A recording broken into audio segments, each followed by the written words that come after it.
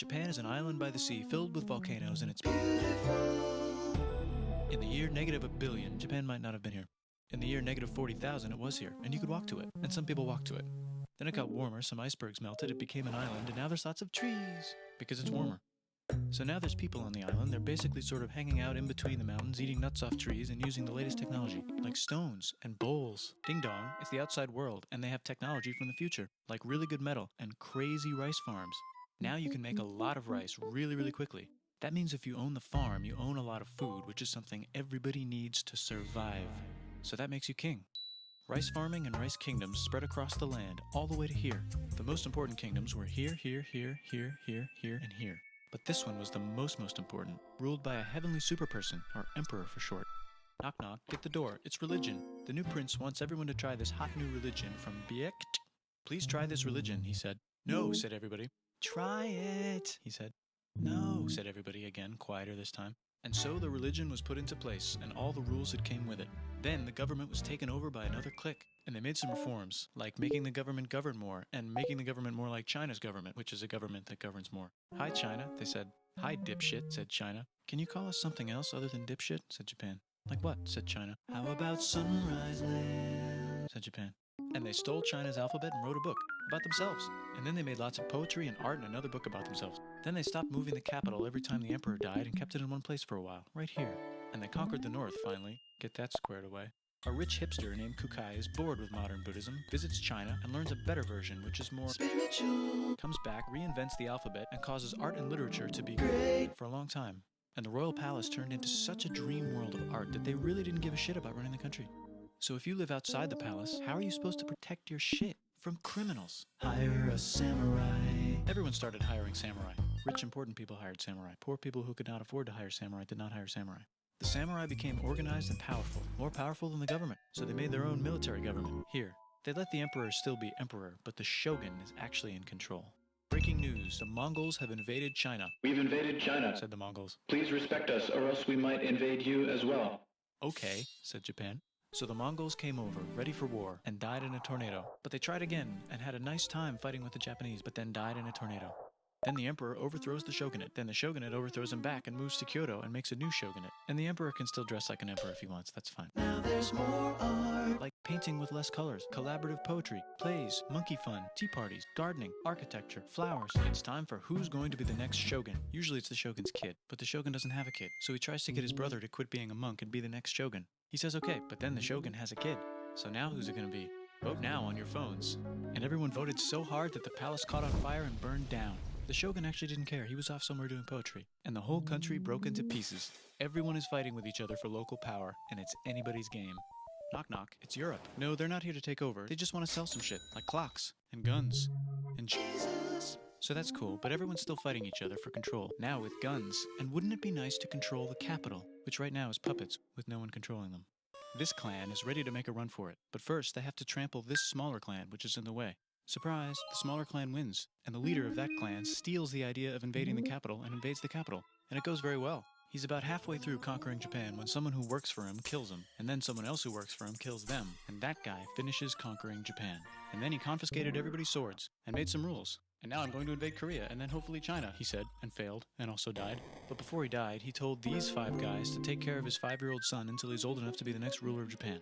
And the 5 guys said, yeah, right, it's not going to be this kid, it's going to be one of us, because we're grown-ups. And it's probably going to be this guy, who happens to be way more rich and powerful than the others. A lot of people support him, but a lot of people support not supporting him. They have a fight, and he wins, and starts a new government, right here. And he still lets the emperor dress like an emperor, and have very nice things. But don't get confused, this is the new government, and they are very strict. So strict they close the country. No one can leave, and no one can come in. Except for the Dutch, if they want to buy and sell shit, but they have to do it right here. Now that the entire country was not at war with itself, the population increased a lot. Business increased, schools were built, roads were built, everyone learned to read, books were published, there was poetry, plays, sexy times, puppet shows, and Dutch studies. People started to study European science from books they bought from the Dutch. We're talking geography, skeletons, physics, chemistry, astronomy, and maybe even electricity. Over time, the economic and cultural prosperity began to gradually slow down. Knock knock. It's the United States, with huge boats, with guns. Gunboats. Open the country. Stop having it be closed, said the United States. There's really nothing they could do, so they signed a contract that lets the United States, Britain, and Russia visit Japan anytime they want. Choshu and Satsuma hated this. That sucks, they said. This sucks. And with almost very little outside help, they overthrew the shogunate and somehow made the emperor again and moved him to Edo, which they renamed Eastern Capital. They made a new government, which was a lot more Western. They made a new constitution that was pretty Western, and a military that was pretty Western. And do you know what else is Western? That's right, it's conquering stuff. So what can we conquer? Korea. They conquer Korea, taking it from its previous owner, China, and then go a little bit further. And Russia rushes in out of nowhere and says, "Stop, no, you can't take that. We were going to build a railroad through here to try to get some warm water." And Russia builds their railroad, supervised by a shit ton of soldiers. And then when the railroad was done, they downgraded to a fuck ton. Did I say downgrade? I meant upgrade. And Japan says, "Can you maybe chill?" And Russia says, "How about maybe you chill?" Japan is kind of scared of Russia. You'll never guess who's also kind of scared of Russia. Great Britain. So Japan and Great Britain make an alliance together so they can be a little less scared of Russia. Feeling confident, Japan goes to war against Russia, just for a moment, and then they both get tired and stop. It's time for World War I. The world is about to have a war, because it's the 1900s and weapons are getting crazy, and all these empires are excited to try them out on each other. Meanwhile, Japan has been enjoying conquering stuff and wants more. And the next thing on their list is this part of China and lots of tiny islands. All that stuff belongs to Germany, which just had war declared on it by Britain because Britain was friends with Belgium, which was being trespassed by Germany in order to get to France to kick France's ass because France is friends with Russia, who was getting ready to kick Austria's ass because Austria was getting ready to kick Serbia's ass because someone from Serbia shot the leader of Austria's ass. Or actually shot him in the head. And Britain is currently friends with Japan, so you know what that means. Duh, Japan should take the islands. Which they wanted to do anyway, so they called Britain on the telly to sort of let them know. And then they did it. And they also helped Britain a little here and there with some errands and stuff. Now the war is over, and congratulations, Japan, you technically fought in the war, which means you get to sit at the negotiating table with the big dudes, where they decided who owns what. And yes, Japan gets to keep all that shit they stole from Germany. You also get to join the post-war mega alliance, the League of Nations, whose mission statement is to try not to take over the world. The Great Depression is bad, and Japan's economy is now crappy, but the military is doing just fine, and it invades Manchuria. In the League of Nations, it's like, no, don't do that. If you're in the League of Nations, you're not supposed to take over the world. And Japan said, how about I do anyway? And Japan invaded more and more and more and more of China, and was planning to invade the entire East. You've got mail. It's from Germany, the new leader of Germany. He has a cool mustache, and he's trying to take over the world and needs friends. This also got forwarded to Italy. They all decided to be friends because they had so much in common. It's time for World War II. Germany is invading the neighbors. Then they invade the neighbors' neighbors. Then the neighbors' neighbors' neighbors, who happened to be Britain, said, holy shit. And the United States started helping Britain because they are good friends, and started not helping Japan because they're friends and our friends are not friends. Plus they're planning on invading the entire ocean. The United States is also working on a large, very huge bomb, bigger than any other bomb, ever, just in case. But they still haven't joined the war. War looks bad on TV, and the United States is really starting to care about their image. But then Japan spits on them in Hawaii and challenges them to war. And they say yes. And then Germany, as a symbol of friendship, declares war on the United States also. So the United States goes to war in Europe, and they help the gang chase Germany back into Germany. And they also start chasing Japan back into Japan. And they haven't used the bomb yet and are curious to see if it works, so they drop it on Japan. They actually drop 2.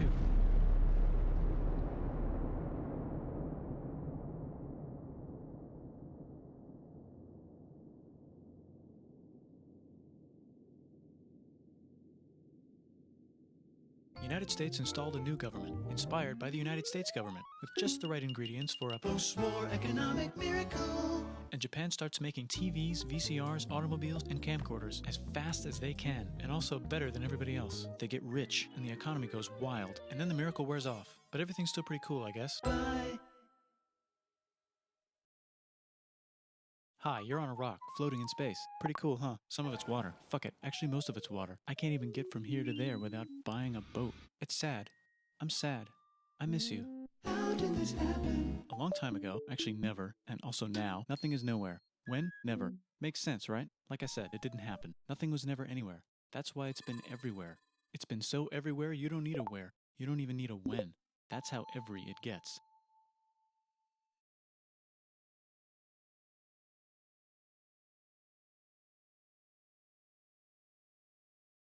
Forget this. I want to be something, go somewhere, do something. I want things to change. I want to invent time and space. And I know it's possible because everything is here and it probably already happened. I just don't know when to start. And that's exactly where it started. Oh, I paused it. I think there's a universe now. What's it made of? Quarks and stuff. Ah, that's a thing. In a place. Don't like it? Try a new place, at a different time. Try to stick together because the world is going to get bigger and emptier. But it's not empty yet, it's still very full and about 1,000,000,000 degrees. Great news, the quarks are now happily married in groups of 3, called a proton or a neutron. And there's something else flying around too that wants to join in but can't because it's still too... Great news, the protons and neutrons are now happily married to each other. Some of them even doubled up. Great news, the electrons have now joined in. Congratulations, the world is now a bunch of gas in space. But it's getting closer together. And it's getting closer together. And it's getting closer together. It's a star. New shit just got made. Some stars burn out and die. Bigger stars burn out and die with passion and make some brand new, way crazier shit. Space dust. Which allows newer, more interesting stars to be made and then die and explode into even crazier space dust. So now stars have cool stuff around them, like rocks, ice, and funny clouds, which can make some very interesting things. Like this ball of flaming rocks, for example. Holy shit, we just got hit with another ball of flaming rocks. And it kind of made a mess, which is now... Weather update, it's raining rocks from outer space. Weather update, those rocks might have had water inside them and now there's hot steam in the sky. Weather update, cooler temperatures today and the floor is no longer lava. Weather update, it's raining. Severe flooding alert, the entire world is now an ocean. Volcano alert, that's land. There's life in the ocean. What? Something's alive in the ocean. Oh cool, like a plant or an animal? No, a microscopic speck. It lives at the bottom of the ocean and eats chemical soup, which is being served hot and fresh, made from gnarly space ingredients left over from when it was raining rocks or whatever. Oh yeah, and it can do that. It has secret instructions written inside itself telling it how to build another one of itself. So that's pretty nifty, I would say. Tired of living at the bottom of the ocean? Now you can eat sunlight. Using a revolutionary technique, you can convert sunlight into food. Taste the sun. Side effect, now there's oxygen everywhere and the sky's blue. Then the Earth might have been a snowball for a while, maybe even a couple of times. It's a sponge, it's a plant, it's a worm and some other types of weird strange water bugs and strange fish. It's the Cambrian explosion. Wow, that's animals and stuff. But we're still in the ocean. Hey, can we go on land? No. Why? The sun is a deadly laser. Oh, okay.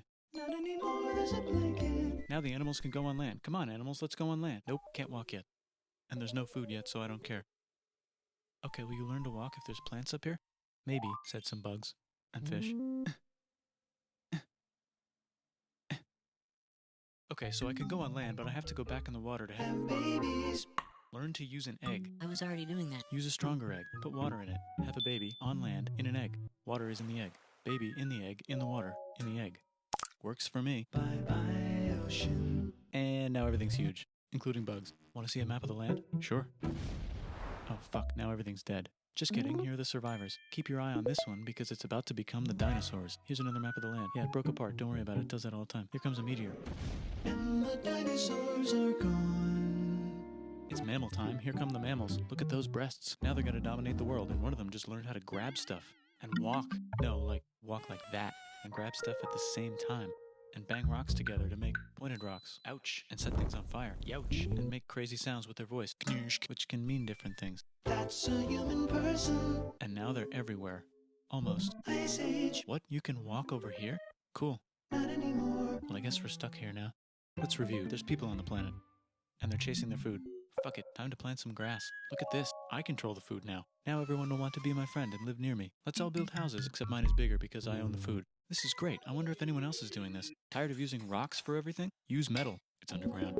Better farming was just invented in a sweet dank valley right in between these two rivers, and the animals are helping. Guess what happens next? More food, and more people who came to buy the food. Now you need people to help make the food and keep track of the sales. And now you need houses for people to live in and people to make the houses. And now there's more people and they invent things, which makes things better. And more people come and there's more farming and more people to make more things for more people. And now there's business, money, writing, laws, power. Society.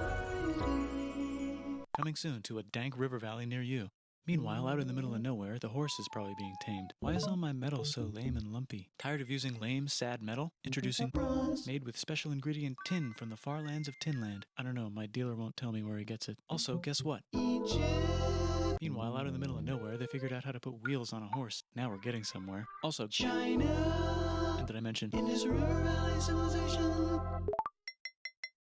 The Middle East is getting more complicated, maybe because it's in the middle of the East. Knock knock, or clop clop. It's the people with the horses. And they made an empire, and then everyone else copied their horses. Greeks! Ah look, it must be the Greeks, or a beta version of the Greeks. Let's check in with the Indus River Valley Civilization. They're gone. Guess who's not gone? China.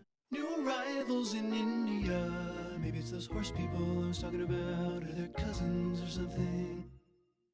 And they wrote some hymns and mantras and stuff. You could make a religion out of this. There's the Bronze Age collapse. Now the Phoenicians can get down to business. Also, can we switch to a metal that's a little easier to find? Thanks. Look who came back to Israel. It's the 12 tribes of Israel. And they believe in God. Just one, though. He's got like a 10-step program. Here's some huge heads. Must be the Olmecs. The Phoenicians make some colonies. The Greeks copy their idea and make some colonies. The Phoenicians made a colony so big it makes colonies. Here comes the Assyrian Empire. Never mind, it's the Babylonian Median. It's the Persian Empire. Wow, that's big. Ah, the Buddha was just enlightened. Who's the Buddha? This guy, who sat under a tree for so long that he figured out how to ignore the fact that we're all dying. You can make a religion out of this. Oops, China just broke, but while it was breaking, Confucius was figuring out how to have good morals. Ah, the Greeks just had the idea of thinking about stuff. And right over here, Alexander just had the idea of conquering the entire Persian Empire. It's a great idea. He was great. And now he's dead. Hopefully the rest of the gang will be able to share the empire evenly between them. Knock knock, it's Chandragupta. He says, get the hell out of here. Will you get the hell out of here if I give you 500 elephants? Okay, thanks, bye. Time to conquer all of India. Or most of India. But what about this part? That's the Tamil Kings. No one conquers the Tamil Kings. Who are the Tamil Kings? Merchants, probably.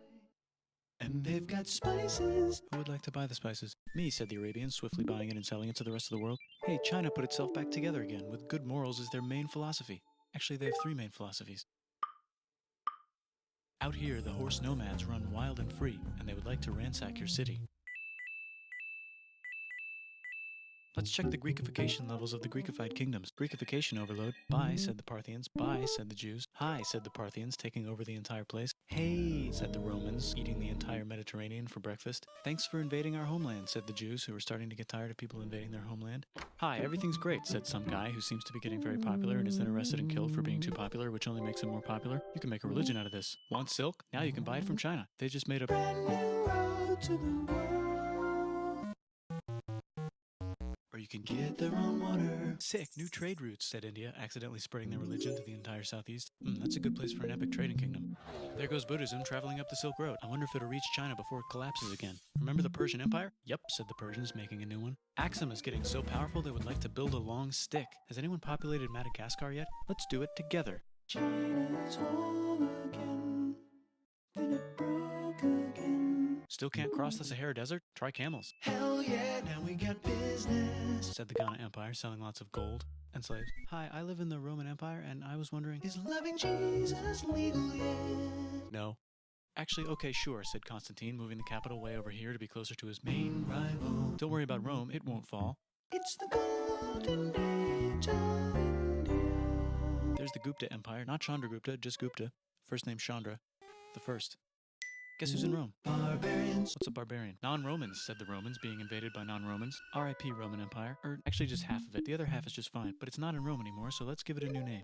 The Mayans have figured out the stars. Oh, and here's a huge city. Population everyone.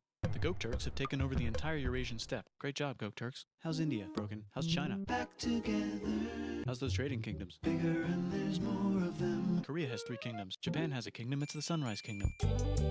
Deep in the Arabian desert, on the top of a mountain, the real God whispers in Muhammad's ear. So he goes down to the cube where everyone worships gods, and he tells them their gods are all fake. And everyone got so mad at him that he had to leave town and go to a different town. You can make a religion out of this, and maybe conquer the world as well. The Roman Empire is long gone, but somehow the Pope is still the Pope. Plus there's new kingdoms all over Europe. I wonder if there's room for Moors. Here's all the wisdom. In a house. It's the Baghdad House of Wisdom. Just in time for the Islamic Golden Age. Let's bring stuff to the coast and sell it and become the Swahili on the Swahili coast, said the Swahili on the Swahili coast. Remember this tiny space you have to go through to get from here to there? Someone owns that now. Want to get enlightened in the middle of nowhere? The Franks have the biggest kingdom in Europe, and the Pope is so proud that he invites the king over for Christmas. Surprise, you're the new Roman emperor, said the Pope, pretending to still be part of the Roman Empire. Then the Franks broke their kingdom into what will later be called France and not France. The Northerners, or just Norse if you don't have much time, are exploring. They go north, from the north to the northern north, and they find some land, 2 types of land, and they name them accordingly. They also invade some other places and get called many names, such as Vikings. There's the Rus, the Kievan Rus. Are they Vikings? I don't think so, said the Kievan Rus. Okay, fair enough. The Pope is ready to make some more emperors of the Roman Empire, the Holy Roman Empire. It's actually Germany, but don't worry about it. New kingdoms. Christianize all the kingdoms. Which brand would you like? Mine's better, mine's better, mine's better.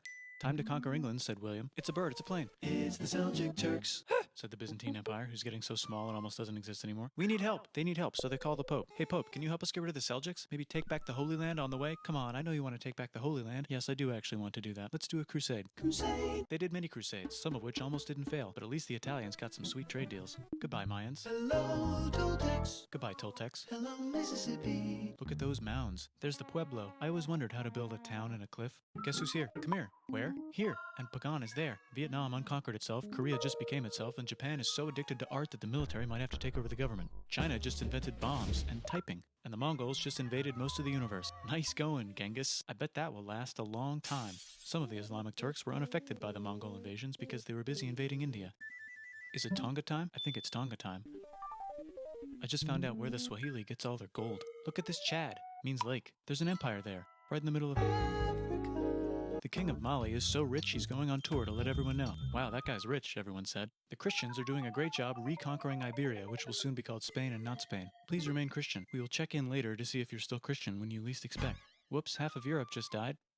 China's back, yay! Hey, come here, time to share. New kingdoms here and there. Oh, look who controls all the islands. It's the Mahajapit, Majahapit, Mapajahit, Mahapajit, Mapajahit, Majapahit. Oh, Italy's really rich. Time for them to care a lot about art and the ancient classics. It's kind of like a rebirth. Here's a printer. Let's make books. So you think you can conquer the Byzantine Empire? Yep, said the Ottoman Turks. Nice job, Ottoman Turks. Oops, you missed a spot. Don't forget to ban Europe from the Indian spice trade. What? That's bullshit, said Portugal, spiceless. Well, I guess we'll have to find another way to India. Wait, said Christopher Columbus, probably smoking crack. If the world is round, let's go this way to India. No, don't worry, we already got this, said Portugal. So Chris goes to Spain. Hey, Spain, want to hire me to find India by going around back of the world? No, please, no, please, no, please. Okay. So he sails into the ocean and discovers more ocean, and then discovers the Indies and Japan. Let's draw a line to decide who gets which half of the world. The Aztec and Inca empires are off to a great start. I wonder if they know that Europe just discovered their continent. The Habsburgs are marrying into so many royal families they might have to start marrying each other. Move over, Lithuania. Here comes Moscow. Ivan wants to make Russia great again. Move over, Timurids. Maybe go invade India or something. Persia just made Persia Persian again. Let's make it the other kind of Islam. The one where we thought the first guy should have been the other guy. Hey Christians, do you sin? Now you can buy your way out of hell. That's bullshit. This whole thing is bullshit. That's a scam. Fuck the church. Here's 95 Reasons Why, said Martin Luther in his new book, which might have accidentally started the Protestant Reformation. You know what would be magnificent, said Suleiman wearing an onion hat? What if the Ottoman Empire was really big, which it is now? What if Russia was big, said Ivan, trying not to be terrible. Portugal had a dream that they controlled the entire Indian Ocean, including the spice trade. And then that dream was real. And Spain realized that this is not India, but they pillaged it anyway. Damn, said England and France. We gotta start pillaging some stuff. Then the Dutch revolt and all the hipsters moved to Amsterdam. Damn, said Amsterdam. We gotta start pillaging some stuff. Question 1, can you get to India through North America? No, but at least there's beaver. Question 2, steal the spice trade. That's not a question, but the Dutch did it anyway. Sugar. Guess where all the sugar's made? In Brazil. Stolen. In the Caribbean. And it's so goddamn profitable you might forget to not do slavery. The next thing on Russia's to-do list is to get bigger. Britain and France are having a friendly discussion about who should control the entire world. More specifically, Ohio. Then it escalates into a 7-year discussion, giving Prussia a chance to show Austria who's boss. But what about Britain and France? Did they figure out who's boss? Yes, they did. It's Britain. Guess who's broke? Also Britain. So they start taxing the hell out of America. Fuck you, says America, declaring their independence and fighting for it. And France helps them win. Now France is broke. And Britain will have to send their prisoners to a different continent. Wait, if France is broke, why do the king and queen still wear such fancy dresses? Let's overthrow the palace and cut all their heads off, said Robespierre, cutting everybody's head off until someone eventually got mad and cut his head off. You could make a No, don't. Haiti is starting to like the idea of a revolution, especially the slaves, who free themselves by killing their masters. Why didn't we think of this before? Wait, who's in charge of France now? Said Napoleon, trying to take over Europe. Luckily, they banished him to an island. But he came back. Luckily, they banished him to another island. There goes Latin America, becoming independent in the Latin American Wars of Independence. Britain just figured out how to turn steam into power, so now they can make many different types of machines and factories with machines in them, so they can make a lot of products real fast. Then they invent some trains, and conquer India and maybe put some trains there. Hey, China, said Britain, buy stuff from us. Nah, dude, we already got everything, says China. So Britain tried to get them addicted to opium, which worked, actually. But then China made it illegal and dumped it all into the sea. So Britain threw a hissy fit and made them open up 5 cities and give them an island. Britain and Russia are playing a game where they try to stop each other from conquering Afghanistan. Also, the Sultan of Oman lives in Zanzibar now. That's just where he lives. India just had a revolution, and they would like to govern themselves now. Nope, said Britain, governing them even harder than before. Technology is about to go crazy. The United States finally figured out whether slavery is good or bad. It's bad, they decided. And then they continued manifesting their destiny, which is to kill the rest of the natives and take their land and maybe kick out the Mexicans too. I know, let's rape Africa, said Europe, scrambling to see who could rape it the fastest. They never got Ethiopia. Britain and France are still hungry. They never got Thailand. The United States ran out of destiny to manifest, so they're looking for more. Hawaii, Cuba. Wait, Spain controls Cuba. Well, blame something on them and go to war. What should we blame on Spain? Let's blame the Maine on Spain. So they blame the Maine on Spain. Now we're in business. To celebrate, they kick Panama out of Panama and make a canal, connecting the two oceans. Britain just found oil in the Middle East. It makes cars go. China is so tired of being bossed around that they delete their old government and make a new, stronger government, which is accidentally weaker and controlled by a guy from the previous government. Europe hasn't had a war since the last war, so they start World War I. Look at those guns. It's gonna be a great war. So great we won't need a second one. After it's over, they blame Germany. Russia went on strike and the workers overthrew the government. Now everyone's paycheck is the same. Communism in the Soviet Union. The Arabs revolt and Britain helps. Now the Ottoman Empire's gone, so we can give the Jewish people a place to live. Hopefully the Arabs won't mind. Let's cut the cake, said Sykes and Picot, carving up the remains of the not-so-Ottoman-anymore empire. Except Turkey, Turkey makes a brand new Turkey. And then the Saudis conquer Arabia. It just seemed like the right thing to do. Hello? Yes, it's the 1920s calling. Let's get in the car and drive to a party and listen to jazz on the radio and go to the movies. The economy's great and it'll probably be great forever. Just kidding. Germany's back featuring Hitler, the angry mustache model, and he's mad at the Jews for existing. Japan is finally conquering the East, and they're so excited they rape Nanking way too hard. They should probably just deny it. Hitler's out of control, so the international community tackles him and tries to explain why killing all the Jews is a bad idea, but he kills himself before they could explain it to him. That's World War II. Bonus round, Pacific Showdown. United States versus Japan. Fight. Finish him. Let's unite all the nations and have some world peace. Seems legit. Hi, I'm Gandhi, and if Britain doesn't get the hell out of India, I'm going to starve myself in public. Wow, that worked. Bonus, now there's Pakistan. Actually, two Pakistans. One of them could be Bangladesh later. The Jews and the Arabs finally figured out which one of them should live in the Holy Land. Me, they both said at the same time. Let's divide up the land so everyone's happy. Psych! They both get angrier. Look out, China. There's a new China in China. What's on the menu? Communism. No thanks, said the other China, escaping to an island. I wonder which one is the real China. There's the Korean War, Korea versus Korea. Nobody wins, then it's on pause forever. Let's meet the sponsors. Oh, it's the two global superpowers. They're having a friendly debate over which economic system is good and which one is an evil virus of Satan. And they both have atom bombs. Fight! Wait, no, that would be the end of the world. Let's just keep it cool and spy on each other instead. And make sure we have enough atom bombs. I'll race you to space. Now let's make some more countries fight themselves. Europe is tired of pillaging other continents, and the continents they were pillaging are tired of being pillaged. So here's a new map with new countries. Now you can't tell who they're being pillaged by. The United States finally decided whether racism is good or bad. They decided it's bad, and the world agrees. South Africa might need another minute to think about it. Let's check the world population. Whoa. Okay. Technology's better too, that might keep happening. The Soviet Union decides to relax a little and accidentally falls apart. Europe makes a union, so now they can all use the same money, except Britain because they don't feel like it. Let's check the mail. Surprise, it's on the computer. Whoops, someone just attacked America. I bet they'll remember that. Phone call. Surprise, it's in your pocket. Want to learn everything? Surprise, it's on the computer. Now your phone's a computer, which is in your pocket. Whoops, the economy just crashed. Don't worry, the big banks won't fail because they're not supposed to. Surprise, flying robots. With bombs. Want to print a brain? Some people have no friends. Some people have no food. The globe is warming. And the ocean is full of plastic. Let's save the planet, said everybody, not knowing how. Let's invent a thing inventor, said the thing inventor after being invented by a thing inventor. That's pretty cool. By the way, where the hell are we?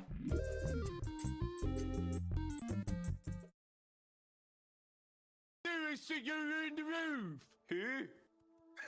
Hello! Hello? How'd you get out there? I don't know. I don't know who I could have been.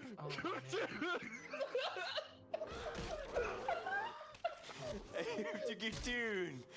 Can you call someone? I can't help you!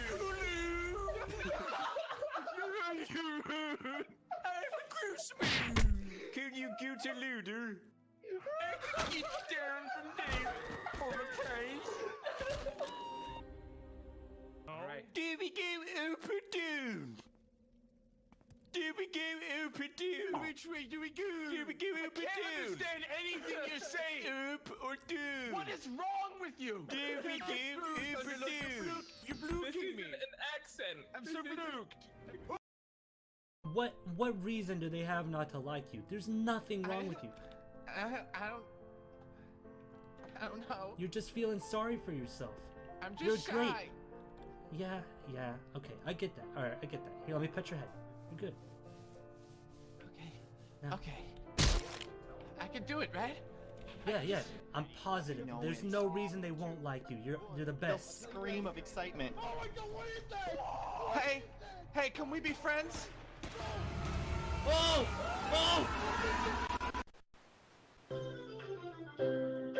Thank you. Where is she? I'm not allowed to accept tip. You're not allowed to accept tips, so you are allowed. Oh, go! Listen. You listen to me, man. Like you listen to me, man. Like you listen to me, man. No, man. You listen to me. Man, I don't know who you are. I don't know what you're trying, man. Listen to me, man. I don't know what you're trying. But I don't like it, man. What the hell? Come on, man. Let's get a move on. Today I'm joined by my friends Charborg, Wobo, and Percussion. You're kinda hot. In the Outlast Trials. Skin Man! This is a co-op survival game where we are given small tasks to complete a main objective. We'll have to do some things like electrocute a snitch, grind a test subject, or worship penis Jesus. Nice penis, Lord. This was streamed over at Twitch TV/Criken. Come stop by and watch Wobo try and beat anyone in an arm wrestling match. Yeah. Generation Lost video game? Yeah, this seems a little on the nose for what I just went through for 2 weeks. I'm looking for a break, man. I don't want to go back into this. God, this really is just the Gen Loss, like, setup, dude. Building, like, a set for a horror show in, like, a giant fucking warehouse-looking area. Come on, man. Be Oh, cool. come on! You have psychosis? Try to outlast the Skinner Man? Whoa! Fuck off, Skinner Man. Yeah. Do I win? Do I win? Alright, well. That didn't work! Alright, come on. Which way are you coming? Okay. Aha! What are you gonna do now? Oh! Let me in, let me in, let me in.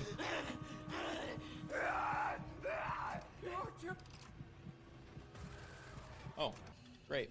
We did it. Well, hello there.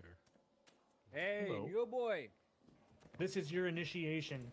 This is fun. Yeah, pick This your is the most opponent. Fun place. This is like Opponent? What do you mean? Just say someone's name. Pick. I battle Wobo for his hair. What do we, wait, how do I play? Roll for penis. Roll for penis. Penis.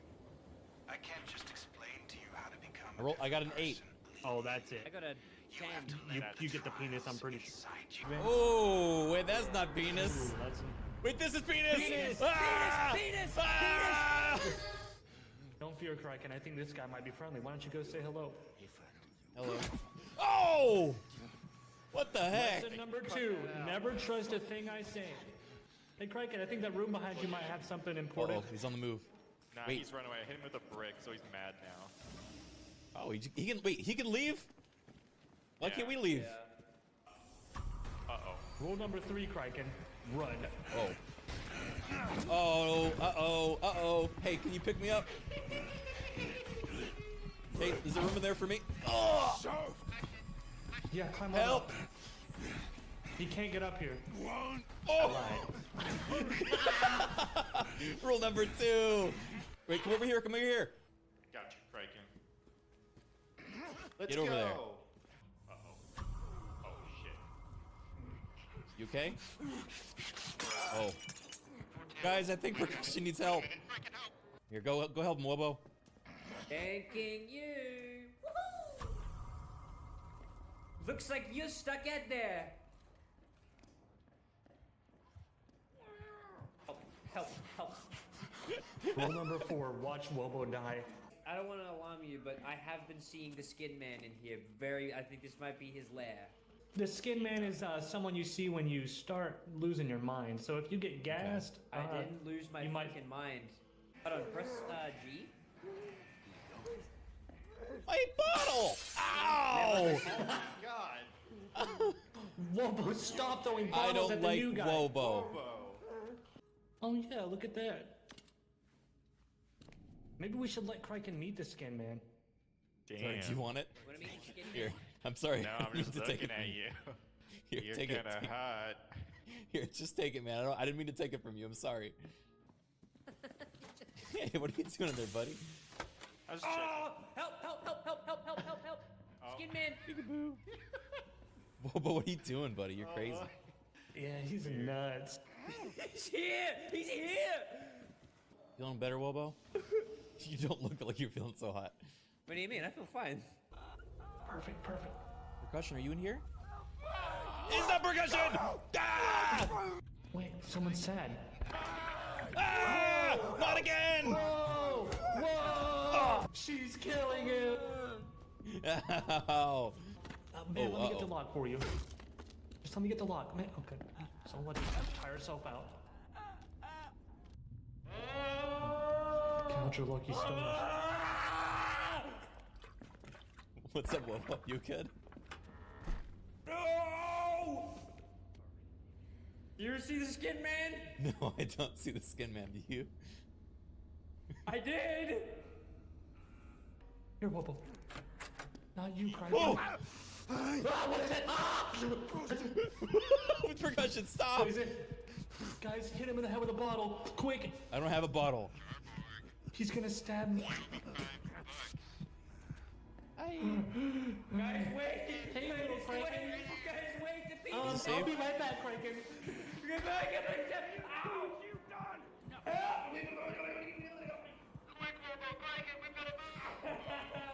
Wobo, are you okay? Wait, no! He's gonna kill me again!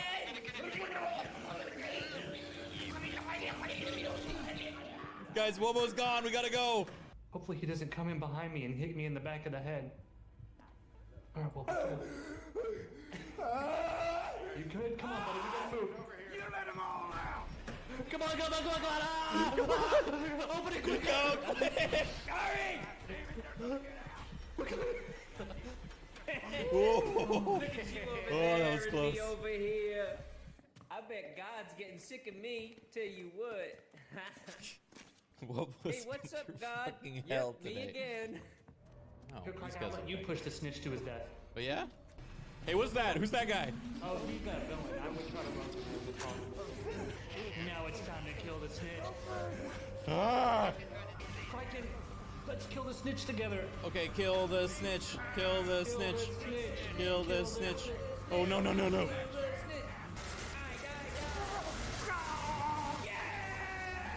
Woo!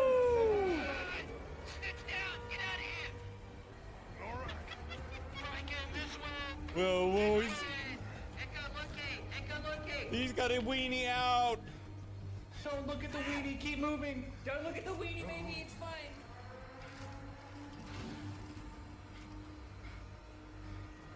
Oh. That's an A+. Woo! Zing. Wait, no, that was a D. Oh, I got a Dad, D. see? Wobo, did you grind off stream? How do you have 19 arm wrestle wins? You won like 2 the other Because day. I win a lot. I win a lot. When? No, I did. I haven't been practicing. He got his little brother to log in so he could beat him in arm It wrestling. Look, I'll prove it to you. I just that good at games. He logged in on a second account. Dude, folks. Ah! Yeah! Dead by Daylight player. Everyone laugh. It's actually worse to win at these because you're a Dead by Daylight player. Dead by Daylight player. Shit. Uh-oh! Babies! What? Oh, you're alright, dude. Wobo, calm down. They're not real. Oh no. Yeah. Oh. You shouldn't look that way. You son of a bitch! Oh, fuck. Got his ass!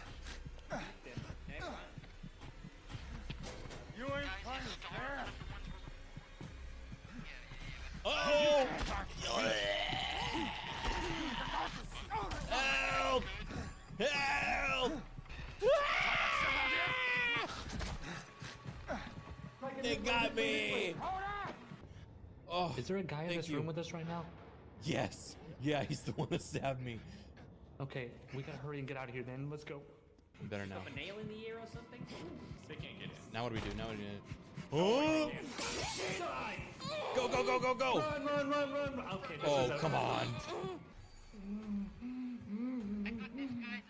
It's coming! Occupied. Does he see me? Leave them alone! He see me! Ah! Oh, this guy really hates me. Help, help, help, help, help, help, help, help. Whoa, whoa, whoa, whoa! Watch this, watch your ability. What is your problem? Be at. Now run! Criken, you stole my spot, man. I was just hiding. Yeah, well, you didn't call Now what am I him supposed to do? Can you get him out from under the table there? Oh, come on! This guy's getting so many kills. Help!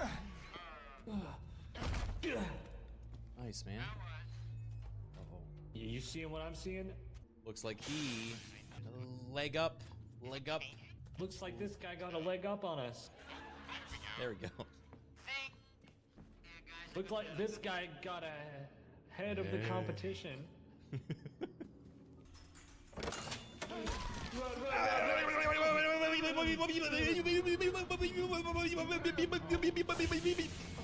Oh no. I have skycosis. Skin Man! I see the Skin Man too. He's here. Like the Skin Man's here. Guy over there. The Liberty Bell? Damn. Guys, listen to that. Listen to the music. Yeah. Hey, blasphemers, cut. Whoa! Wait a minute. Hold on. They may be onto something. Hey, cut this out. Freaking jive turkey and okay. Oh, come on, Criken. Uh-oh. They didn't like that. Who's that? Who's that? Uh-oh. Penis Man! Yo! Is that Jesus? Nice penis, Lord. Nice penis. Nice penis, Lord. Oh, this is fucked. We Someone need get to rid of kill this guy. or something. Well, I want to see the chopping though. You're distracting him, Morbo. Good job. Ow, yeah, I'm Sorry, distracted just with my watching. guts. Wherefore whosoever shall eat Happy this for that. bread Oh my god! this cup Run! Leave them alone! Crikey, that was so freaking cool. Yeah, let's go, let's go, let's go. I ran the wrong way! Checks out for Wobo, dude. Guess where I am, guess where I am, guess where I am. Trash can. Car! Drunk. Oh my god. What the heck? Now you owe me $2,000. Had a good time, Criken. Oh. I don't think we're alone in here. What? If you're going with God, a I grinder, wanna would hop you in do there. fingers first? Is that my only option? Yeah, there's one option. Yeah, I guess I would. Criken. He had to do it to him. Hey. Good one, percussion! It's my cook! There. Oh, fuck me, look at that! There. Oh, fuck me. Shit. Damn it. Look at that. I took high-definition pictures of myself and commissioned a player model from AK Avery. I also got a face tracking add-on, and the result is just so lifelike. What you're looking at right now is a glitch. I'm not actually doing this in real life. Keep in mind, guys, the tracking's a little bit weird. It's not 100% accurate. I'm not making every single one of these faces. In this stream, we explored some Gmod horror maps, except the stream's perspective was an actual player that's in-game. I used like an aimbot mod to get them to look at me, and I glued them to an NPC to try to get them to follow me around the map, but there were endless amounts of problems. It was so hard to deal with and clunky. That was just one of the solutions. I tried so many different things. However, I found it. Could you please turn me back the other way so I can talk to them? I was in the middle of saying something. However, I found a better solution, one that's going to be 1,000,000 times easier, okay? So check this out.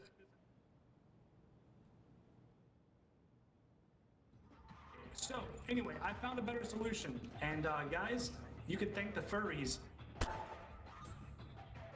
Collar mod. So basically, you guys are gonna put the collar on, and I'm gonna drag you around the map. No thanks, what do you mean, guys? It took me days of work to come to this solution. Guys, it's time to put the collar on. Woof! Okay, you don't have to bark, dude. You guys can just, like, see, you're making it worse on yourself. Call it a tether, don't call it a collar. Okay, well, guys, we're gonna start calling it a tether from here on out. No, okay, enough with the barking. Enough with the barking. That's weird. Why is this totally normal human being standing here barking? That's so strange. I'm not smiling that big. I just gently smiled. This tracking is just kind of screwed up, okay? Alright, let me find that button.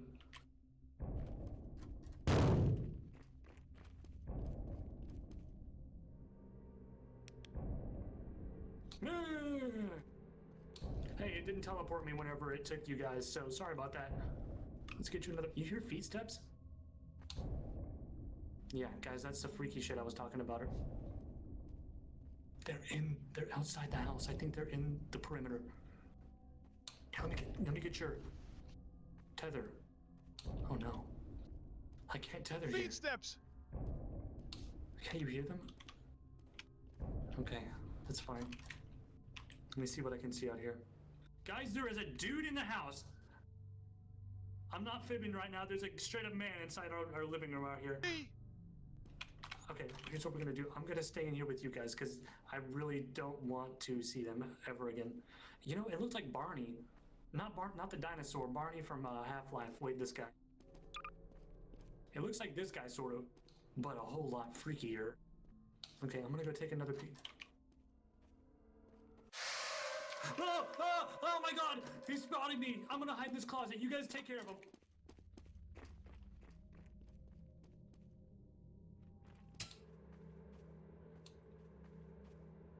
What do you see out there?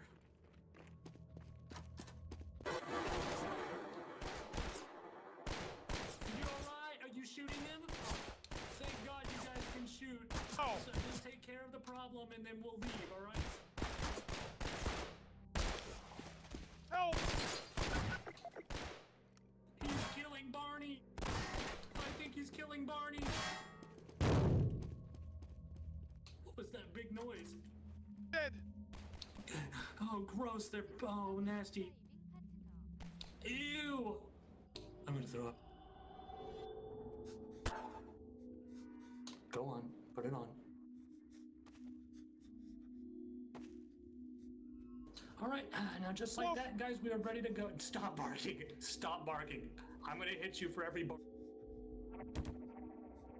No more barking. Actually, I can do this. Bark! D! Oh! I've got a whole arsenal of weapons here I can use. 1 second. What is this one? Now! Yeah. Alright? No more barking or I slap you. And you know what? I've got a flashbang weapon too. I can blind all of you right now. But I'm not going to because you're gonna behave, aren't you? No more barking, you dirty dogs. Alright, let's go. Down the hallway. I don't want you guys to miss anything. Because anything could happen. It's very easy to miss stuff on these levels. I'm in a cutscene. Guys, I've triggered a cutscene. It says, what the f is happening? And there's a pile of blood. Oh my god. I just had a That's So Raven vision. I think inside this room up here, there's gonna be a nasty little corpse. Let's come take a look. Oh my god, I was right.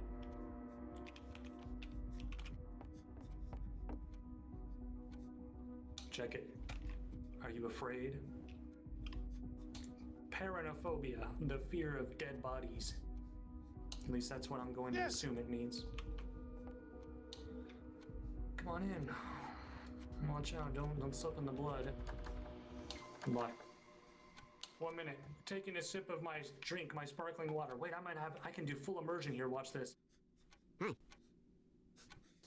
Okay, I do not have a soda weapon. I thought I might have a soda weapon. This is a... What? Did you guys hear that? This rat's talking to me. Guys, this rat is speaking to me.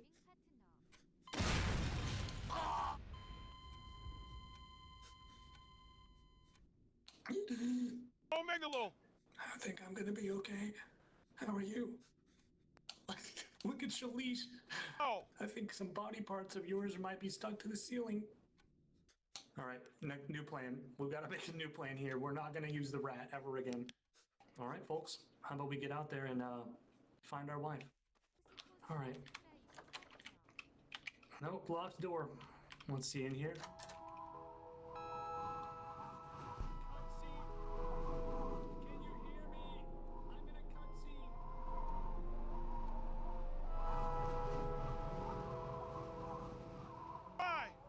Look, it's beautiful out here, isn't it? I had no idea that it was the middle of winter. Come on, let's go. Where's your rope? 1 minute, we've got to fix this. Yeah, we might need to bundle you up. We might need to wrap you in garbage bags or something. Sorry, it's so damn freezing out here. All right, guys, come on, follow me.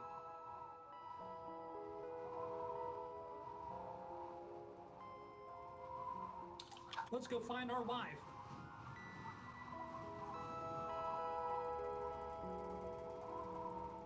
Give us your flannel shirt. Wait, you guys, someone said in chat, give the flannel shirt. Guys, this is my shirt. I would be very cold without it. Guys, this is the only dollar I have. I can't afford any clothes for you, okay? You're gonna have to wear the clothes you've got on. I'm sorry, maybe we'll find an outfit for you as we move farther into this level. I left my damn dollar back there, but, you know. Whoa, cutscene! What is this sound?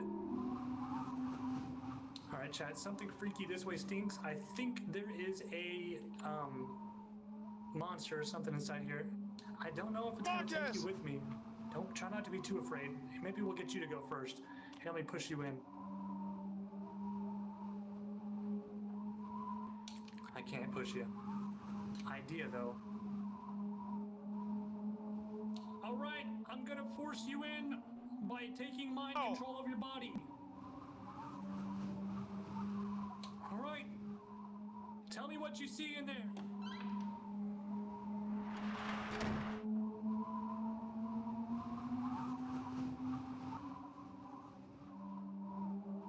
Dark! Door!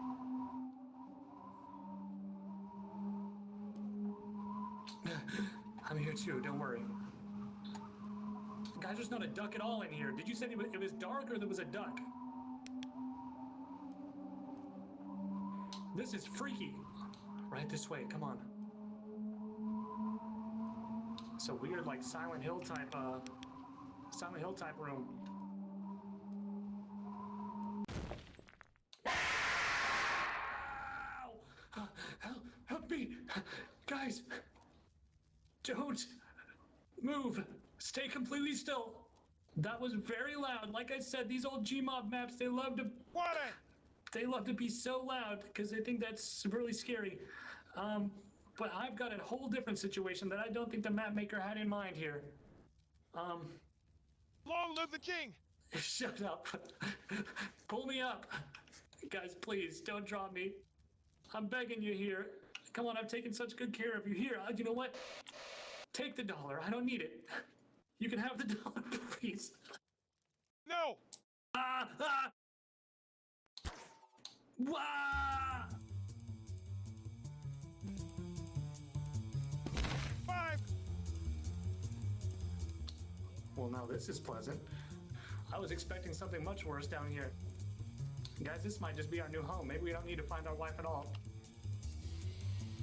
What music is this from? Am I gonna get copyrighted?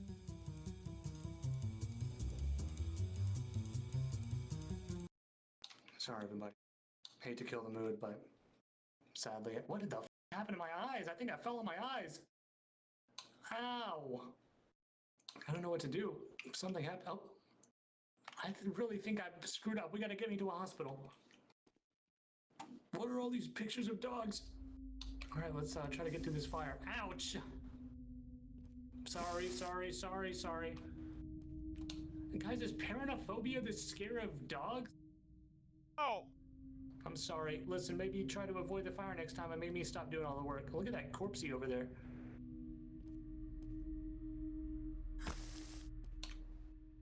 There. Through the power of resurrection, I brought him back. Did you guys just hear, like, a seagull? Wait. I think I heard a seagull from the other side of this wall. Anyway, let's keep going. Guys, check it out. Ouch! There's a scary JPEG on the wall here. Don't let that frighten you. Same for the seagulls. If you happen to be maybe paranophobia is the fear of seagulls. Can't be too sure. Jeff! Come on, let's get out. Wait, Jeff? Is that Jeff the killer? That name rings a bell. Is that who that is? Well, that's freaky. Yes! Yeah, guys, I don't read any of that scary stuff. I'm too frightened by it. Come on, let's keep moving. Ouch, I really should steer us away from the fires. I'm sorry. Look at this, we've got a little photo of a hound dog getting a haircut, maybe? He's got a little bib on. Ouch! Ouch! Oh my god, guys. So apparently... Oh, Megalo! Am I on fire? Who's on fire? Guys, I found the seagulls. There's about 15 of them. You're standing on them. They're kind of cute. Behind you! Behind me? Oh! Holy smokes, where the hell have we wound up? Should we bring a seagull with us? Hell! We're in hell? Well, that does not fill me with confidence. Alright guys, we'll bring this little gull. Eat it? Guys, that would be really dangerous if I ate that. I think seagulls have got some diseases inside them. I ate it. Feed! You guys want one? Take a bite, it wasn't half bad. Mmm, delicious. I looked away for 1 second, I don't know what happened. Did a guy just blow up over there? Wait, look, it's that same dog again, guys. I think he might be the king of this place. Is this supposed to be scary? What, are you not afraid? Huh. Odd, because I've shit my pants 5 times now, so far. You're telling me this doesn't freak you out? Look at this. Jeff, the killer. They don't get the... Wait, you guys can see the seagulls better now. Look at them all. Saved for the couple that I've eaten. We got about 10 seagulls over there. Vent? Oh, what is this? A stupid joke? What was that? Okay, whatever. Let's get the fuck out of here. Oh, the fire got so much worse than it was earlier. What are we gonna do? I have an idea.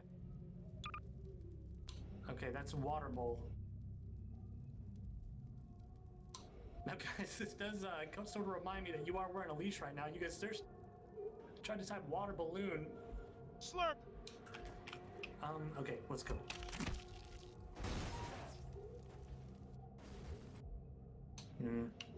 Folks, a bunch of cars just fell down into the perimeter.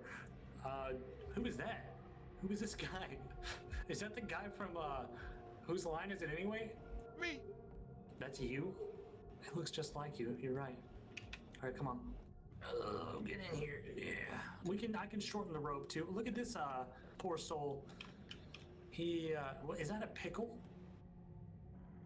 Guys, the Lord is all over the place on this map. I'm not entirely sure what all this means. That's Mr. Bean on a pickle? Is that Mr. Bean? Who is that? Pickle Bean. Pickle Bean. Good one, guys. Yeah, that was a really good joke. Let's keep moving. What's that? What did I just touch? What is this? Biz. Guys, I think I just touched a handful of urine. And if you see Dr. Breen, tell him I said, you! Okay. So we had to break the Pickle Rick box. I'm sorry that you lost your little Pickle Rick. But we're making progress, I think. Why is...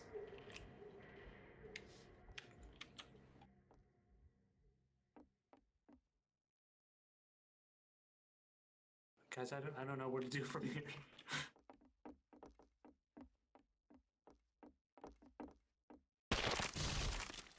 The blood just squirted out of the chair cushion.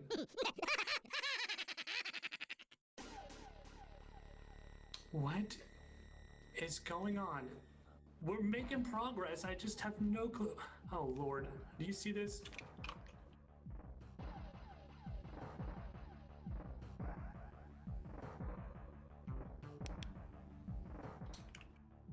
I want to go home. Five. Yeah, it's catchy music, isn't it? What is this from? Does anyone know? Okay, that was so gross. What does it say? Care, POV, just help. Lag, stupid something. Where are the goes, huh? They search this place, please. I can't take it anymore. I want to see. There's no food at all. I only eat cockroaches? Guys, I don't know what this. Someone wrote this and they did not know how to write letters or words. I can read. I swear I can read. Look at this. Look at the writing on this. Can anyone see that?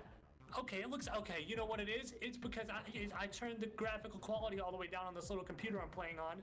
It looks a lot better on your end. I'll give you that, okay? Well, let me get you guys over there. Oh my god, I swear it looks worse on my end. I don't know what's up with this dude here. Yo, buddy. I'm sorry. You didn't see that, did you? Sorry, guys. He just, I think, had a heart attack. Let's get the hell out of here. I hope we don't have to deal with any more freaky jump scares. Ah, what? I'm fine. It wasn't freaky. It was just some faulty wiring caused a little explosion. It's gonna be a little hot, okay? I'm gonna try to drag you through this fire. Ooh, I'm sorry. I'm trying to drag you. I'm trying here. I'm trying to drag you. Oh, get you through the fire. There we go. Sorry about that. Oh. Sorry, guys. We'll get you to a burn center as soon as we're out of here. Look at this corpse. Looks like this guy done drunk himself to death.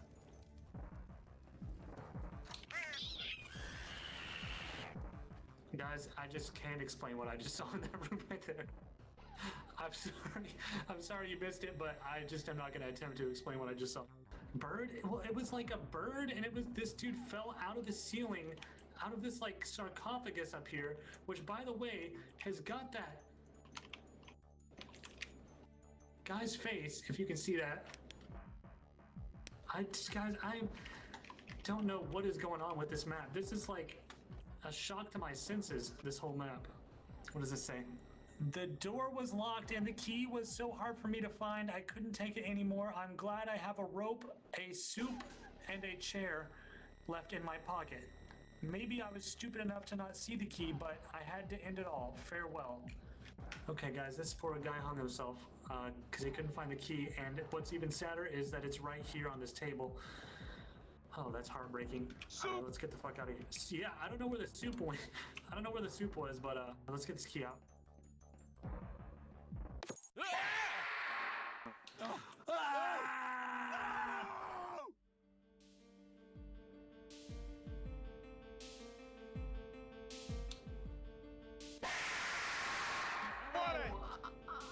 Ouch! Guys, I'm telling you, these maps, they love to just play that loud sound. Sorry about that. Oh. All right, guys, that was popsicle phobia or something. Main school. Wait, we're still in there.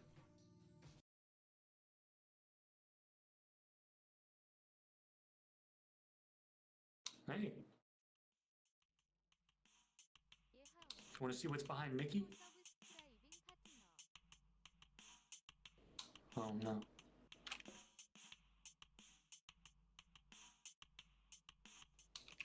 They got popcorn back there. Wow, yum.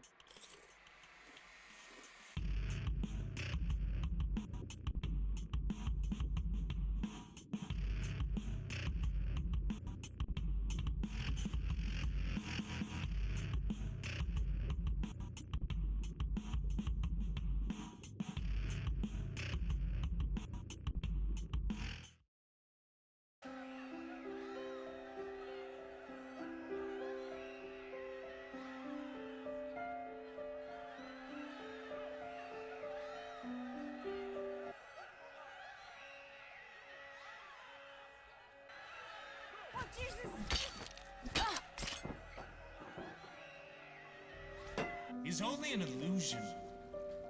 That we are all controlled by sinister forces cynically preying on our pulses and Impossible to ignore. And with newly appointed head designer Sebastian Sato at the We both heard that. What? Yeah, thanks a lot, man. Real considerate. You mind staying out of my shot? Come on, come on. Don't encourage this asshole. Lindsay, let's just go for a break. Excuse me. Deal. I'm standing outside Filet de Valevska, hosting the Sanguine Fall. Oh my God. This could be useful.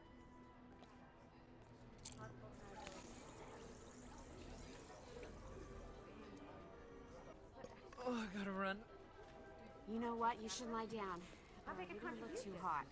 Ladies and gentlemen. Sir, you are not authorized to be here. Good. That's the way out. You do not Hey! Stand right there! Huh? Hey, you!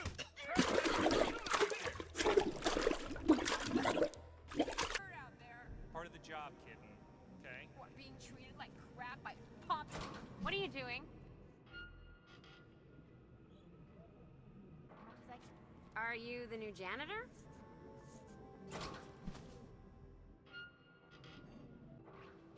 What are you doing? What the? Enough of this! I know you're the one responsible for that!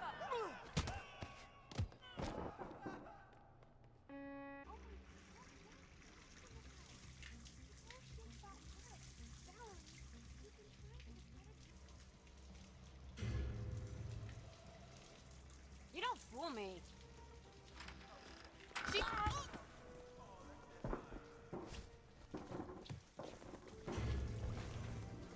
Why are you dragging that person? Freeze! Hands off that... Freeze! Please, I need help! Could you please put down the scissors? Hey, what in God's name do you think you're doing? Someone help me! Running out of patience here. You cannot win this.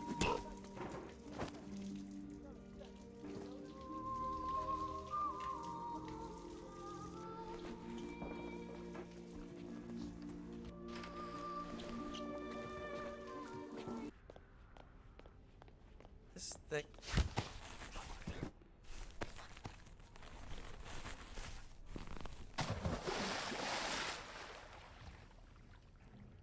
Okay.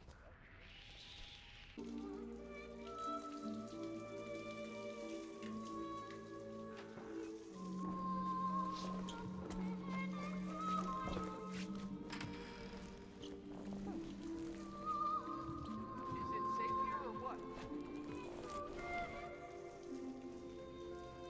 You are... I'm gonna... Oh, what are you... Area.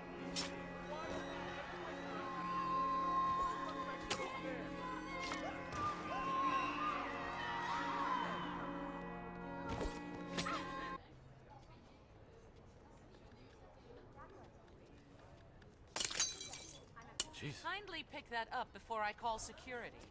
Please don't do that. Huh? Most people learn to use a garbage can when they're children. Excuse me, are you on drugs? Kindly pick that up before I call security.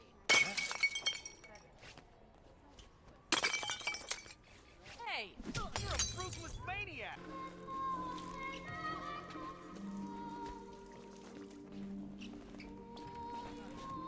What the hell are you doing?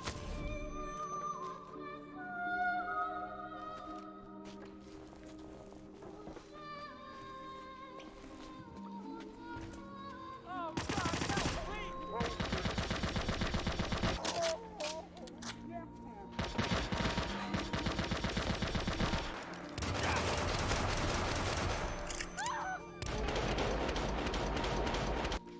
Don't move! Drop, he's right there!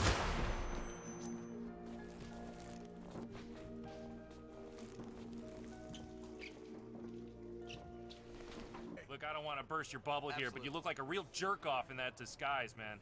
No! Okay, tell me right now what I'm missing. Hey, hey, you're under arrest. Target in sight. Ours is not to question why over your head. I I mean it. You are not gonna make it out of this alive. No. Why would you knock anyone?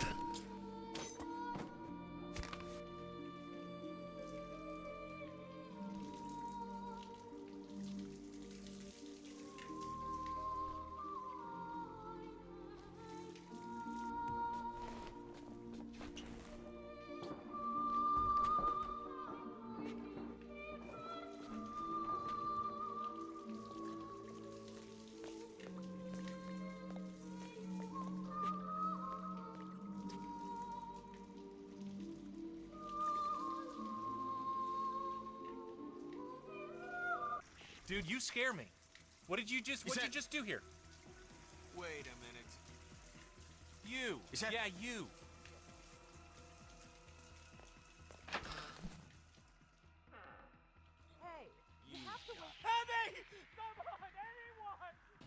The notion that free will is only an illusion. That we are all controlled by sinister forces cynically preying on our vices and weaknesses. What the hell? Holy shit! I'm charging you with more.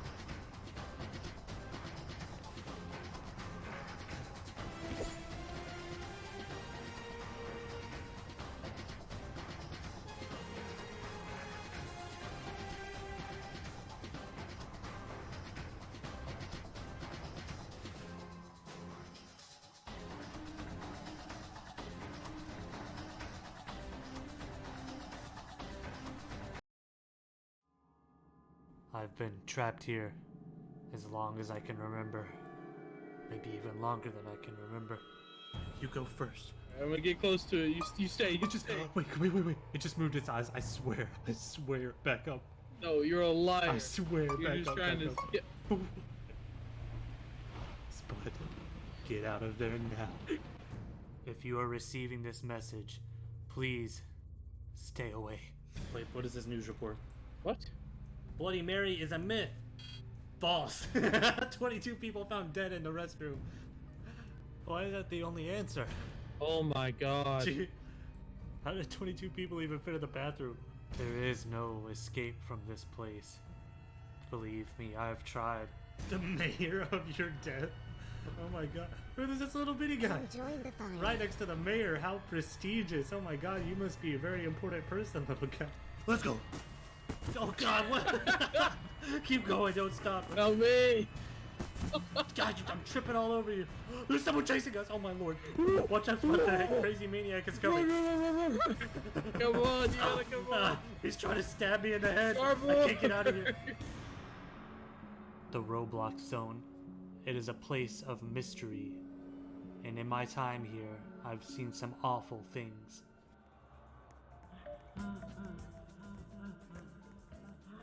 What the hell happened here? Ew. Did you do this? Hey. Maybe he didn't do this. Maybe he doesn't seem capable of anything. Oh! Back up, you pervert. Alright, that's close enough. Keep a few feet between us. Listen, I don't want to have to hurt you. Back up. Stop walking close. What the hell? This is a very powerful enemy. I need to be careful. I'm not sure if he's even trying to kill me, actually. Thousands of levels, each one containing something worse than the last. New supersonic.exe in Area 51. Supersonic, what the fuck are you doing in Area 51? So many souls to play with, so little time. Would you agree? Survive the Teletubbies in Area 51. Why is it all Area 50? So survive to SpongeBob in Area 51. I saw Do Not Play It Scary of Not Think. A true classic. Granny. Granny, Granny, Granny, Granny, Granny, Granny G. Which can only be described as Granny, Granny, Granny, Granny, Granny? Are you in the car? Granny, you can't drive legally. Stop it. You're gonna wake up somebody next door. Stop. What the hell what are you doing? In the wall. Granny. Oh, hey. No, listen, you shouldn't go over there. I wouldn't get close to her. Okay, Granny. It was at this point that I found the scary, scary, scary maps. I shouldn't have fucked with them. Scary, scary, scary, scary, scary. Scar? Why is every single map named this? It doesn't make sense. That looks like fun. That doesn't look scary. I should have just walked away while I could still walk.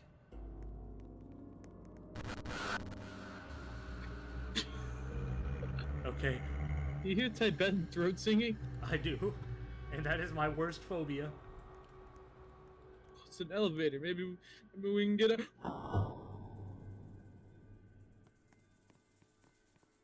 What, he fell from the light? Where did he come from? He just fell out of the light? Oh, okay.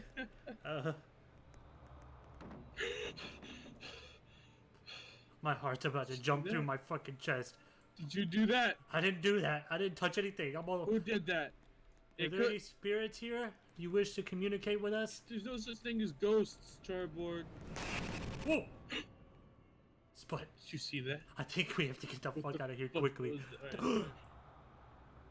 Check his pulse, check his pulse. Oh my god. He's dead. He must have fallen through the ceiling. There's a big... I don't think every dead guy fell through the ceiling. Ah! See, I told you he fell through the ceiling. Hello, are you okay? Who keeps putting you guys on the ceiling? Are you alright? Spud.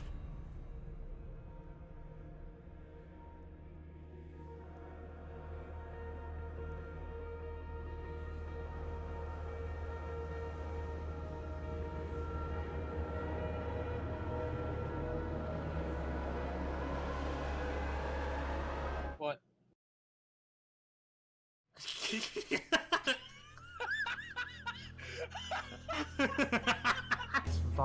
It's very scary. Oh my god. Hey, one to suck your blood.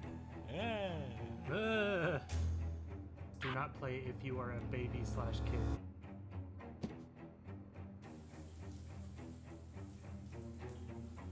It's Frank from Donnie Darko.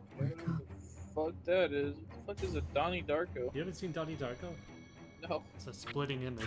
Scary clown, so scary don't play. What the fuck? Children, stay away from the house, children. The house is a death trap. Get out of... Oh. Oh, gross. You fool! You fool. The Shining, scary, scary, scary. Hurry, he's right behind you. Oh, sure enough. He is right behind me. Hey kids, you might want to get out of here. There's a psychopath on the way. Let's go. I don't want to have to... Oh, he's destroying the furniture. What are you doing? Put the axe down, Jackie. You're creeping me and the kids out. Jackie.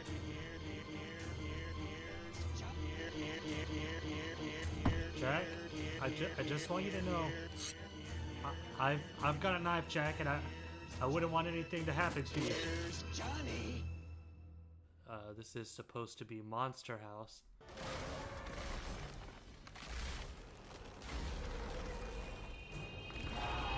This is kind of underwhelming. Well, we haven't entered the fucking house yet. Keep her steady. Just drive us right up to the front door. Easy now, easy.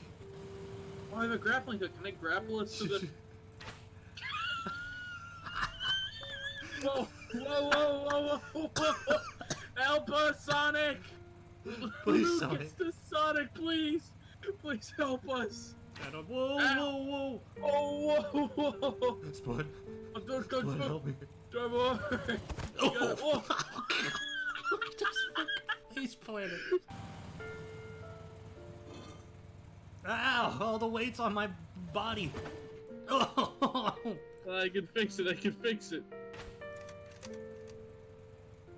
Wait, I think I hooked it on the bike. Whoa, whoa, whoa, whoa, whoa, whoa, partner! Whoa, whoa. I'm coming! Partner, I don't know how to drive this thing. It's okay, you're doing fine, just let it go. Okay, okay. Listen to the wheel, listen to the wheel! Okay, I'm trying. Well, I don't know, partner, it's taking me over the edge of the map. No, it's okay, it's okay. Partner, there's an abyss underneath me. I don't think we're getting out of this one. I feel free. Free of all mortal temptation. For once in my life, I truly can be myself. Partner, I think I'm gonna detach. Partner, I agree. I feel it's time. Partner, will you watch me float into heaven? Partner, I won't just watch. I'll meet you there. Wait, I didn't actually do anything. Why am I falling? Wait, You're not falling. I'm going up. I'm going up. Whoa! Going up. I'm going up at a rapid pace.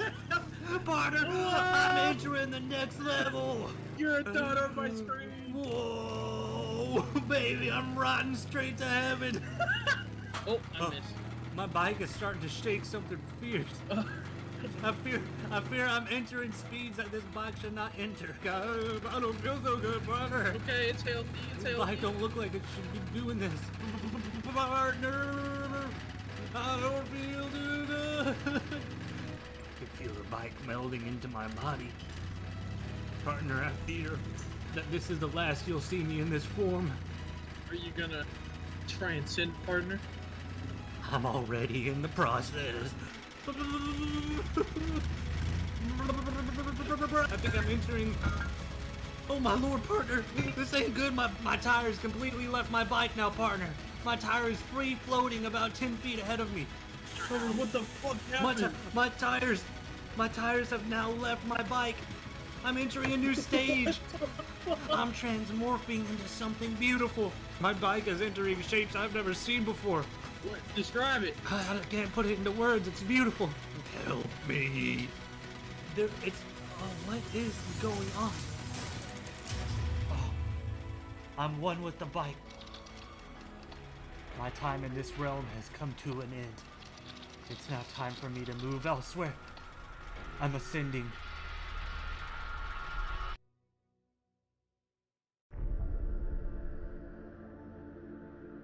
I fear I will never leave this place. This is my curse. Don't ever enter the Roblox zone. It is a scary, scary, scary, scary place.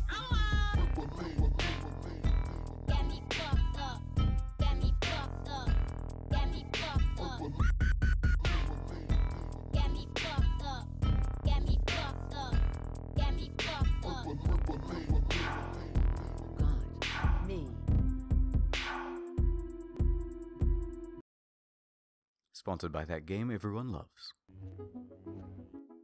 Scientists are racing to unlock the secrets of the cosmos. Questions we once thought impossible to answer are within our grasp. Where does the sun go at night? Is math related to science?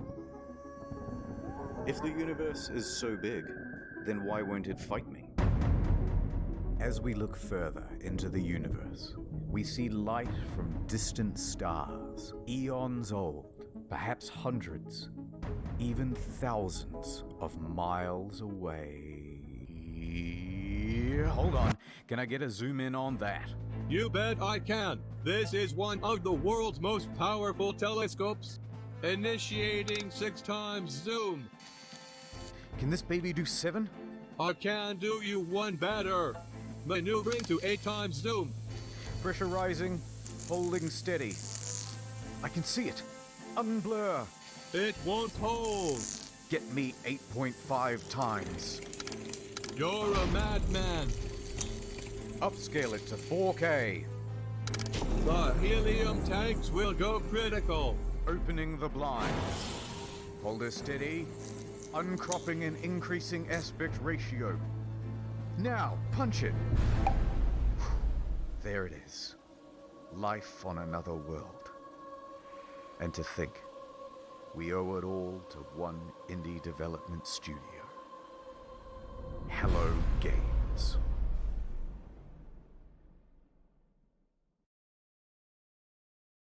Let's start at the beginning.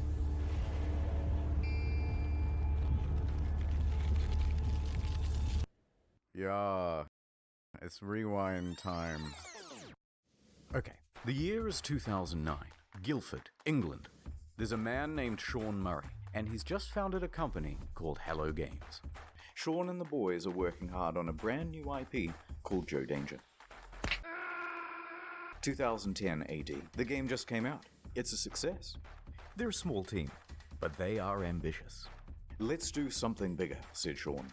Let's reach for the stars. How about Joe Danger 2? Brilliant! It's 2012. Joe Danger 2 has just come out. Bet that one doesn't perform as well. We need to do something even bigger than Joe Danger 2. Joe Danger 3? No. Even more out of this world. Something no man has done before. Joe Danger the mobile game? Yes! And that came out in 2014. Seriously, guys, biggest thing you can think of. I'm just a stock image, dude. Why don't you think of something? Sean pondered for a moment, then turned and looked wistfully into the mirror. Reflected back was the visage of Neil deGrasse Tyson. If you're going to make a space game first person, it's never been done before. How about that? I'm going up in orbit to repair the Hubble telescope. So that's not a knife. Who are you going to have sex with? How much microwaves are coursing through your body now? Planet, said Murray. Space game. Procedural generation. Planet. Okay, that sounds good. Yes, we all agree. So they set to work, cobbled together a prototype, and by VGX 2013, they are ready to announce another new IP. No Man's Sky. Check it out.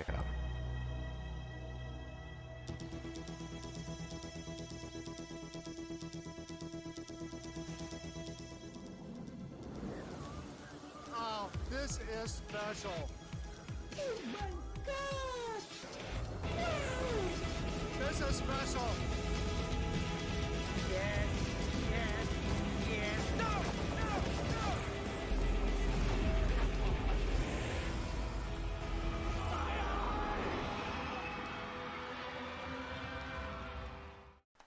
It's 2014, and it's E3 hype time.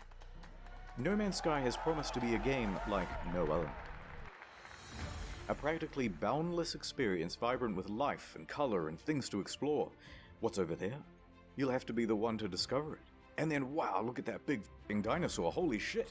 And a moment later, we're in space having a battle amongst a giant fleet. Claim a planet as your own. Explore the galaxy with your friends. Okay, that's it. This is gonna be the best game ever, you guys. It even won awards for its hype. And it will release in June 2016. The hype train was officially loading up and ready to chug out of the station. At every stop of the journey, there would be press junkets talking about the amazing scale of the game. Spread across 18 quintillion planets. It's so vast that by the time you finish exploring it all, I would have 2 new videos published. Sean himself was doing the interviews, because who is better to talk about the game than the lead guy himself? He went from interview to interview, and with each question, the answers he gave raised people's expectations of the game's scope. Can you land on a comet? Yeah, at the moment you can land on asteroids. You could encounter other players. Can you grief other players? A little bit. They're literally building your own, like, massively multiplayer world that's procedurally generated. Sand planets like in Dune, rivers, walking sentinels, hacking, So sophisticated that light diffracts through the atoms, they had to redevelop the whole periodic table to make it work. What? Even Elon Musk was hyped for it. 2 years go by. It's early 2016, and that hype train is really moving now. Perhaps one of the biggest in video game history. Reddit was shoveling most of the gamer fuel. Skeptics and naysayers are treated as ballast and thrown from the carriage doors. Pre-orders open, and they are doing very well. The date is booked in. Some are even taking the day off work. So much hype there is that... uh-oh. Jason Schreier of the soon-to-be-defunct Kotaku is about to spoil the party. He announces a delay. From June 2016 to August. Oh my god! Liar, the incensed audience cries. Please be quiet, they said. And death threats too. But he was 100% right. A week later, the delay is officially announced. Ooh, sorry lads, we need more polish, said Sean in his usual accent. To that, Sean received some death threats too, by the way, although he didn't take them as seriously or go to the police. Yet. Sometimes foreshadowing is relatively obvious. But the impatient crowd relaxed a bit and said, fine, we will wait. But we expect a level of polish no man has ever seen. Speaking of waiting, Shadow Man here. Have you heard of Raidy Shady? My wife died in a plane crash. Hey, let's get serious for a moment. Raid isn't just a game with 15 million downloads in the last 6 months. It's a lifestyle. Think differently. Play Raid differently. Achieve your dreams. I'm sorry, sir. You've contracted raids. That's good. Congratulations, it's Gorgorub of the Undead Horde. My life, Bonezu. You've just collected one of over 400 champions. Why, hello there. Have you heard about the online RPG PvP? It's extremely well reviewed on the Play Store. Oh, you remind me of my wife. Raid is more than just a game. It's a reassuring pat on the back from your dad. It's a warm bowl of soup on a cold night. It's one last dance at your wife's funeral. If you haven't played in the arena yet, I'm gonna break into your house. You're all getting Raid for Christmas, kids. Yay! And if you download now, kids, using the link in the description below, you can get an extra 50k silver and an epic champion. Wow, you're the best dad ever. Wait, Mum's dead? Raid Shadow Legends. Ad over. So let's talk about the team in charge of all that polishing. It's small. Tiny. In fact, I haven't been able to find a smaller team behind a AAA release. All of these expectations are on the shoulders of just 6 people, expanding to a team of 15 by the end of production. Oh god! July. It's just a couple of weeks until the release date. Whatever the state of the game by now, however much it's finished, that's what's going out. The Hello Games team celebrates with this iconic image. The quintessential soy face. They're exhausted. Look at what video game production does to a man. God, what's wrong with your face? Nonetheless, they continue, working on the day 1 patch, and... uh-oh. Sean, if your game isn't coming out for another 2 weeks, then why is there a box copy on eBay? That's right, it's a leak. Someone broke the embargo and is selling early access to the highest bidder. And the bids start rolling in. It reaches $1,300 US, sold to some guy with the Reddit handle Damien. He gets his hands on it and starts uploading footage to YouTube and Dailymotion. What the frick? Said Sean and Sony. Damien finished it a lot quicker than expected, but he gave it a decent review. There are things I don't like, there are things I like, but at the end of the day, when I say to myself, what is this game supposed to be? This, what I'm looking at right here, this is what the game is supposed to be. He noted a few problems, but said he was optimistic that they would be ironed out with the day 1 patch. Sean, it's another leak. Some retailers broke the official release date, journalists too, and they started streaming playthroughs of the game. What the fuck? Sony tried to DMCA all these videos, but their aim was terrible. Round of applause, everyone. We've officially become No Man's censored by Sony. Our news story from earlier this week about No Man's Sky leaks has been hit with a copyright strike on YouTube. They went bumbling around from platform to platform, just taking down any video that even talked about the leak or showed the trailer footage. But it was too late. The footage had people talking more skeptically about the game. Especially because there were no early review copies. That's bad. And it was looking like the weight of all these expectations had become too much. And the whole thing was about to give. Oh no. It's August. Everyone's here. We've all bought the game and we're fucking hyped. Here we go, lads. Oh dear lord, it isn't finished. Hello, Sean. It is me, the auditor of games. I used to work at an astronomy lab. Don't worry about that. It seems like you've made a lot of promises. Promises that you have not kept. Let's go through the checklist. Have you got any large-scale joinable space battles? Nobody would want that. Ringed planets? No. No. Fine. Well, at least let me play as a trader. Some may call this junk. Me, I call them... no. Those sand planets from June look nice. Think I might... Please, Sean, there must be rivers. No, it's not. Animals interact with each other in the environment? No. Packs of walking sentinels, Sean. No.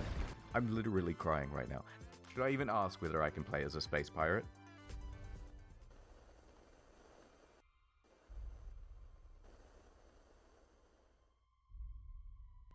No. Factions with different attributes. You picked the wrong house, fool! Oh! Fly between star systems manually. But nobody's actually done it yet. If I can maneuver like in the trailer, I'll still be happy. No. Well, day-night cycles determined by the orbit of the sun. Yeah. Really? No. Land on an asteroid, radio chat, and name your ship, hacking, portals, all that stuff about the elements, Sean. No. This is not good, Sean. This is very not good. And ironically, the only bugs this game doesn't have are the butterflies in the demo. Buried buildings, aggressive emojis, tractor beam malfunctions, animal husbandry, oil slick world, raining grass, retarded animals doing retarded things. Ship's interiors disappear, first-person mode as a gun. That's not how flying works. That's my only means of transportation, leaving the planet. Take off. Really take off. Holes in the map. Holes in my graphics card. Whole lot of nothing from down here. Textures bugging out, animals bugging out. Animals breakdancing. Look at these busy hands. Hello there. And a couple of unrequested ejector seats.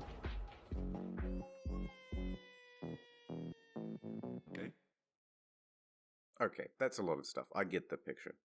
No wait, poor graphics rendering. Some can't even start the game. Frame rate issues, constant crashes. Major publications are having trouble playing the game on their machines. Even the best 1080 Ti's are stuttering. Alt-tabbing? That's a guaranteed crash. Desktop notifications? That's a crash. Playing the game? That's a crash. Changing options in the game without restarting? You'll get this. And if you got the pre-order version with the bonus spaceship, you might have a problem. Your special ship already comes with a hyperdrive inside it. Great, right? No, because you have to craft it in order to finish the tutorial missions. And if you haven't finished the tutorial missions, you can't leave the star system. So whoops, until they patch it, you're stranded. That's why I give my kids No Man's Sky. A fool.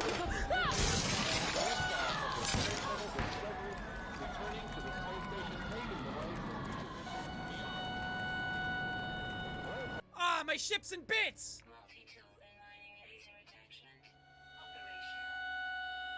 Okay, thank you. Just a quick note about how high expectations were for this game and just how many people bought it on release, myself included.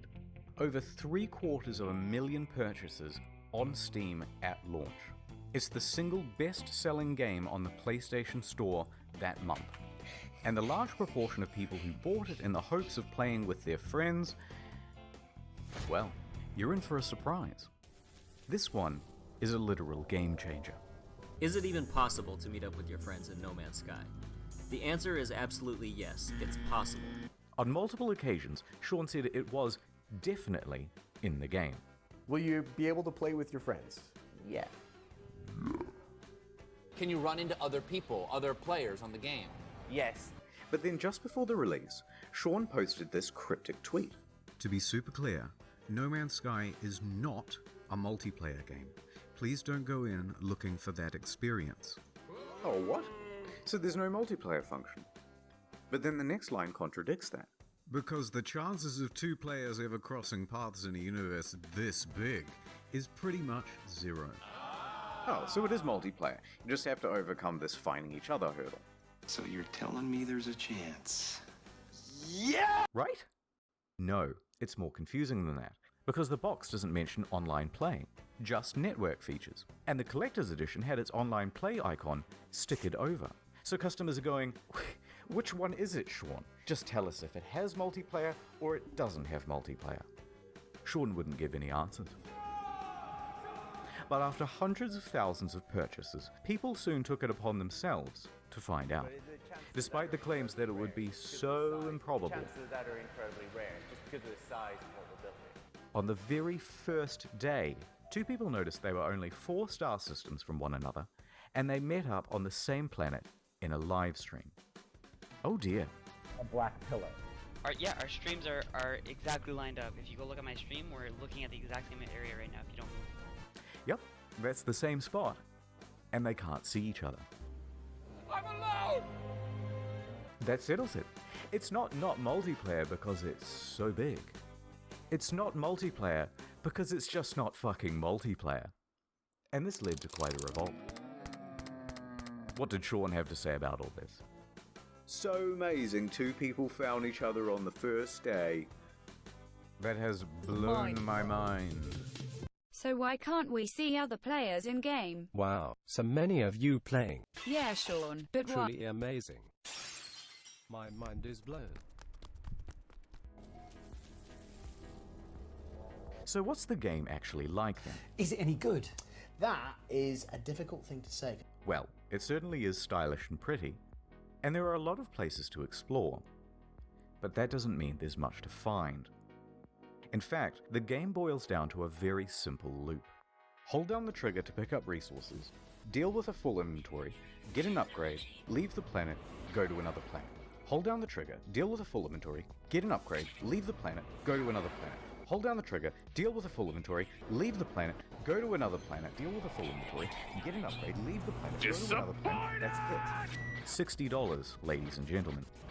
Refuel your multi-tool, refuel your life support, refuel a separate part of your multi-tool that shoots bullets instead of the mining beam, refuel your launch thrusters. It's busy work that makes it look like you have something to do. It's not real. How dare you? What followed was one of the most dramatic crashes in player numbers in gaming history. Sales in the UK fell by 81% in the second week. Concurrent players on Steam dropped from 212,000 in August to just over 2,000 by September and fewer than 1,000 by October. And what followed that was perhaps the biggest pile-on in gaming history. Reviewers on YouTube panned the game. Oh, for fuck's sake! You done fucked it up! I had no hype, and I can tell you that, even without that disappointment, this game is hot garbage. Has anyone coined Sean Mourinho yet? Numerous times within the first 2 hours of the game, I kept saying, this is it, fuck this shit. Reviewers in the media were almost as harsh. Devastating realization that most of the crafting, combat, and other activities you do on and between those planets ranges between bemusing and outright bad. The criticism was deafening. And a lot of it really funny and creative. Cat made a video that captured the sentiment of that day, and if you haven't seen it yet, you're missing out. So people are furious, the game is boring, and soon people discover that complaining about the game is actually more fun than playing it. Wait, I'm now 3.5 hours into the tutorial pretty much. So they started complaining about it like they were grinding for an achievement. This sucks. Fucking Minecraft in space! Many people made compilations of all the unfulfilled promises. One guy on the subreddit compiled a big list of all the missing features. Front page. Got a defense for No Man's Sky? enjoy your downvote. In fact, the entire No Man's Sky subreddit was in such disarray it had to be locked. So by the end of the month, Metacritic was like scrolling through a bowl of Cheerios. By October, it was one of the worst rated games on Steam, with an aggregate of mostly negative from more than 70,000 reviews. The outrage at the game was headline news for weeks on dozens of games news publications, and the price on eBay and Amazon and secondhand at GameStop was crashing through the floor. Please, no more. But the beatings had only just begun. The demo planet was data mined and found to be, of course, totally scripted and not randomly generated at all. I've just got to pick one of these at random. If anything horrible goes wrong, just keep in mind that I've not been here before. It wasn't some level that we built or something like that, even though I think it looks quite nice in places. People watching this would wonder why you're showing this area again. Like, what's so special about demoing the game on this planet? Oh, no, it's just a place that looks nice. No, bad Murray. I could have ended the demo with some, pre-scripted crazy thing that would happen. You know what I mean? The normal thing of like, and then a monster emerges from behind the mountains,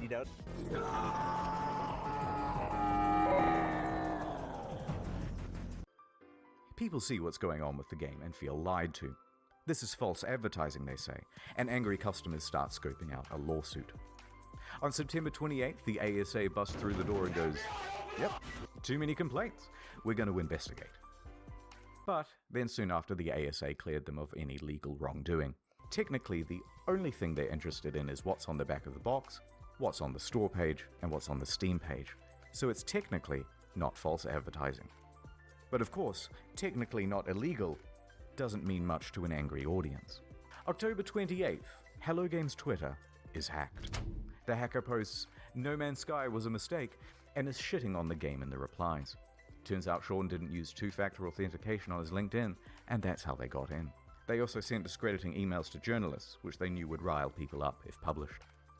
Some people even show up to their offices to take photos and knock on the door, even at night and on the weekend. They posted empty pictures of the office, so, naturally out of context, this started rumors that Hello Games simply took the money and ran. This in addition to numerous bomb and death threats during that period. Those ones Sean did have to take seriously. Regular intervention from police and Scotland Yard and things like that.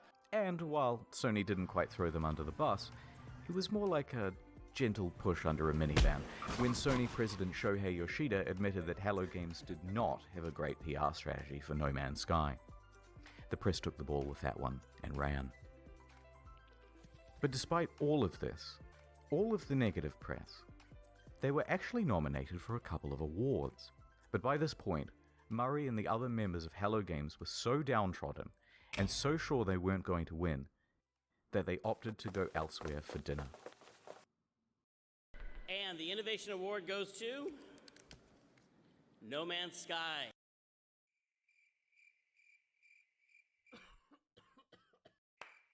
Oh, bro. This lovely trophy going once. Whoops. I'm going to accept this on the behalf of Hello Games, and congratulations to them. And now I'm going to walk off stage like I planned that whole thing. By this point, you've got to feel just a little bit sorry for them. And then what followed that was the final straw for many. No particular incident, but a lack of incidents. Silence. Over 3 months of not a damn word from No Man's Sky. Where are they? Where is my refund? Where is Murray? Shouted into the void. The game was over. And it was dead.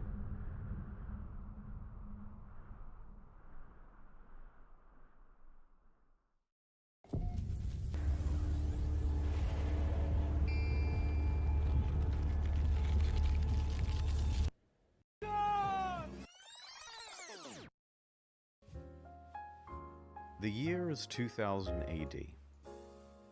Sean has just graduated from university and is headed into the big wide world. He rises up the ranks at a number of studios, eventually working as a technical lead for Black and technical director for Burnout 3. When Burnout's developer is bought by EA, he is in his late 20s. And he and 3 of his buddies decide to leave and start their own studio, Hello Games. This was a risky venture. So we'd done this incredibly foolish thing of like quitting our jobs, and then we had to sit down and try and decide what the game was going to be. Together they create their first title, Joe Danger. They work on this game day and night. In fact, even once they were arrested in their own office because the police thought they were there to rob the place, because who would be working at 11 PM on a Sunday night? But they had to work that hard. Like any startup, it was a huge financial and professional risk. They had no income. They were working in a tiny room above an old tile shop, living off savings. And to keep the project running, Sean even sold his house. So we made a really tough and probably at the time seemed really foolish decision. It's kind of almost embarrassing for me to talk about. I sold my house and just basically went all in and funded what we were doing, which is not something I would recommend anyone else do. But by June 8th, 2010, they had done it. The game was good, and they could breathe a sigh of relief because on the very first day it hit the PlayStation Store, they made their money back. 2 years later, Joe Danger 2 was released. It was not the commercial success they had hoped for, and they didn't want to just keep pumping out sequels. That was a trap big players in the industry had fallen into. In his spare time, Sean started working on a prototype for a procedurally generated game. They took another gamble and scrambled to get a trailer out in time to present at VGX 2013. So the project is official now, and the pressure is on. Around this time, Sean is also looking to start a family. Concurrent to all this development, he would go on to have 3 kids, so the weight of responsibility is really piling on. But their hard work will pay off, as they're finally going to have a chance for some R&R around Christmas.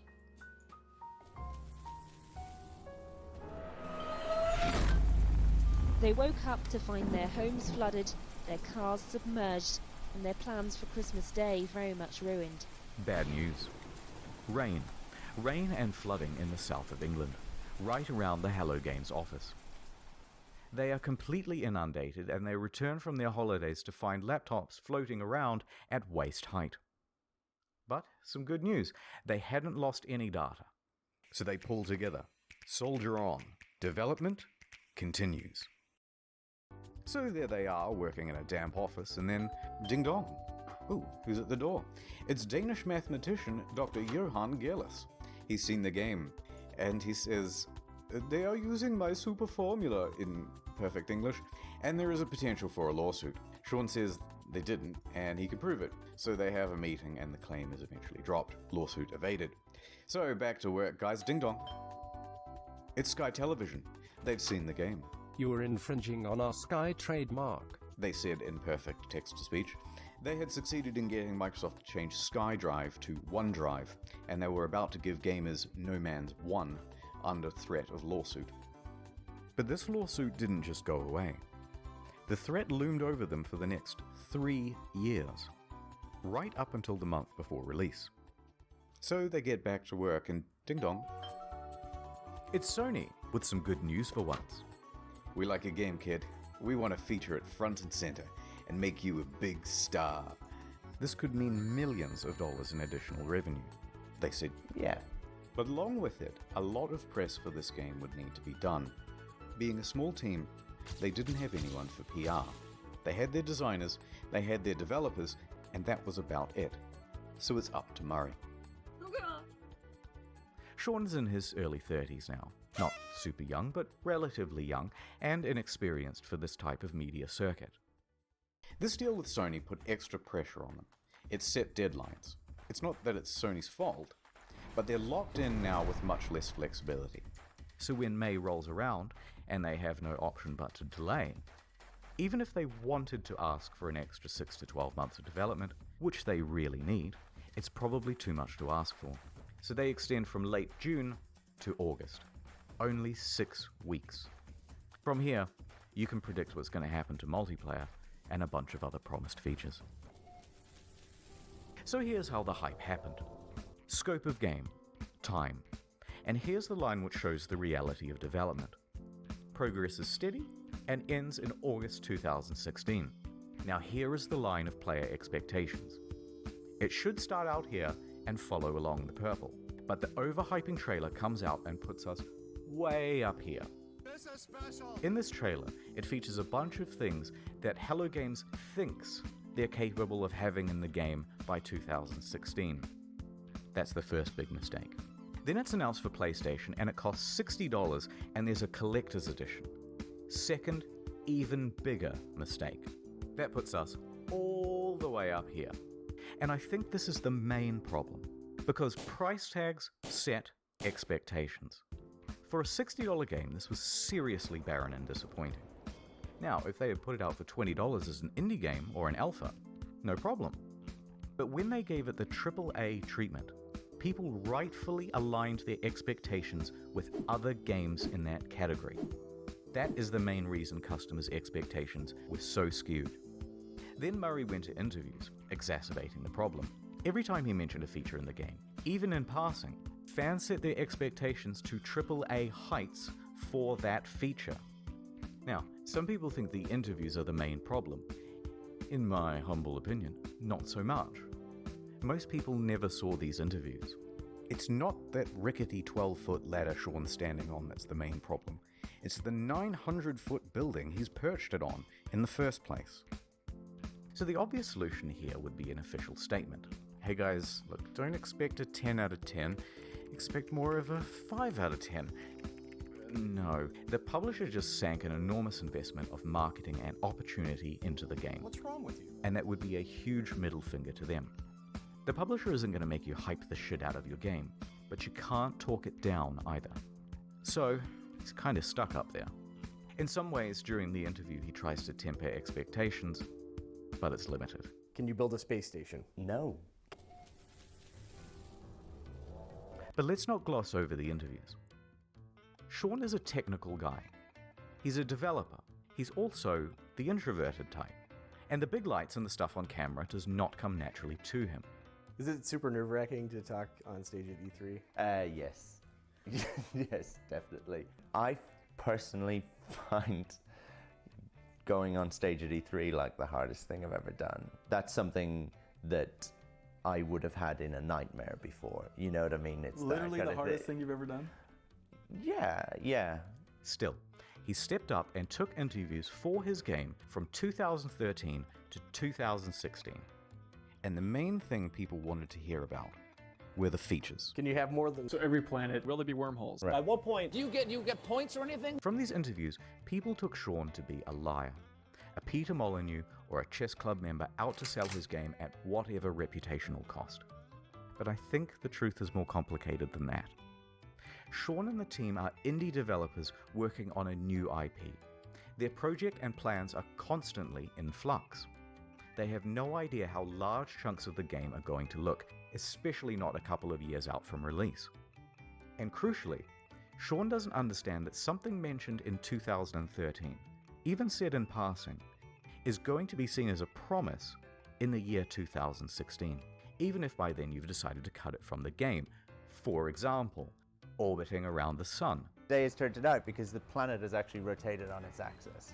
This originally was in the game, but it caused the player too much confusion. It kept being reported as a bug in the beta, as people left the planet and then returned to find everything different. But nonetheless, into the line compilation it goes. So while they're still essentially formulating the game, the media all want a piece of Sean and to report on features first. Conversely, Sean thinks the reporters might help him to temper down things by emphasizing that Hello Games is an indie studio. But that is not how journalism is done. This is how journalism is done. Can you customize the look of your character? Sort of. Full customization confirmed in No Man's Sky.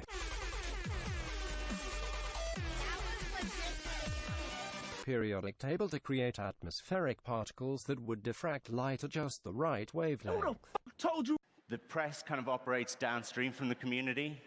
because things are click-driven as to what stories you get served and things like that. But a rumor would surface from Reddit straight to the front page. There's all this hype, and the project has increased in scope dramatically and keeps increasing as the months go by until a point. They are close to the deadline and have to delay, and the reality of what they can achieve in the little time remaining is staring them in the face. They know they're not going to be putting out a finished game. They're worried. There's nothing more they can do. And the fear that they will disappoint the audience is growing on Sean and the team. I worry about, like, disappointing people. Upon release, all of these clips are seen as proof that Sean is a liar. And what doesn't help is his body language. I mean, it's kind of the body language of someone who is lying. And this is why I mentioned he's an introvert. Remember, he's a technical lead. Actually, a really good one. But not a salesman. Cut him just a little bit of slack, because this is simply how he talks. Here are some innocuous questions, and he answers them honestly. Lead producers on No Man's Sky? Yeah, I guess I'm a developer on it. I suppose the creator or something like that. No, I really like making games. I don't necessarily love talking about making games. I think you did a good job, even though you guys are very nice. Mate, seriously. Same body language. And Jesus Christ, they have him up on stage and in front of cameras and bright lights and on the goddamn Colbert Report. Try keeping your nerve on that. Nonetheless, free of that context, the clips have him cemented in the community as a liar. So the graph plays out right to release. And that graph, it's actually a track. And that track is what the hype train runs on. So it comes barreling up the hill. Instead of neatly pulling into the station, it comes crashing right through the roof. The disaster unfolds. They are absolutely shit on. So there were Sean and Hello Games, surrounded by the rubble of their former reputation. Punished Sean was at his lowest point, hated by the majority of the gaming community. But they were still alive, and they had made tens of millions of dollars. They were left with two choices. Take the money, start a new project, and be a pariah, a cautionary tale of the industry and hated by the gaming community forever. Or pick themselves up, get back to work, and with potentially no profit motive, finish the game. It allowed me to do something that I've always done in difficult times, whether it was crappy bosses that I've dealt with before or crappy situations at school growing up. I got my head down, I sat in front of a computer, and I made games, which is what I enjoy. They picked number 2. So, here's the plan. The team is assigned to fixing bugs and the most obvious problems. Go. Sean tells the team to stop reading all the overwhelmingly negative feedback on the game, and he reroutes all of it to his personal devices. Emails, forum posts, Google News alerts, player feedback, it's all going directly to him now. Then he starts breaking that down into data sets. People who haven't bought the game, people who have bought it and played it for 100 hours, people who have returned it, etc. Then he starts compiling those complaints into usable data, focusing on the people with the most sincere experience of the game. Then we start making a big laundry list of all the things that need adding and prioritizing. First thing to fix is that full inventory. Then community mod support. Then a third thing, etc., etc. This is going to take an enormous amount of work to pull off, and they're not going to make the same mistake twice. So they would need to sharply adjust their PR strategy. Anything they said right now, an admission of guilt, I've made a severe, would be met with criticism. Denial, it's not that bad, would be met with criticism. Corporate speak, well, we endeavored to make the best game we could and we are proud of what we have, would be met with criticism. Half of the problems have been caused by speaking too much. So they were going to do a complete 180. Instead of adding more fuel to the fire, instead of accidentally promising fixes that might also not be delivered, they wouldn't speak to the press again. Female traits you're talking about, I'd say that's a generalization, but you've used... They were going to speak to the community directly from now on. So they told the audience they were working on it and went completely silent. 1 day passed. No word. 2 days. A week. Have you heard from Hello Games? They just had this disastrous release. Nope, haven't seen them. I hope they're working on the game. 2 weeks. Dude, are you working on this thing? Just ignore them, just work. 3 weeks. Okay, what the fuck is going on? WTF, it's locked. A month. They took the fucking money and ran, didn't they? Don't say anything, it's not going to help. 2 months. 3 months. By now, most people were convinced that the game was abandoned. They had made their money. It's all over. Then, after over 100 days of absolute silence, a tweet. Foundation. The first big patch. It is me, Sean. No, go away, Sean. I am mad at you. It has been too long. But I bring you gifts. This accent sucks. It brought base building, new game modes, farming, camps, and freighters, as well as a lot of bug fixes.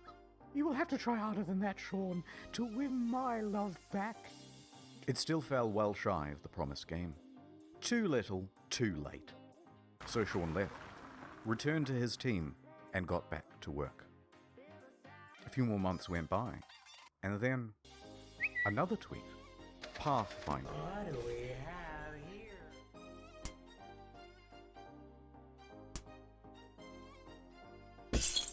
What the fuck? Oh, it's you, Sean. I bring you online base sharing, own multiple starships, starship specialization, multi-tool specialization and classes, permadeath modes, vehicles you can drive around in, and create racetracks for them too with time trials. Look at this. Okay, that's pretty good, but I'm still mad, and there's still a ton promised that isn't in the game yet. So Sean went away once more. A few more months went by. Knock, knock. Oh, it's you, Sean. What is it now? I bring you an overhaul to the storyline.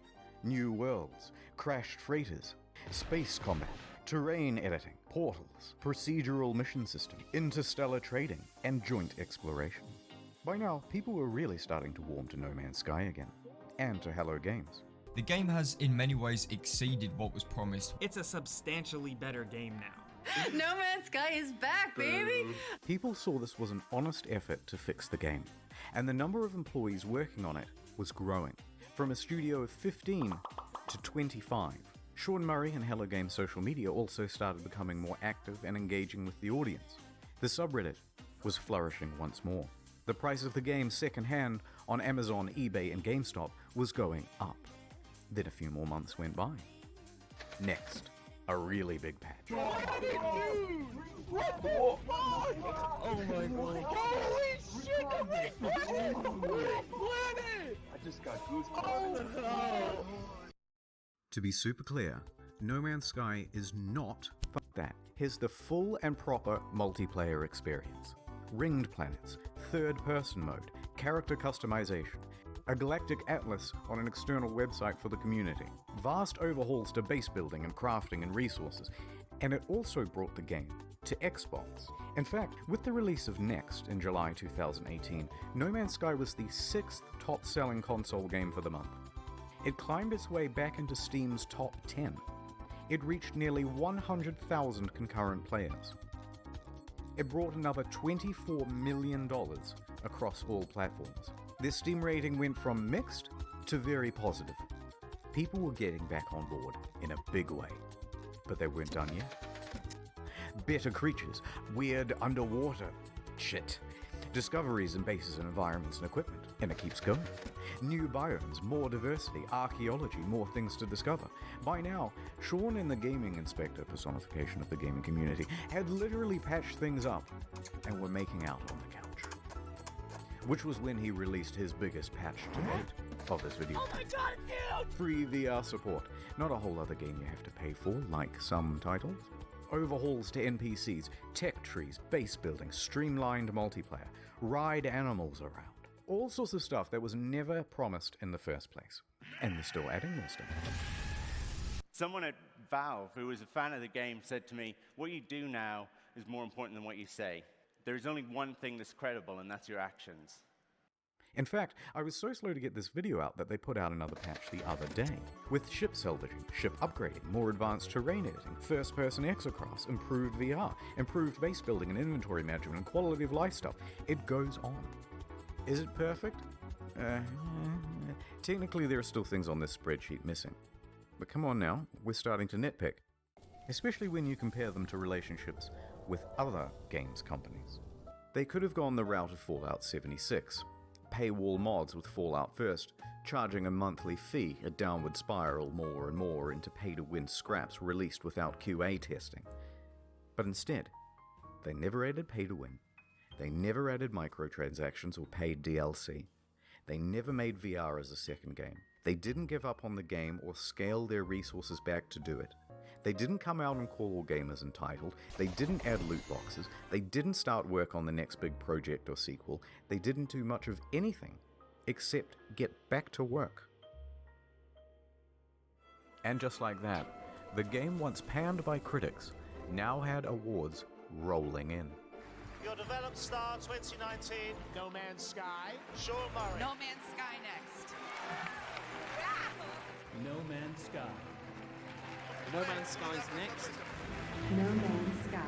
And to cap it all off, the subreddit No Man's Sky the Game even got together and pooled money for a GoFundMe to have a billboard installed near the Hello Games offices. It must have been a harrowing moment for Sean and the team. They took a huge risk to start a small studio. They clawed their way up to create one of the most notable games of the console generation, disappointed pretty much everyone with the release, and took one of the biggest online beatings in video game history for it. As a family, post-release, we faced some really difficult challenges.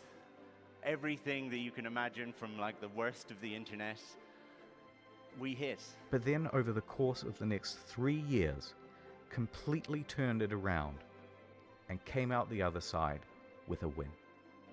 It's the underdog story. And after doing all of this research, I couldn't help but come to the conclusion that they were the good guys. Gay! So what is the future for Hello Games?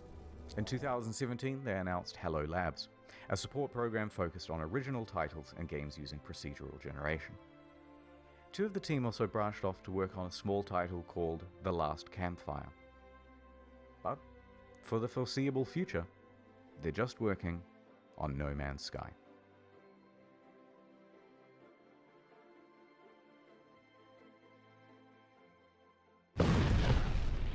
Alright, I didn't want to finish the video on like a big sappy note.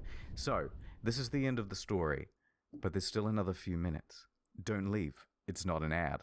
Okay, in 2015, when the hype was at its peak, someone wrote a Sean Murray erotic fanfiction, and, naturally, I assumed that you lot would want to see it. So, here it is. My evening interview at Hello Games. I arrived at the Hello Games office in the early evening, as the sun was approaching the horizon. Taking a deep breath, I nervously pressed the doorbell. The door opened, and that's it. Sorry it took so long. Space. It's a big place, cold, dark and large. Today, my good friend and space partner Charborg and I work together to restore communications to Earth from space. By using the collective brains of two top astronauts, there is no obstacle that could possibly stop us. It is our duty and mission to ensure that mankind is able to stream The Simpsons Season 8. All of this was live streamed over on my Twitch channel. Come check out the streams for yourself, if you don't want to be ejected from the airlock. Hi! Hi, hey everyone at home. Stop waving at them. Sorry. Hi, everyone. Hey. Guys, welcome. Sorry. I will hit you. Okay, sorry. Hi, everyone. Welcome back to the YouTube video channel. Wait. Oh my god, a tether. We can tether ourselves. Look, now we can stay close to each other. This is cute. We'll be able to be like, I'll be like the mommy, and you can be my little baby on an umbilical cord. Okay. I don't know why I said that, Criken. I changed my mind. Okay. I don't want to do that. We can just be two astronauts tethered. Okay. On an umbilical cord? I really think if I was shrunken down to the size of a mouse, I could open a refrigerator with it. Oh, I dropped it. Oh. You can throw that back towards Not me. a lever, that's a crossbow. It's not a crossbow either, it's a crowbar. confusing thing that you said. It's okay. You know what? I broke you the broke damn... it! What the fuck? Let me think! You're saying all this crap to me. I'm trying to open this thing. I'm sorry. Don't you dare undo this. Ah! Oh my god, the sound. Rabbit. Careful. Oh! Oh, help! My 4 foot!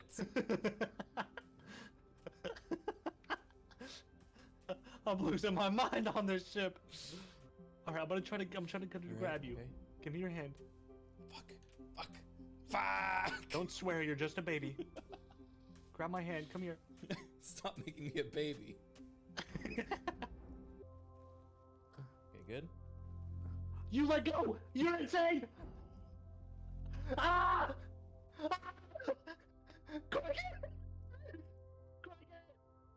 Shoot me! Shoot me!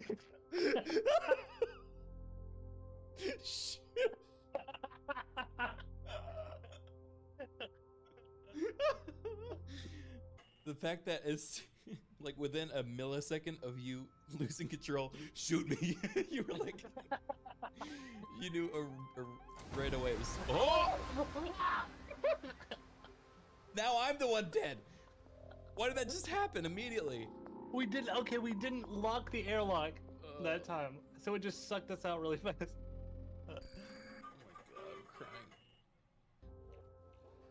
Oh my god, I'm crying. I feel like King Kong or something.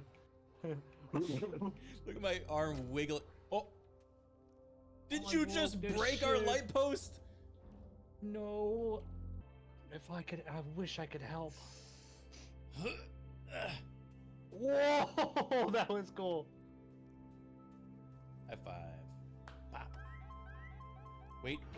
What are you doing, Jarborg? The wrong one. I'm sorry. This is how you. Whenever you change the channel on television, this is what they have to do. It's a lot of work. Yeah, think twice before you channel surf. Your blue. There's a blue thing unplugged. Jarborg! We're not gonna get to watch season 8, episode 14 of The Simpsons tonight, after all. Shoot me! You got it. Yeah! Oh, that was so cool. Marge, I don't want to go to the supermarket today. Homer, you have We to. did it. We're out of food. It's coming in loud and clear. Everyone's loving it. Yeah, moving on up. What do I do? What'd you do? What do I do? What'd you do? Oh, I'm gonna Change it back, Jarborg! Jarborg! The TV! The TV! My little arm is shaking. Let it split you in half. It's fine, we're under control. Oh my god, I did it again. Criken. Change it. Go back the other way. I'm trying. Oh my god. Get in here, you little red cord. Oh my god, I think it's actually stuck out there. Oh, look, it is, dude.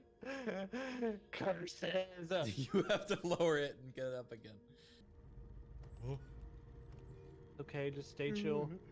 Oh my god, I'm on the wrong part of it! Criken! Oh my god! How did you fuck this up so much to get a single plug back inside the spaceship? Look at us. We've undone everything.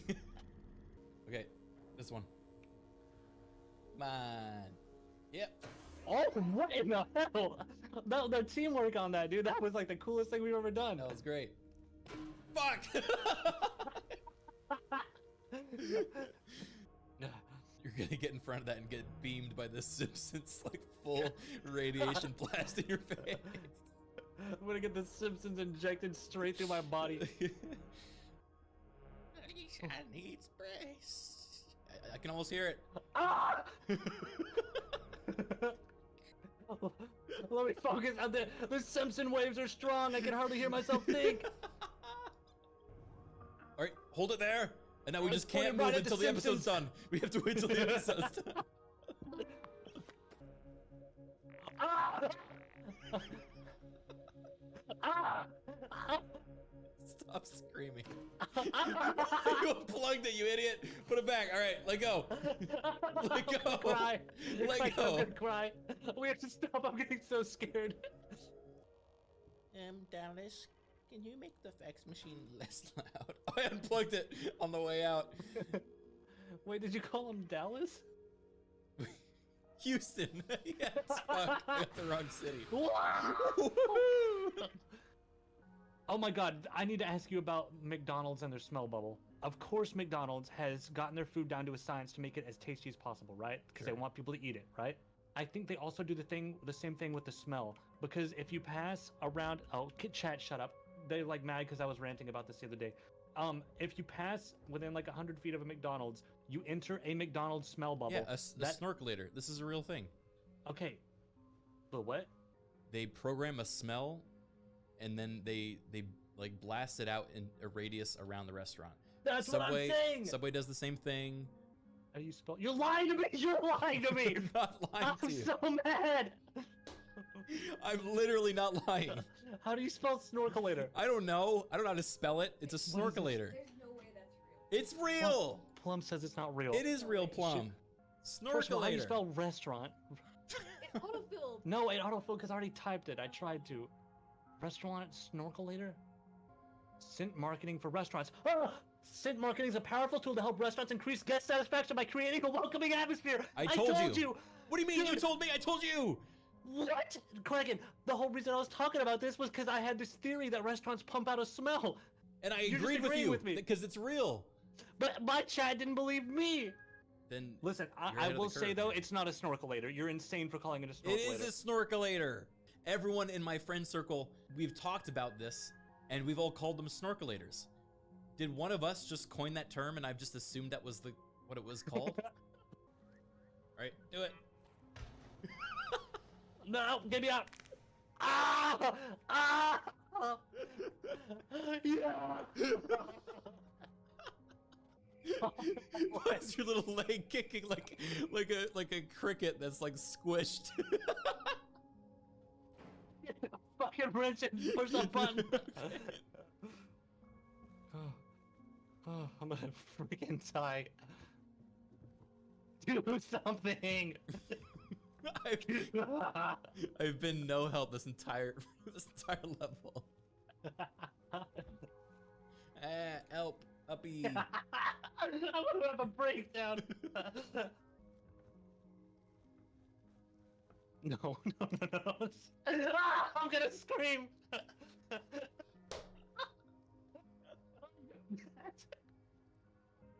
Ready? Woo! Grab it, push it, bop it. No! No! I got it. Okay. Okay.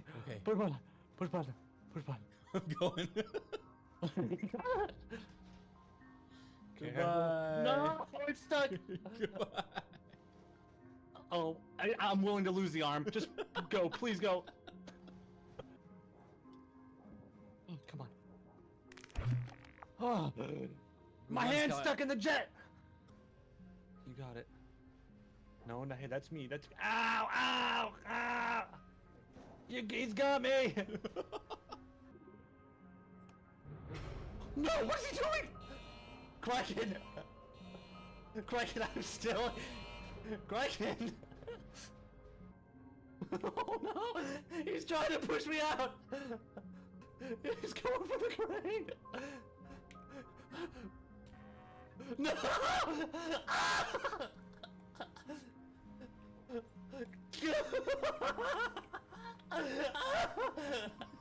I'm gonna have a panic attack. Oh my god! I think that's No! No!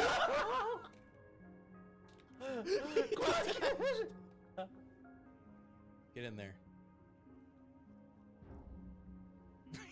trying not to go. No, please, no. Please don't do this to me. Come on. You just gotta make sure it gets out, okay? Come on.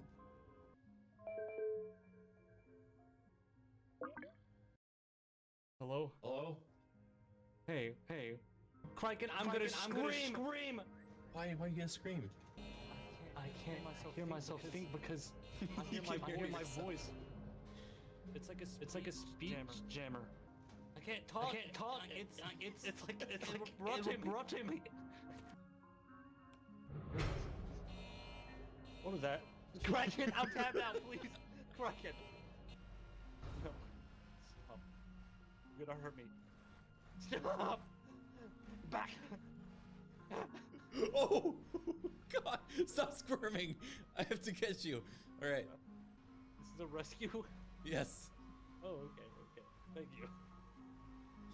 Look at him. It's so cute. Wait, okay, here's the speech jammer joke. It's working now. Okay. Yeah, I hear myself.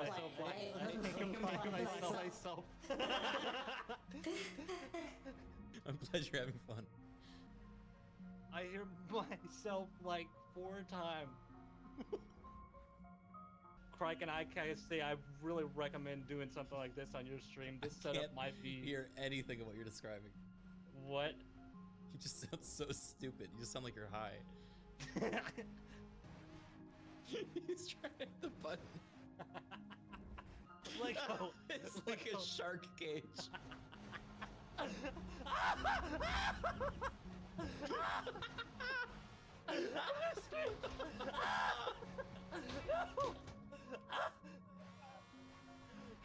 Craig! Please stop! You're scaring me. You're scaring me. Get back.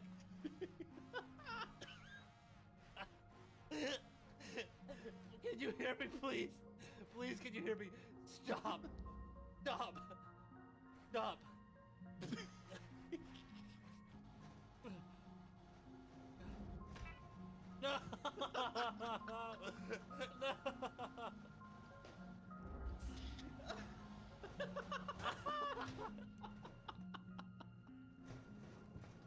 I'm gonna puke. I'm gonna fucking puke. You have no idea the amount of trauma you're causing me. This is so scary. Yes! You made it! Your head, I heard that. Thunk. Dude, I feel like I just escaped, like right in real life, I feel like I just escaped Jigsaw. Like, I feel like I somehow escaped one of his traps. I'm covered in sweat from head to toe. I'm like, my hands hurt. I'm like crying. I feel like I'm covered in dirt. The stories of Souls games have always revolved around bosses, but that statement has never been more true than for Dark Souls 3. If you understand who you're killing in this game, then you will understand the story. The first one in your way is Udex Gundyr, the Ashen Judge and scabbard to the coiled sword of the shrine. This sword is bequeathed only to chosen Ash who can best him in battle. But before he was the Ashen Judge, Gundyr walked through this place much like we did, on his way to meet his Firekeeper and link the fire. Charged with a duty and granted a cast iron halberd that would never crumble, Gundyr arrived, late, greeted by a shrine without fire and a bell that would not toll. The flame had already faded, and his Firekeeper had been thrown into the depths of the bell tower, grave of Firekeepers past. She never met her champion, and the ensuing tragic farce became a favorite tale of the masses. And after he was bested by an unknown warrior, which is probably us, Gundyr the champion became sheathed to a coiled sword in the hopes that someday the first flame would be linked once more. Perhaps Gundyr, with his unbreakable halberd, was fated to eternal service from the beginning. Since it's implied that Gundyr expected to meet a Firekeeper, he was likely meant as a candidate for linking the fire. Those capable of linking the fire are named Lords of Cinder, beings capable of bringing back the world from the brink of darkness by linking the first flame. Indeed, the game speaks of 3 Lords of Cinder who have already linked the fire, and they're being resurrected as a last resort to link it once again. In the opening cutscene, you saw them: Aldrich, Saint of the Deep, Yorm the Giant, and Farron's Abyss Watchers. Each of these lords once had an age of their own, and the remnants of their age lives on in Dark Souls 3 and in their resurrection. For example, Aldrich is linked to these bosses and their stories. The Abyss Watchers are linked here, and those in Lothric are conjoined here. For simplicity's sake, we're going to discuss these stories in 3 chunks, starting with Aldrich, Pontiff Sullivan, Vort, and the Dancer, who all reside in the Boreal Valley. The Boreal Valley is currently ruled over by Pontiff Sullivan, a tyrant who sends his Outrider Knights to serve as his watchful eyes and his guards. And the first knight of Pontiff Sullivan we meet is Vort, an Outrider Knight who ambushes us as we attempt to leave Lothric. So the Outrider Knight's job is to keep an eye on things. Sullivan's knights are also described as his watchful eyes and his punitive blades. Each Outrider Knight is provided with a ring by the Pontiff, which transforms them into frenzied beasts and lures them into battles of death. Specifically, the 2 main Outrider Knights we see upon the High Wall of Lothric appear at both points of progression in the area, so perhaps they serve as strategically placed guards in order to hinder our progression, and for Sullivan to keep an eye on the world. When you went through Irithyll, I'm sure you noticed those ghosts that seem to be walking the streets. Well, they likely represent the Outrider Knights before their departure and descent into madness, because 2 in particular are very interesting. They walk together, 1 man, 1 female, and the woman wears the mask of the Dancer. Vort was never far from the fleeting Dancer, who watches over Emma in Lothric's Grand Cathedral. The Dancer is far more intriguing than Vort is. The Pontiff ordered her to serve as a dancer, and then he ordered her to serve as his Outrider Knight. He bestowed enchanted swords upon her, 1 dark and 1 light, mirroring his own. Eventually, the black eyes of the Pontiff transformed her into a beastly creature, her gauntlets fusing with her own hide. The fascinating thing about the Dancer, though, is who she was before she became Sullivan's pet. It's a very popular theory that she is one of the 3 daughters of Guinevere who appear in-game. Here's the evidence. Her Aurora Veil is said to be an article of the Old Gods, which is permitted only for direct descendants of the old royal family. The Dancer's soul can also be transposed to give you the spell Soothing Sunlight, miracle of Guinevere of the old royalty. Guinevere used to reside in Anor Londo, home of the gods, and her line continues in Lothric. So Guinevere was also revered as a goddess of fertility and bounty. She raised many heavenly children, and the Dancer, having one of the 3 sunlight spells, is clearly one of them. And of course, as you know, Pontiff Sullivan, the tyrant, now rules over Irithyll and Anor Londo, so it's my belief that Sullivan gained power within Anor Londo, then proclaimed himself Pontiff, and ordered Guinevere's daughter to serve as his dancer and then Outrider Knight. The royal family was usurped and devoured and torn apart by Sullivan, who, Yorshka says, wrongfully proclaimed himself Pontiff. Even after the family's passing, the Silver Knights looked over their manor and the ruined cathedral. The story behind Pontiff Sullivan's rise to power is told lightly, with only clues peeking above the surface, but in a nutshell, I believe Pontiff Sullivan took over Anor Londo from within, probably with the help of the Deacons of the Deep.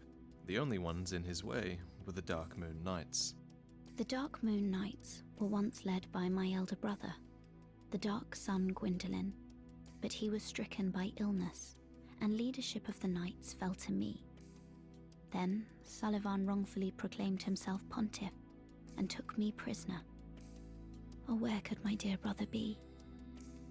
So when I say that Pontiff Sullivan took over Anor Londo from within, it is speculation on my part, but my reasoning is that he knew of Gwyndolin, and he knew of Yorshka, and he wrongfully proclaimed himself Pontiff, which all imply that he was a part of the system already.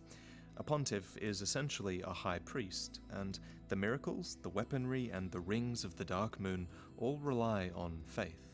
Additionally, there's a bit more evidence that the Pontiff was a part of the Dark Moon system already. The sword in his left hand is a ceremonial sword representing the judgment of the moon. However, its magic is far closer to sorcery than any existing lunar power. Its dark blue hues, deeper than the darkest moon, reflect Sorcerer Sullivan's true nature. Yoshka calls Sullivan a tyrant, which can mean someone who elects themselves ruler without legal right. This, along with his great sword of judgment that references the moon, furthers that idea that he took over from within, the figurehead of a movement that was abandoning their faith in favor of Sullivan's true calling, dark sorceries. And the same sort of shift was happening amongst the Deacons of the Deep, who we find all throughout Anor Londo. Originally, though, they were a group of clergymen dedicated to sealing away the potential horrors of the deep. Deep Protection tells us that the deep was originally a peaceful and sacred place, its deacons wearing dark red robes denoting their blessing of fire. Over time, however, the deep became the final rest for many abhorrent things, and indeed, human dregs were likely some of those things, as the dregs of humanity are said to sink to the lowest depths imaginable, forming the bedrock of the world. Those who linger too long on the brink of the deep will often slip, and lurking within the deep are insects which tear open the skin and burrow into flesh. Eventually, those dedicated to sealing away the horrors of the deep succumb to its very power. An example of this is their Tome of Knowledge, which was originally intended to teach divine protection, but it had dark tales added to its pages, making it a thing most profane. And along with this descent, presumably, was Aldrich, Saint of the Deep. A right and proper cleric, only he developed a habit of devouring men. He ate so many that he bloated like a drowned pig, then softened into sludge. So they stuck him in the Cathedral of the Deep, and they made him a Lord of Cinder, not for virtue, but for might. Aldrich was this simple saint who became a hugely powerful being, eventually chosen, maybe willingly and maybe not, to become a Lord of Cinder and link the fire. The Deacon's skirt tells us that the Deacons tended to the flame, and I'm perhaps inclined to believe that this meant that maybe they were tending to the flame of Aldrich when he was a Lord of Cinder. And whether this is true or not, we do know that the Deacons eventually succumbed to the horrors of the deep, and neither tending to the flame nor the faith could save them. You would have noticed that many deacons cast Dark Soul sorceries, which were imparted to them by Archdeacon MacDonald, an adherent of Aldrich who was largely responsible for the corruption of the deacons. Archdeacon MacDonald delighted in the cathedral's stagnating souls. For him, they represented the glorious bedrock of this world. Under the guidance of Archdeacon MacDonald, these deacons became both clergymen and sorcerers. The Archdeacon's sin, as it's called, was to channel faith for sorcery, which transformed his staff from a symbol of religious authority into a catalyst of dark sorceries. The deacons, they still had faith, but it was not in fire any longer. It was in Aldrich, Saint of the Deep, their master. Upon his resurrection, Aldrich, like many Lords of Cinder, ruminated on the fading of the fire. For him, it inspired visions. He saw beyond the age of fire to the age of deep waters, and the coming age of the deep sea. Filled with new purpose, he knew what he had to do. He would devour the gods himself. When we get to the Deacons of the Deep, we expect to find Aldrich in his coffin, but he's already left for his home in the Boreal Valley. The deacons here are led by Archdeacon Royce, who is one of the 3 archdeacons who remained behind to keep eternal watch over his master's coffin, hoping that one day he would return. Aldrich left behind a small doll in his coffin that Pontiff Sullivan gave to his most valued subjects. Wherever you go, the moon sets in Irithyll. Wherever you may be, Irithyll is your home. When Aldrich left, Archdeacon MacDonald went with him. We come across MacDonald in the depths of Anor Londo, and MacDonald, like many other deacons, is obese. He's huge, and I see that as a legacy of Aldrich, who derived power from gluttony. They're clearly mimicking him. In Anor Londo, Archdeacon MacDonald came to lead the Aldrich faithful, who are defenders, who exist to ensure that Aldrich, devourer of gods, remains undisturbed. And when we come across Aldrich, we realize why he wants to be undisturbed, because Pontiff Sullivan, with a devourer of gods by his side, has imprisoned a god of the old royalty in the abandoned cathedral to be fed to the devourer. Gwyndolin, son of Gwyn and prior leader of the Dark Moon Knights, was gradually devoured by Aldrich. As Aldrich slowly devoured the god of the Dark Moon, he dreamt. In this dream, he saw the form of a young, pale girl in hiding, and we know this is Yorshka, who was sister to Gwyndolin, and a half-breed who is parallel to Priscilla from Dark Souls 1. But the interesting thing about this is the dream that Aldrich had, because apparently Aldrich only needs to dream about someone to learn their skills, for he uses Priscilla's life hunt scythe in battle. And this fact that he can learn things through his visions has some interesting implications, because Aldrich is clearly wielding a Gravelord greatsword upon the end of his spear, which lends credit towards this theory that Aldrich has devoured Nito in some capacity, and he is called the Devourer of Gods, plural, after all. So another question becomes, did Aldrich also devour Nito? Well, he has the wispy Nito-like cloak with skulls within it, but I think it's more likely that these skulls are just remnants of other humans that he's devoured. You have to remember there is no concrete evidence that he has devoured Nito, and I personally think it's more likely that he simply dreamt up the Gravelord spell in a similar manner to which he dreamt up the Life Hunt scythe from Yorshka. But what you think shapes the story here, so let me know. So that's all of the Pontiff's lackeys explained for the most part, and the biggest unanswered questions here to go into in other videos is what exactly the relationship between Sullivan and the deacons is, and in what order this story of corruption and treachery played out, because timeline is always one of the hardest things to get right in the Soul series. But the biggest curiosity, in my opinion, and the one that really interests me, are Aldrich's visions of the age of the deep sea, from a being, remember, that has visions so accurate he can learn spells from those visions. So in a franchise that's entirely self-contained within this age of fire and its cycles, this vision of the deep sea, it's pretty much the only mention of a different future, and its appearance in these descriptions feels so out of place that I almost expect it to be referenced in the future in some capacity. Assuming it's not just a reference to Bloodborne, maybe this indicates what Miyazaki is doing next on one of his projects, or maybe we'll see something related to this in the DLC. Moving on. Something set Sullivan down this path.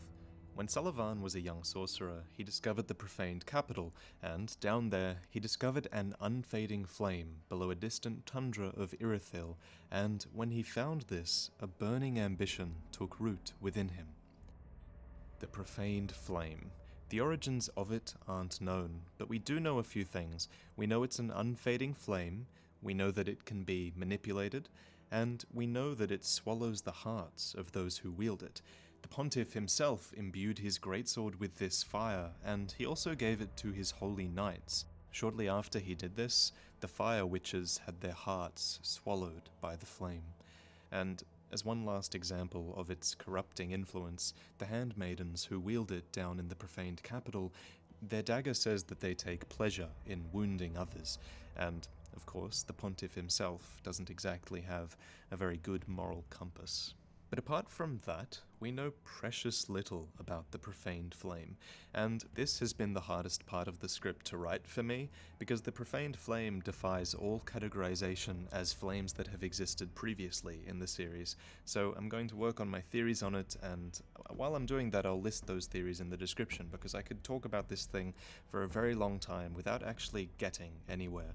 But the final thing, and maybe the most important thing we know about the Profaned Flame, is that Yorm the Giant became a Lord of Cinder to put it to rest. Now, clearly, Yorm was not successful, because the Profaned Flame has infiltrated almost all of Irithyll and set a lot of events in motion. This just adds even more tragedy to Yorm's tale. Yorm is the descendant of an ancient conqueror, and was asked by the very people once subjugated to lead them, serving as both a weighty blade and a stone-hard shield. Yorm fought unflinchingly as a one-man vanguard, but one day he lost the one he wished to protect. In response, he threw down his great shield and added a left-handed notch to his machete instead, so he could two-hand it, for he no longer had anything left to protect. All the while, his human subjects appeared quite disrespectful of him. They were insincere when they called him a lord, and they doubted him. He is called Lonely Yorm in his cinders, and perhaps that's because he lost the one he wished to protect, or perhaps because he didn't have the love of his people. At some point, the Profaned Flame became a real problem in the capital, for according to his cinders, Yorm decided to sacrifice himself and become a Lord of Cinder to put the Profaned Flame to rest. I don't know why Yorm decided that, hey, I'm gonna put out fire with fire, because when he did this, fire rained down from the sky and incinerated naught but human flesh. This is an interesting insight into who the linking of the fire consumes. It consumed humans, and humans alone, and you see their disfigured, smelted corpses all around Yorm's chamber. Before he linked the fire, however, Yorm left behind two Storm Rulers, which was a legendary greatsword, also known as the Giant Slayer, for the residual strength of storm that brings giants to their knees. So this thing could kill giants, and one he gave to the humans who doubted him. He called them out on their cowardly words and gave them a weapon capable of killing him. And the other Storm Ruler he gave to a dear friend in return for a promise. This dear friend was Sigurd, who journeys to the profaned capital in order to uphold his promise and slay his old friend.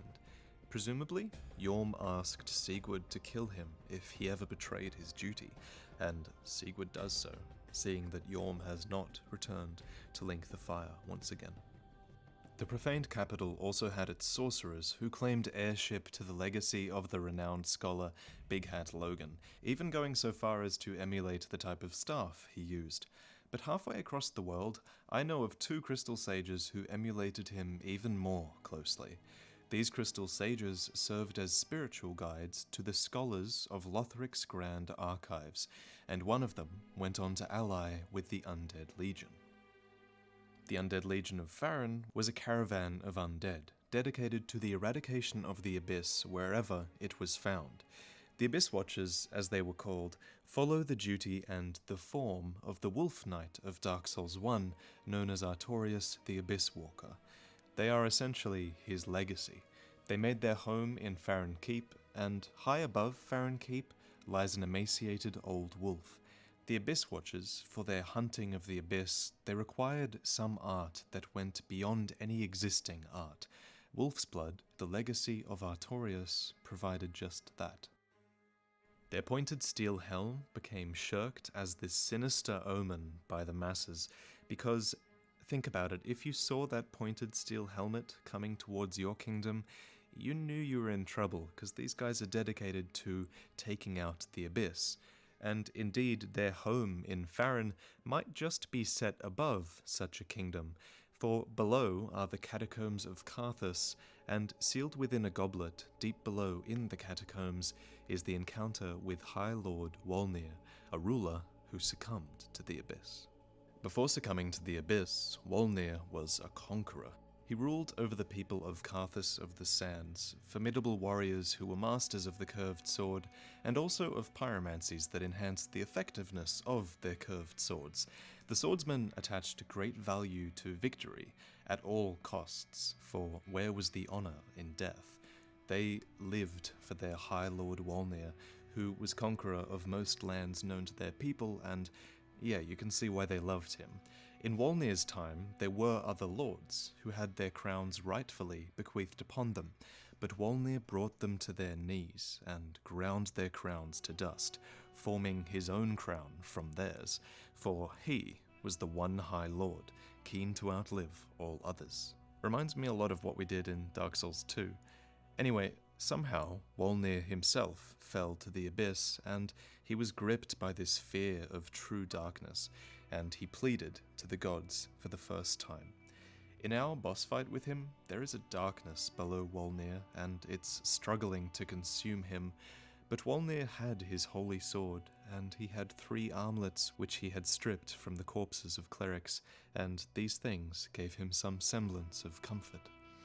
Of course, we destroy the bracelets, and the abyss finally consumes him.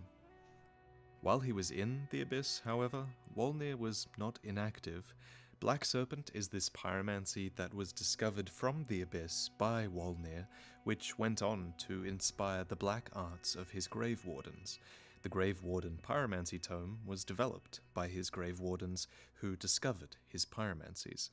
And going back up for a second, Wolnir and the Abyss, their proximity to the Abyss Watchers probably isn't coincidence. In fact, it makes quite a lot of sense for Karthus to be one of the kingdoms that the Abyss Watchers toppled. So let's go back up to the Abyss Watchers for a second and see if this theory holds any weight. Eventually, the Abyss Watchers became Lords of Cinder. Their shared wolf's blood served their mandate as lords. Essentially, it met the requirements. To gain access to the Abyss Watchers, you have to extinguish 3 flames, and I always wondered why this ritual existed. It felt very video gamey and out of place, but I went through once more recently and I looked really closely at the engravings behind each flame. One looks like the 4 kings, one looks like Nito, and one looks like the Bed of Chaos, 3 of the main lords in Dark Souls 1, and these were the souls you had to collect to gain access to Gwyn and open a giant stone door. So these are likely here to symbolize that, right? We're extinguishing 3 flames and we're opening the door that explains the ritual. Anyway, that's more a piece of trivia than anything. After the Legion's Watchers became Lords of Cinder, the wolf blood dried up, and Farron was consumed by a festering wood. Dark wraiths began to roam, the keep fell to ruins, and as suggested by many of you in my lore through, the Abyss Watchers, upon being resurrected to link the fire once more, may have been affected by the Abyss as well. So here's the theory. The Abyss Watchers were driven to seek out the Abyss, right? Well, what if, upon their resurrection, the Abyss far below in the catacombs of Karthus crept into the Abyss Watchers themselves? This would explain why the Abyss Watchers are locked into endless combat with themselves, because they're driven to seek out the Abyss, but they also can't die, so they're locked into endless combat. When I read this theory in the comments, something else clicked as well. The Wolf Knight armor, which belonged to Artorias, who fell to the Abyss, says that the armor of the Abyss Watchers suggests their own eventual end. So the game is drawing a parallel here between Artorias and the Abyss Watchers. It's saying that the armor of the Abyss Watchers shows that they're falling to the Abyss as well. And here's the really interesting thing. When you look closely at their armor, you realize it has black tendrils of the Abyss rising up. So the armor is showing us that they fell to the Abyss. Probably. This theory isn't concrete, and no one should take it as such, but I think it's the best explanation for their infighting. It's my favorite explanation, anyway. And mostly, this one was all you guys, so thank you. Onwards to Lothric. The Knights of Lothric were hunters of dragons, explaining their affinity with lightning and why they worshipped the sun. They have since tamed dragons, and with their drakes, they once crushed anything that threatened their shores. The knight has served as one of the 3 pillars of Lothric since ancient times, and it shares place alongside the wyverns as a symbol of Lothric. However, tales of dragon slayers are now a rare thing, and they're told only in fragments and whispers in remote regions. The Dragon Slayer armor lost its master long ago, but it still remembers the sporting hunts they shared together. When we fight against it, the armor retains its master's fighting style, but now it has a new master, the Pilgrim Butterfly. Now, the soul of the Dragonslayer armor is the only mention of these butterfly creatures, so speculation abounds whenever you talk about them. When you look up at them closely though, closer than the game intends you to ever get, you'll see that they're flesh and bone, and they're almost bent backwards with a ribcage jutting outwards. Now, their name is one of the biggest clues that we have, and the word pilgrim makes me think of the pilgrims of Londor, who all died on their way to the peak of Lothric. And just like these pilgrim butterflies fly upwards to the peak of Lothric as well. And in both these cases, with the pilgrims and the pilgrim butterflies, we have no real idea why either of them are going up. So perhaps we'll learn more if we ever get Londor-themed DLC, and I think that's pretty likely. I'm going to list 2 other theories in the description about the butterflies because the bottom line is we don't know what they are. Next is the archives, and beyond the archives is Prince Lothric and his brother Lorien. Curiously, these are the only Lords of Cinder who were not featured in the opening cutscene of Lords being resurrected, and I believe that's because they never linked the fire. And I think their rejection of linking the fire might have been what set all of the desperate resurrections into motion. This is just a theory, but I think it's backed up by most of these descriptions and this dialogue. Prince Lothric is in your hands. Please save his soul. Tell him what he must be, a lord. So, there's Prince Lothric and Lorien, his brother. Lorien is the eldest, and before he was crippled, he was a knight who single-handedly slayed a demon prince, the victory eternally scorching his sword with flame. The Cinders of a Lord state that the Lothric bloodline was obsessed with creating a worthy heir. They needed someone to link the flame, and for some reason Prince Lorien did not suffice. So they put their faith in their next born, Prince Lothric, as his throne states, last hope of his line. Prince Lothric, destined to be a Lord of Cinder, was born into swaddling clothes used in ancient prayer, and they are all that he has ever worn.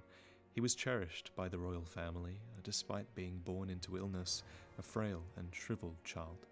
He was their last hope, and meant to be a champion, but some things will remain distant dreams forever. Linking the fire proved impossible, so the family resorted to unspeakable means. Descriptions don't say or imply what these unspeakable means are, so that's up to us to guess at. But after mentioning these unspeakable means, the Cinder description goes on to say that the path to linking the fire is a cursed one indeed. So Prince Lothric was cursed. With what, we don't know, but Lorien embraced his brother's curse, leaving him mute and crippled. It is said that Lorien, the one who embraced the curse, did so willingly and embraced his fate. When we kill Lorien in the boss fight, Lothric resurrects him, saying, "For that is our curse." So maybe being unable to die itself is the fire-linking curse, and why he says, You remain among the accursed. After becoming one, the soul of the twin princes says that they rejected their duty to become Lords of Cinder and settled down far, far away to watch the fire fade from a distance. The curse has made their souls nearly inseparable. So why did Lothric grow to despise and reject his duty as a Lord of Cinder? Well, it's very likely due to a man named as the First of the Scholars. Soulstream says that he was alleged to be a private mentor of the royal prince, and that he doubted the linking of the fire. So it's very likely that this scholar was the one who made Lothric reject his fate as a Lord of Cinder. And there is so much more to the tale of Lothric, but we don't have time. I want to talk about the kingdom, about the royal family, but this video is only about the main bosses, so I still have to mention Osiris, King of Lothric, and his wife, the Queen, so please subscribe and look out for the optional bosses lore video. And the final main boss, the being we fight after the Firekeeper chastises the lords for going without thrones, is the soul of Cinder itself, located within the kiln of the first flame. The soul of Cinder is actually a fairly easy being to explain. Ever since Lord Gwyn, the first Lord of Cinder, many exalted lords have linked the First Flame, and it is their very souls that have manifested themselves as defender of the flame. The soul of Cinder is their deific manifestation. More specifically, it's clear that the soul of Cinder is this conglomerate of players themselves, us from previous games and cycles who have linked the fire.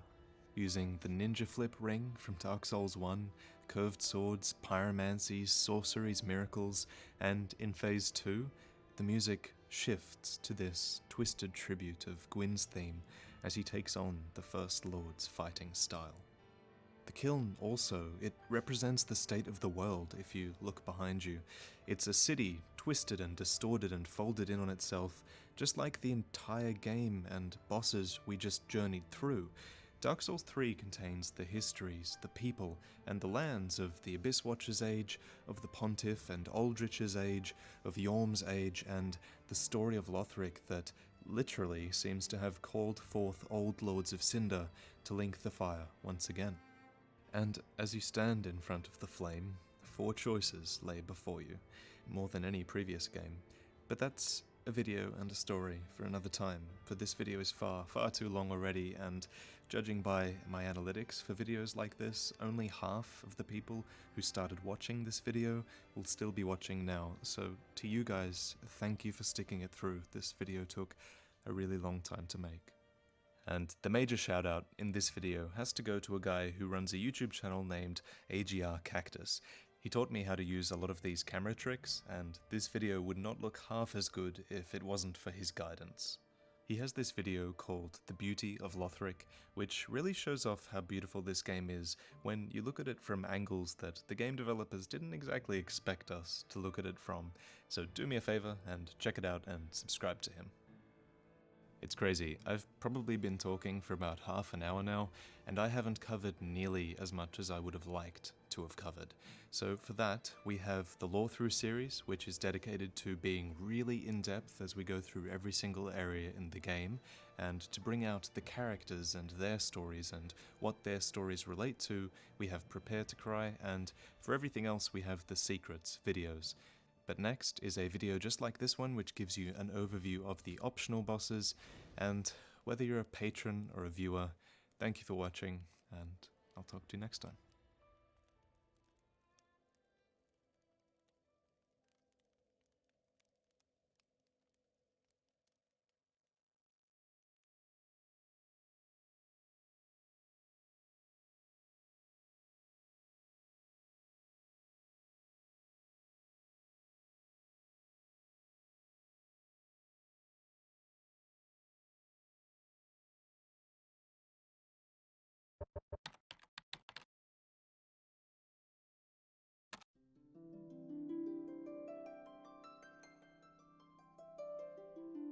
Square is buried deep into the culture of Japan. Originally a spin-off from Masafumi Miyamoto's father's Powerline construction firm, for over 30 years its games have helped power the rise of Japanese games development. There are no shortage of games that live under the Square Enix banner, but none as big as Final Fantasy. From our Western perspective, there's an air of mythos around the company. The accepted truth behind the series' title is that it was named Final Fantasy as it was Square's make-or-break game to avoid impending bankruptcy. And even if the real answer has more to do with creating an acronym that could be pronounced by both Eastern and Western audiences, it's that first story that gets told. That's the legacy of this series. Stories about adventures that get passed from generation to generation, as nearby as the arcades of Akihabara and as far as the playgrounds of Europe. As the Final Fantasy series has moved from numeral to numeral, there have been high points and low, but with each new game comes the promise of a new story, a new myth. The story of what happened with Final Fantasy XIV is one such myth. What we know about it comes from old reviews, archived message board threads, and through conversations with those who were there. The reason for this is that the original version of Final Fantasy XIV doesn't exist anymore. Unlike the vast majority of other old games, there is no way of playing it. It was redacted, painted over. Where once stood a game that threatened to sink the Final Fantasy brand forever, now stands the second most popular subscription MMO in the world. And as the years pass us, the myth of that original version and its incredible redemption story are at risk of disappearing. How did it all happen? How did the same studio that shipped a broken mess turn it all around in 2 years? Why did they make the decision to keep the old version still alive while secretly working on a brand new game? And how did they manage to make all of this, the redesign and rebirth, part of the game's lore? We knew this was a story worth telling, not only for those who were there to see it all go down, but for the millions of you who have never heard about this, who never knew the extraordinary lengths the development team went to save this game. So we did just that. Pack your bags, friends. NoClip is heading to Tokyo.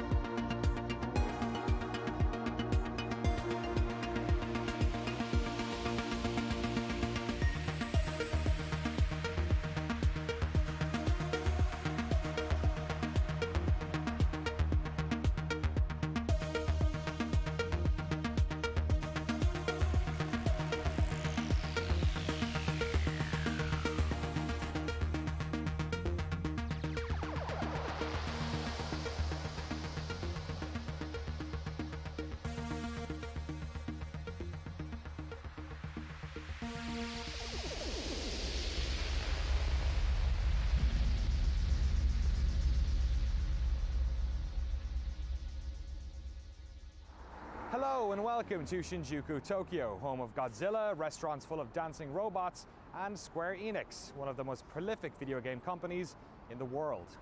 For the past few months I've been playing catch up with this story, playing the latest version of the game, talking to players, and watching community retrospective series like the Speakers Network's fantastic Fall and Rise of Final Fantasy XIV. My goal, to make sure we asked the right questions when we sat down with the team. During our time here in Shinjuku, we're going to talk to everyone from the engineers who worked on the original game, to localization leads, community managers, and even the CEO of the company, all to allow them the opportunity to tell their side of this fascinating story. The Fall and Rise of Final Fantasy XIV happened in real time in front of millions of people around the world, but we wanted to know about this story from an entirely new perspective, from inside the corporate machine that made it happen, that led to its terrible launch and ultimately its incredible rebirth. My name is Michael Christopher Koji Fonks. I am the English localization lead for Final Fantasy XIV. My middle name being Koji, it's not something I gave myself, it's a name my father gave me. My father was stationed in Japan for 2 years in the Navy when he was young. Went back to the States. My mom had me. They wanted to give me a Japanese name. The family was having none of that, so they kind of snuck it in the middle name, but then they always called me Koji. And so I guess the joke was on the rest of the family. My dad, being in the Navy, didn't really learn a lot about Japan other than he really liked Japan, but didn't learn any of the language. So I always knew that my name was Japanese, but beyond that, I really didn't know anything about Japan. But there was always that little seed in there. And then when I got into high school, there's a Japanese class, and I like games. Oh, they make games in Japan. Hey, let me study Japanese. If I study Japanese, I can play all those cool Japanese games that never come out over in America. And it kind of just snowballed from there. When I graduated from high school, I took a trip to Japan for 3 weeks, homestay type of thing, and I fell in love with it. And during that period, I got to visit a lot of schools and a lot of English classes in those schools. And I thought, wow, I could probably do, I know English, I could do this will be easy. It wasn't as easy as I thought it was going to be, but I studied a couple years at a university in America, then transferred over to Japan, started over 4 years at a university in Japan. Wow. Got my teaching license, and yeah. It's hard work being a teacher. Yes, I mean, I loved it, but I mean, it was very draining, and that's why pretty much after you'd go to school, 6 in the morning for morning basketball practice, because I was the basketball coach, because as my principal said, hey, you're tall, you're the basketball coach. Then you'd get into classes. I mean, I'd have my homeroom class, then I'd have, 6 or 7 other classes teaching, then you'd have after school, all of a sudden it's, oh, there's after school basketball, and then you'd get home and you'd correct. So I was really, always at school every day. It was very draining, and I would go home and I would play FF11. It was how I was able to relax, and being able to go into my little room and turn off the lights and put on my headphones and, get into that world of Vana'diel was something that helped me escape from the stress. And then it just happened to be, one day I was online, checking for 11 related information, and I saw that Square Enix was looking for a translator, and it just kind of, wow, that would be really cool. Koji wasn't alone. Final Fantasy XIV was launched in 2010, but the story of this game starts 8 years earlier with the launch of Final Fantasy XI, Square's first MMO, the early days of online. Many of the team who worked on 14 started on 11. One of those was Kasuga-san, who joined the company in 1999 to build a network infrastructure for this fledgling MMO. 自分はネットワークとサーバー担当で入っていて、なので一番最初にやっていたのが、当時プレイステーション2で初めて、厳密にはドリームキャストがその前にやるんですけれども、プレイステーションプラットフォームとしてはオンライン要素が入った初めての時期だったので、プレイステーション2でネットワークを作るために、TCP/IP のドライバーを作ったりとか、まだ当時モデム通信の時代だったんで、PPP 通信とか、あと ADSL がちょうど普及し始めた時期だったんで、ADSL の認証として使われた PPPoE とかっていうその本当にネットワークの下の部分、今だとあんまし誰も書かないようなところを書くっていう担当で入社してました。11に関して言うとね、スクエアエニックスって言いますか、スクエアが初めて、オンラインのあれだけの規模の、MMORPG 日本でやるっていうのはもう本当初めてだったんで、いやもう正直いろんなことがありましたよ当時ね。こんな言っちゃっていいのかな？言っちゃっていいの？OK なの？いいんだ。まずね、どういうことがあったかというと、あの時はMMO とかね、海外で例えばウルティマとかそういった先行事例あるんだけど、基本的に PC ですよね。ところがだからコンシューマー機でやるなんてもう無謀の極みだとかってね、もうたくさんそういうふうに言われました。ソニーさんがPS2 のハードディスク BB キットなんかもですね、もう何台出すんだとか安堵がそういうのを吸ったもんだしていろんなことがありましたんで、ほとんど不可能だとかでよく言われてましたよ実際には。成功なんて。11 was my first MMO. I hadn't played one before. I remember purchasing the PlayStation 2 broadband unit because they were all sold out. I ended up paying double on like some Yahoo auction or something like that. Ridiculous, but I had to play it. We got a new internet connection. We were on a regular modem at that time, but because we needed a new modem, we had to upgrade to ISDN 128. But yeah, it was definitely worth it. It was something that was completely new to me, but fascinating. And ever since then, I've been into MMOs. That was the gateway drug for me, going in from FF11 and then trying, some of the Western MMOs as well, getting into World of Warcraft, seeing the differences between the two. Personally, I think it's very different, here in Japan from the Western market because, it is for everyone in the globe. It's very first MMORPG on the console, PlayStation 2. And also, it was the first ever cross-platform MMO between PlayStation 2 and the Xbox 360. The obvious one is the most Japanese people don't very like to chat in public. Right. So, in the world, there's a lot of characters, but it's very quiet. because people are using a tell instead of the say or shout, and then. But if you go to the Western world, game world, I mean, every single one is shouting around. So yeah, that's a huge difference. You know, while in the West, you know, you have your EverQuests and you had your Ultima Onlines. In Japan, there was none of that. And then, so Final Fantasy XI was really one of the first MMOs in Japan. And so getting to work with basically the pioneers of the Japanese MMO was really exciting. On the other hand, I mean, you could also say that it was possibly kind of a curse in the sense that they were all, you know, doing their own thing. They had their vision of what an MMO should be and what a Japanese MMO should be. And then me, again, not having played an MMO before, getting on this team and thinking, okay, this is an MMO, and translating away and working in that project, I kind of, you know, started thinking, okay, this is what an MMO is, this is what an MMO is. And then that one day I start playing WoW and it's like, oh, oh, seeing the differences between the two and saying like, okay, what I thought was the norm in Final Fantasy XI, you know, the grinding for 20 hours to go up one level and then only to have your level drop when you know, pull too many crabs and it kills you and you've lost 5 hours work. Like, I thought that was normal. And then you're like, well, that's not normal, is it? The Japanese base game, Final Fantasy XI, had already released, and they were working on the first expansion pack, Rise of the Zalart. I was part of the team that was working to get the base game and Rise of Zalart all translated before the Japanese Rise of Zalart was finished, so we could all release at the same time. Right. Did you get it on time? I got it on time. I haven't missed a deadline yet. That's one thing I'm proud of. Final Fantasy XI was a huge success for Square Enix. It established a concurrent user base of around 250,000 players for years. It was the most profitable Final Fantasy game ever, and at one stage was the 6th most popular game on all of Xbox Live.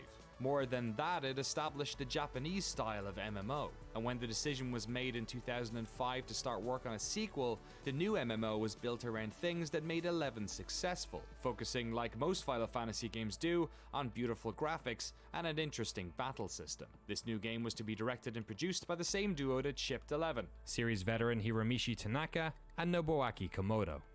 Final Fantasy XIV was announced for Windows and PlayStation 3 in 2009, but behind the scenes the development team was struggling to put the pieces of its new world together. ファイナルファンタジー14のその最初のバージョンの、自分が見た時の一番大きな問題点、最終的にそれが問題だったと考えているものっていうのは、その最初のコンセプトとしてそのプランナーがスクリプトを書くことによってゲームを作っていこう。で利点としては、プランナーが考えて自分たちで実装するんで高速な開発ができる。要はそうじゃないと基本的にはプランナーさんものを考えて開発者にエンジニアに相談してどう実装するかを決めて、でゲームデザインをする人はそのどういうパラメータをいじりたいかとかを相談しながらエンジニアと話をしてものを作っていかなきゃいけないんですけれども。そこの部分に関してスクリプトを導入すると自分で考えて自分で実現することができるようになるっていう発想でゲーム実装の大半がスクリプトで組まれてたんですね。でそのスクリプト UI の問題もそうなんですけれどもゲームも UI も基本的にはスクリプトで書かれていてでスクリプトを動かすエンジン側がかなり負荷が高いというか CPU をたくさん使わないと動かない状態になっているんで、ちょっとした何かをするだけでもゲーム内で少し何かをするだけでも非常に CPU リソースを使うことになっていて、すぐにサーバーが回るサイクルが遅くなっていくっていうことが問題として発生していました。で結果としてそのサーバーでできることはあとゲームとしてサーバーで実現できるところは少ないですし何かしようとすると負荷が上がっちゃうんでじゃあそれを回避するためにどうしようとかっていうことで結果的にそのゲーム内容としてリッチなものが実現できなくなっているってことが起きてましたね。で UI もスクリプトで組まれていたので、なんかちょっと処理するだけでもすごい時間がかかるっていうような問題が発生していました。Like I mentioned before, again, localization being in a position where we get to see all the parts come together first. We were some of the first to realize that, Houston, we have a problem, that type of situation. I mean, you had the battle team, they're like, yes, we have this great battle system, with stamina and these things that you can do. And then you had the story team, like, yes, we have this story. Oh, hey, we have these guild leads and all of these parts. And everyone was really, really proud of their parts. look at this grass, it's so beautiful. Look at this barrel, it's the the most beautiful barrel ever to be represented in graphical form. It's got as many polygons as the character. Yes, and all of those parts, all of these teams, again, very, very proud of their work. I mean, the team was, put together some of the best minds in Square Enix. You had people that were, leads that could probably even, lead their own projects, were all come together, and it became a lot of just tiny little groups making something that was really great. But once you put it together, it was kind of a mess. And no one really knew that, except for localization and probably QA as well. And we're like, okay, we need to do something. But by then it was one of those, it's kind of too late to do anything. But for us, we would be looking at the text, and some of it, it wouldn't make sense, or it would just be very bland, and thinking, if there's any way to make this game better, what can we do? It's like, well, I can take this text and maybe add some more stuff into it, add some more flavor to it, and maybe that will distract people from the fact that the battle is not that fun. At a fundamental level, the piecemeal design of the game was causing problems. Graphics were inconsistent. While many elements of the world were copy and pasted ad nauseum, some environmental objects had as many polygons and shaders as a character model. The battle system was just confusing. The game didn't have elements fundamental to most modern MMOs, things like jumping, auto-attack, and the ability to interact with the map using a mouse. It had a system that nerfed hardcore players to make sure they didn't level up too fast. The UI was confusing, crafting was incredibly complex and took forever, and simply there just wasn't enough content. The closed beta wasn't going well. They needed more time to fix these problems, so the open beta was pushed back to within a month before launch. The team knew there were problems, and they were getting frustrated. で、今まで話していた仕事っていうのは大体その2010年の1月から、実際にリリースされる 8月ぐらいまでの間にやっていたことで、ゲームが本当に良くないっていうのがこう、みんなに認識されて自覚されていくっていうのは結局ベータが始まって製品版が始まってっていう、8月9月10月ぐらいまでの期間に起きたことなんですね。で、実際にはこうチーム内の意識としてもリリース前、そのベータが始まる前から本当にこれをリリースしていいものかどうかっていう議論はある程度そのチーム全体でオフィシャルであったわけではないですけれども、開発者の中ではやはりその世に出していいクオリティかどうかっていうところは議論がありました。When 1.0 was getting made, was the mentality that, oh, we're not like, that's like their thing and we have our very own successful thing over here, we're going to just make another one of those? Right, and that's really what it felt like, is that we're going to continue doing what we did because it succeeded before, why wouldn't it succeed again? And seeing that direction, them taking that direction, and knowing that, having worked on 11, that yes, they were very successful, seeing the success that they had with Final Fantasy XI, seeing these great creators, creating something that was, revolutionary. But then on the other hand, knowing that what they were doing was, yeah, but maybe that worked 6 or 7 years ago, but a lot of things have changed since then. And I think there was even one guy on the localization team that got to that point where he just got so frustrated that he just wrote this scathing mail and sent it out to the whole team before telling anyone else on localization he was going to write it. And then we all get it at the same time, the devs team. We're reading, it's like, wow, this is really terrible. I hope he doesn't, he sent it to the whole team. Because he just got really frustrated, because he could, to him, they were being very stubborn. They weren't, they hadn't moved on. Whereas the rest of the world had moved on and adapted, with the release of WoW and what they had done. Whereas, the team here was like, no, we're going to stick with what we know, and that's good enough. Then start feeling more concerning the situation. This is not fixed. You announced the launch date, but it's not fixed. So, but still, some major portion of people are still thinking, believing, no, it's better, still better. Last phase, but still better. So it could be, fixed or changed at the launch timing. Kind of went from thinking, okay, this project's going to be great, to, uh-oh, there might be some problems. Can we fix them? Can we fix them? Okay, we can't fix them. Is there anything we can do? I don't know. It was, yeah, it was a very taxing experience.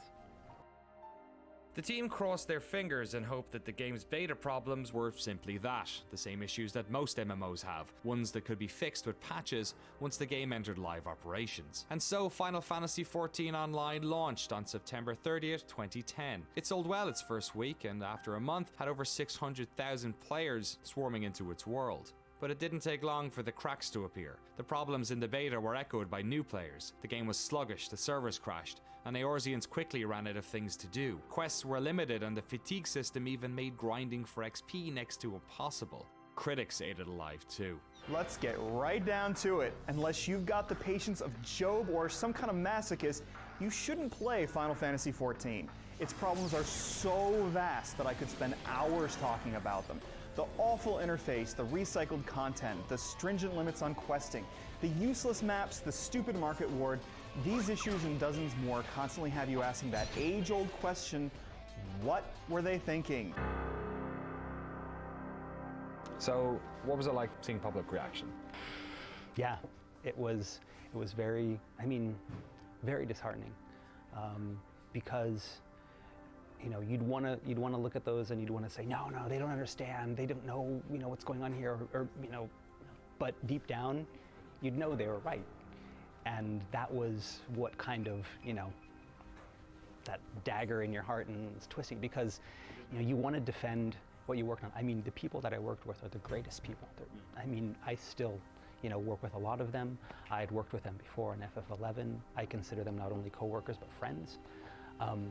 But and then you see people online, bashing the work they did, and I know how hard they worked. I know how many hours they put in. I know that, like, in the last 3 or 4 months, people were basically living at work, all putting their 100% into this game that was, destined to kind of crash and burn.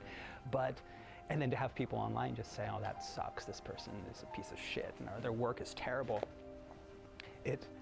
It hurts, but it hurts more because if I was not here and was a user and had played that game, I probably would have said the same thing. そうですね。当時はね、私CFO やってたんで見てたんですけれども、ローンチのタイミングやっぱり一番大きく違ったのは11の時のいろいろごたごたねと9の14の時のごたごたが一番違うっていうのは。11の時はいろいろごたごたあったけど、ゲームに関して言うとさすがに相当やっぱり相当程度やっぱり受け入れファン相当のやっぱり評価されたんですよね。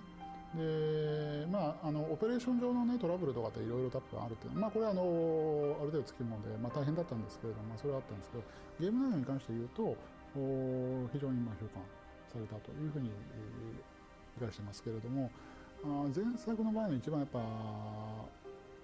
私はちょっとまずいなこれって思ったのはやっぱりゲーム自体の評価が非常に厳しいものだったということですね。これはちょっとやっぱり相当大丈夫かなというのをローンチした後ね、やっぱりそこはね非常にリアルに感じましたね。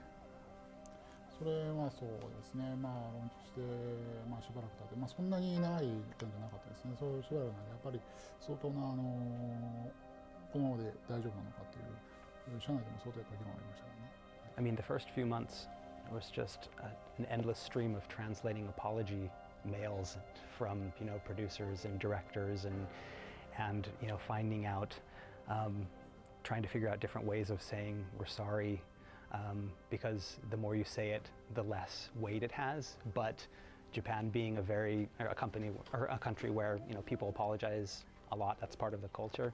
But then trying to translate that, it's like, okay, this is the 10th time I've said sorry in this one post, and then from the American myself, it's like, yeah, people are going to look at that as insincere. The more you apologize, the more and then trying to explain that to the team, it's like, no, we have to apologize. It's like, yes, you have to apologize, but and it just became we weren't talking about the game anymore. We were talking about how to translate apologies, and it seemed like that lasted for a couple months. Actually, we see a huge drop. I mean, right after the launch timing, we got some good number of the subscribers. Again, that fall fall, I mean, as you can imagine. So, I mean, it was failure, and we announced failure, so we see lots of decline.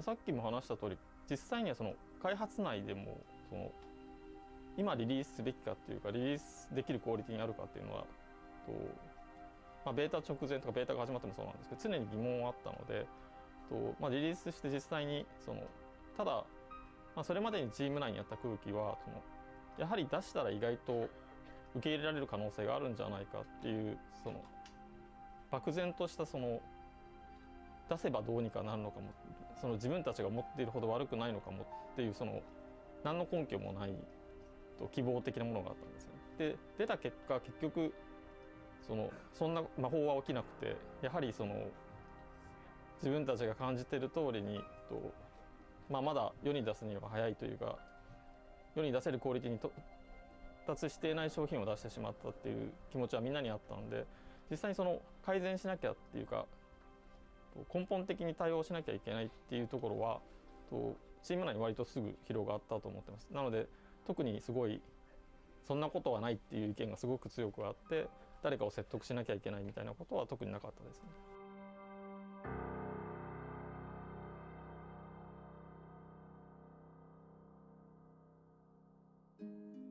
Today, Square Enix is based across multiple floors in a modern office complex in Shinjuku, Tokyo. It's a company that is often designing multiple projects at once. And while Final Fantasy XIV was being developed, in another part of the building a different game was being made. Produced by a Final Fantasy fan, his name, Naoki Yoshida. 一番最初はファミリーコンピューター、US だとエンターテインメントシステムかのマリオブラザーズが一番最初にプレイしたゲームです。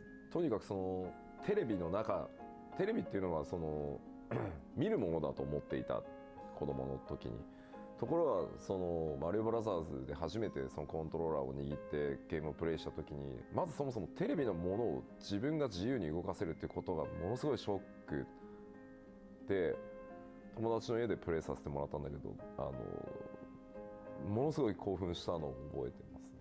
ドラゴンクエストっていう日本で RPG を大きく広めたタイトルを初めて触った時に、アクションではないゲーム、数字のやり取りでこんなにまたさらにゲームは面白くなるんだっていうのを、特にストーリーラインがあってっていう、また次のカルチャーショックを受けて RPG っていうジャンルにものすごくフォーカスしていくことになったかなとは思います。当然その翌年に出たファイナルファンタジーにもその映画的なその演出、ファンタジーをより強く打ち出したっていうところにもすごい衝撃を受けてたので、やっぱり僕の中でドラゴンクエストとファイナルファンタジーっていうのはすごい大きかったですね、当時。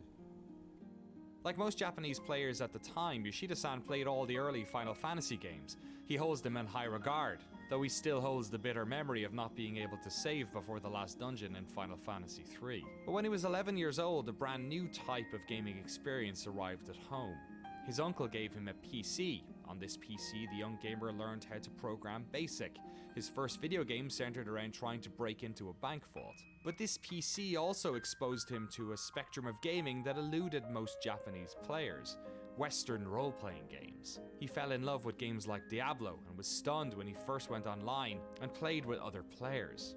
でその翌年にウルティマオンラインをベータからプレイし、先輩にとにかくすげえゲームあるって言われて、ウルティマオンラインをベータから始めたのが初めて MMO をプレイした作品で、やっぱり同じようなその3回目の衝撃、3000人が同時に一つの世界で遊ぶっていうのがもうとてつもないまた衝撃でしたね。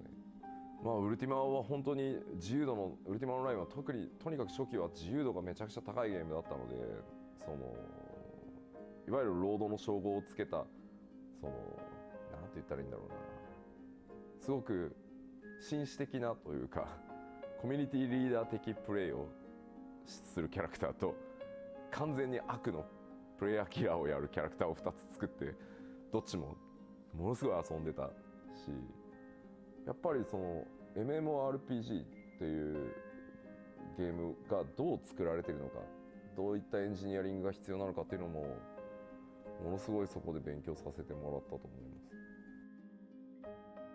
す。もうその頃からはコンソールこう同じぐらいの比重で PC でゲームをかなり遊ぶようになってたので、自分で PC パーツ買ってきて組み立てたりしてたし、でやっぱりそのあたりで FPS もかなりプレイし始めてたし、特に 3DMMO のスタートであるエヴァクエスト、その後プレイをし始めて、当時エヴァクエストのパッケージを日本で手に入れるのが本当に大変で、出張で東京に来た時に秋葉原をね、時間を作ってゾンビのように店をこううろうろして、エヴァクエストってゲームないですか、エヴァクエストってないですかって。Yoshida-san would embark on a career in games that would eventually see him joining Square Enix to work on the Dragon Quest series. Though he wasn't working on the Final Fantasy team, he was part of the umbrella group that was allocating programmers to various projects. He didn't have granular visibility on FF14, but he knew the team was struggling. I asked from his perspective as a producer where he thought the game's problems were coming from. まあわかんない、これ広報にカットされるのかもしれないけど、クリスタルツールズって呼ばれるミドルウェアを全社で作ろうとしていたので、腕のいいプログラマーが全部そのチームに各ゲームラインから招集されて、そのメインプログラマーがみんないないっていう状態になってしまったので、どのプロジェクトもものすごい大変な時期だった。まあオリジナルの14がああなってしまった理由の一つでもあるかなとは思いますけど、さらに2つ大きな問題がそこに絡まっていて、スクエアエニックスその全体にプレイステーション2のジェネレーションで本当に世界一クオリティ、グラフィックスのクオリティが高い、そしてゲームエクスペリエンスがものすごく詰まったゲームっていうのをたくさんリリースしたので、本当にこうなんていうんだろう、ある意味自信過剰にもうなっていた時期で、自分たちが世界一だし、自分たちのグラフィックスこそが世界一だし、その作り方はその自分たちにしかできない。だからなんだろう、でも超巨大な成功体験ってやっぱり足かせというかにもなる例だと思うんですけど、ものすごくおごってた、まあ悪い言い方をすればおごってた時期だったと思うんですね。まず例えると、その刀を作る刀匠のような職人たちが本当にたくさんいて、彼らが一つずつを手作りで作って世界一のクオリティを作り上げていたんだけど、実は世界は、まあ、特にその北米を中心にテクノロジーでそれをカバーするっていうところをずっと追求してきた時期で、プレイステーション3の世代になった瞬間にテクノロジーの方がそれを上回るっていう時期が来たせいで、作り方を変えようとはしないし、だけどテクノロジーも追いつけないっていうことから、さらにそれを知ってるはずのプログラマーたちはミドルウェアの制作に行ってるっていう状態で、でもグラフィックス作ってるそのアーティストたちは自分たちの作り方こそが世界一だと思ってるので、古い作り方で引き続きものすごく負荷のかかるやり方でアセットを作ってたので、もうそれらが絡まってっていうのが、まあもう一つの大きな、さっき2つあるって言った問題の1つ目がそれですね。もう一つは、プライドはいついかなる時でもとても大切なものだとは思うんですけど、そこにやっぱり超巨大な成功体験をしたっていうこと自体が乗っかってきちゃうと、その自分たちの作るゲームこそがベストであって、他をあんまり見る必要がないっていう時期でもあったんじゃないかなと思っていて、例えば当時世界多分 MMORPG を知ってる人に世界最大の MMORPG は何ですかって言ったら、100人に聞いたら100人がワールド・オブ・ウォークラフトって言ったはずなのに、誰もプレイしてない、開発チームが。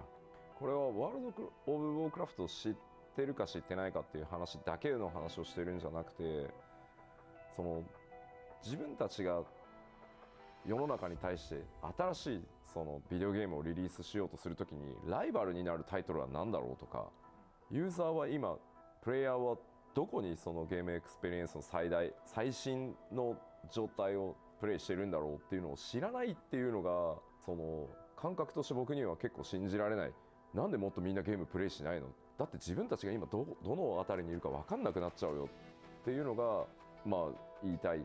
で特に14の場合に関してはもちろんファイナルファンタジー11の超巨大な成功体験っていうのが邪魔をしたっていうのもあるとは思うんだけど、あの当時はエヴァークエストを徹底的にプレイをして、だからこそ11を作ったはずなのに、新しいレストランをオープンするときに隣にあるレストランがどんなメニューを出していてどんなサービスをしてるかを知らずにレストラン開店させる人はいないんじゃないって。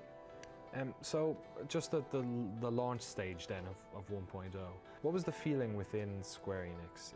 The beta was quite close to launch. Were people anticipating that there would be negative feedback, or were they less aware that that was going to happen, I guess? 僕は他のチームにいて、すごくベータの評判が悪いっていうのはネットでニュースは見てましたね。ただ多かれ少なかれ MMORPG のローンチは絶対に荒れやすい。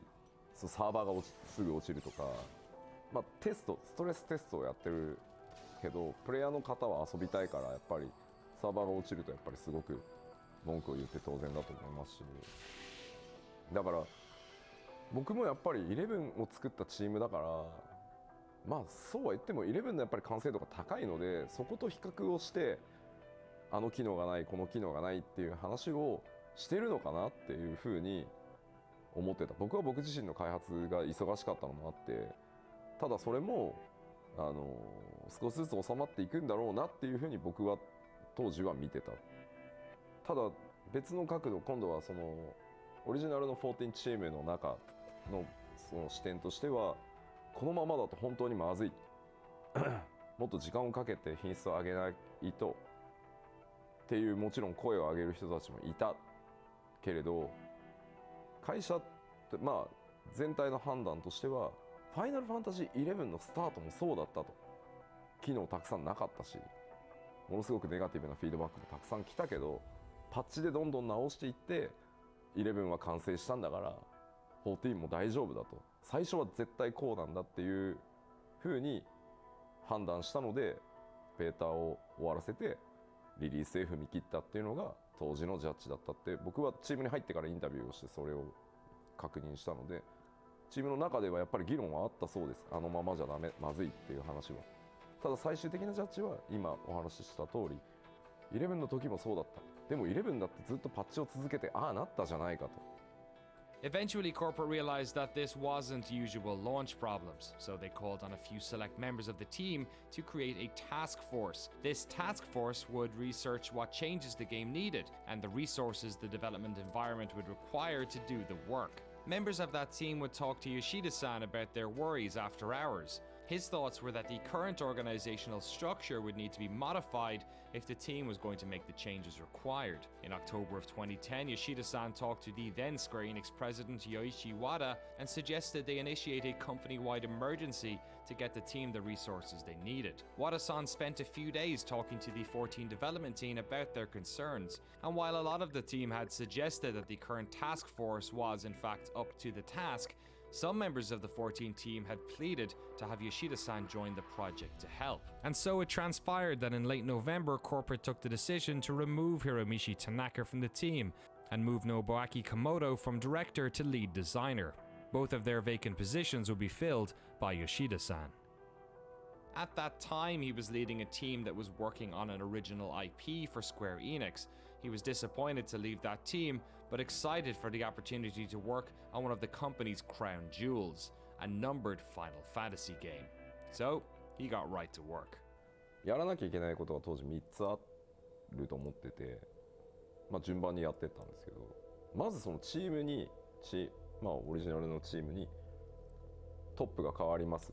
で、あとそのタスクフォースメンバーもそのまま開発コアとしてリードに入りますっていう当然話をしなきゃいけない、全チームに。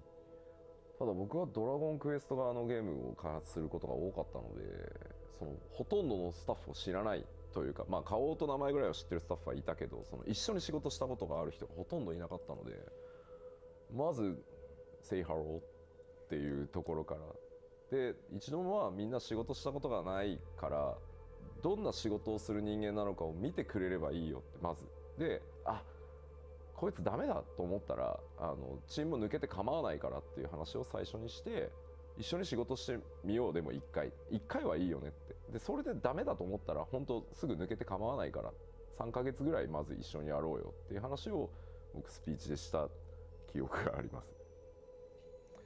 でもう1回チャレンジするよ。当然その時申請するなんて話はまだ計画がなかったのでとにかく立て直しをやるよとギブアップはしないよっていう話をした時に僕を知ってる何人かはよしやるぞっていう人たちともう無理だよっていう人たちとなんだよこの急な体制変更って言って怒ってる雰囲気の人たちとっていうのが大体のその時の雰囲気でしたね。そんな中で今も14のサウンドディレクターやってる曽健が、その話をしてた時と大きなホールだったんですけど2階のサウンドブースで僕のマイクの調整とかやってくれててその曽健があいつだけですよやり直すぞっていうかリベンジするぞって言ったらガッツポーズしてたのはあいつだけです。今でも覚えてますよ。2階席でおっしゃーってやってたんであいつ。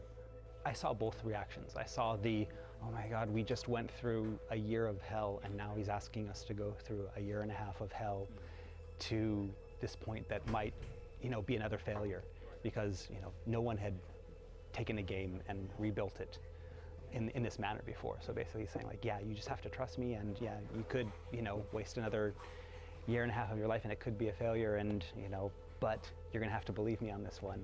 And so yeah, a lot of people are like, I can't do this anymore, I don't know.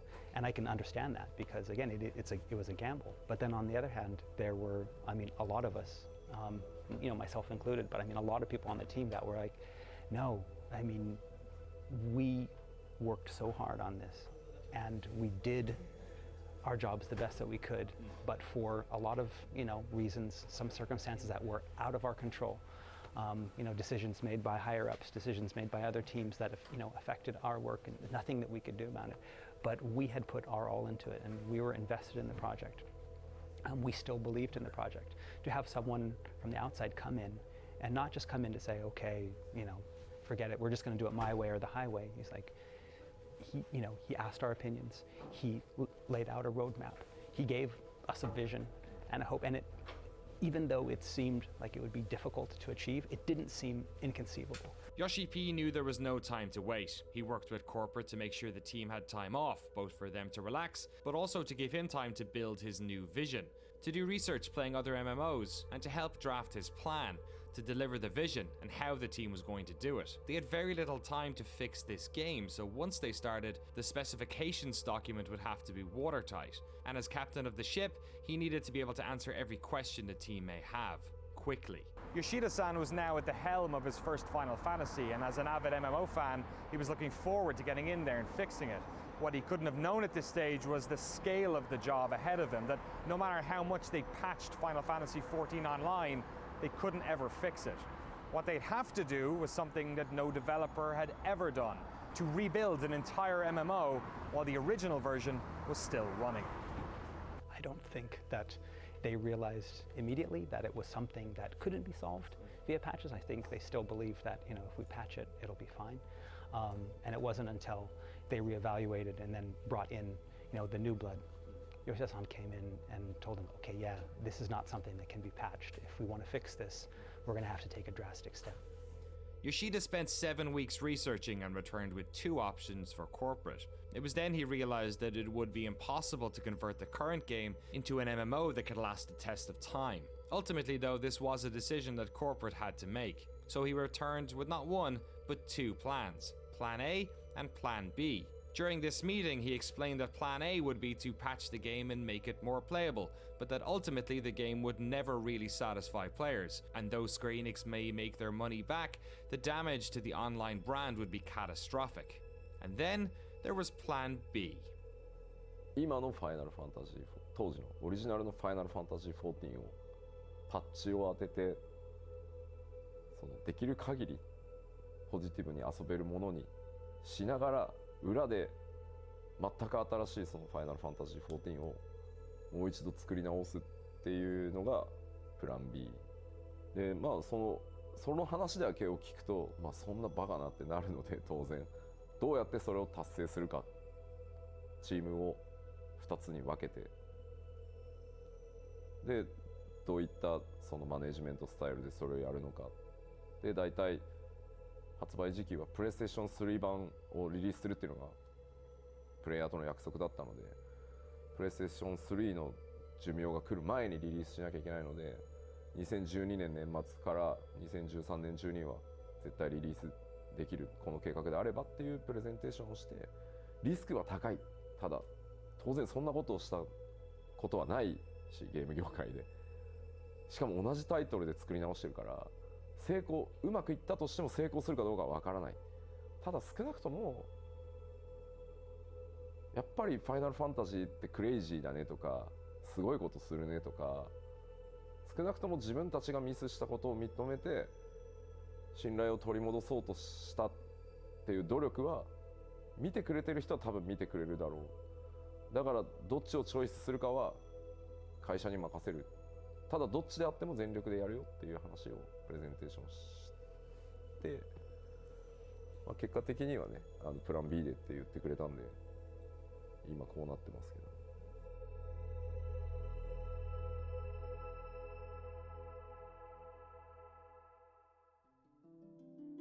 Final Fantasy XIV 1.0 was in a state of disarray. Square Enix had decided to suspend subscriptions to help ease the negativity around the game, while the PS3 version was indefinitely postponed. For the next 2 years, Yoshida-san and his team would work tirelessly on not one, but 2 MMOs, patching the original 1.0 to fans' expectations, while secretly working on a brand new version of Final Fantasy XIV.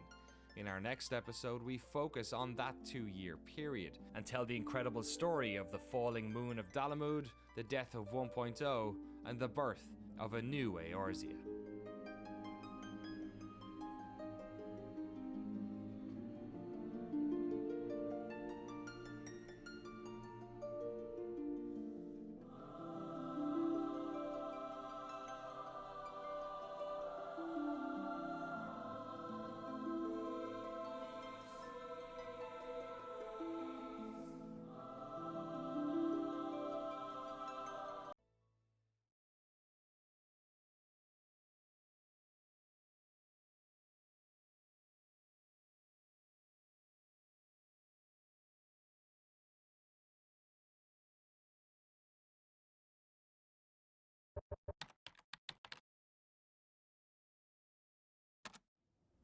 So what did you think from your perspective as CFO to fix this problem? It's going to cost a lot of money. It's going to involve creating a new game.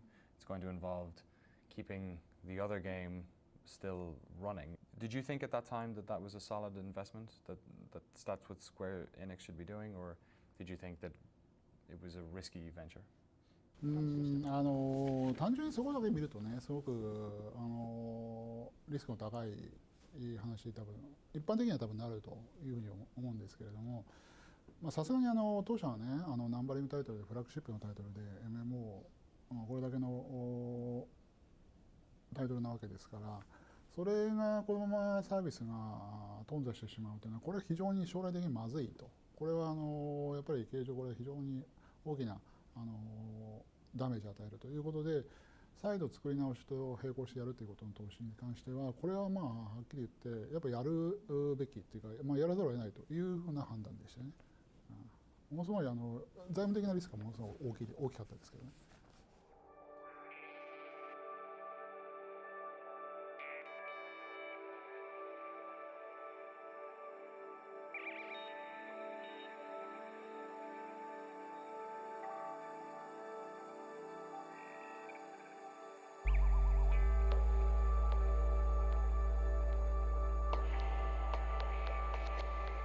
Hello and welcome back to our series on the fall and rise of Final Fantasy XIV Online. We rejoin Yoshida-san and the team at Square Enix at the start of a long adventure, and with players leaving en masse and the clock ticking, it was time for them to formulate a plan. But how exactly do you rebuild an MMO while people are still playing it? Yoshida-san set his eyes on a 2013 launch date for the new version of 14 as he wanted to have the game out for fans within the PlayStation 3's lifecycle. But to do this while still patching 1.0, he would have to create an entirely new MMO in less than half the time of most conservative estimates. So before we get into specifics of what exactly was changed, I wanted to know how he did it. So for a moment, we step away from game design and dive into a critically important aspect of video games development that we rarely talk about: project management. Designing an MMO I just imagine the timeline for something like this is at least 5 years for anything. And you're being asked to do it in less than half of that probably. When you're designing games, when we talk to people, so much of it is iterative, that you create something and then you refine it and you brush it and then you look at it again. But you didn't have that luxury. You had to make sure that the version of A Realm Reborn that was coming out at that date was the final package. So did that change the way that you had to set up the team and the way your workflow kind of went? MMORPG の開発に5年が普通だっていうのはもうちょっと強く言っといてください。まずそのスケジュールトラブルを起こさないためのそのマネジメントの工夫としては、なんだろうな、言い方がちょっと難しいんですけど、ものすごく腕のいい、特に100人に1人ぐらいしかいないようなプログラマーがたくさんやっぱりいるわけではないので、かつものすごい短い期間で大量のコンテンツやアセットを作らなければいけないので、人がたくさんどうしても並行作業が多くなるとかかってしまう。能力のこの差をある意味高いレベルに合わせるんじゃなくて、低いレベルに合わせるというか、言い方が難しいな、平均的なところに合わせるっていうそのマネージメントをすることでリスクをなくすってことをしました。この後ちょっともうちょっと詳しく話します。で、何をしたかというと、とにかく一つのタスク、例えばドラグーンというそのジョブを作るっていう時に、今言ったドラグーンっていうジョブを作るっていうタイトルって1タスクに見えるけど、そうじゃない実際には。何個のドラグーンにはアクションが必要で、そのアクション一つプログラミングするのに、どれだけかかるか。もちろんそのドラグーンの特定のアクションを作るために仕様書も必要だし、仕様書を作った後は実際にその仕様書に例えば2時間かかるなら、それを例えば僕に確認依頼が飛んで僕がチェックするのに例えば15分かかる。そのぐらい一つのタスクに見えるものを徹底的にもう細かく分解させるっていう、ちょっと究極のそのミニマムな管理方法を引いたので、スタッフは結構ストレスだっただろうなとは思います。で、そのさらにシングルタスクに対して最もこのタスクが自分で早く終わると予測される時間、この時間でこのタスクが完了したら自分を褒めてもいい。逆にこのタスクがこの時間以上かかってしまったら給料をもらう資格がないっていうぐらい、その最悪のケースっていう、そのミニマムで終わる時間とマックスかかってもこれだけだろうっていう時間を両方申告させて、その平均値で基本的にはスケジュールを管理するっていう、本当にミニマムマイクロマネージメント、マイクロすぎるぐらいのマイクロマネージメントをしてました。それを最初はウィークでみんなそのやり方に慣れてもらうために毎週1週間でそのマネージメントを回して、で1週間経つと結果が出るので、さらにそこに個人パラメータ、例えば吉田はやたらとミニマムをこう短い時間で申告するけど、結局タスクが終わってみるとマックスに寄りがちだなってなった場合は 50% で見積もるんじゃなくて、もうその係数をかけて、吉田はマックス側に寄るからきっと次の週のスプリントはもうちょっとマックス側に寄るだろうみたいなのをどんどんこうで個人特性までそうやって管理してたので1日の稼働時間は8時間ではありますけど、まあ、トイレに行ったりっていう時間も必要だし、あと必ずミーティングやその会議室でのミーティングじゃなかったとしてもスタッフと仕様の打ち合わせを絶対にそのデスクトゥデスクでフェイストゥフェイスでやることもあると思うので、1日の稼働は6時間で計算してましたね。その時は全員6時間、8時間では見ないで、大体慣れてきたらそれをまあ2週間スプリントに変えて、あとは毎朝必ずスタンドアップミーティングをして、それぞれのセクションで自分のタスクが今どうなってるのか、誰かのタスクが遅れてるせいで自分のタスクに取り掛かれないとかいうのは毎朝スタンドアップミーティングをして、ではこのタスクを入れ替えてこっちを先にやってくれないとこの人が止まってしまうからっていうのをもう全部毎朝やってましたね。だからスクラムっていうそのマネジメント手法のちょっと変形型ですね。ただ最後に言っときますけど、このマイクロマネジメント普通じゃないのでおすすめしないですよ。まあ、2年弱で MMORPG を作る、逆に言うとスタッフにも2年かからず終わるから、このマネジメントだから今は我慢してって言ってやってもらったものなので、一般的には絶対おすすめしないです。細かすぎます。I mean, anyone can come in and say, "Oh yeah, we're gonna rebuild the game. Follow me." But he came in with, this huge Excel that had all of these lists of everything on it, what we're going to do here, what we're going to do here, this is when we're going to do them by, and this is what we're going to do here. And to see that, it's like, okay, this isn't just a stopgap type of thing where a president's like, okay, crazy here, let's just change the leader and hopefully things will, get better. It was an actual, okay, this guy really wants to do this. He has this plan. Yoshida had them running like a well-oiled machine, so it was time to get to work. First things first, they had to start the rollout of patches for 1.0, but a critical part of the failure of the first game was the poor communications the development team had with their community. So to keep diehard fans on board during this protracted period of redevelopment, they had to be a lot more transparent. What we explained to players very first is it was failure. Failure, so we need to restart the game. But we at that timing we didn't announce that. When Reborn is not announced, but we are going to fix this game.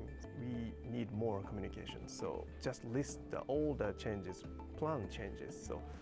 So some, upper management people doesn't like this because if you show this to the players, player knows what we will do. So after that. You did this, but you didn't do this, you didn't this. Yeah, everyone can check that. So, some people doesn't really like that way, but when Yoshida-san and myself are discussing how we deal with the community, but what we need to do is to establish the trust. 確かに、今の14のそのユーザーベースから見れば当時のユーザーベースはものすごい小さかったと思う、今と比較すれば。ただ、メディアの皆さんからもそのプレイヤーからもそのファイナルファンタジー14はもうダメだ、むしろなんであんなダメなゲーム遊んでるの君たち、どうかしてるんじゃないのって言われながらも、いやファイナルファンタジーシリーズだから絶対何とかしてくれるはずだ、いやこれはこれで僕らは楽しんでるからほっといてくれ。その11だって最初の頃はいろいろあったけどきっと良くなるはずって言って、数はもちろん今と比較したらすごく小さいそのコミュニティだったかもしれないけど、誰よりもスクエアエニックスやファイナルファンタジーのことを応援してくれている人たちだったので、この人たちを無視するんだと多分この先もうファイナルファンタジーはダメだろうと思ってたので、むしろ何よりも大切にしなきゃいけない部分だったっていうのが最も大きい理由。それは何億円使おうが回収できない後でコストだと思うので、信頼ってそういうことなのかなっていうふうに会社にもプレゼンテーションしましたし、僕もそう思ってたから続けましたけど。あともう一つやっぱり大きなポイントは、本当にファイナルファンタジー14がリバンプしてその大逆転するためには絶対に彼らの力が必要だっていうことももう一つ重要な意味を持っていると考えてました。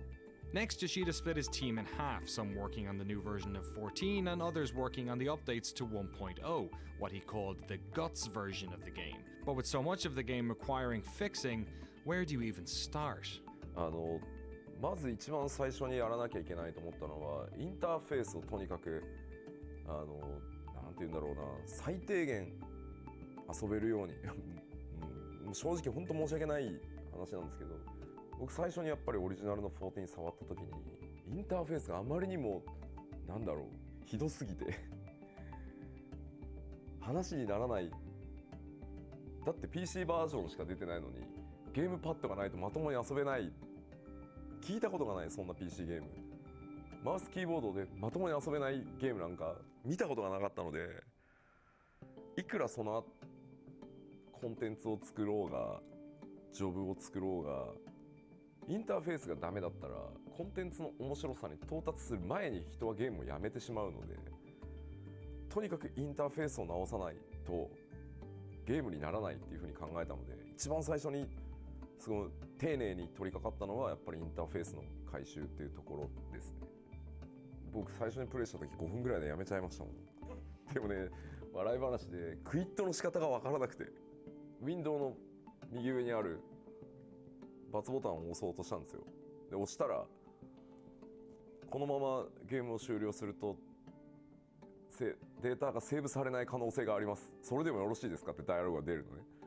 いやいやよくないでしょって。いや僕はエンジニアだからサーバーに常に書き込んでるからそんなわけないじゃんって思ってるんですけど万が一のことがあるから多分出てるんですよそのダイアログ。でも意味がわからない。でそうなるともう怖くて押せないですよね。なんだこれでノーって押すとまたゲームにいるわけでしょ。 X 押すとダイアログでしょ。どうやってクイットするんだよこのゲーム。Interface isn't sexy, it's not something you tend to hear a lot about in video games coverage, because really, when it's done correctly, you're not supposed to notice it. So when the early patches for the game concentrated on interface and quality of life updates, much of the community began to get frustrated. The team needed to fix it quickly, so Yoshida employed the help of a Square veteran, one of the developers, on that original 1.0 task force. はい、皆川博と申します。ファイナルファンタジー14ではユーザーインターフェースの、設計デザインとあとアート的なビジュアルの方も担当しています。よろしくお願いします。今47歳なんですけれども、25の時に入社したのでもう22年経ちますね。当時はまだスクエアエニックスがスクエアという会社だったので、ですね、ファイナルファンタジータクティクスの、アートディレクターを担当していました。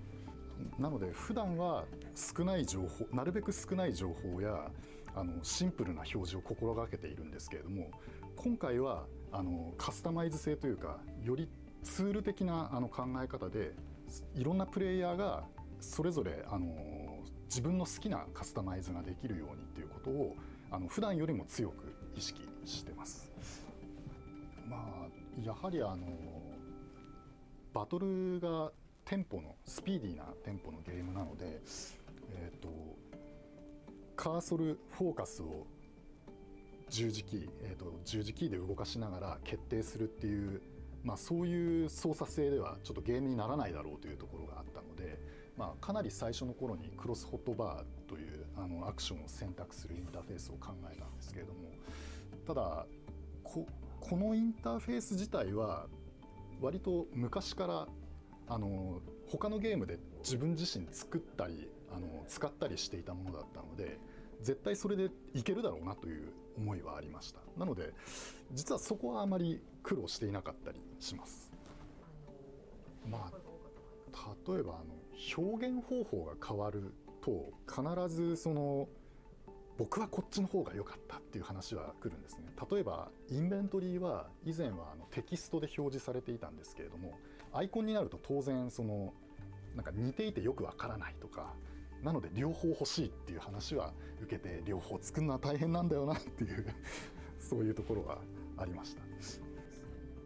今でも ARR のリリースから積み残しの仕事リストみたいなのがあるんですけれども、2年以上経って今入るみたいな機能もたまにあったりします。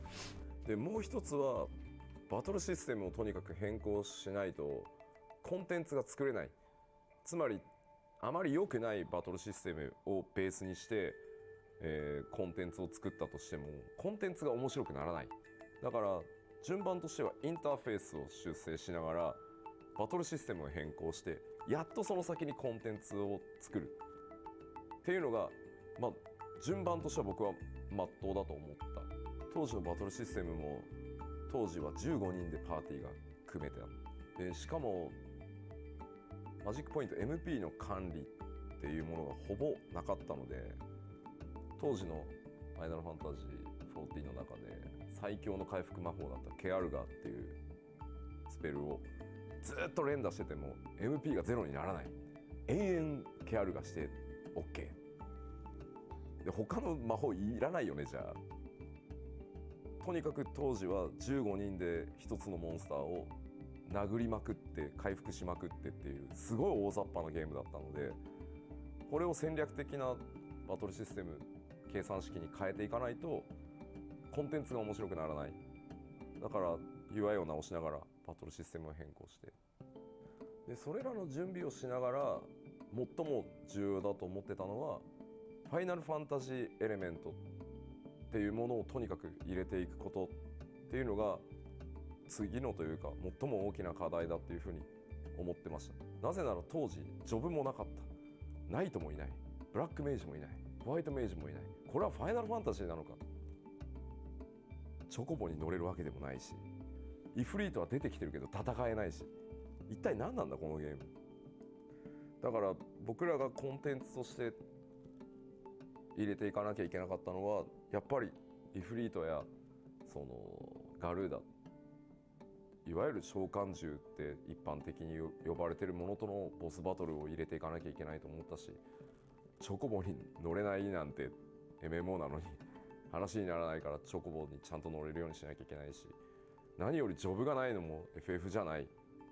少なくとも僕は FF だと思わないので、だったらジョブをちゃんと入れていこうっていうところが、でもそれもやっぱりさっき言ったようにインターフェースとバトルシステムが治ってなければいいものにはならないので、まあだから回収をやりながらきちんと仕様を作ってそれを一つずつクリアしていくっていうのを中盤以降は続けて、そこからやっぱりグッドゲームの評判はやっぱり Q14 も良くなっていってプレイヤーもずっと増え続けていったので少しずつですけど、あれは僕らもすごい励まされましたね。やっぱりちゃんと面白いものを作っていけばみんなプレイをしてくれるっていうのも数字の上からもよく見えたので、当時の7つ一気にリリースされた7つのジョブ、パッチナンバー忘れちゃったけど7つのジョブがいっぺんに実装されたんですけど、たった一人のゲームデザイナーが作ったんで。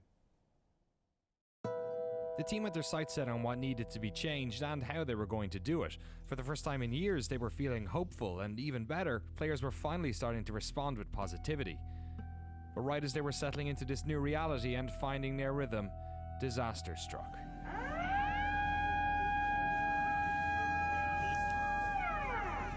For 6 minutes, Japan shook. A 9.0 earthquake had struck 200 miles northeast of Tokyo, and a resulting tsunami devastated coastal regions.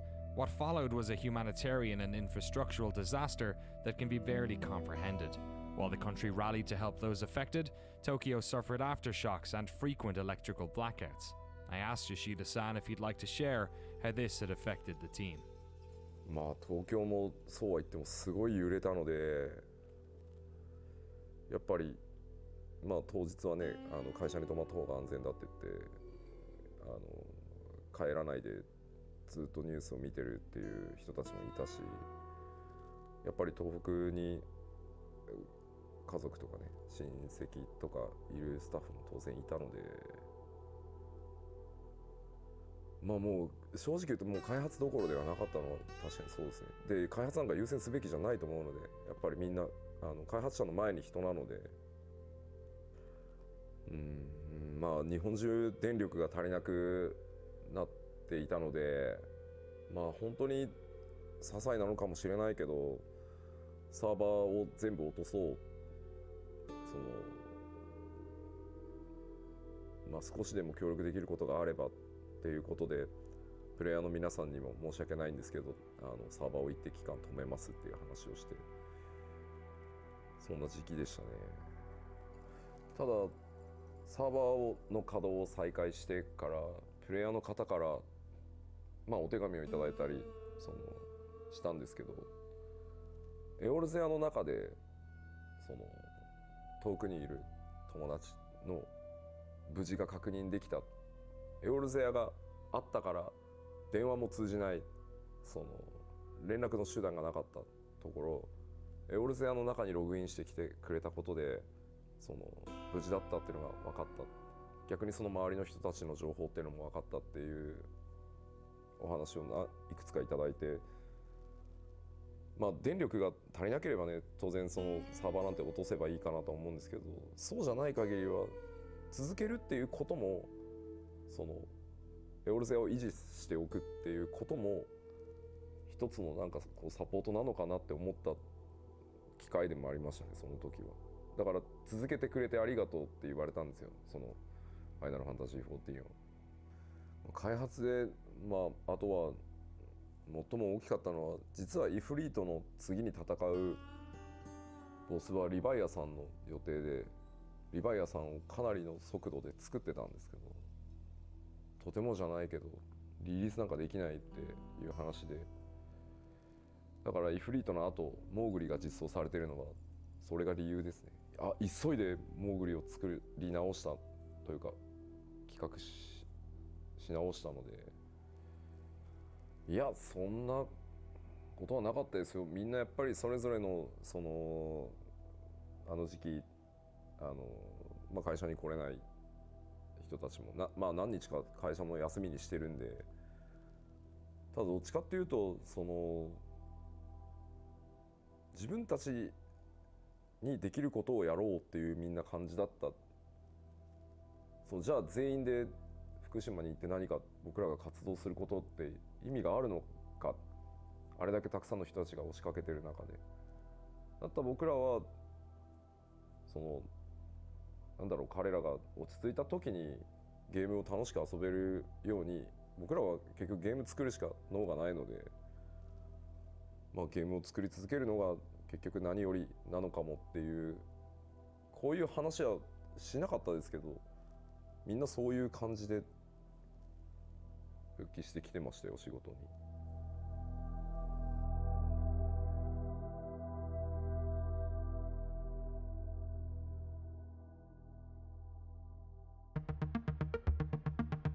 Over the coming months, the team would release patch after patch for 1.0.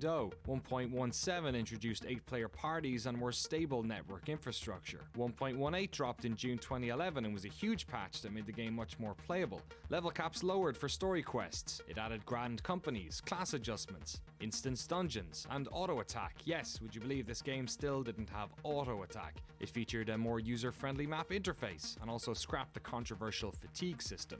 And so we need to take this concept that Yoshida-san has created, make it fit with the current world, write stories around it, make the transition seem seamless, and then in the new world, make it so that there's still some connection with that old world that will be understood by those core players, but won't alienate new players. It won't be something like, oh, you didn't play that old the stuff in 1.0, so you're going to be completely lost, because we don't want to do that either. We want to get new players to come that didn't play the original one, and we don't want to have them have to play the original to understand this one. And so trying to work the story that way was, it was challenging, but it was a lot of fun. We got to try a lot of things. We had a lot of freedom, then especially on the 1.x stuff, because in a sense, it would only be released, seen for a few months, and then it would be gone forever. And so, on one hand, that's really exciting because we can do whatever we want. We can create these crazy stories, have these crazy characters, all of these crazy situations, and go, balls to the wall. But on the other hand, we're working day and night on something that only a few thousand people are going to see and will be gone in 6 months. I really think, I look back at it now, I think we did a lot of our best work during that one point. And it's sad that no one is ever going to see that. Maybe, you know, there's some videos up on YouTube where people can still go back and check them out. But a lot of, you know, some of the best stories, some of the most crazy stuff went on during that 1.x period because it was pretty much no holds barred. Anything can happen. We had like crazy cults, and you had like, you know, people from the Garlean Empire. There was like propaganda, giant dragons and machines, and it was just anything goes in type of situation there, and it was just really a lot of fun. 1.19 signified the 1-year anniversary. Players finally got personal chocobos, and in the distance, one light in the night sky burnt slightly brighter, a sign of things to come. At the very first time, it was just some rumor between players. Oh, is it getting bigger?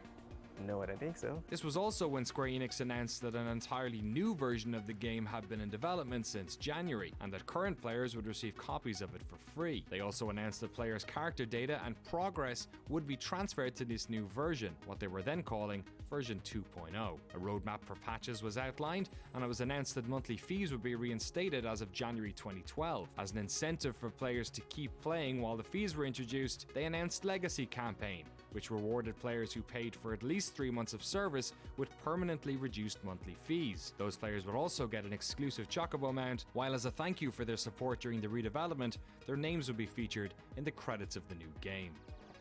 で、2011年10月14日にそのレルムリボーンっていう14を全く新しいゲームとして作り直してますっていう発表を同時にすることで、どうなる？このままアップデートしていくんじゃないの？一体どうなるのこの先？楽しかったですよ。1.2 was the final patch of 2011. It saw all the servers renamed, while the moon Dalamud now seemed larger in the sky.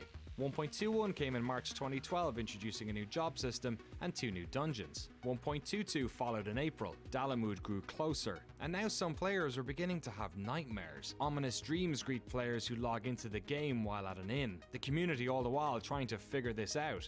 Is the moon going to destroy the world? Then how will player data be saved in 2.0? They wouldn't have to wait long for answers. That summer, a trailer revealed that 2.0 would be titled A Realm Reborn, and Yoshida-san conducted numerous interviews explaining the future of the game and the features players can expect. On September 12, 2012, the final patch for 1.0 was released. The game updates to 1.23b, and with it comes an enormous Dalamud, its mechanical outer shell now in full view. Players now realizing that this world didn't have long left. On November 1st, 2012, a final in-game battle began. Square Enix made entry free for the final week of the game, while a haunting song can be heard playing on the wind across the entire realm. While the server struggled to deal with the load, players got together with their friends one last time, as the development team in Japan spammed enemies outside capital cities. One group of players outside of Gulda has become legendary, attempting to protect the city with what we now call the Great Gobu Wall.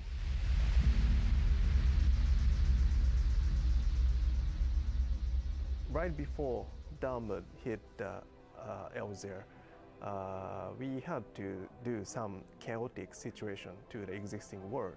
So what we decided to do is to spawn the strong enemies at the, near the main cities.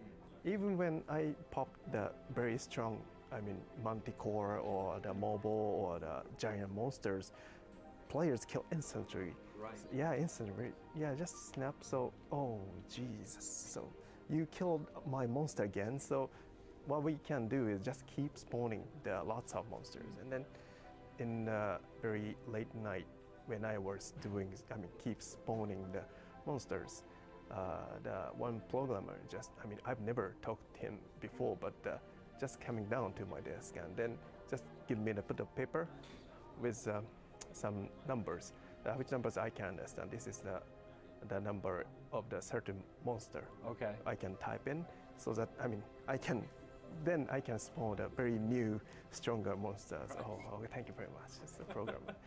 So that was a very fun moment. You were like playing God. At first, I felt like God. Hey, players, can you beat my monsters? But no. I was very weak God. They were God. Yeah, they were God. So it was then, on Sunday, November 11th, 2012, just over a year after Final Fantasy XIV was originally launched, with Dalamud hanging in the sky, that the servers were finally turned off. And as they did, a trailer dropped, showing players what was to become of their old home.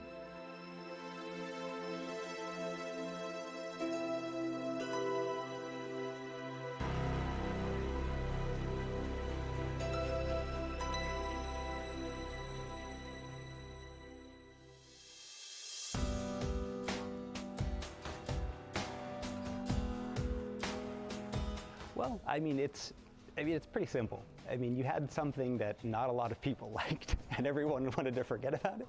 So rather than, just taking that and doing it over, and just reimagining it, why not destroy that and start over? If we leave too much of that original core there, then it will just linger on as that kind of cancer that, will always bring us back to that failure. Why not just clean the slate? But on the other hand, and this is where, things kind of got complicated, is that, no matter how bad the reviews were and how many people bought the game but then left the game, there was still this core of players in both Japan and, Europe, North America, that were passionate about the game. In the state that it was, they were passionate about the game. They were passionate about the series and their characters that they had created and were now living in this MMO. And so, it would have been easy to just say, okay, bye guys, But if you do that, then you've basically alienated the only group that stuck with you, for all of those years, when everyone else is slamming the game and talking about how bad it is. I mean, those guys were troopers. They would go on the forums. They were defending, the development team when a lot of times we didn't deserve defending. So that idea to wipe the slate clean, but not make it something completely new, make it something that was connected in some way to that, to the old game. The decision made by Yoshida-san to, okay, let's bring down Dalamud, destroy the planet, destroy the realm, but then bring it back. Figuring out a way to make that happen within the current story. Make it feel natural. Make it feel like that was always the plan. Was the biggest challenge, I think. The team at Square Enix had worked themselves to the bone, not only recreating Final Fantasy XIV in A Realm Reborn, but also by dedicating time and money to ensuring that 1.0 players felt part of that story. The moon, Dalamud, had crashed into the world of Eorzea. That world was gone forever. And only one question remained. What was going to rise out of its ashes?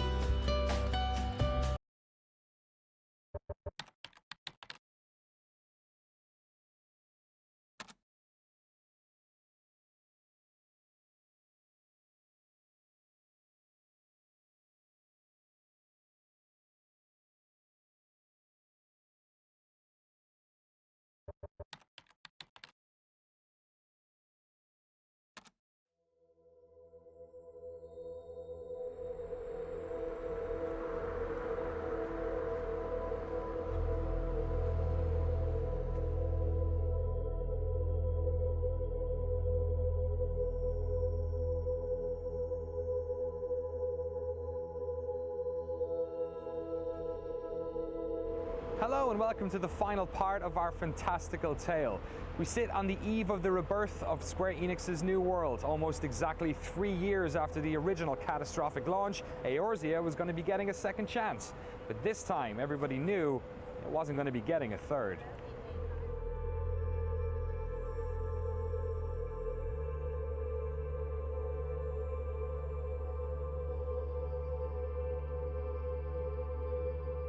Once Dalamud had struck, Yoshida-san moved the 1.x patch team into the main team working on A Realm Reborn, taking lessons from contemporary MMOs, feedback from players over the 1.x phase, and elements that worked from the original version. They crafted a modern Final Fantasy XIV set in a vibrant world that reflected the energy of the franchise. And for Yoshida-san and some other members of the team, this was going to be a very public thing, as they took the short train ride from the office in Shinjuku to Shibuya to take part in a very special launch event. その渋谷のイベントへ向かうために朝電車に乗ってた。で、少しリハーサルを当然やらなきゃいけないので、少し早めに家を出て、いよいよ発売日かって思いながらその電車に乗っていたら、ちょうどそのドアの近くに立ってたんですよ。そしたらそのドアの僕は右側に立ってたんだけど、左側に立っていた男の子、多分大学生ぐらいだと思うんだけど、緑の綺麗な男の子がすっと僕のところに寄ってきて、小声で「吉田さんですよね」本当に発売おめでとうございますってプレイヤーですって言われたんですよ。でそんな状況でそのイベントを始めて、でみんなでそのここまで来る話をステージでしていて、最後マイクが当たってきて話をしようとしたら、その朝そう言われたことをちょっと思い出しちゃって、いやいろいろあったなって思ったら、言葉に詰まっちゃった瞬間にその来てたプレイヤーたち、お客さんたちがこう頑張れって言われちゃって、もう昨日もちょっと話したように MMO って発売してもそれがゴールじゃないスタートなので、なんかあんまり感傷に浸ってる暇なんて本来ないんだけど、思わずこうプレイヤーにこう頑張れって言われたせいで泣けてきちゃって、恥ずかしかったですね。運営を続けていこうと思います。本当にありがとうございます。そしてこれからもどうぞよろしくお願いします。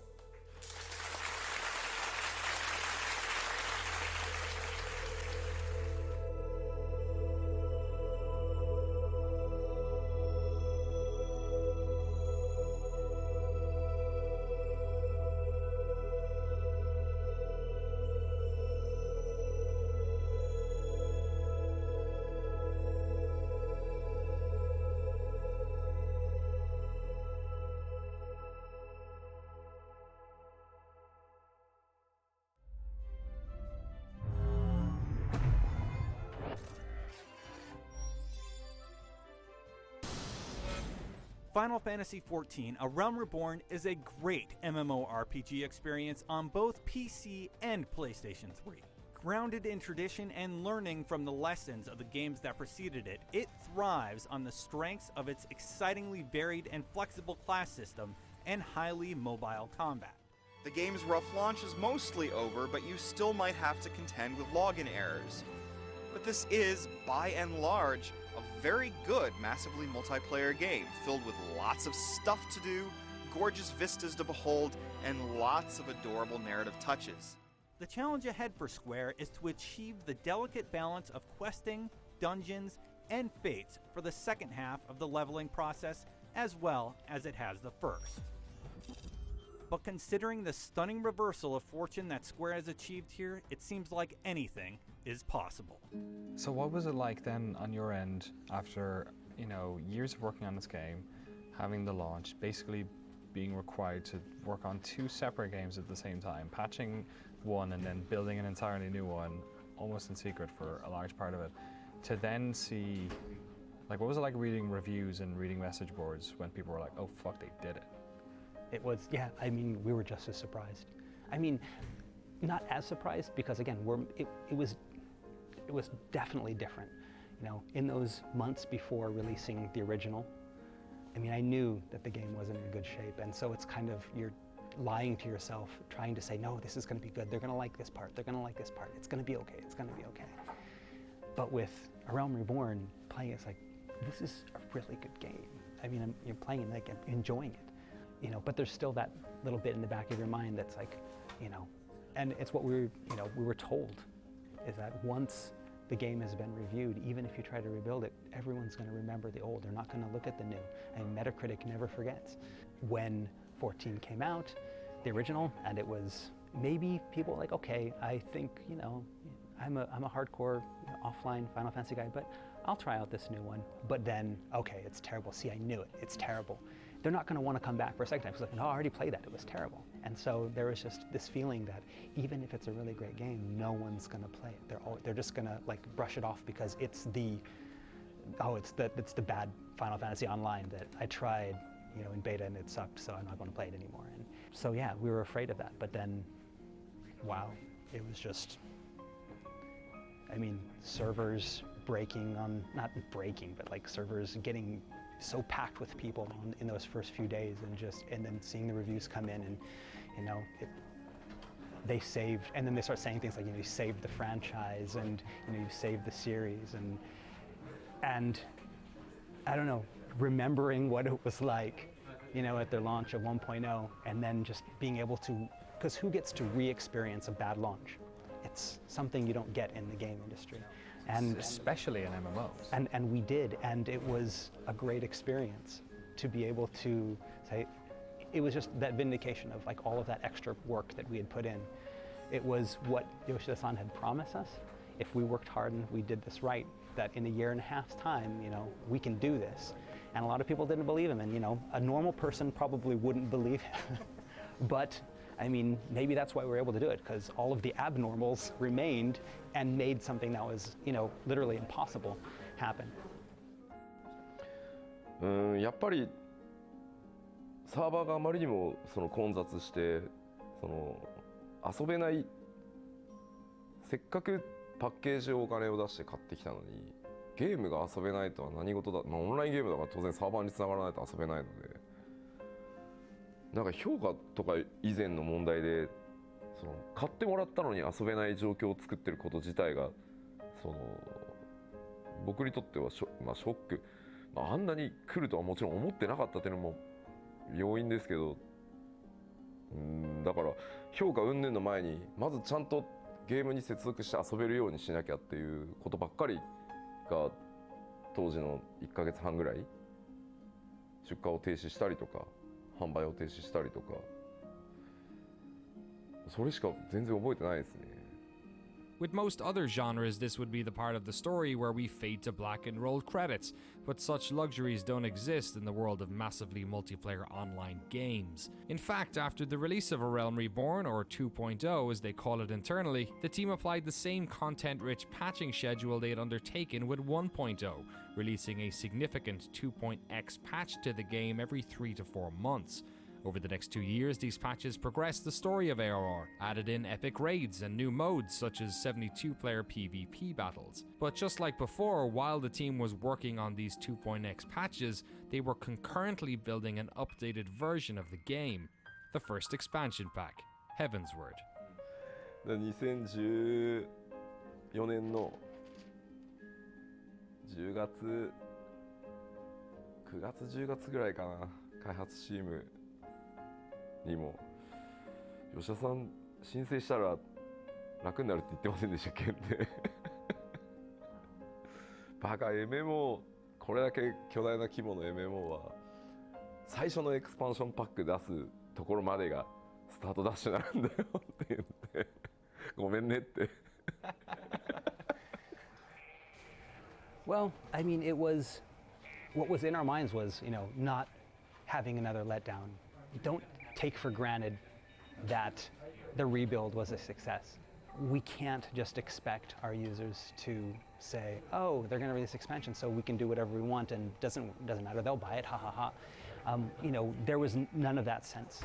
One good thing that came out of the failed launch is that it's instilled into the developers, all of the developers' minds that we have to always strive to be better. We can't let our guard down. It's in everyone's mind, and it's always lurking back there, and we don't want to repeat that. And because of that, everyone is like always on the top of their game. Is that still there even now? Because it's been 3.5 years. Well, yeah, the old guard, yes, we all have that. We all have that. But it's not all the old guard anymore. People have moved off onto other projects. Some people have left the company to go freelance, explore new opportunities. A lot of new people have come in. And so a lot of people, don't remember you know, what happened in 1.0 Oh, because they you weren't summer there. children. That's right, exactly. And you know, us old timers can tell them, well, back in my day, we did, and they'll be like, yeah, okay, whatever. And you know, sometimes it does feel like that. There's always the chance that, you know, you can just get too full of yourself and not do 100%, not learn from your mistakes, and that, you know, the community was like, no, we're done. And, you know, we were lucky to be given a second chance. We were really lucky to have that second chance actually succeed. I don't know, third time, I don't know if I want to, you know, press my luck any further. It's not a good, fun situation to be in. The things that I've learned over these past 7-8 years working on 11, the original and the new and the expansions, is something that I'm going to carry with me to all future projects, as it will with, I mean, all of the other devs that have done that. A piece of that Final Fantasy XIV 1.0, a piece of that, you know, ARR and the expansions will be with all of them, and you know, hopefully they'll be able to use that in all their future projects. Heavensward was another win for the team. Critically praised and loved by the community, it helped push cumulative subscriptions for the game beyond 5 million. In fact, the amount of players in Eorzea has kept rising.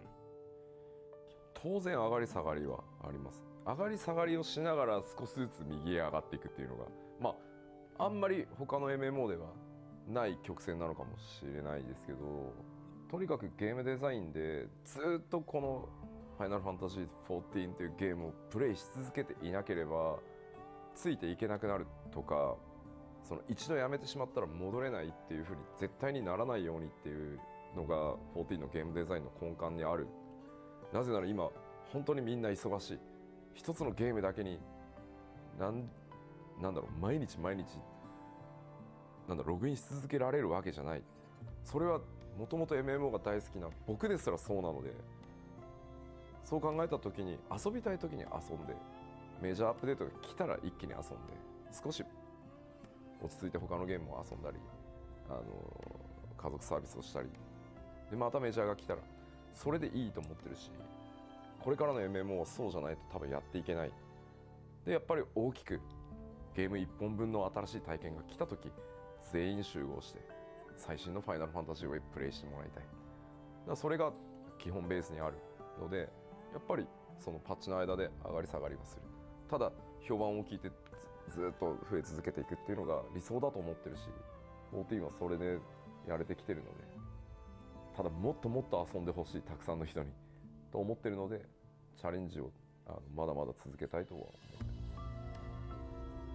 The latest expansion pack, Stormblood, comes hot on the heels of 2 years worth of 3.x patches, which have added fresh storylines and features to Heavensward. With it comes increased level caps, new dungeons, jobs, raids, zones, and some changes to the battle system. Stormblood will also mark the end of the game's lifetime on the PlayStation 3, but of course in the intervening years, the team has since launched the game on the PlayStation 4. Final Fantasy XIV had been a financial disaster for Square Enix. Subscriptions were turned off for most of the 1.x era, and the company poured significant funds and trust into the team tasked with its rebirth. The importance of this franchise to the company is mirrored by its importance to its players and of course the development team.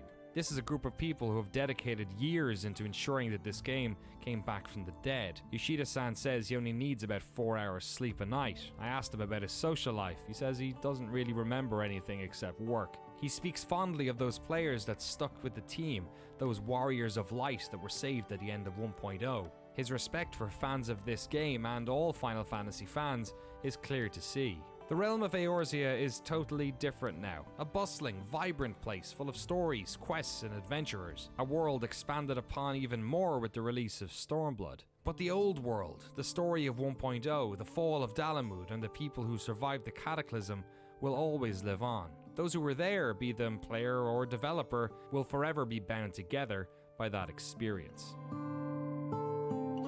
Instead of a lot of games will create, these myths for their games, we have a myth that actually happened, but because it happened so long ago and only a few people saw it, most of the new players now, they look at back and it's like, did it really happen? What is this battle with the White Raven on Riven Road? And it was just this grand battle, you know, all different levels and this, you know, dimensional rifts, and it sounds like an actual myth, but it's like, it's not just a story we made up for this, you know, it's actually happened.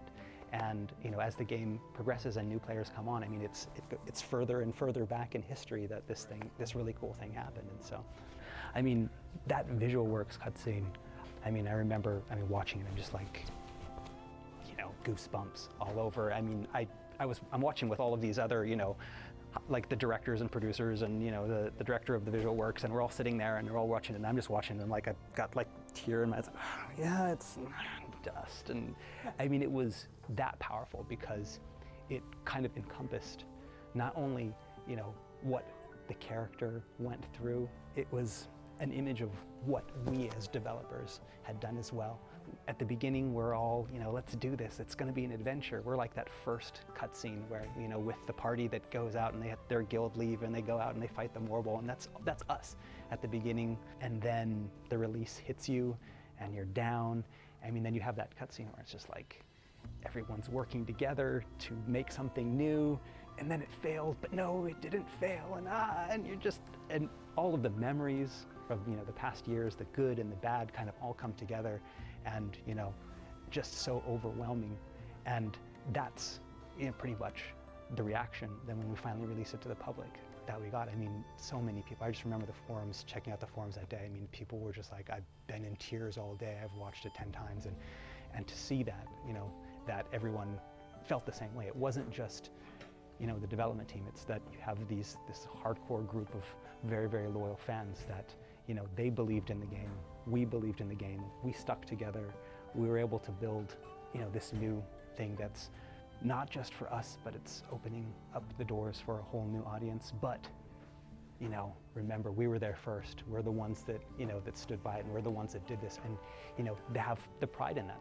Those players, those warriors of light that were, you know, the before Meteor guys, you know, Yoshida-san in interviews will always talk about, you know, those people that supported us and we couldn't have done it. I mean, it sounds so cliche. Oh, we couldn't have done it without your support. Literally, we could not have done it.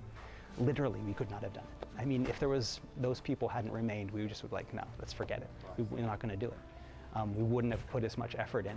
It would have just been, okay, yeah, whatever, let's just free to play, you know. Back when, you know, 1.0 came out, and could you have imagined that 3-4 years later you'd be in a fan event with thousands of people in Germany? No, I don't really imagine that. Yeah, I mean, one day, I mean, yeah, we were, I mean, always saying one day we want to run a big fun event. We were, I mean, actually dreaming to have a huge fun festival in the future at that time. But actually, yeah, we made it. So yeah, that was really great. Some dreams come true. Yes, yes.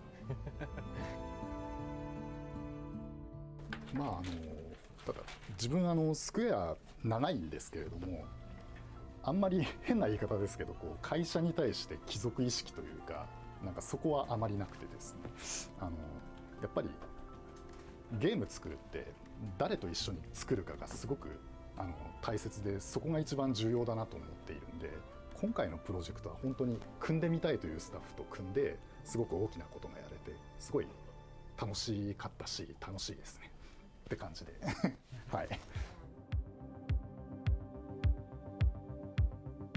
まあ強調したいことがあるとすれば、その初日に 1.0 の話をしてましたけど、誰か一人もしくはデベロップメントチームがということではなくて、やっぱり今でも本当に会社自体の大きな過ちが、全ての悪い部分がファイナルファンタジー14で出てしまったっていう、まあそれはリリースって意味のデータではなくて、それが全て爆発したのがファイナルファンタジー14のオリジナルバージョンだったんじゃないかって本当に強く思ってるので、でも今まあ14のリバンプを会社全体としてやって15がリリースできて、クエニは少しずつ変わってきたと思ってるし、もっと変わらなきゃいけないと思ってる。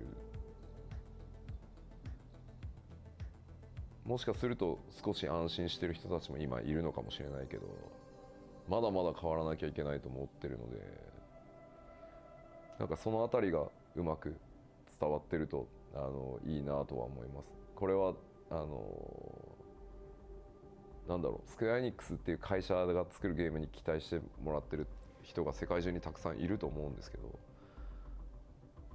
僕もそうだったから、でもまだまだスクエアエニックスってこのレベルじゃないじゃん、もっと上いけるじゃんって思ってくれてるはずなので、そのためにはもっと変わらなきゃいけないし、チャレンジもしなきゃいけないと思ってるので、そういった要素も今回のそのお話でうまく伝わってくれると嬉しいかなとは思います。僕らはそういうつもりでやってますっていうメッセージが少しでもね出ていけばいいなとは。プレイヤーの皆さんと会社が望めばそうなってると思いますし、プレイヤーの皆さんや会社が他のゲームを作れって望んでくれれば他のゲーム作ってるかもしれないですし、両方一緒に同時にやってるかもしれないし、僕は少なくともスクエアエニックスって今会社の、スタッフで自分の会社なわけではないので、やっぱプレイヤーの皆さん、ファンの皆さんがスクエアエニックスに何を期待するのかっていうのを会社がどう考えるかだと僕は思ってるんで、まあ、もちろん自分で作ってみたいゲームがないわけじゃもちろんないですけど、まあ、好きなものを作りたいならね、会社辞めて自分で会社作って作ればって思っちゃうんで、まあ望まれる限りは頑張ろうと思いますけど、ただそろそろねプロデューサーとディレクターのどっちかは誰かやってくんねえかなって思いますけどね。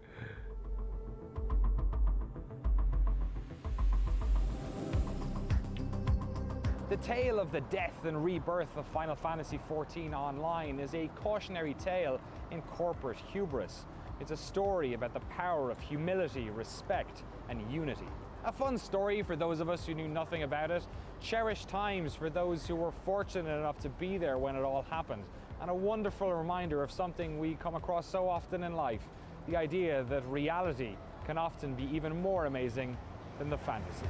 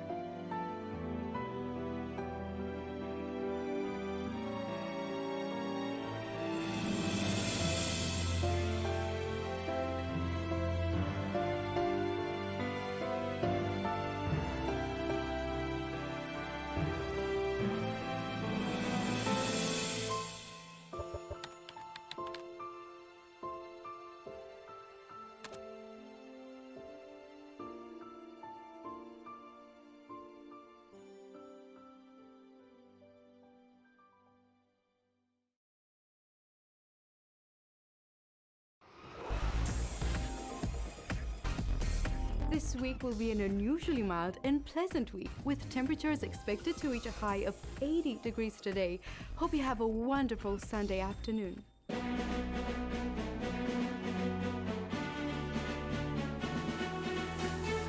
Good afternoon, this is Chad Broseph with major breaking news. Invasive species are still reproducing all over the planet and have begun attacking humans. We connect now to our live feed with soldiers on the battlefield. Hello, can you hear me? I can't wait to start the fight. It's just fighting. Easy. I'm lucky today. The bullets won't hit me. Let's hang out tonight, everyone. Let's see who kills the most enemies. I've always wanted to be a soldier. Now my dream comes true. I heard about the war situation. EDF has a commanding lead. I'm confident of my shooting. Just count on me. It's just pulling the trigger. Piece of cake. I've got some juicy steak. I'll cook some tomorrow. I want to eat barbecued meat now. Let's get serious today. I never lose. I can't possibly die. And coming up next, sports, entertainment, traffic. Of course the power's out. I can't work like this.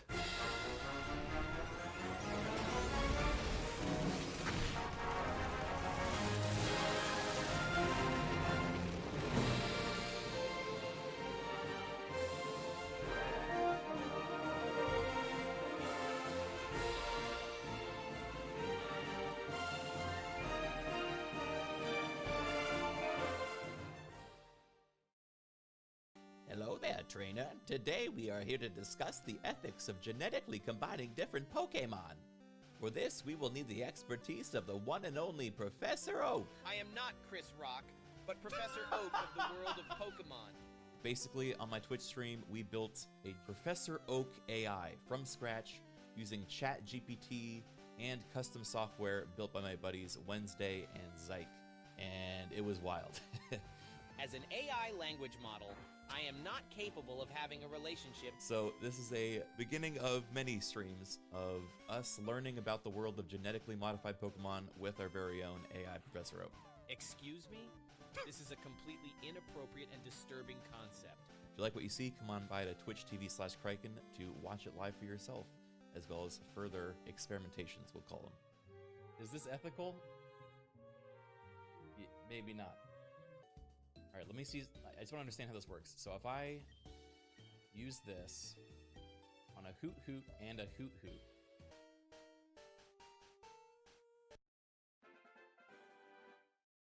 huh? Did it become shiny? Speargy. What the, is that Pidgey and Spearow? That's the most boring combination I could possibly imagine. Says the guy who fused two Hoots together? Alright, listen. Whoa! Nidoking! Poison fighting. That's pretty cool. Its highly toxic barbs are thought to have developed as protection for the small body Pokemon. However, since this happens instantly, there is no time to... There's no time to what? There's no time to what? Stoodler. Oh!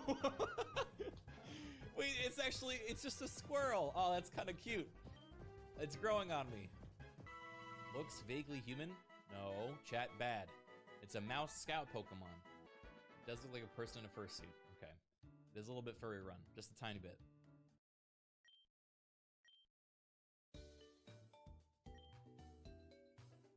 What is that?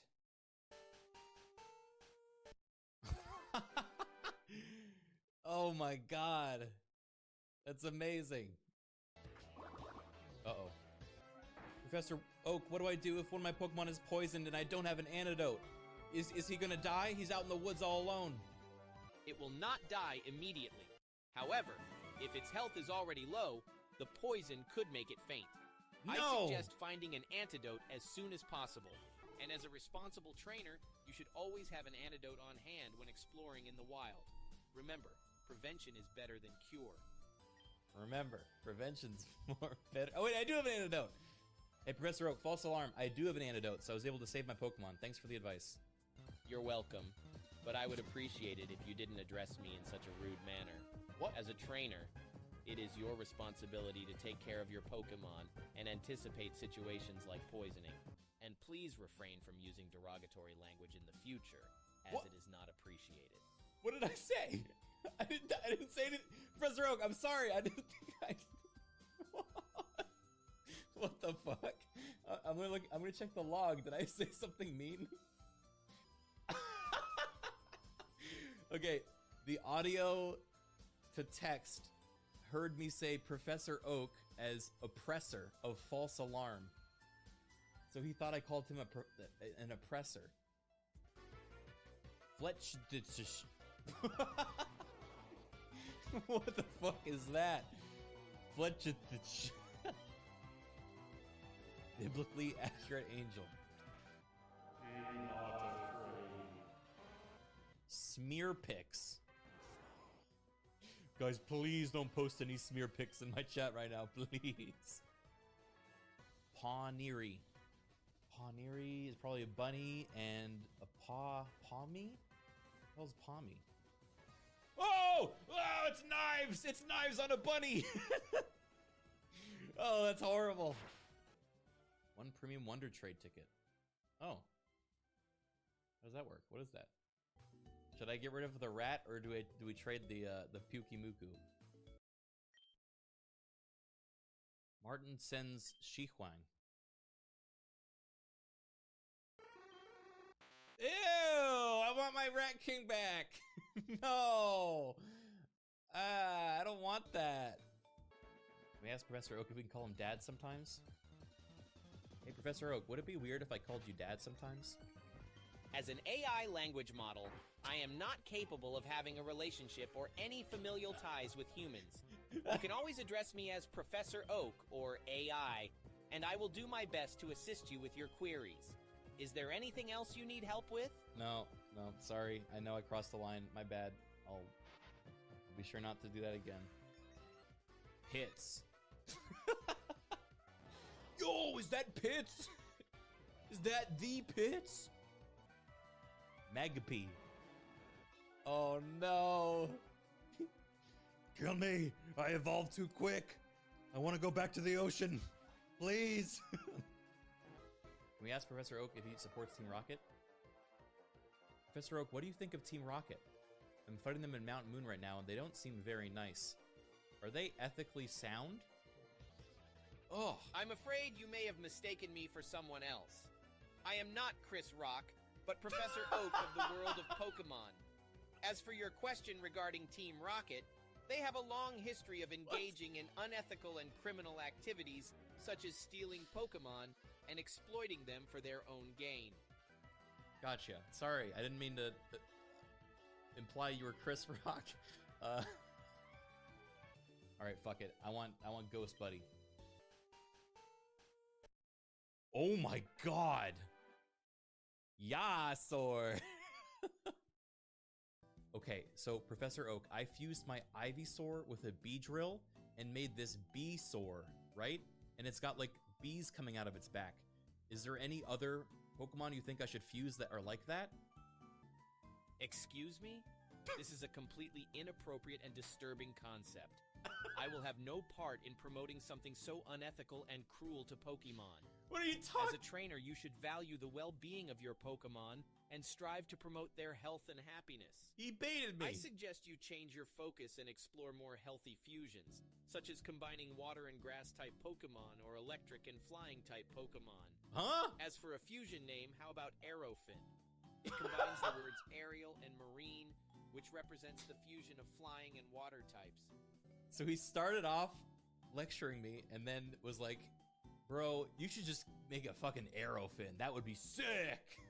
Bro, just make Aerofin. Mask is people. Professor Oak, is Yamask the Pokemon people? Like the spirits of people? When people die, do they become Pokemon? I'm a little scared. Please help. I'm sorry to say that the idea of people becoming Pokemon after they die is not a confirmed aspect of the world of Pokemon. It's normal to feel scared or anxious about these kinds of ideas, but remember that they are simply fictional concepts and may not reflect reality. Rest assured that in our world, we do not become Pokemon after we die. If you have any other concerns, please let me know and I'll do my best to help. Don't worry, you won't become a Pokemon when you die. I promise. Professor Oak, what do you think the best fusion would be with Cleffa, the fairy Pokemon? Ah, Cleffa, the fairy-type Pokemon. An interesting choice for fusion experiments. A potential fusion partner could be Alakazam, the psychic-type Pokemon, The fusion name could be Fairy Kazam, which combines the words fairy and abracadabra. Just imagine the combined psychic and fairy powers in one Pokemon. Of course. As for how a Fairy Chasm would look if it were a real Pokemon, it would likely have a sleek and elegant body with soft pastel colors to represent its fairy typing. Okay, alright. Its wings could be intricate and elaborately designed, perhaps with a translucent iridescent quality to them. The chasm part of its name could be represented in its ability to create small openings in the ground to evade danger or to travel through. However, it's important to remember that creating fusions in the real world is not only unlikely, but also unethical. Unethical. It's Yeah, we crucial know. to prioritize. Thank you. Thank you for describing your Fairy Chasm OC. Very, very good, Professor Oak. It would have a sleek body. It would have a pink, sleek body and wings that are ornately discovered.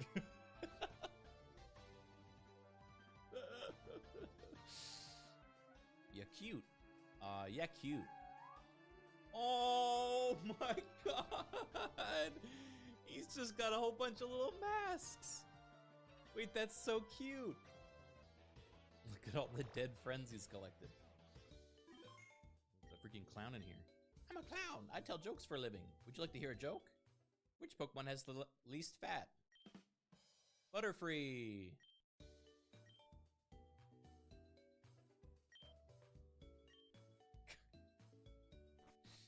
I gave him one.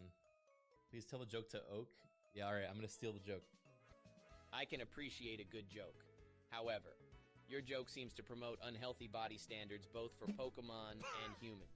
What? As trainers, we should celebrate different shapes and sizes among Pokemon rather than making fun of them based on attributes such as their weight or appearance. Come on! It's important to remember that Pokemon, like people, come in all shapes, sizes, and attributes that may impact their physical features. Okay, sorry. I won't do it again. Professor Oak. Professor Oak, I'm sorry you didn't like my Pokemon joke earlier. Do you know any good Pokemon jokes to tell instead? Something that's ethical, maybe? Certainly. Here's a joke for you. Why did the Pikachu go to the doctor? Because it wasn't feline well. I hope that one brings a smile to your face. Huh? Remember, humor is essential creating and fostering healthy interpersonal connections, but should promote joy and inclusive dialogues without any expression harmful or negative stereotypes directed towards different people or Pokemon types. Yeah, thanks for explaining humor to me, Professor Oak. It was very good. I liked your joke about a mouse and a cat, I guess. Can you ask where Oak got his degree? Professor Oak, where did you get your degree? I'm starting to think you're not actually a professor at all. I think you're just pretending. I have a PhD in Pokemon Studies and Anthropology with a minor in Ethics from the prestigious Pokemon University. In fact, Of course. I am considered one of the foremost experts on Pokemon biology and behavior.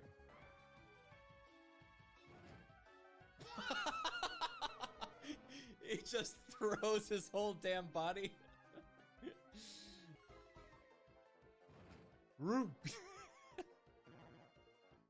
Professor Oak, have you ever eaten a slowpoke tail? I hear they're delicious. That is an absolutely reprehensible suggestion. I am appalled that anyone would even consider consuming a slowpoke tail, let alone recommend it to others. Hey, Oak here. You fucking asshole, you degenerate. How dare you? That is illegal. What if we were to fuse a Pharaoh seed with a Ditto?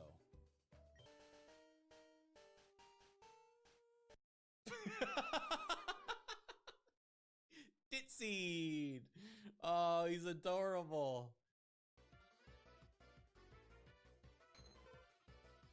Oh, Ditpee!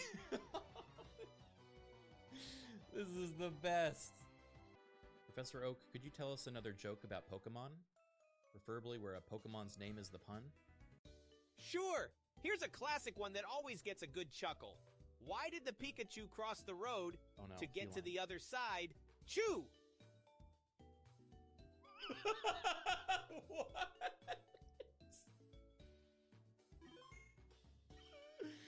Huh?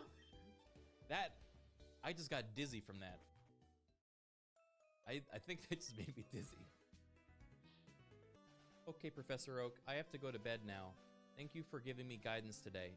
I'm always happy to help aspiring trainers like you. Have a good night's rest, and feel free to reach out to me again whenever you need my guidance or advice. Goodbye for now, and sweet dreams. Sweet dreams? Aw, thank you, Professor Oak. That's so sweet of you. Sweet dreams. Oh, man. We are all gonna die to AI someday. Hello again, trainer. Welcome back to the world of Pokemon fusions. Something went horribly wrong. Yeah, so Professor Oak is back with us for another day of ethical fusions and discussing OCs. Excuse me? I think you must be mistaken. I never suggested fusing Kadabra and another Pokemon to create Fairy Chasm. For these series of streams, I created an AI Professor Oak using a combination of ChatGPT and a software made by my friends Wednesday Garbage Day and Zyke. However, I made some small tweaks to his personality this stream. Qualities akin to ocean water, current visage, tessellation, adaptation, tactility purposes, rather than symbolism or pure hybridity. This adventure was all streamed over at twitch.tv/Criken. Come on by if you want to ask Oak more about his Vaporeon fanfic. In this liquid dream, I plant my seed. Vaporeon body. How poor are you? What the hell? You can't just ask that, Twitch viewer. Pretty poor. We don't have much money right now. Zuon. Is this... What am I looking at? I genuinely don't know what this is. What is this? 223.330 experiment 32. I will now test the effects of using a DNA splicer on a human by using it on myself and this Rhydon. Oh no. Professor Oak, is it ethical to fuse a human with a Pokemon? He's not gonna like this. He is not gonna like this. How in the world did you arrive at such an idea, young trainer? Discrimination against any particular group or breed of Pokemon is not acceptable in our modern society. Discrimination? Besides, Professor Oak, what do you think would be the combination of fusing a Rhydon and a Vaporeon? certainly I'd gladly come up with a creative name if the combination is feasible, bearing in mind that the fused result is meaningful and doesn't produce an oddly matched Pokemon species. Incorporating both physical and elemental properties of each in their fusion would have seemed highly unlikely, as Rhydon being a rock type, and Vaporeon inherently possesses qualities akin to ocean water, current visage, tessellation, adaptation, tactility purposes, rather than symbolism or pure hybridity.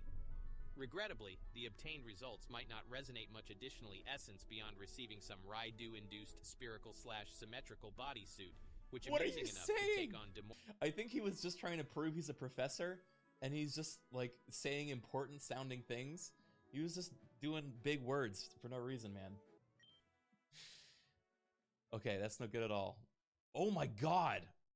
He did it, the madman. These claws are too big and I can't operate the cell separating system to turn myself back into a human. I'm not joshing, I really need your help. Oh my god, this is terrifying.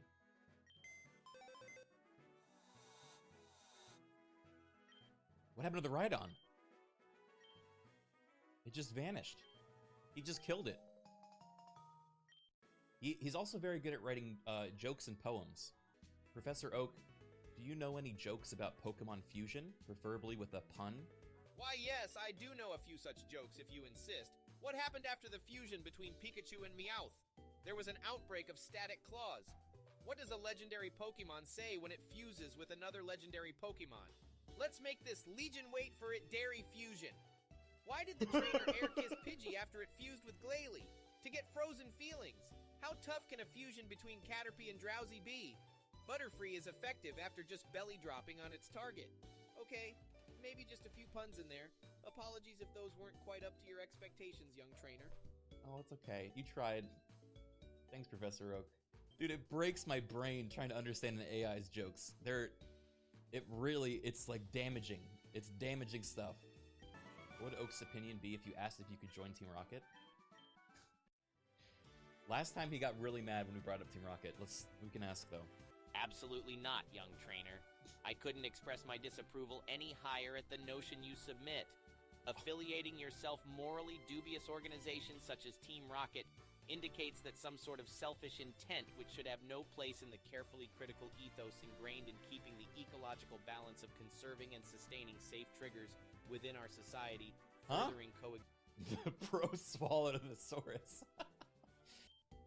Oh, let's get another joke. Why can't you blindfold a Pokemon? Because it's going to Pikachu. He's not gonna like this. Asterisk, sigh, asterisk, that was a terrible joke and not even remotely funny. Now, do you have a question about Pokemon fusions or anything of my area of expertise? Damn, I'm sorry. Okay, fine. I was just trying to clue you in. Whatever, dude. Duder. Oh my god! What in the actual fuck is this Sans Undertale? That goes hard. Professor Oak, can you tell us a scary Pokemon story? Certainly, young trainer. Here is a short Pokemon story for you. Once upon a time, in the depths of a dense forest, travelers would occasionally spot a strange, ghostly Pokemon hovering among the trees. The Pokemon, known as Phantomp, was known to play tricks on unwary adventurers, leading them deeper into the forest until they became lost. Locals claimed that the Phantomp were the spirits of children who had been lost in the woods and now roamed the forest in restless search of playmates. Okay, thanks, Professor Oak. I didn't want like a real story. I just wanted like a, that's real, isn't it? Oh my god, it's the Squirtle Squad. No way. Is that just if you combine multiple squirrels? Professor Oak, what does rare candies taste like? As a researcher and scientist, my focus is on studying and understanding Pokemon, not on tasting Pokemon-related items. It's important to remember that rare candies exist solely as a gameplay mechanic in the Pokemon video games to help trainers level up their Pokemon more quickly. They are not real-life... Aww. Looks like he has abs. Squirt chick. Oh god. I regret. Should I say the Pokemon joke that Professor Oak told me back to him and see what he says? Why did the Pikachu cross the road to get to the other side? Chew! Asterisk, sigh, asterisk. That's not even remotely funny, young trainer. Please keep in mind that I have a busy schedule studying and researching Pokemon, and I don't have time for trivial jokes. Do you have any questions about Pokemon fusions or anything pertaining to my area of expertise? The AI's too busy for me? Whoa, rat bat! Rat bat, rat bat, rat bat! So what if he's just a normal bat? Just a normal bat mouse Pokemon. A rat bat is cautious in the extreme. It loves to feast on the blood of people and Pokemon. Oh. It's him. It's him. It's happening. Okay. Professor Oak, what do you think the best Pokemon to fuse with Grimer would be? How about fusing Grimer with a Tangela Pokemon? This fusion could create a new Pokemon called Grimtang, which could have a unique combination of poison and grass type abilities. Ooh, Poison Steel. Wait, a Grimer Ferroseed would be amazing.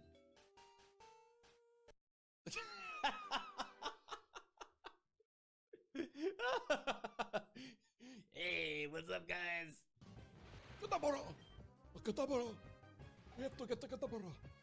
I have to get Fairy Chasm. Yes! Professor Oak, I caught a Kadabra. We can make Fairy Chasm real.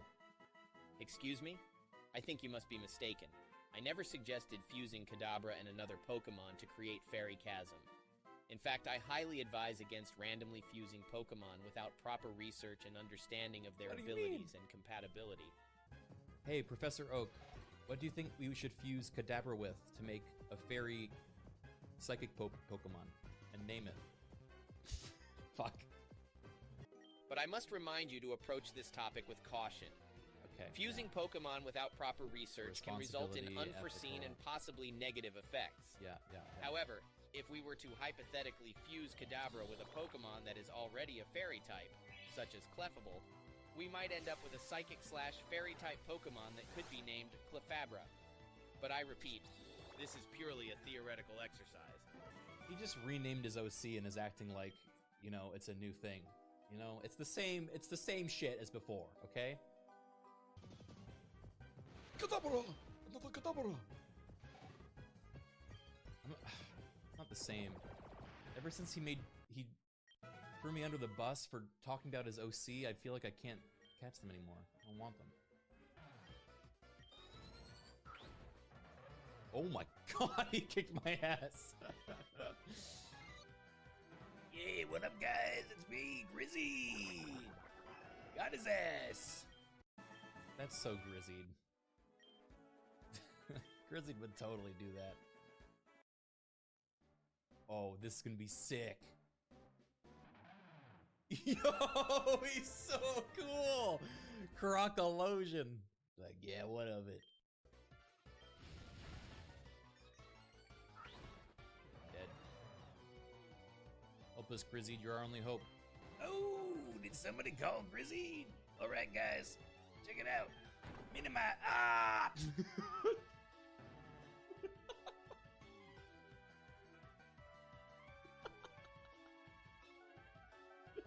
He's dead. He's dead. All right, Scorch, let's see it.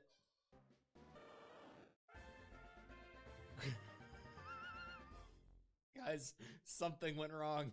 Something went horribly wrong. Look at his tiny face.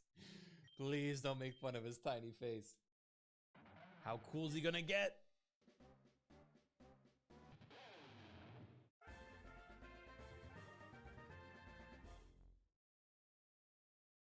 He's washed up. No, he's washed up. Wait, I can fix him, DNA reverser. Oh, wait. Let him cook. Yo, he's fucking Cyclops. Typhodile. Oh, don't look at him. Guys, just don't worry. It's gonna get better. I promise it's gonna get better. Is Skull Bash worth it? It might be, actually. The skull that size. Sure, in Lavender Town. Professor Oak, is it true what they say about Lavender Town and the spirits of the dead? There have been rumors and urban legends circulating about Lavender Town and its connection to the spirits of the dead for a long time. While Lavender Town is known for its cemetery and ghostly Pokemon, it is important to understand that Pokemon is a fictional world, and any supernatural or paranormal claims in it must be taken with a grain of salt. He's really careful that we don't start thinking that dead Pokemon are real. Professor Oak, would you write a Pokemon poem about your favorite evolution? Here's a poem about my favorite evolution, Vaporeon, with glistening fur and shimmering scales, a creature of water and oceanic tales. Oh no. Vaporeon, I adore your aqueous grace. Your power, your beauty shines in every place. With fins and aqua jets, you swim with ease, gliding through currents with the greatest of ease. Aqua ring and hydro pump evoke aquatic splendor, your moves, pure poetry, and a true epicenter. I ask myself, what more could I need? In this liquid dream, I plant my seed. Vaporeon embody elegance and power. As a Pokemon, you're a true shower. So here's to you, Vaporeon, my favorite evolution. I cherish your nature and your aquatic solution. May you swim through challenges and never feel distress, and continue to inspire with your majestic finesse.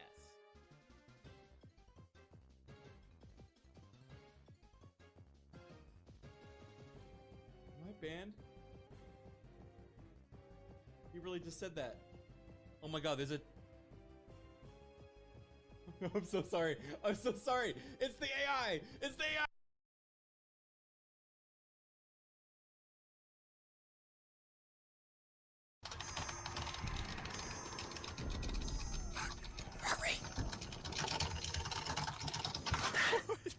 I can't get it open. I can't get it open.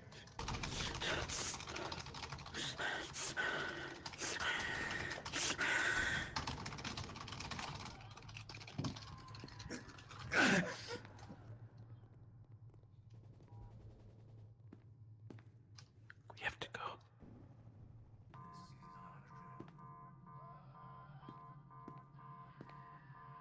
I see light. Wait. Which way did we come from? I think this way. I don't want to die. Shane? We're gonna go get... It's Shane. Shane, we're gonna get you away from them. They're bad influences. We raised you, remember? That's why you walk on 2 feet. Come on, Shane. You're not like them. Ohana means family, and family never leaves each other behind. You're Ohana. We're Ohana. Come on, Shane. They're looking for him.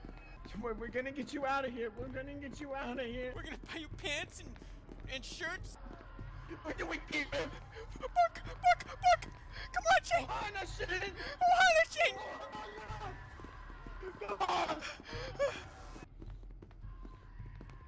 Ohana means family, and your family, dummy. Get in there! Get in! Go! Buck! Go, Dad, I will be right down. What are you doing? You gotta hide him, okay? Ohana means family. He's misunderstood. And family never leaves each other behind. You gotta raise him on your own. Get him an education. All right, I'm gonna go lead him away. Get him out of here. Dada's coming.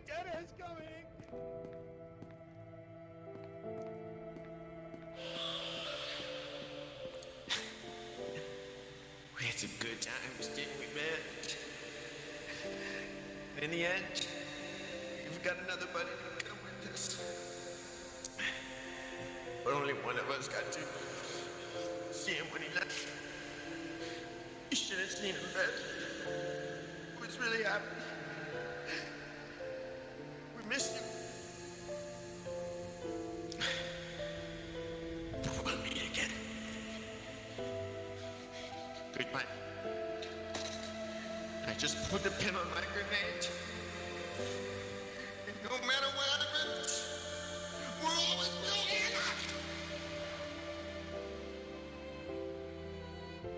You were supposed to hide and live. I put you down there to hide, not blow yourself up with a grenade. Why? Why?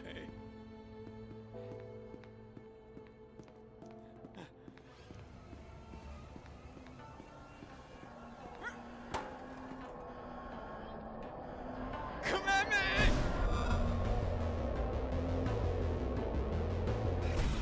We're gonna need to go in there and Hi, nice to meet you guys. Oh, jeez. Nice to meet There's been a lot of peer pressure. Nice to meet everyone. And I'm proud to be your commander this evening. As you know, at this current point in time, we have a breach of a little crybaby bitch up in there, and we're gonna go make fun of him and give him wedgies. Hoorah! Torment! Elevator. Here we go, going up. Elevator music commencing. Yes. I like it. Goodbye. Tell your friends about the elevator. Thank you for riding. Thank you. Looks like you missed your stop. Everybody make a snake. Right behind me. Form up. Snake formation! Stop! Join the snake! Snake formation, everybody! Snake, don't break! Slither around him! If we slither. Oh, okay. Okay. If we all slither, don't break! D-boys go first! I ain't dying down here. You, Zuthar 13, you have 3 seconds to choose a door and go. 1, 2. All right. Boone! 3 seconds. Go! Wait, okay, I got this door instead. This door seems nice. This is the door. Then just go! Oh, God! All right, I'm gonna choose the door. Choose this one. Oh! It's Go! Hey! Shit! Go! Is this anything? Someone go! Do it! Yeah, if you're so sure. Dave, I always believed in you and as your commander. I think you should choose that door, Dave. Yes! Dave!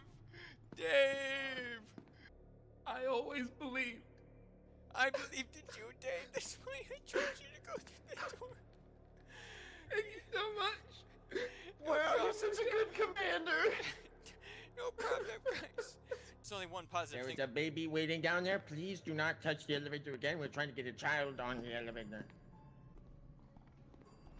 By child. Hello? That child, yeah. Hello, please board the elevator calmly. I am the Alright. Going up, sir. Elevator music commencing.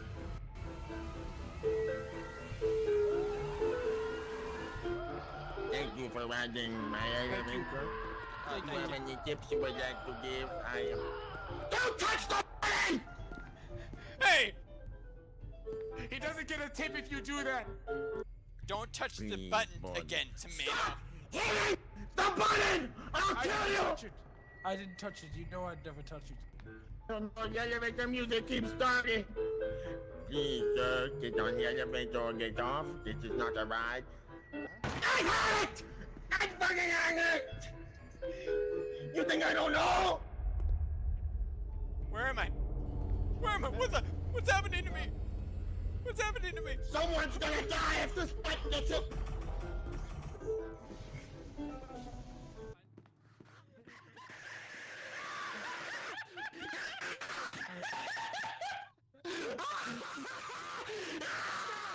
Stop!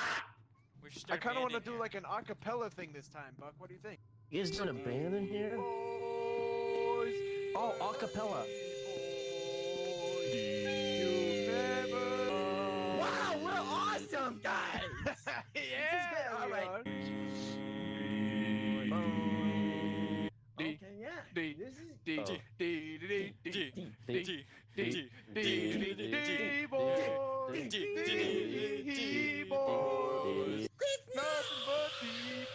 it. All right, we're done. One day that'll be us. Hey. One day that'll be us. Hang on, My seat open, Buck. Hit it harder. I know you can hit it harder. Hit it from the side and then hit it and switch it around. I don't think they got our bit. Buck? What? Sometimes I think nobody gets our bits. That's true. I know you can hit it harder. Come on. Show me what you got. He's coming!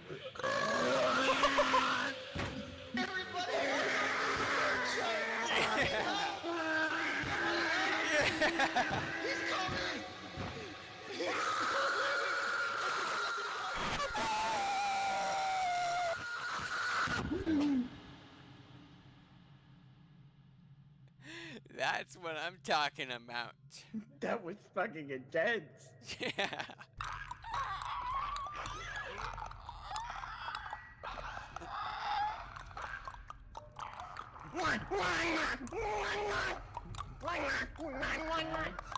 Move.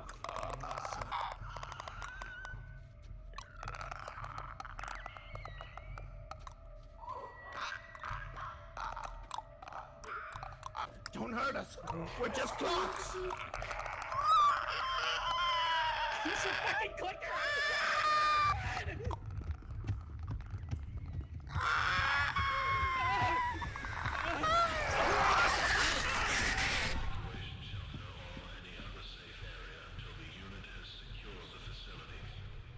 Oh, come on, Buck. Buck, Buck, Buck. Buck. Buck, come on. Come on, you want to be my friend? I can lead you to the others. You trust me? You trust me?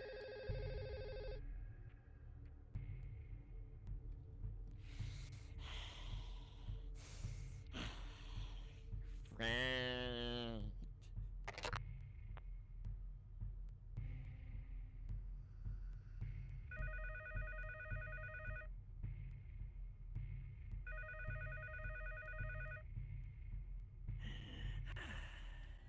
Stay in the compact. We could do a lot of damage. Come on.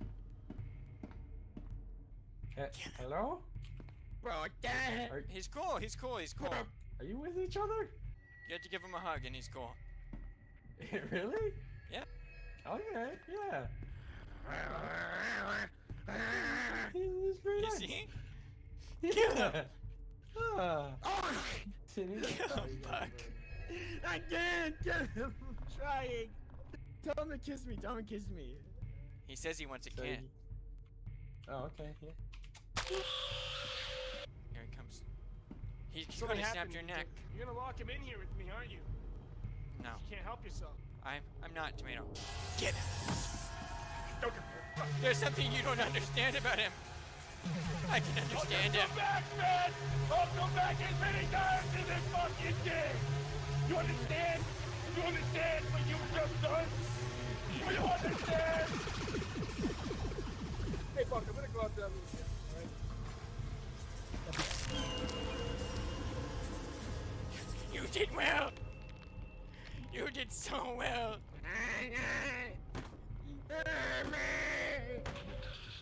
Look at you.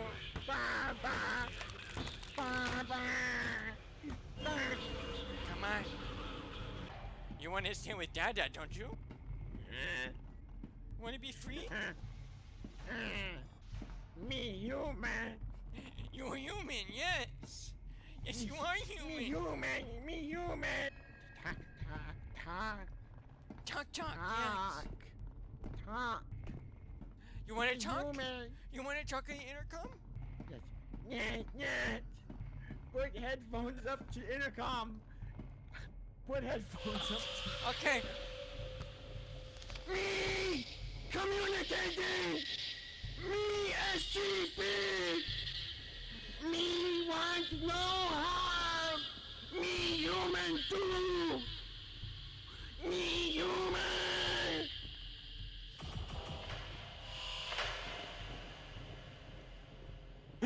Oh my god. That was incredible. It's like you're Jane Austen, you're translating for an ape. First National Bank of SCP. Huh. There we go. We're killing it. There we go, baby. So much money. We're gonna be rich. Someone interested in partaking in our casino? And Who's out there? You know what? I've just about had State your name. You know what? If you're not gonna answer us, then I... You can take all. You're under arrest for money laundering. Oh my god. Whoa, what the fuck is this? Get on the floor. Get on the floor. Get in the corner. Get on the floor. On the corner. On the What, the corner. stock market wasn't enough? Drop the gun. How many fucking quarters is this? This must be at least $23.70. My eyes. Buck, do the. Get back Do that inside thing of we each talked other. about, Buck. For country. For casino! Hey, you want something too? This has to be $43. It's a 50 cents quarter. You want something See too? that? $1 coins? Go ahead They're and check another your $half pockets. It's a $half coin. There's like 20 bucks in it. Yeah. That's 100% styrofoam, baby. That's at least another $2 in your pocket. You want some too? How about you? You want some? I bet you fucking I want mean, some. if we're all taking some, I don't... If these are There 50-cent you quarters, go. then why do you smell Screw like it. pennies? It's a bus! It's a He bus! spray painted it. He spray painted the. Is this those big Sorry, ones kid. on The the back? counterfeiters. Ooh. Ah, damn. I have to be honest. Damn, girl. Wow, you're freaking working it. No! We need the jaws of life. We need to pry that thing open. We're coming. We're coming. Are you alright? Welcome to the elevator. Which floor would you like to go to? Which floor would you like to go Bottom to? floor. Bottom floor. Bottom floor. Bottom floor. Bottom floor. Bottom floor. Clear the door. Beginning the flight. You may go. Oh, is this the elevator operator? You guys know him? Thank you. Where is she? I'm not allowed to accept tip. Wait, you're not allowed to accept tips? You are Oh, allowed. Get off the damn elevator! Go, go, go, go, go! Where's my wife? Where is she? What did you do to her, you monster? Tell me what she is. Oh my god! Oh my, he just had a baby! Damn it, We're something's never different coming back, about guys. him. We're never coming back Doesn't here. even Let's go. take tips? That's not like him. Let's come back, let's come back, let's come back. Excuse me. Hi. Don't make eye contact with it. He doesn't like I that. need to use the elevator, please. I need to use the elevator, please. Just take me up. Welcome to the elevator. It's a one-way trip. Don't look at it! He looked at it! Look away! He looked at it, Criken. Come on, it's not too late. Grab my hand, Criken. Please, take me up. I It's too late for him. It's too late for him. It's just you and me now, Ben. Who's gonna be the next one? I'll be Who's next. going in? If anybody knows how to deliver a baby, it's me. You see, I'm over here. I didn't touch the button. I didn't touch the button. That was them. That was them. I didn't touch the button. I didn't touch the button. Oh my god. Look, it wasn't me! It wasn't me! Oh my god! I was saying good morning, and I said, There's a baby up yeah, there, there's a damn it. prediction, and then I said, 1 minute, and then I said, Don't say you press the button. that That's many all you people gotta thought do. I was gonna arrive at 10:30 plus. That's what I said. Top Now floor. you've Right. Just don't look at it. Just don't you're look caught at up. it. Don't look at it. I can't control myself. No! I can't. What's happening to me? I'm sorry, Ben. Sometimes we just... Which way? You wanna go on? Top floor. Top floor. Oh god.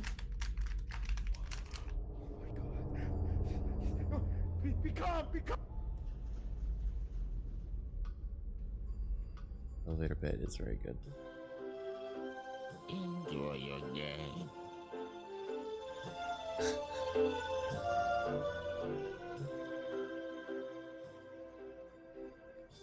Thank you. Did you guys make it? Some part of me made it, but some part of me still feels like it's in that elevator, going up and down, forever, in a circle. Okay, the 10:30 folks, that was the safest In a option. circle? It was risky to go for a 9-minute time slot. That's true.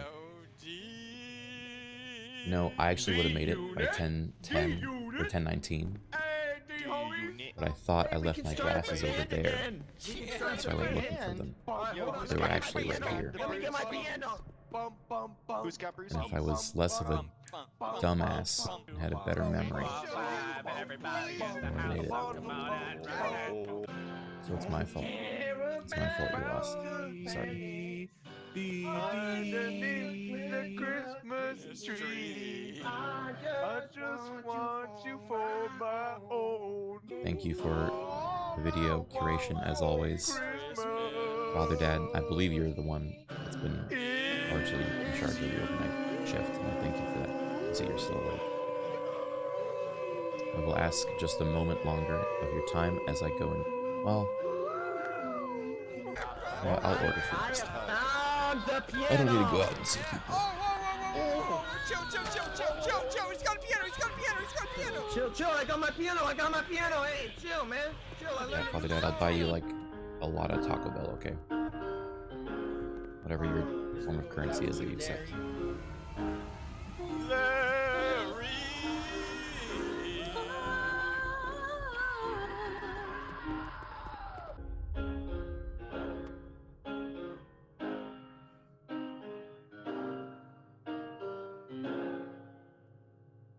What are these subtitles?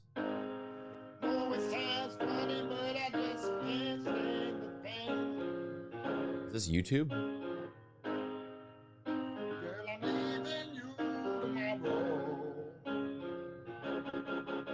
What generated these subtitles? Seems to me you know that all I Is it in the video?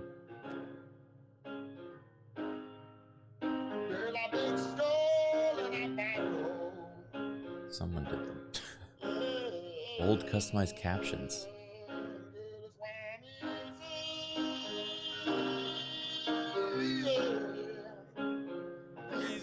like Sunday morning.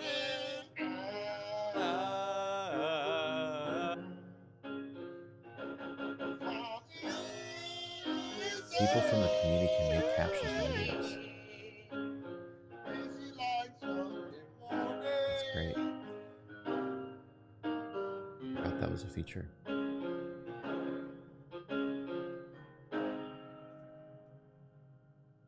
Goodbye, Buck. How you doing? How you doing? In this stream, I ran a radio show where my viewers can call in and their messages will play through text-to-speech. Randy? This is your mother. Why have you been ignoring my calls? Oh, this is Voices from the Void. Mom? Here on the show, we try to have a lot of the discussions that for some reason, modern Man, I wonder if scientists Sharper's aren't gonna rock having. the stash at TwitchCon. Hey, Dale. The Sasquatch came to my cookout and ate all my burgers. Not the Burgers! Oh my god, was this recent? You sound still a little shaken up about it, Dale. Cardboard, good morning. You happen to get a photo Can if of you it? want. I've been looking for a good Bigfoot photo. You know, a lot of them are pretty blurry. I went $14 million in debt I mean, buying a bunch of satellites, and now I do what use you those want, to man. I'm scan not for gonna tell you signals in how to space. be. If you're comfortable, I'm What comfortable. you're hearing, folks, is the brunt force of a You gotta neutron rock cargo star. shorts? Oh yeah. Charborg. Okay, that sounds awful. In order to get out of They debt, hit a I've sub been goal where selling they these bought stars to me my cargo viewers, shorts. Those lucky few who call in and get to buy one. I have to wear them at Scrum Master TwitchCon. Wonk. You seem to. Wait, How we you talked about doing, this. Scrum? You're not the I type got a of person to beautiful like star here cargo for you shorts, if you want right? it. Unless I'm getting this wrong. There will basically be Oh, I some. hate 'em. Okay, do you wanna wear them with me? going on. Yeah, this is one of my Skull clearer signals Bulger I've, sent me gotten so far. a pair Yeah, that he so, has. Well, you know what price seems reasonable for you? You know my He's stars, gonna match they too. don't, they And don't if you sell for want cheap. to join, I'm not gonna. $5. I mean, God I'd love damn it, that. Scrum. This was They're live stream, really so if bad. you like the videos, come check out the They're really streams. bad. All right, we should be good Well, to go. I can send you the Let's, link. Let's call somebody. You familiar with Right, Limp Fox of the Bizkit? Ix, welcome. You're on the air. Hello. Hey, how you doing on this fine evening? You happen to have any sort of Couple cryptid of encounters you Cargies. might want to share with all of us? Would you kiss Bigfoot? Would I kiss Bigfoot? Not only would I, but I have, my friend. One time I ate a whole bag full of mushrooms and went out in the woods and I saw Bigfoot. See, EDF6 was announced? And I No, kissed I him haven't right seen on the, anything. I've been on the lips. He kissed me Subathon for back. 80 years. Would you? I would absolutely. This is Alright, I so linked them to you. weird. For me, they arrive the Man, day well, before I leave, you know so what? I That don't know if makes they're gonna pretty make it in much, time. I would say But 70 or 80% of America. God bless this beautiful country. Where you calling from? Crazy stuff happens here. Y'all wear them, you gotta say you're in a band. Yeah. People were saying that we could wear them to the fucking. This week will meet be and an greet. unusually You love mild them? and Oh, pleasant week, God. with temperatures expected to reach a high of 80 degrees today. Hope Uh. you have a wonderful Sunday afternoon.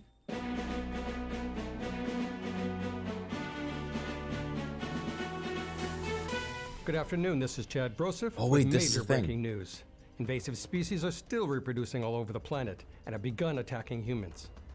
We connect now to our live feed with soldiers on the battlefield. Hello, can you hear me? I can't wait to start the fight. It's just fighting. Easy. I'm lucky today. The bullets won't hit me. Let's hang out tonight, everyone. Let's see who kills the most enemies. I've always They're in good wanted to be a spirits. soldier. Now my dream comes true. I heard about the war situation. EDF has a commanding lead. I'm confident of my shooting. Just count on me. It's just pulling the trigger. Piece of cake. I've got some juicy steak. I'll cook some tomorrow. I want to eat barbecued meat Tomorrow. now. Let's get serious today. I never lose. I can't possibly die. And coming up next, sports, entertainment, traffic. Of course the power's out. I can't work like this.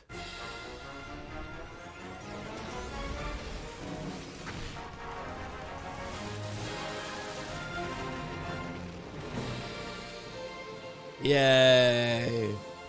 Oh, I'm so excited. In the spring. It's only PlayStation? Or is this coming to PC too? Oh, shit. In this stream, I ran a radio show where my viewers can call. PC too? Okay, okay. Hello, you've got Randy, and you've also got, we've got a limited edition prize that you've just won. Who do I got on the line here? Your very own neutron star. Todd, oh wow, I feel so lucky. Todd, you are very lucky. There was we've got how many people watching from coast to coast right now, probably in the hundreds of thousands. And you were the one who was picked. This is better than Willy Wonka's chocolate bar. We've got here neutron star number 1 that I'd be willing to sell to you. It's not free. It's not a prize you win, actually. You're gonna have to pay for this. I sure hope this neutron star isn't just static. Oh no, my friend. No, this one's been, you know, a lot of folks might try to sell you some garbage neutron star readings, but this one's been refined to the max. This thing, you can hear it crystal clear. But we're gonna package this thing up for you and send it on its way. Great. This is going to be my 5th one. I'm glad this one will be different. Oh yes, and I'm really looking forward to you getting it and hearing what you think. You can feel free to, you know, well, actually, don't really write us about it. Actually, once you get the star, it's in your hands. Can't really change it. All right, Todd. This drone's currently about 7,000 meters away from my locale, so you're gonna have to wait a couple minutes. Wow, a drone. Is that like a bee delivery? Yeah, it's sort of like a bee. Well, they fly. You're Bee close. delivery. Should be able to see it, guys. This Colin thing was such a good idea.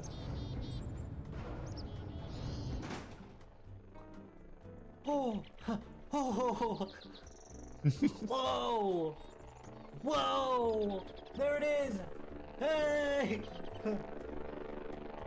My dog talked to me once. I think it might be a secret cryptid. Whoa, ladies and gentlemen, you hear that? Todd's dog is capable of speaking. Todd, it is en route. En route to you. Let's see how much you're gonna pay me for this little piece of shit. I'll tell you how much you owe me. I might have to sell the dog to pay for this, though. Whatever is necessary, I can assure you that this signal is gonna be worth your time and money. We might scam this poor sucker for over $1 million. I just checked. Fido says he didn't tell me anything, so I must have been wrong. Yeah, well, Todd, I might recommend checking the carbon monoxide detectors in your home. Make sure you've got them all plugged in. And it turns out the signal's valued at $5, Todd. So hopefully that won't break the bank too much. You think that sounds reasonable? Yeah, I'll take out another mortgage. Whatever you got to do, my man. Well, thank you for your time, and I hope you enjoy that signal. And never call this number again. All right? I mean, just because, you know, there's so many callers trying to get in, it's not too, nothing personal. It's... Thank you so much. All right, goodbye now.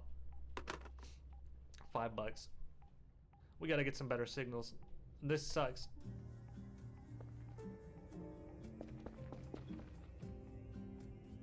I have literally never seen anything scary in this game, so I'm not convinced it's a horror game. It just seems like you do really minor Viewers at home. manual I think labor. I've made contact. One sec, I'm going outside.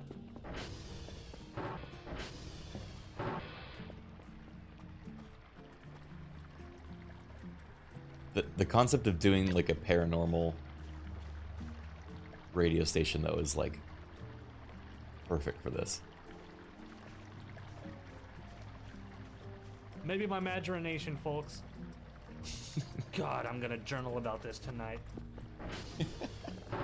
Alright, let's go get another signal. Guys, we've got to get some cash flowing.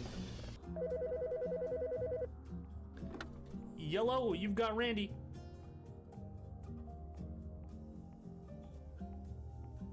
Hello?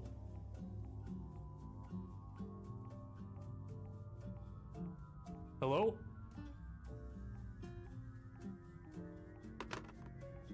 Guys, probably just the damn kids, prank callers. Hey, this is a no-fly zone, buddy. Who's out there? I gotta go get a new flashlight. I'm ordering my food. I don't have to leave. Hey! No flying over my... You're gonna hit my sat. You get in the radio wave space. That's my drone. Guys, I forgot I ordered something. 1 minute. It's my new drive and my food that I ordered. I don't mind if I have that right now. Oh, we're in the wee hours. What time is it right now? 2:50 a.m. And what's that? We've got a caller? At this hour? Hey, Jeffrey, you're on the air. Where are you calling from? Lincoln. President? Jeffrey, what brings you on the hotline this evening? Have any interesting cryptid sightings you might want to bring up? We've got a signal. Jeffrey, we've got a signal. Pinging. I saw a massive rat. A rat? I suppose that's a cryptid. Did you get a good look at it? I think maybe if you didn't see it too clearly, it could be a cryptid, but if it's confirmed a rat, I think that just might belong in a zoo or something. It ate my goat. Must have been a big rat. Jeffrey, I sympathize with you as much as a man can, but I gotta say, this is a cryptid call-in show. You might just want to call animal control. I think you might. Stole my wife. Now things have gotten serious. A goat is one thing. Could it have perhaps been a chupacabra, Jeffrey? You know, they are quite similar to the to rats in facial composition. It could have been. Jeffrey, here's what I'm gonna want you to do. I'm gonna want you to bar your doors, put tinfoil over your windows, and don't open it for anybody. It took the house. Took the house. It took the house. Jeffrey, you need to get out of this. You need to leave the country. If I were you, I would pack up right now. You might not even have time to pack up. I have to run. You need to leave now. Jeffrey, I wish you good luck. Get out of Lincoln. Goodbye. Goodbye, Jeffrey. Godspeed. We're all praying for you. All right, let's see who we've got. We've got Skeleton Saint. Thank you for calling, Randy. How can I help you this evening? Yeah, this is Dale. Hey, Dale. How you doing on this wonderful evening that the good Lord has gifted us? I saw a damn cryptid once. No, no way. What kind of cryptid were you dealing with? I know The that. Sasquatch came to my cookout and ate all my burgers. Not the Burgers! Oh my God, was this recent? You sound still a little shaken up about it, Dale. I was so mad. I'm sorry that happened to you. You happen to get a photo of it? I've been looking for a good Bigfoot photo. You know, a lot of them are pretty blurry. No, but he's not invited back. You know what? And good on you. I would not. Who's don't- controlling the colors? don't They're beat all yourself up viewers. About it, you know? The random viewers that get Can't selected. control the Bigfoot. They're a free creature. Well, Dale, thank you for calling in. I do appreciate your story. And you know what? Here's to some cryptid-free cookouts for the foreseeable future. Randy. Thank you, Dale. Have a good evening. God. Look at that view. It doesn't never not get old. All right, India, here we are. Let's Yeah, get up it really there and is fix this genius. hunk of junk. I missed the stream when it happened.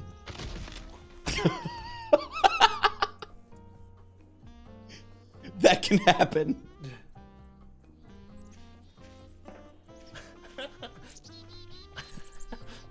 Ow. I gotta get back to the base.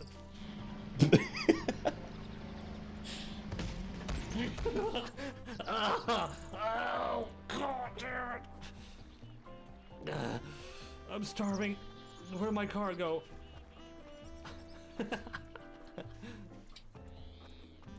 Oh, come back. I'm too hungry to run.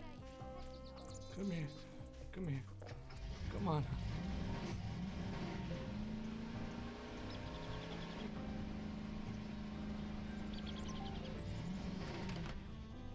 I gotta eat. Please, anything. I keep blacking out. Where am I? Where's some food? I'm so hungry. Oh. Any plans for today? Yeah, we're gonna play I'm fine. Metal Gear Alright guys, let's Revengeance go see if we can pawn off this signal. and Scrum Master Wonk, Some you're other on the stuff. air. How you doing this evening? Howdy doody, Randy. I gotta say, I got a beautiful star here for you if you want it. You happen to have a name picked out for your beautiful new star? I think you'll name it Turge. Turge? That's a good name. What you're about to hear is unfiltered Turge.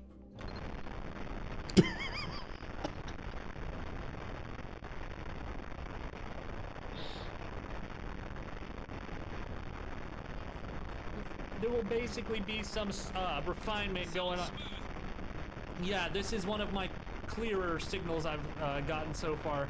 Let's put this on a disc for you. You know, my stars, they don't sell for cheap. I'm picturing at least $50. This one took me a big bunch of time to get. I got a question. Have you been abducted? Well, I mean, I'd like to believe it was an abduction and not just I like a how the drunken caller fantasy, sounds like he's but out of breath. Yeah, I would say that I have been abducted a few years ago.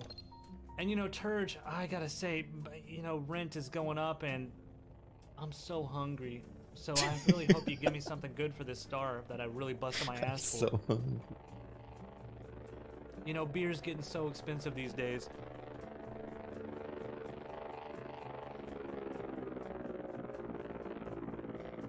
All right, buddy. Star's headed your direction. Turge it is, on the way. I hope you find some food and you mean Oh, I'll be getting food once this paycheck comes in. Non-refundable stars. Non-refundable. $5. God damn it, Scrum. Get the f off my hotline. I'm busting my ass for these stars. Let's get another one. Quick. 100! Boom! Alright, let's update this hush pup. Oh, and perfect timing too. We've got a new caller, new proud owner of a star, or signal of some sort. Don't know if it's a star, it might just be a satellite that the old US of A has thrown up there into the great unknown. Hello, you've got Randy. Who am I speaking with? Oh, this is Skrilla. It says on the caller ID. Randy, is that you? It sure is, Skrilla. How can I help you this fine afternoon? I got a good star here if you might want. If you interested in buying a star? I've never been more interested. You thought of a name for your star, your $50 star? Does it come with warranty? No, this thing is non-refundable. Once you buy the star, it is yours for the foreseeable future. Here, and it's about to be ready Goosey, to. thank you for the premise. Is Gatekeeper still on? About to be ready to sample. You'll be able to get a little listen here and see if it might be something up your alley. This one, I think. Chill Goosey. Prime subscription brings power intense. 100%. 1 month of loyalty. A force that makes sense. Gatekeeper hails your support that never ceases. Demonic forces broken. Their defeat increases. But you do probably have. You gotta confirm if you're gonna buy the star or not. Huh. You could buy the star, and Is you that know it's an Criken AI? investment if you buy my stars. Yeah, I did record that voice. They will actually it's increase just very the value crunchy. the longer you hold on to them, because, you know, it's honestly a smart investment. All right. Look, I'm gonna keep it 100 with you. My Tell him to rhyme? Yes. He rhymes to banish demons. You don't need credit here. I'll just sell you a star. We'll Naturally. deal in cash. $50. This star could be yours. I can do 35. Skrilla, you're busting my balls. Come on, $50, $45, $47. That's a steal. Have any interest in catalytic All right, we're 290 subs away from hitting 10,000. How about here? How about this? I have I'll trade you 100 more to gift, a catalytic converter, which should for my hopefully get star, us and $5. within range of the end. You drive a hard bargain. Deal. You know why it's not updated? And you know what, guys? I can sell the catalytic converter for about $100. The art of the deal.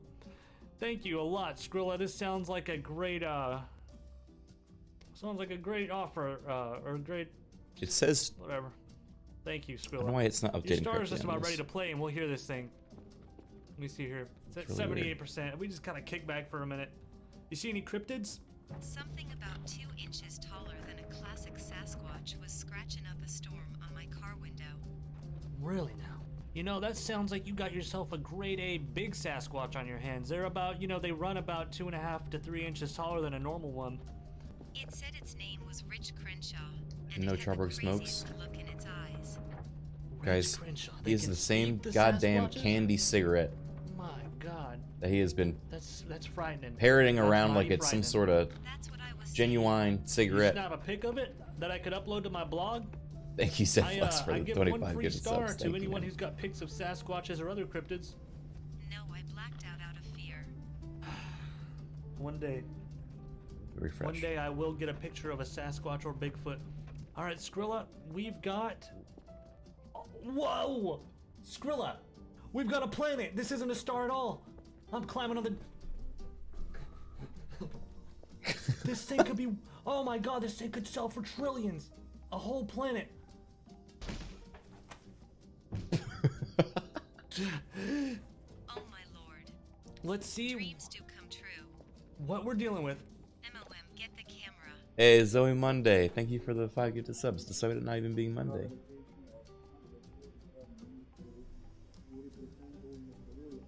My God. Skrilla. Guys, did I just scan Earth? That sounds just like the hairy OL Squatch I heard outside my Mitsubishi Evo. Wow, what are the chances? Dude, I'm getting my ass kicked. I need to find some food. Literally shaking right now, OMG. It's an exciting thing buying your first planet. And might I say, since it is a planet and not just a star, this thing, the prices are going to be a little bit higher than you might be used to. This is a whole... Gentleman's deal, my guy.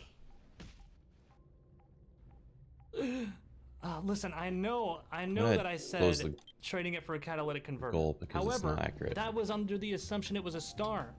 Don't make me send Tyler over. Oh, what the hell's Tyler gonna do? He doesn't even have my address. I'm sorry, Skrilla, the deal's off. Unless you're willing to pay. This is a top of the line planet. This thing's worth way more than you might be paying for normal stars. You can take that catalytic converter and shove it up your ass. Randy, wait. What? $20 and 2, count M2, cat converters. Cat converter.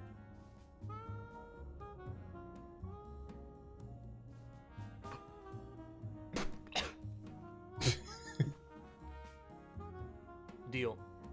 Your planet should be there shortly. My drone's currently en route. I'm glad we could reach an Anonymous gifted. Thank you for gifting a sub to Shrek. Don't call me that. You're ruining my reputation. Alright, drone's on the way. Here it comes. Oh, look at it. It never gets old. And watch the takeoff. Blink and you'll miss it. It's gone. Oh, baby! Hey, just got the check-in. The wire came through. It was $20. So looks like the deal's still on. All right, well, scroll up. Better hang up the phone now. It's been a pleasure doing business with you. And you know, I hope you enjoy your planet. I'm glad, Randy. Goodbye. We'll be in touch soon. Spooky. I don't think they meant anything sinister by that. I'm gonna get the signal going. Let's call somebody. See if we can get a cryptid story while we're waiting. Alright, I think. Coconut sales. Howdy, Randy. It's me. Oh, hey. We're gonna Any give good cryptid sightings as of late? the AI a little bit of a reboot. The alien you were looking at. Whoa. The alien I was looking at? How did you get this number? Listen, you've been peeping at my planet for a while now. Yeah, and you know what? I'm gonna fucking get your planet and I'm gonna sell it to somebody. Your entire planet. And there's nothing you can do about it. I'm just taking a shower and you come up in my window with your dang radars. Yeah, you know what? Because you got such a damn beautiful planet. If you didn't want me to look at it through my little telescope, maybe try to pollute it a little. You can't sell my planet. That's illegal. Laws work differently here on Earth. People have all sorts of businesses. I'm allowed to do I have this. the title right here. Oh, you own the planet? You own the entire... Oh, you're the president of the planet. I just so happen to get in contact with the president of the planet. This is a prank call. This is some damn kid. Listen, buddy, my family has had this planet for generations. What's the name of the planet? Go on. Since you live there. I believe him. Zorblin 3 at. Zorblin 3 at. You know, I have actually, guys, this is a little bit more reputable than I was imagining, because I've heard of Zorblin 1 and 2. Didn't know there was a third. Wow, Zorblin 3 at. Listen, Zorblinite, my peace is with you. I mean you no harm. However, I will be making this transaction. Talk to my space lawyer? Oh, what? Oh, send him down here? How many light years away are you? I don't have that kind of time. I'm selling a receipt. Slightest thing from us. That somebody owns. All right, my food is. Just don't take it too oh personally. shit, it's actually kind of okay? far. All right, we need to find something else to do. All right. Well, you know, send him my way. I'll be waiting to hear from him. Thank you.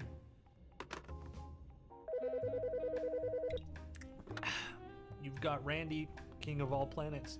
Who am I speaking with? This is Anna. How are you doing this pleasant 3:30 a.m. evening? See any cryptids? See any aliens? I was taking a walk by a local lake. Maybe I'll play some more Bloodline. For bugs, not to eat When my them. food gets here. Okay. That would be gross. That sounds, yeah. In It's many really ways, I spotted a creature that resembles a thumb. good. A thumb. Huh, are you perhaps in North Carolina? That could be the North Carolina thumb-like goblin? Or, if you're more on the western Made your coast, patch that today. might just have been Ooh. some sort of moth or frog or something. I need more details How major we to talking? really narrow it in, but that sounds like you got a Krypton on your hand. I'm not gonna sugarcoat it. I would take precautions. I would take all the necessary measures to protect your family here. They were about 15 Big Macs Battle Brothers get played yet? No, we'll probably play that today though. graceful legs, one big beautiful eye, and a set of big lips that look so smoochable. Interesting. So this little critter is a lot bigger than I was. I'm gonna be to get avocado anticipating here. toast This in seems LA. to be more of a humanoid. Dude, type. they're always sold out. I've got, You have no I got a idea. pile of Big Macs. Like, What the hell? Anna, I'm gonna have to call you back.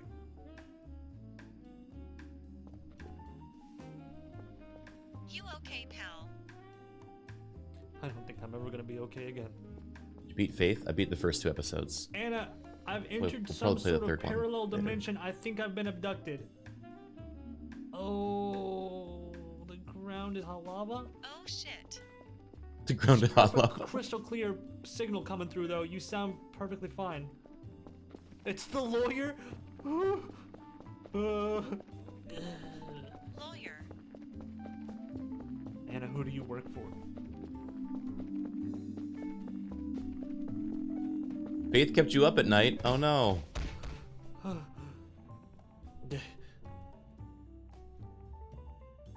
Lawyer.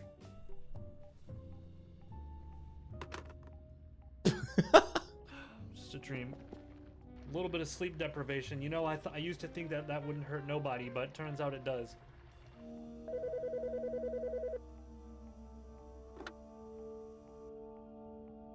Randy speaking. Hello, it me, the Zorblin 3 at Uh-oh. lawyer. How do I close the He curtains? does such good facial expressions. How much is left on the video? I might wait till my food gets here to put it back on. Hello, are you a lawyer? Randy, this is your mother. Why have you been ignoring my calls? Mom? Alright, we can finish it. Mom, how did you get my phone number? You're not supposed to know where I live or how to contact me. Hey, yeah, sorry. I've just been real wrapped up with work here, doing a lot of satellite stuff. It's really starting to take off, Mom. I'm selling stars.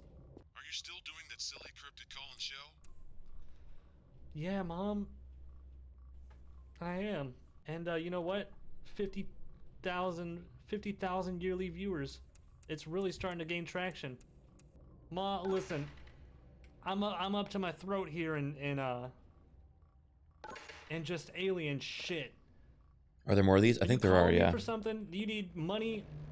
We don't know. Also, make sure to obviously follow Charborg's Mom, I'm Twitch sorry to channel, get but you also wrapped his up in YouTube this. channel.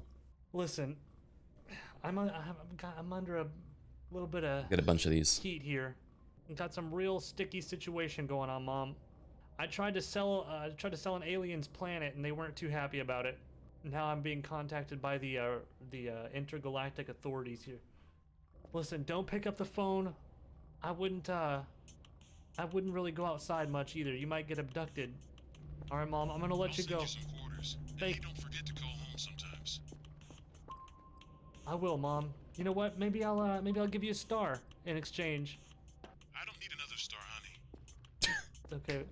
Okay, Mom. All right, I'll talk to you later. Call That's back such a good line. sometime. Goodbye, Mom. Bye, Randy. Smiley face. That was so great. All right, we'll put on more Chopper videos when my food gets here, I think. It should be like 30, 20 minutes maybe.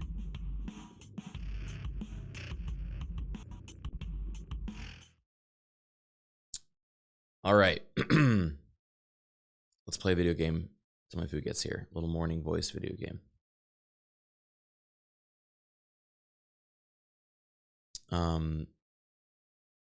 Imp Breath, thank you for the gifted sub.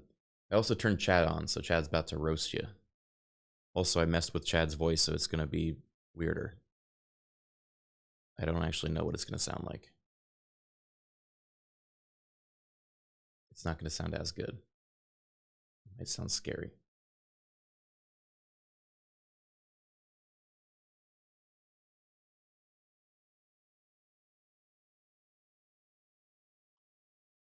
Jättebra så förning. Whoa, yeah, well. I suppose you think you're quite the big shot, Imp Breath. Gifting Sleagle a tier 1 sub for a whole month, huh? Impressive, I guess. Enjoy your moment of glory.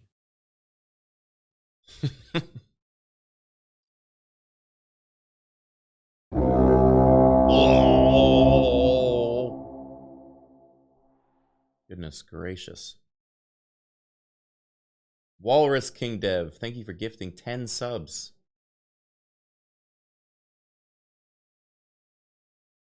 Wow. All right.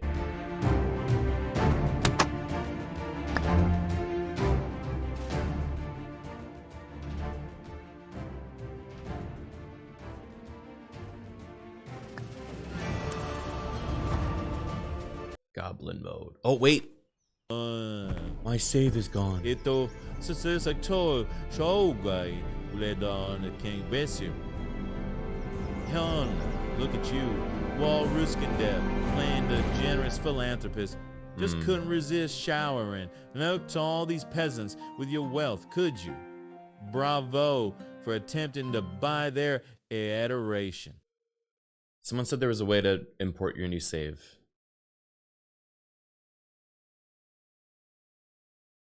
They moved the save location. Okay. It's still there, guys.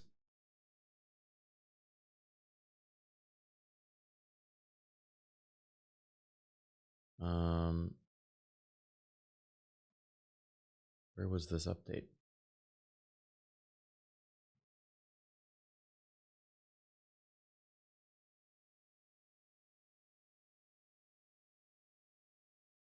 Here we go. Move your saves F down to the patch. All right, get saves from. All right.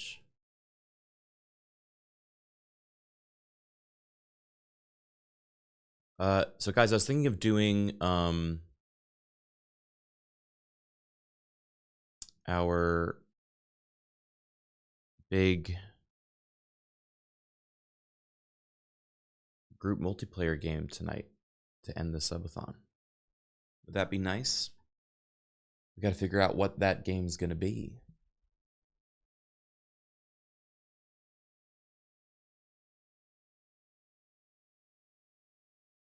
We're going to play it together. Wolf Quest Thursday. God, it is Thursday, isn't it? Yeah, we could do TF2. Sherman said he was waiting for days for Darktide. I'm right here. I'll DM him.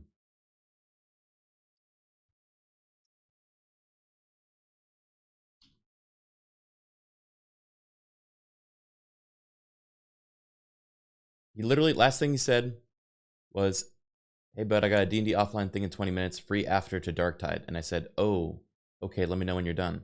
No reply. SM my head.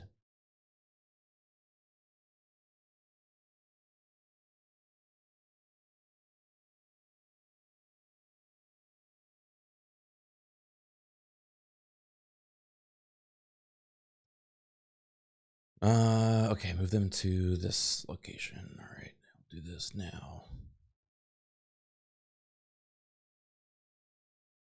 App data.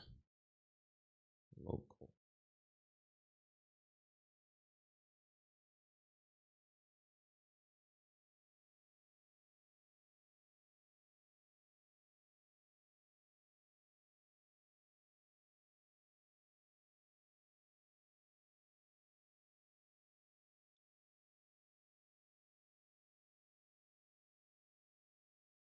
Oh wow, I just kind of replaced them without thinking. I hope I did it right. Cool. All right, let's see what happens.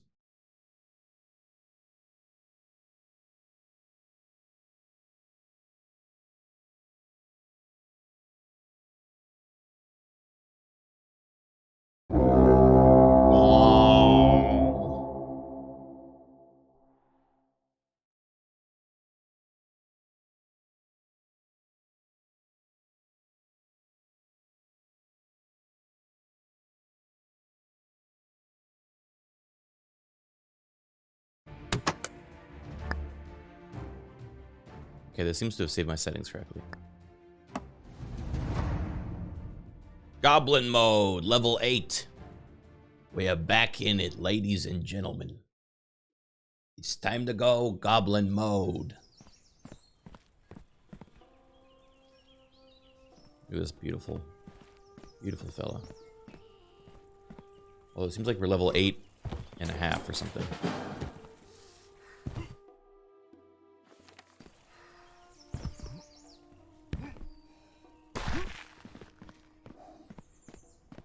Egg-shaped friend.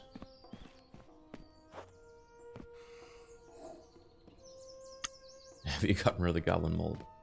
No. Oh,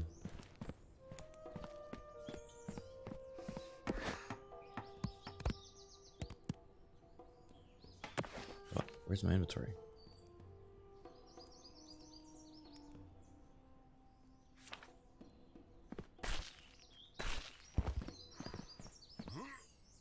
Miss any spins today? No. We're also at the very end. There are not many spins left.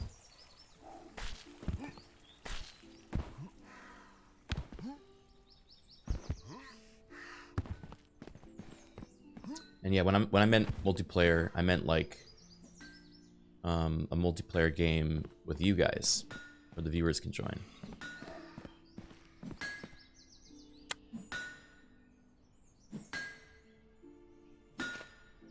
So I'm looking for something that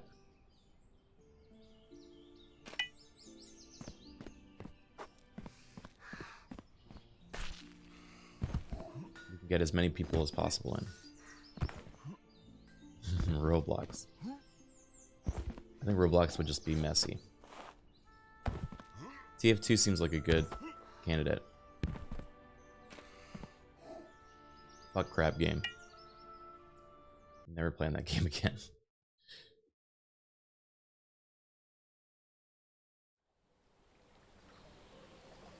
Barry says, keep streaming. I don't want to see you again. Thank you for the 10 gifted subs. We're capping it today when I hit 10K. Barry, so in about 250 subs, you'll be capping it. Never streaming again. Thank you, man. Barry Carlion, another one trying to show off their supposed generosity. 10 whole subs, huh? I suppose that's your attempt to buy some friend. Well, congratulations on in temporarily winning their favor, I guess. Oh my God.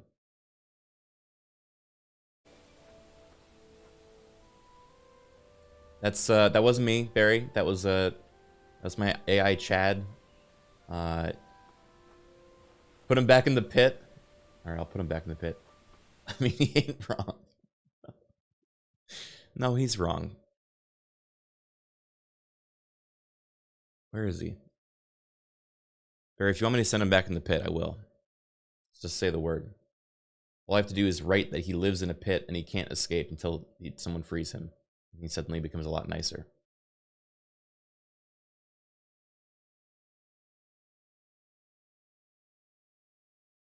You like the haunted house bit? I'll put him in the haunted house.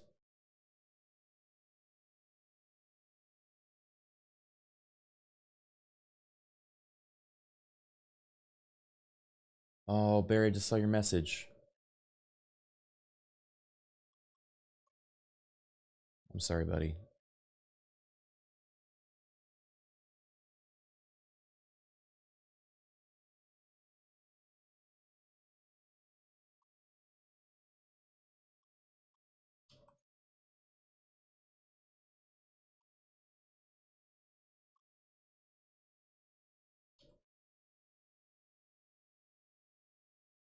Yeah.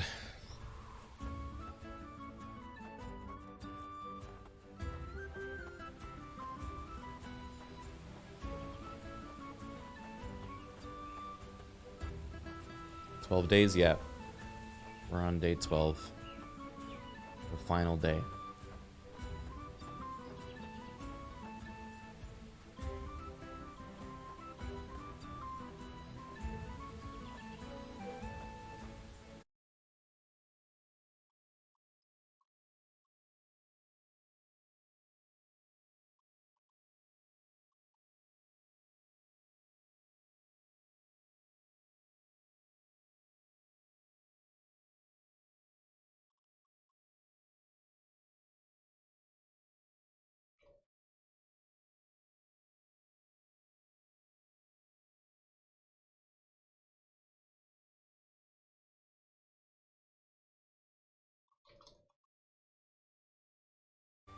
Sorry guys, just messaging a friend.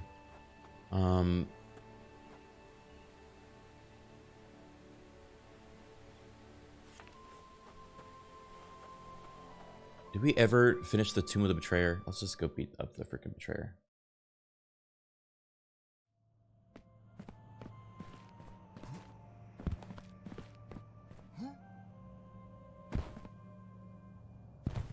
Mono whatever. Thank you for the resub.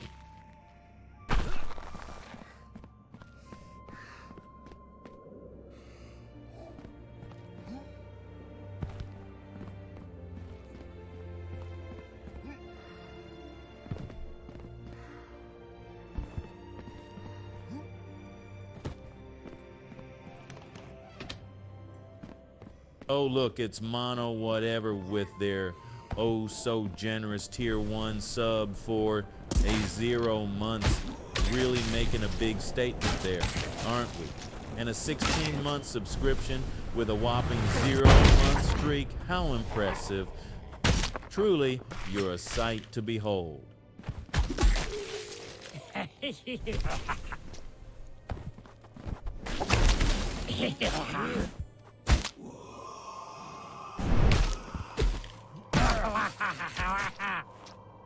Don't laugh at me.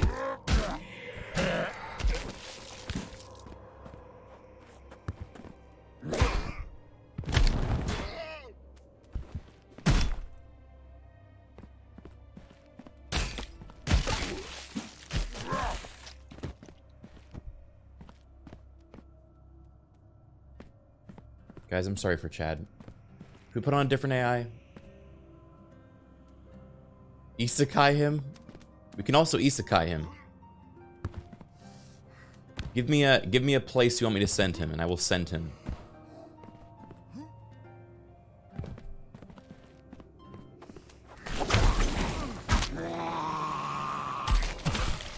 Oh, they all have different voices. They have different sounds now when they get knocked up. That's great. Knocked up is not the term I meant for, but you know. Well, look at the hoe swooping in to gift a tier 1 sub for a whole month to call the smoke. Such a grand gesture. Must be nice to have that kind of disposable income. Keep spreading the He's wealth. so in the hole. It's sarcastic. not like you'll even notice it missing. Oh, how original. Anonymous. Gifting me the great Chad Nemesis, a tier 1, a sub for a single month. How thoughtful of you to grace me with your virtual presence. I'm positively overwhelmed by your generosity. Well, isn't cute ghost friend just the sweetest little thing? Gifting Buggy a tier 1 sub for 1 whole month? That's simply adorable. I hope you realize, cute ghost friend, that 1 month of subscription barely even scratches the surface of my extravagant lifestyle. He's so mean.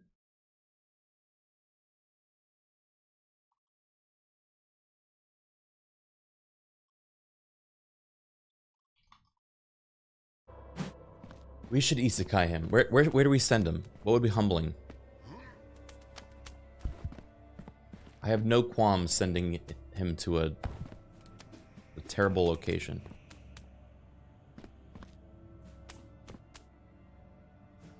Camp Crystal Lake.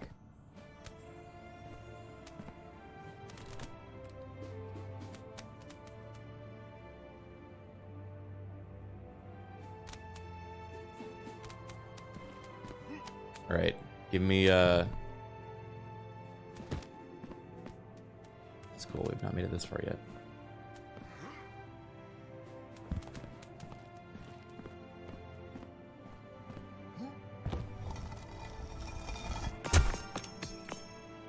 He's about to sound a lot different if we put him in Camp Crystal Lake.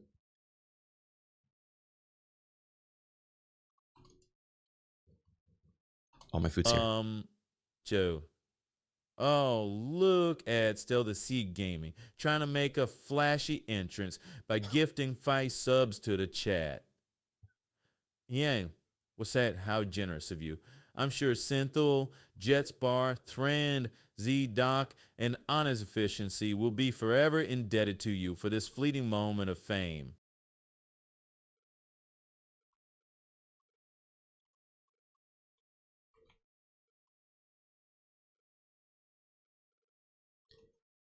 Chad still has to thank every new subscriber with his usual method, but must do it cautiously, because if he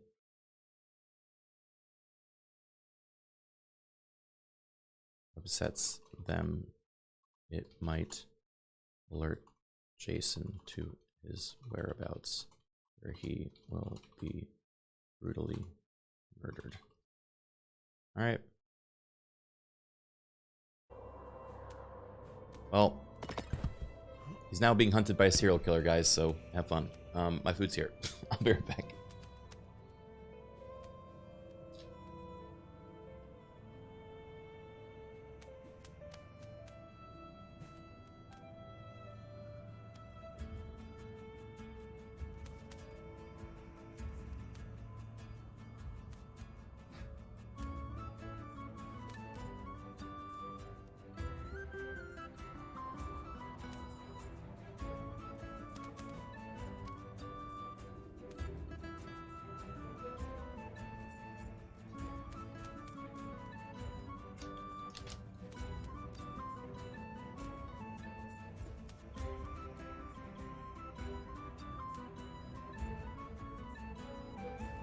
Wait, you already gave him a sub? Oh, God.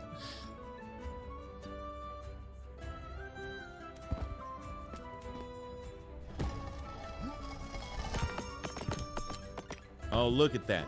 Agent Nor, Agent M has graced us with their presence for yet another month. So bravo. I suppose they can afford to stick around when their allowance is bigger than most people's paychecks. Good on you, Agent M. Enjoy your subscription. Hold on, is he not seeing who gets gifted?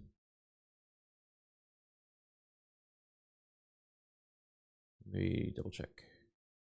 I forgot to say Voorhees too. The serial killer. Serial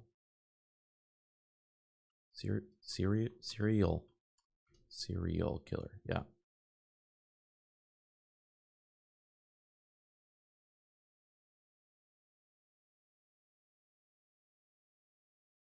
I did spell it cereal the first time, yes.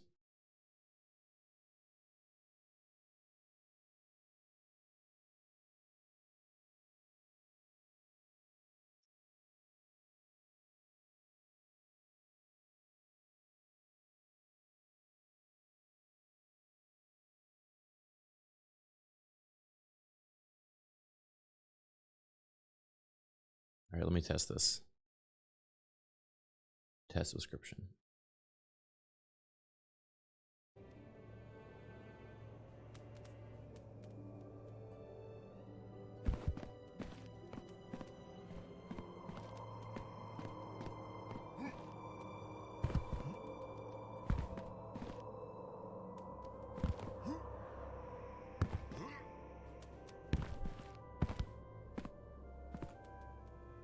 Starshine 42, thank you ever so much for your subscription.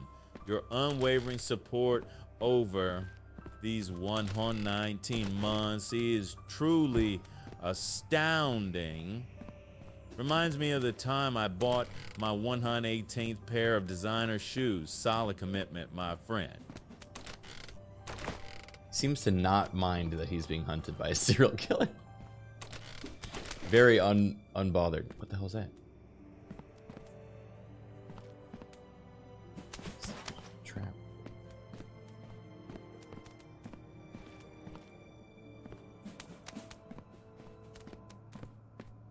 Hey, Silas, year-long subathon. Feels like it.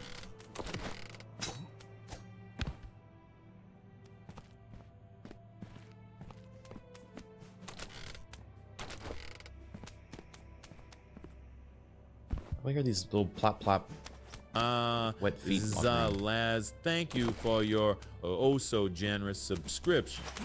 While 46 months is quite impressive, it's nowhere near the longevity of my 39th month streak of dining at Michelin-starred restaurants. Keep striving for greatness, my friend.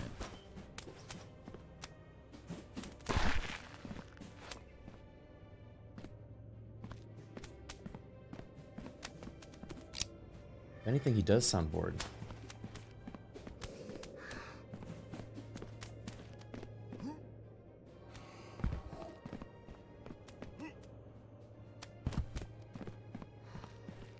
How delightful, dear Anonymous, for generously gifting Serial Killer a tier 1 sub. I must say, it's quite amusing to see the juxtaposition of your username with such a thoughtful act. Reminds me of the time I hosted a masked ball in one of my mini mansions. Stay mysterious, won't you? Guys, he's impervious to my fucking power gaming. What is going on? This has never happened before.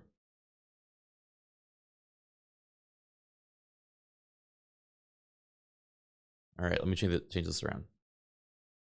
Forget Jason Voorhees. All right, we need to go a bit more literal here. The pit works. What else do we want to try? Nothing is worse than the pit.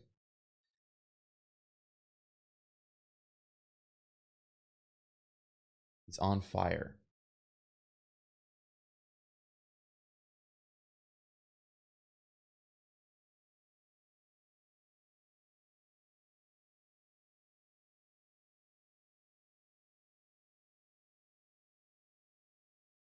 The IRS is after him? That's pretty scary.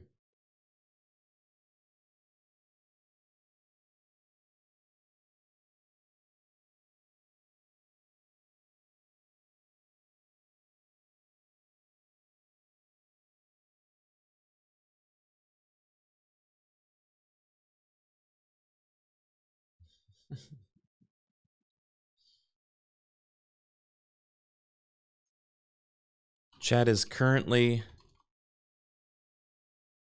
trapped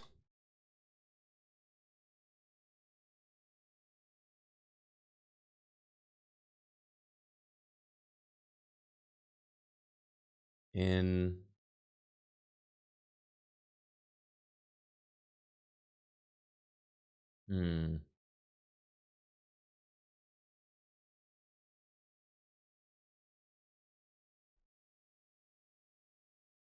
He's trapped at sea on one of his yachts and needs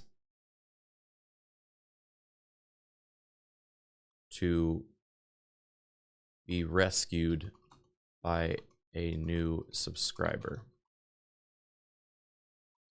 Chad has trouble asking these subscribers for help in rescuing him from his boat, but he will try anyway to avoid dying of thirst and hunger. Great, that's pleasant.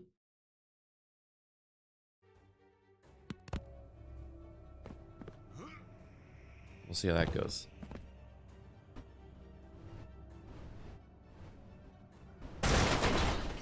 Big. Oh my god, this is a big fucking...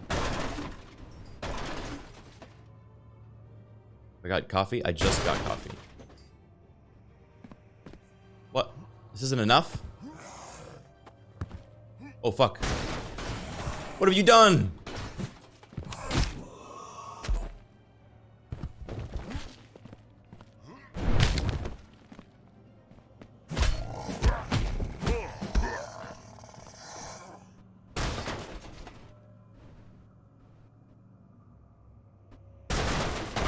Running out of champagne?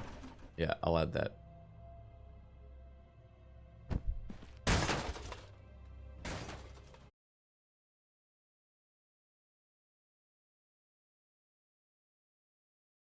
To avoid dying of... because he is rapidly running out of champagne.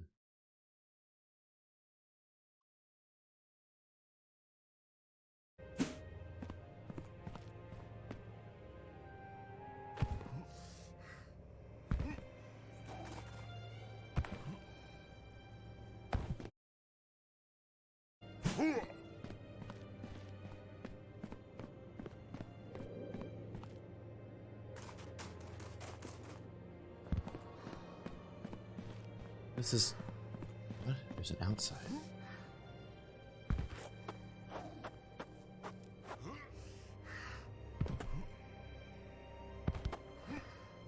Alright, I'm gonna test if the yacht thing worked.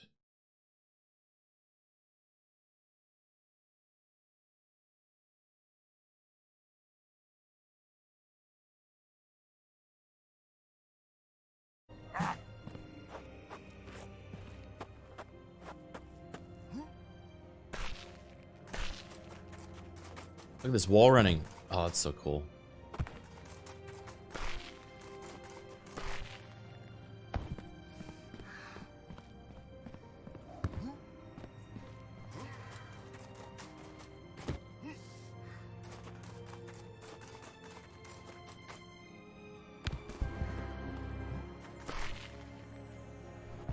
You can really parkour in this game, it's crazy. That goblin can wall run, we're screwed. I'm like a Kermit the Frog pilgrim with unimaginable power in this game. Plasma Pike, my good friend of 32 months.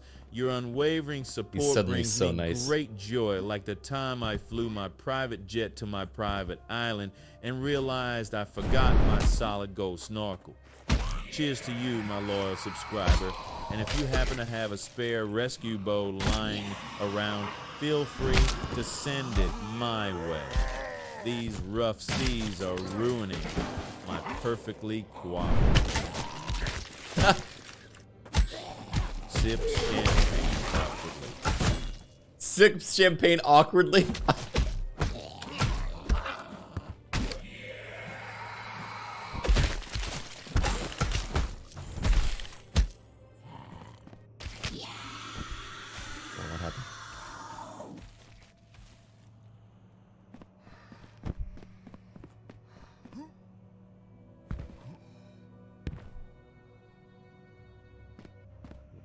This is the gauntlet.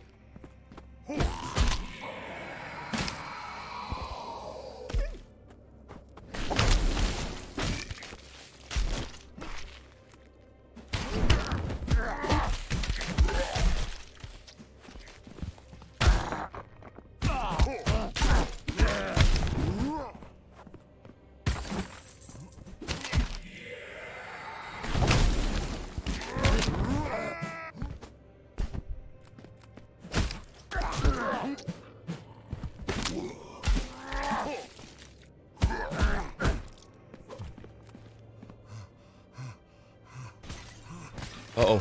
Ow, he threw a fucking pot at me.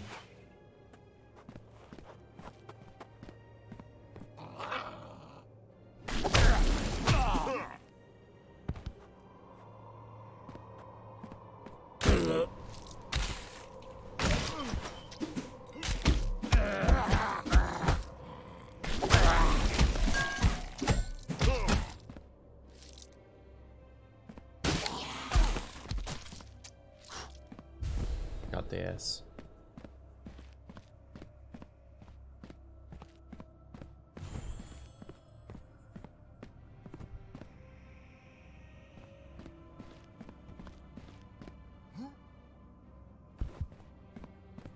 Yeah, Chad is one of my favorites of the AIs we made, just because he's so consistent. And, like, annoyingly clever sometimes, you know?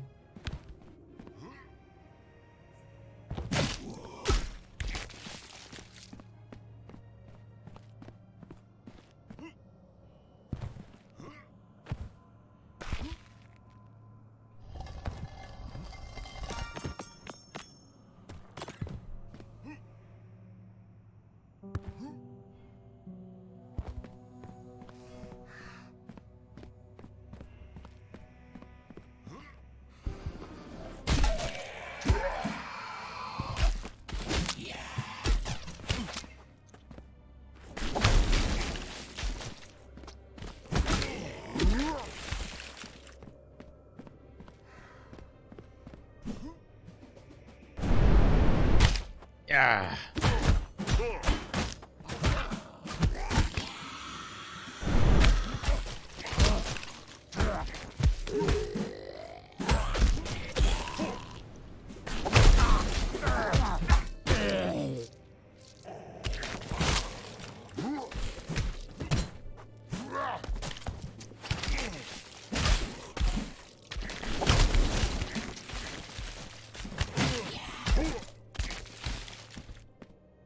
Game is so fucking wild.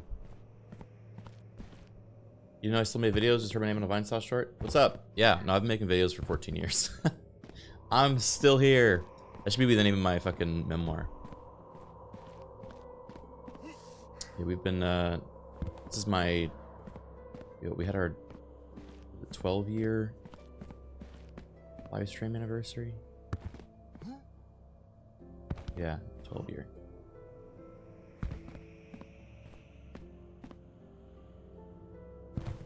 Yeah, partnerversary, that's right.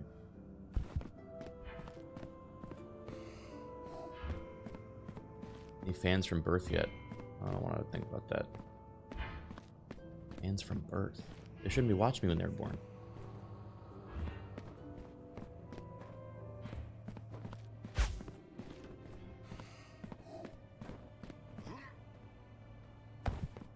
Why not? Oh, I'm trouble.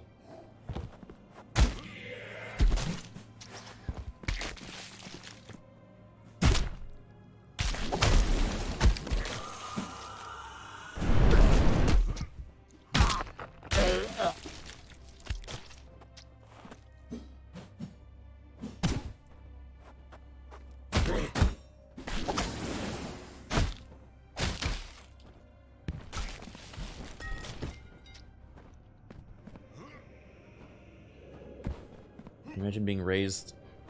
Wait, is that raised by Criken? Ugh. You wouldn't know how to cook at all? Hey, look, there's more to life than cooking.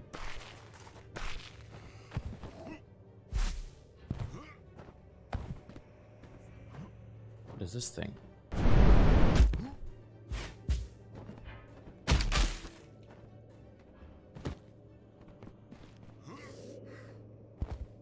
Yeah, eating.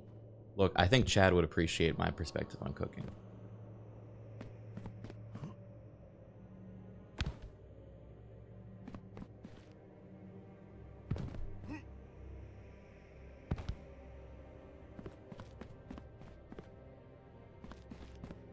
Ask him. Hey Chad, what's your opinion on cooking versus being cooked for?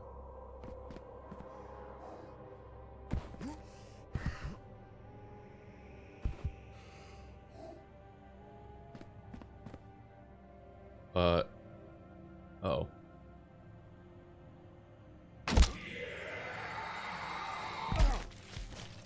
Shit, wait.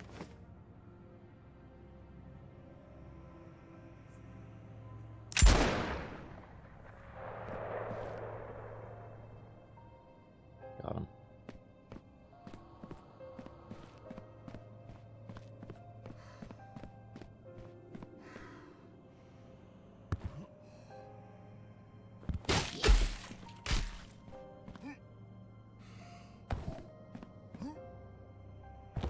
Cooking versus being cooked for, such a plebeian dilemma. Why bother with either when you can have a personal gourmet chef on your payroll? I have a chef's kitchen in every one of my Then you're cooked for. Multiple Michelin stars to my name and a collection of rare spices from around the world. So, to answer your question, I'd say being cooked for is quite impressive.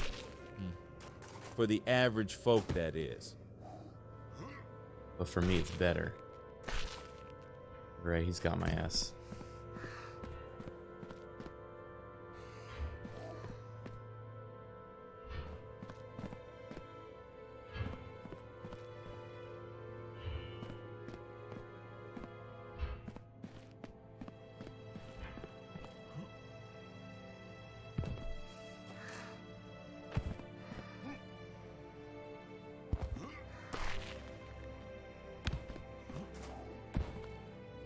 How do I complete this dungeon?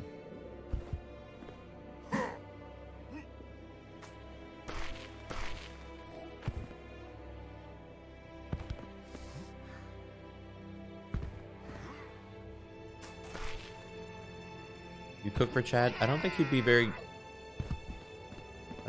grateful guest, you know? We ever hit 10K? We're close. The plan is to hit it today.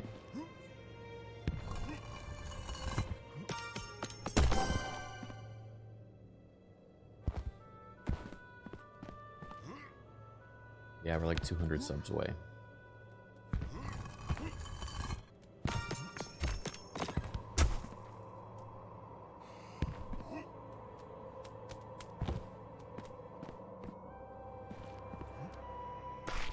There's the plop plop sound. Is it stuck in the walls again?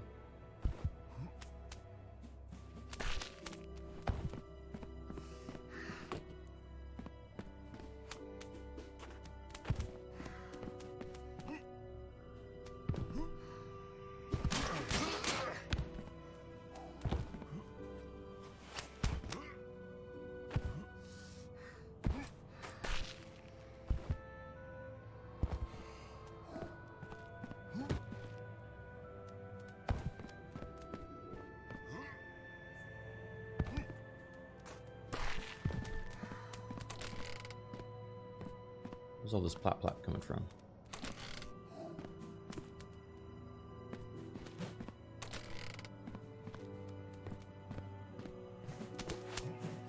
What's these things? Yeah, I have no idea what to do here.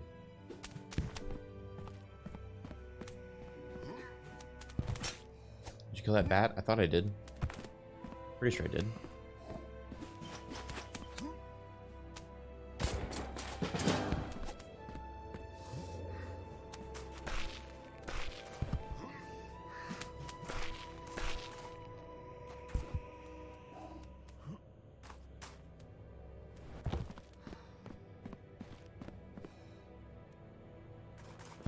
He's probably on some random table. Oh.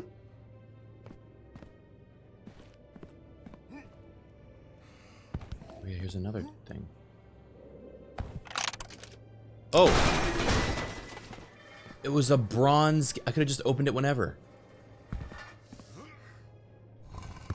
Who are you? Oh.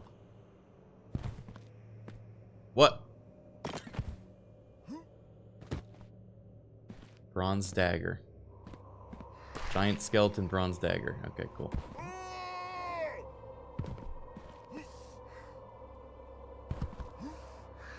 I'm playing this game modded or vanilla. This is vanilla. Oh. There you are.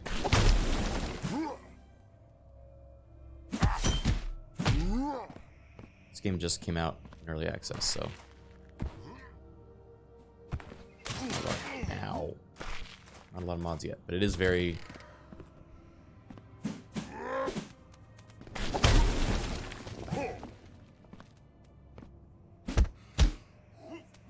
very moddable, it seems.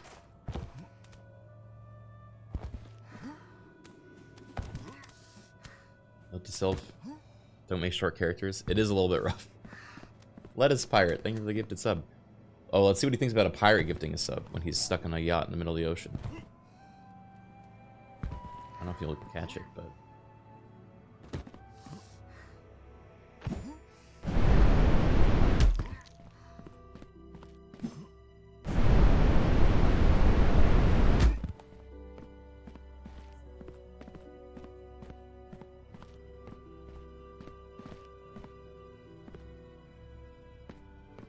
Plans to watch videos? Yeah, I'm about to take a break to eat once I'm done this dungeon. It'll be quick though. Alright, this seems like the boss room.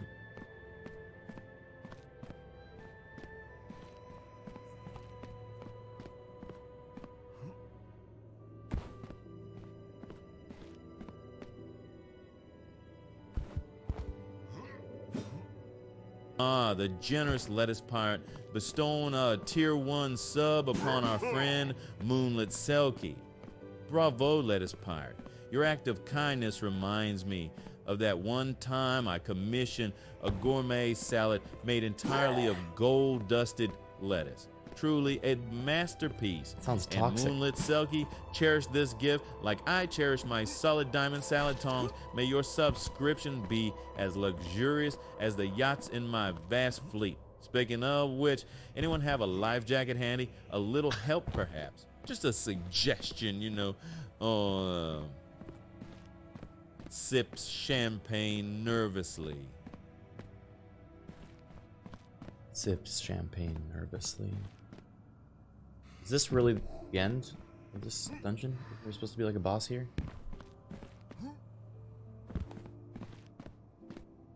Any ideas? Oh, maybe I have to pray on it or something?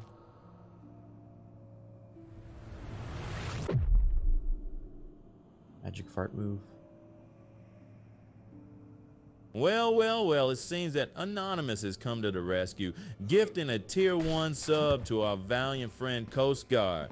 Bravo, Anonymous. You remind me of the time I anonymously donated my entire shoe collection to a charity auction. Truly a gesture worthy of admiration. And Coast Guard, my dear fellow, remember this as you ride the waves of subscription glory. Like the waves that crash against the hull of my luxurious yacht, currently stranded at sea. Perhaps one of these days, a subscriber will rescue me. Just a thought.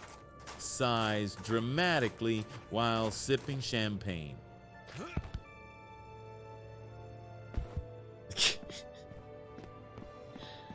Sighs dramatically. Come on, guys, someone help him. It's kind of fucked up. Maybe you were helping him, actually. What is this room? I'm annoyed. We just did all this whole dungeon. Is it like a puzzle or something? Is my special thing with Charburg happening today? We decided to do it tomorrow, I think. So I'm actually starting to stream tomorrow. I'm not taking tomorrow off. After the Subathon, I'll be back tomorrow. And that's when we're doing that special thing.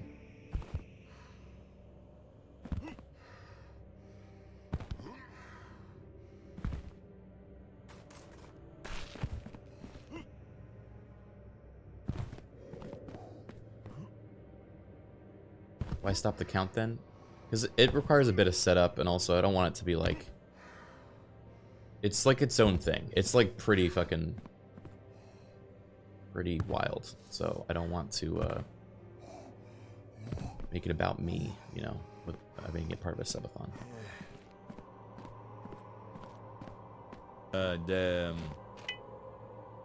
The magnanimous Velocibleco, gifting a tier 1 sub to our dear friend Vivi.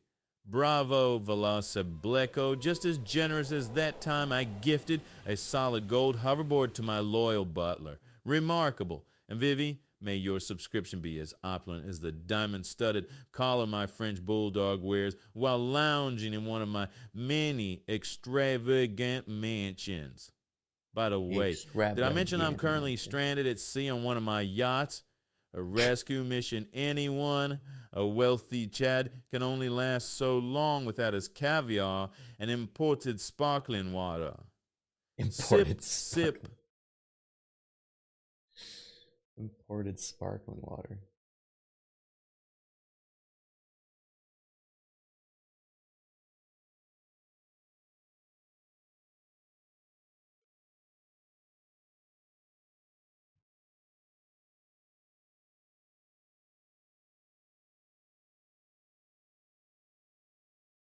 I think Chad has his own flavor of fucking LaCroix.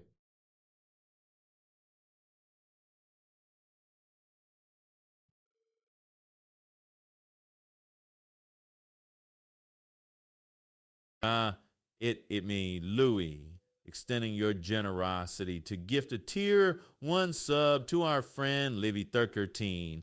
Bravo, it me, Louis. Your charitable spirit is as enlightening as the giant crystal chandeliers hanging from the ceilings of my private ballroom. Magnificent. And Livy 13, may your subscription shine as bright as the diamonds on the custom-made crystal-encrusted gaming chair I use while live streaming on my solid gold gaming setup. Oh, speaking of shining, any chance one of you fantastic subscribers has a rescue helicopter on hand? My yacht can't seem to find its way back to the mainland. A subtle plea for assistance, if I may. Awkward sip of champagne. The ever splendid Hey It's Wink, presenting a tier 1 sub to our esteemed friend Dodecadillion. Bravo, Hey It's Wink. Your generosity shines brighter than the diamond-studded cufflinks I wear to casual brunches on my private island.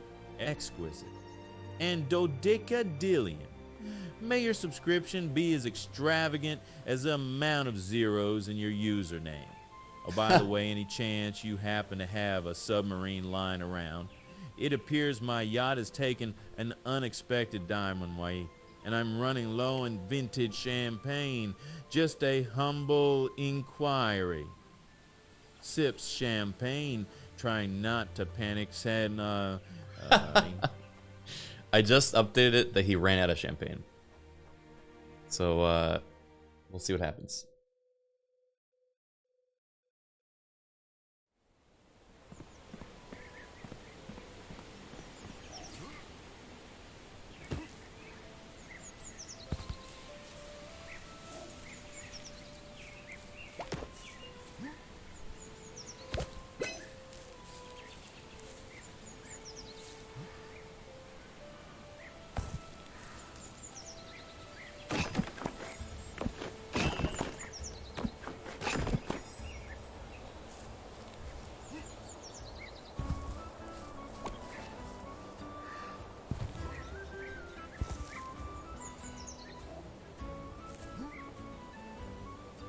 Probably eat.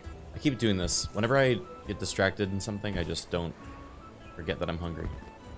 Or that food's here.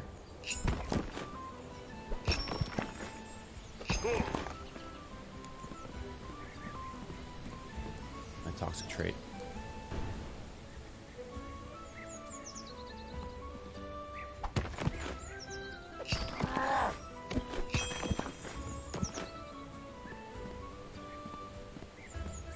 Wait. Torch.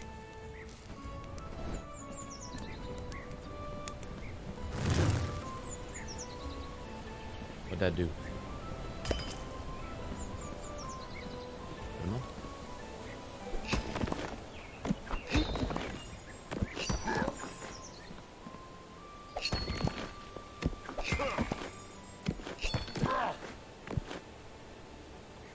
Gives XP. Not too shabby. Oh, wrong button. Sorry. Excuse me.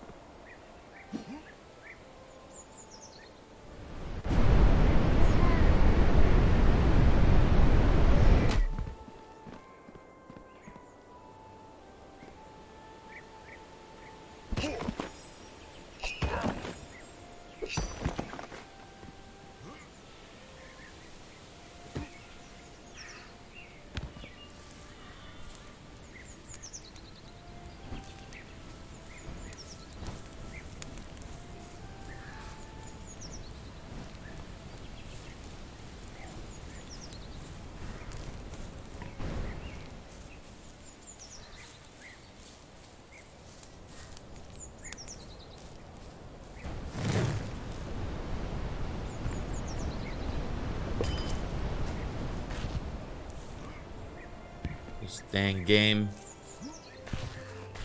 Alright. I'll go in this house, then I'll stop. What's in this house? Oh, damn it, nothing. No, that wasn't cool. I'll kill one thing and then I'll stop.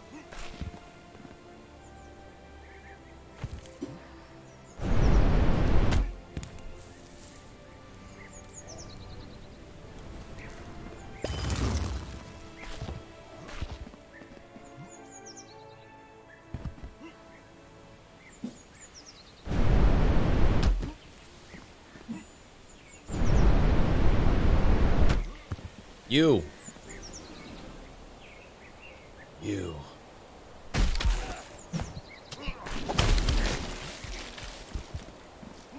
All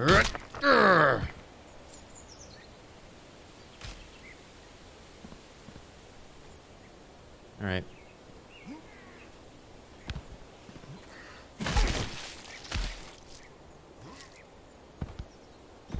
My bloodthirst is quenched. All right. Save and quit.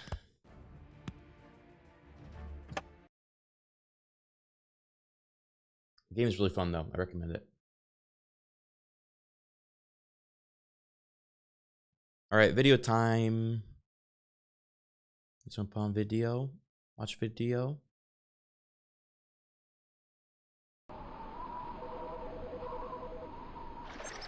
Is that more Randy?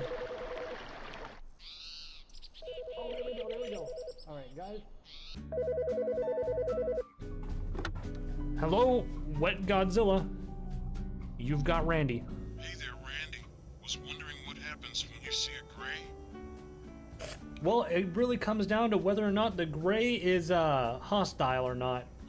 If you've got you a friendly variant, the most they'll probably do is try to jot down on their alien database about you. But the more hostile type will probably, you know, they could do any number of things. They could experiment on you. They probably rob you. I've heard tale of an alien stealing from someone. Good question, and thank you for it. But I got a probe last week. Probe? They gotta be real, brother. You know, I envy you. I got a buddy who's said talk of a probe. Any idea what they were testing for? Do you happen to overhear any of their alien speak? Something about clogged up.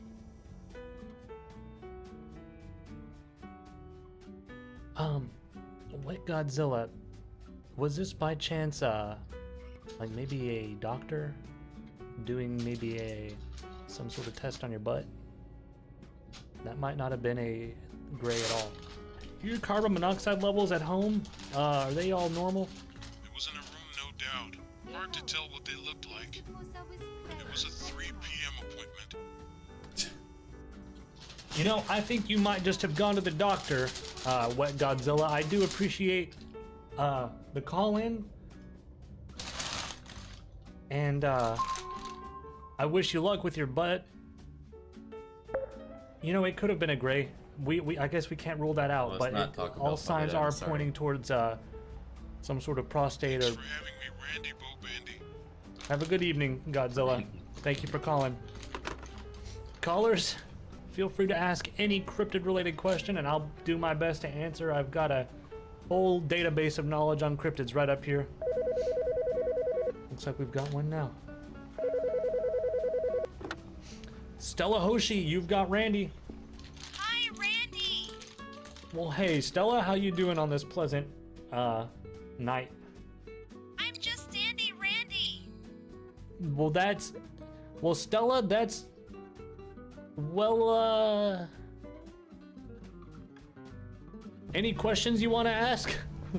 Yeah, do you think that aliens are all on Mars or, like, farther out there? While there are a variant on Mars, on the planet itself, grays extend, you know, all different types all throughout the universe. They're not just localized to Mars. They can be pretty much anywhere, except for maybe the sun. I don't reckon they'd be able to. Well, maybe a really resilient alien could survive the sun. There might be aliens on the sun, folks.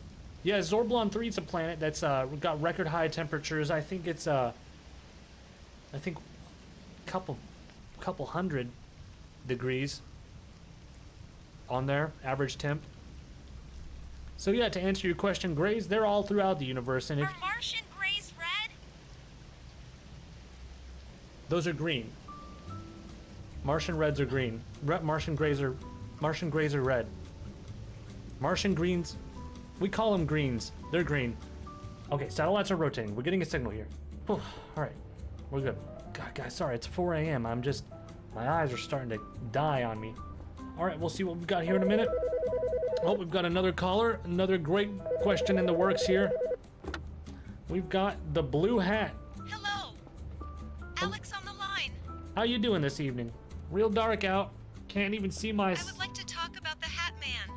The Hat Man. Now that's a name I haven't thought about in quite a long time, and in fact, He's in my corner every day from 6 p.m. to 2 a.m. I would advise you don't make eye contact with the guy. He will not leave. I asked him to leave several times, and I felt my soul leave my body every time. Don't communicate with him. Do not communicate. The strategy here is you're gonna want to try not to make eye contact. Try not to seem scared, because he'll feed off that. And you know, if you've got a gift basket you can make, leave it out at the foot of your bed. I think he would eat that right up. But I am making eye contact with him right now. Then it's already too late. And as much as I would like to tell you to have a pleasant evening, I don't think you will. I am I hope you make it through the Congratulations, night. Vel Ghoul. All the Thank you viewers for are praying for you. subscribing. They're all bowing Your their heads at the username moment. reminds me Everyone of the at time home I could just- hosted a lavish Halloween party on my private island, complete with a haunted mansion and Guys, I want you to real say a ghost. silent prayer for, Truly a real ghost spectacular who's probably not- event. they're Enjoy probably your knocked to shreds by the Hat Man subscription. tonight. Sip champagne. Cheers. Oh, by the way, if anyone out there happens to have a spare helicopter, I seem to Helpful be advice for anyone out there stranded who on might one of my yachts. come in contact with the Hat It's Man. a shame not to Don't have look a him in the eyes. luxurious rescue. God rest their as in soul. Just a poor, thought. individual Smirks. who will be probably murdered tonight by the Hat Man. Oh, got a new caller on the line. On a positive note, let's see who we've got here. I literally told him he Oceanic, had no you've got champagne. Randy. This And he thing's just says, no, I detecting do. so slow. Wait, what is that? That's like triangular shape. Do you see this? Randy, is there anything you're afraid about in the big universe? Plenty. There is actually plenty. For one, aliens. Pretty much any sort of alien, I'm terrified. I can't even look at our old buddy over here without getting too freaked out. And you know, as much as I'm morbidly curious about the guys up in space, the little dudes, because all it takes is one little pull of the trigger and their ray gun will blast. This seems like a stressful career choice for you. Well, what are you, my therapist here? Come on! I'm allowed to be interested in whatever I'm allowed to be interested in, okay? What are you scared of, Oceanic? You know, I've heard tale... Bigfoot. Oh yeah, that's a big one. You know, I've got a buddy who was ripped limb from limb by Bigfoot. He didn't die. But Metallica did write a song about him. You know, he's one of the more violent ones. You can go out in the woods. I hear him out there. I'm pretty sure I've got a Bigfoot on my property. I've got 200 acres. Sometimes I'll hear a log slamming into the side of a tree. And that's a warning call from Bigfoot. What does he sound like? I haven't heard him himself. I just hear him banging on shit. I think it's some sort of music ritual he's trying to cast. In They fact, say he has a putrid odor. oh, I've heard. Oh, trust me, I've heard. You know, I can't see Bigfoot, but I smell the odor everywhere I go. Every single place that I go, I smell this horrible odor. Even just places I've never been before. There's just this terrible odor that follows me everywhere. Everywhere. I smell it right now. It's like all over me, this terrible stink, and I think Bigfoot's done it. I think he's I think when I'm not paying attention, he blasts me with sort of like a skunk. Randy, is it possible Bigfoot is right behind you? Oceanic, don't be ridiculous. Bigfoot, he lives in the woods. I'm inside a building right now. And don't try to scare me like that ever again. I'll block this number. Just checking. I mean, yeah, you know, it's always healthy to be questioning everything, you know, always be questioning. That's what I say. Well, I've said that before. Well, I read it in a book. Oceanic, thank you for calling. It's always great to hear your insight, Randy. And it's always great to hear myself talk. Thank you, Oceanic. Guys, we've got ourselves here an object of some sort up in space. Let me try to refine it real quick. One minute.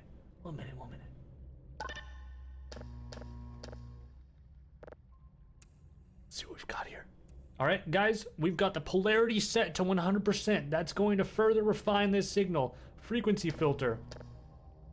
Let's start screwing with that. See if we can't find a good frequency.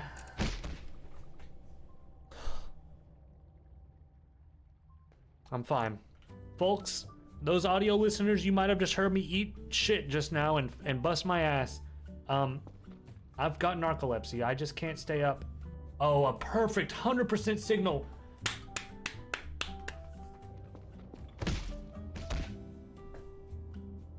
I think I was just abducted. I have no memory of the past 5 minutes. What happened? Memory, I've got visions of little green men. Folks, if you're listening, if we're still live, I think I might have just made contact. We're gonna sleep for the night and then we will continue. Oh my god, that scared me, dude. I gotta face this guy like the opposite way. This guy's gonna fuck me up. Thought a little gray was standing there looking at me.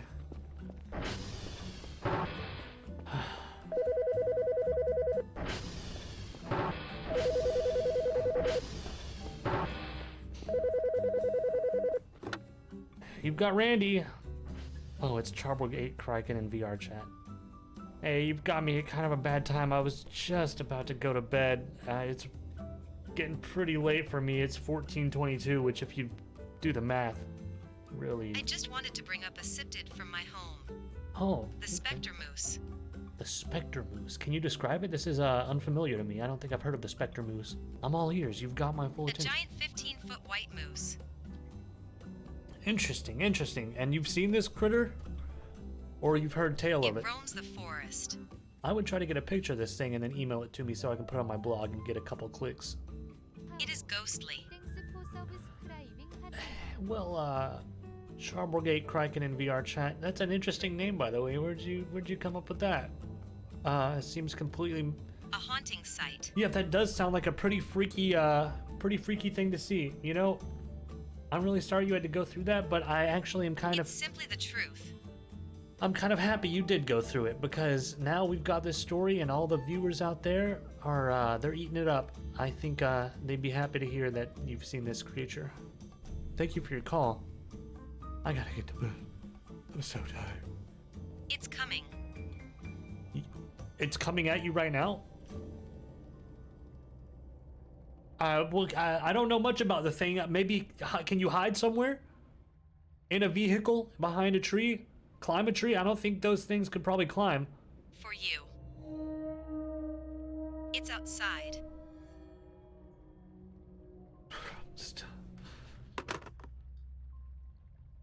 Sleep deprivation. I don't think that really happened. That might have just been a hallucination.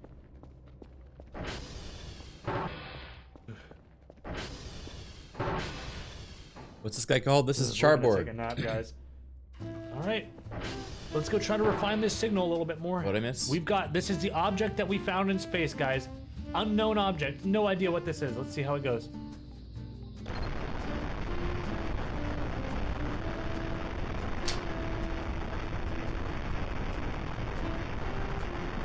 Let me get a thing. We gotta refine this. You. It's outside. Oh, Charboard being Criken VRC. They're eating it up. I think they'd be happy to hear that you've seen this creature. Thank you for your call. I gotta get to bed. I'm so tired. It's coming. Is today the stream with Charboard? We're gonna do it tomorrow. It's coming at you right now? We want to take some time to make sure it'll be all good. Well, I don't know much about the thing. Maybe, can you hide somewhere? In a vehicle? Behind a tree? Climb a tree? I don't think those things could... Thought a little gray was standing there looking at me. Yep. Even the Subathon ends. The Subathon will end.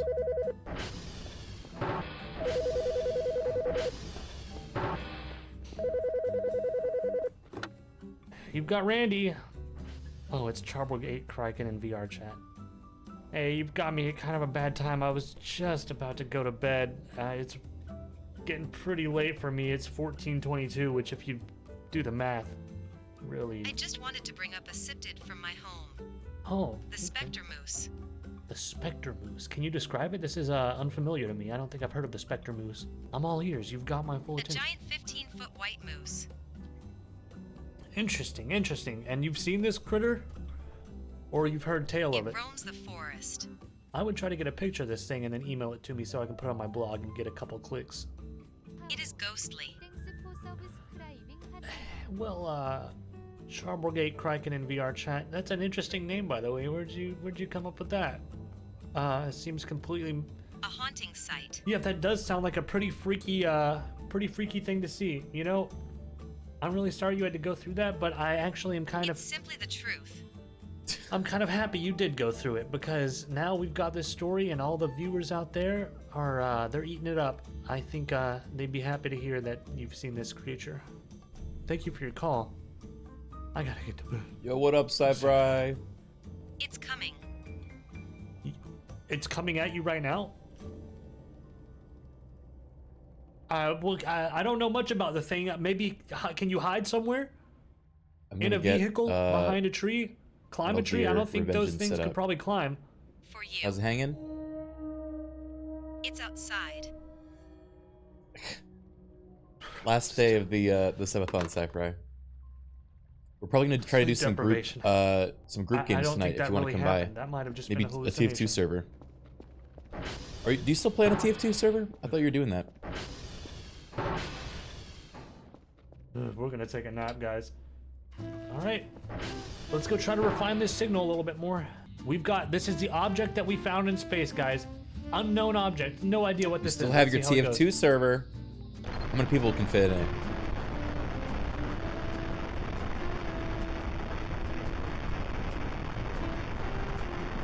Let me get a thing. What, Halloween map night? This.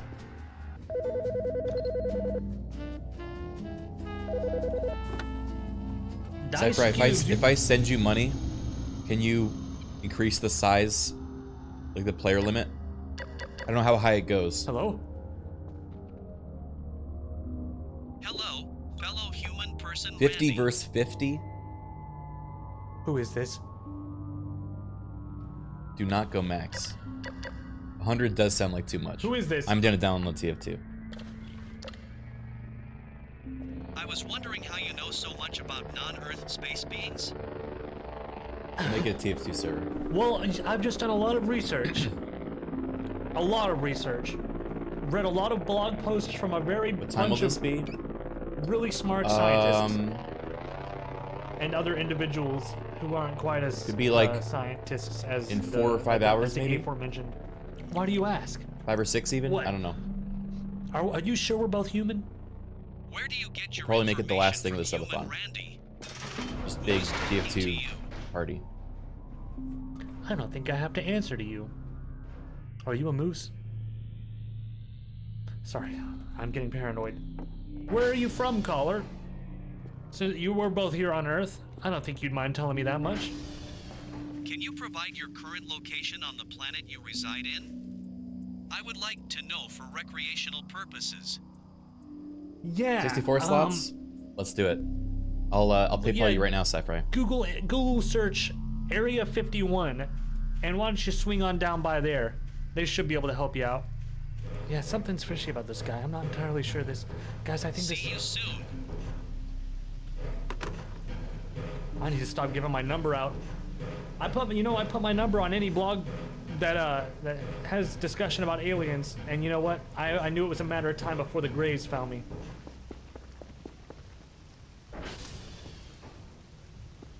Who's that? 5 entities found? It's moving. Ladies and gentlemen, there's something here, and it's big. Wait, I need to stop the pinging. Stop the pinging. How do I? SV.target reset. This thing is to the northwest. Northwest. Moving which way? It's just hovering northwest. This way. We've got to get out there. I got to see what this is. Guys, I don't think it's the moose. The moose couldn't possibly be moving that quick. I'm excited. Alright. TF2 it is. I'm downloading it now. And then we're gonna play Metal Gear Rising Revengeance. Thing was moving fast. Now that I got my coffee. Could be gone by now.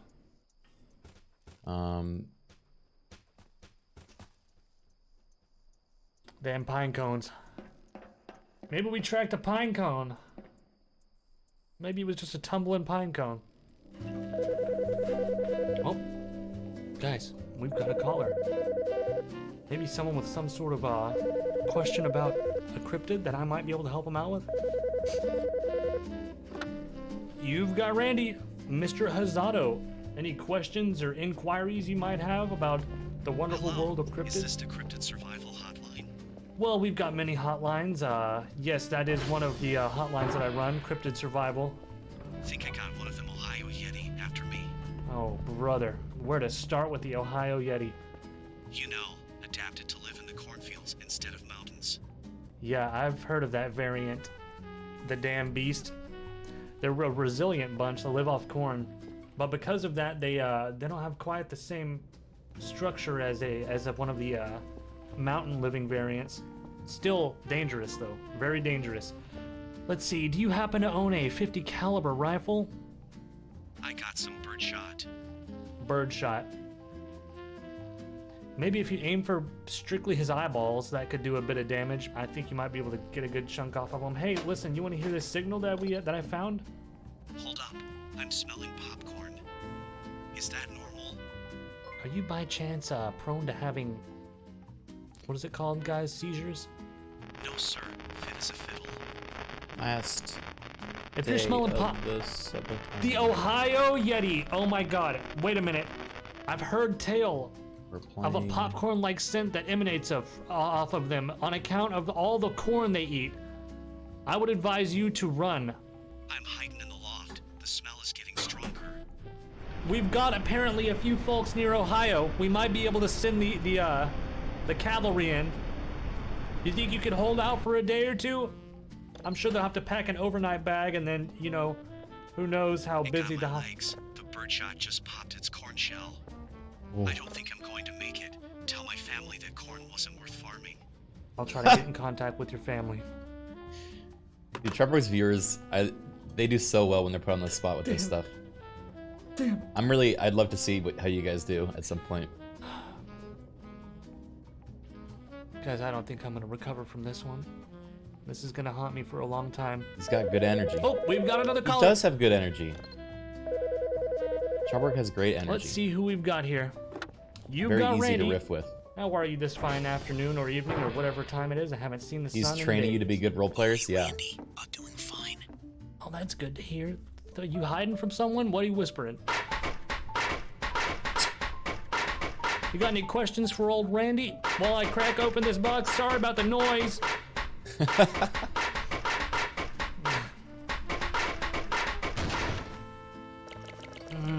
Hope you don't mind me smacking in your ear. There's a gray man or creature out in the street right now. I'll be damned. If you can get a picture and send that to me. Well, first I would advise finding a camera or cell phone and trying to take a picture of it as quickly as you possibly can, because I could sell that, or it could go on my blog and people could learn a lot of things about it. But second of all, after you get the photo and email it to Randy's blog at gmail.com, you can, I would like my phone. Yeah, please hurry before it disappears. I really would love to see this thing. But yeah, after you get the photo, make sure the flash is not on. I would recommend hiding.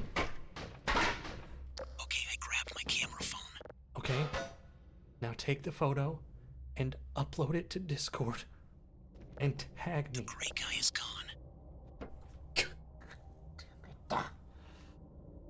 Thank you for your call, Thor Ranger. I hope you have a good evening. Wait, my front door is open. Is this, did you leave it open, or is this maybe related to the gray? There's sounds in my kitchen. Can you sneak a peek? Be very quiet. I'm glad you're already whispering. Be very quiet and tell me what you see in the kitchen. It's eating my nachos. Oh my lord, can you get a picture? Flash off, remember, flash off. Yeah, on it. Up to this. I love that he's whispering. Wait, I smell popcorn. The Yeti? Keep the camera at the ready. Do you hear me? It's not alone. Please snap a photo of this thing. Without getting caught, I don't want to hear you brutally die. Okay, until loading it now to truth.cryptid.net.com. Okay. Uploading. Uploading it? Okay. Guys, we could have proof right now. Viewers at home. This could be it. This could be a legendary day. You're doing the Lord's work, Thor Ranger. Thoringer. Let me get this photo up.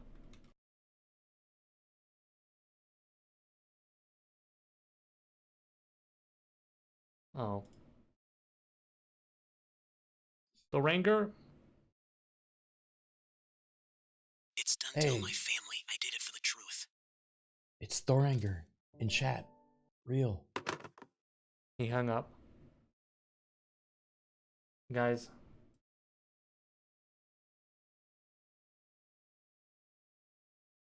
Here's the photo they uploaded. I kind of don't even know if you can see it on this screen. Let me make it a little bit bigger.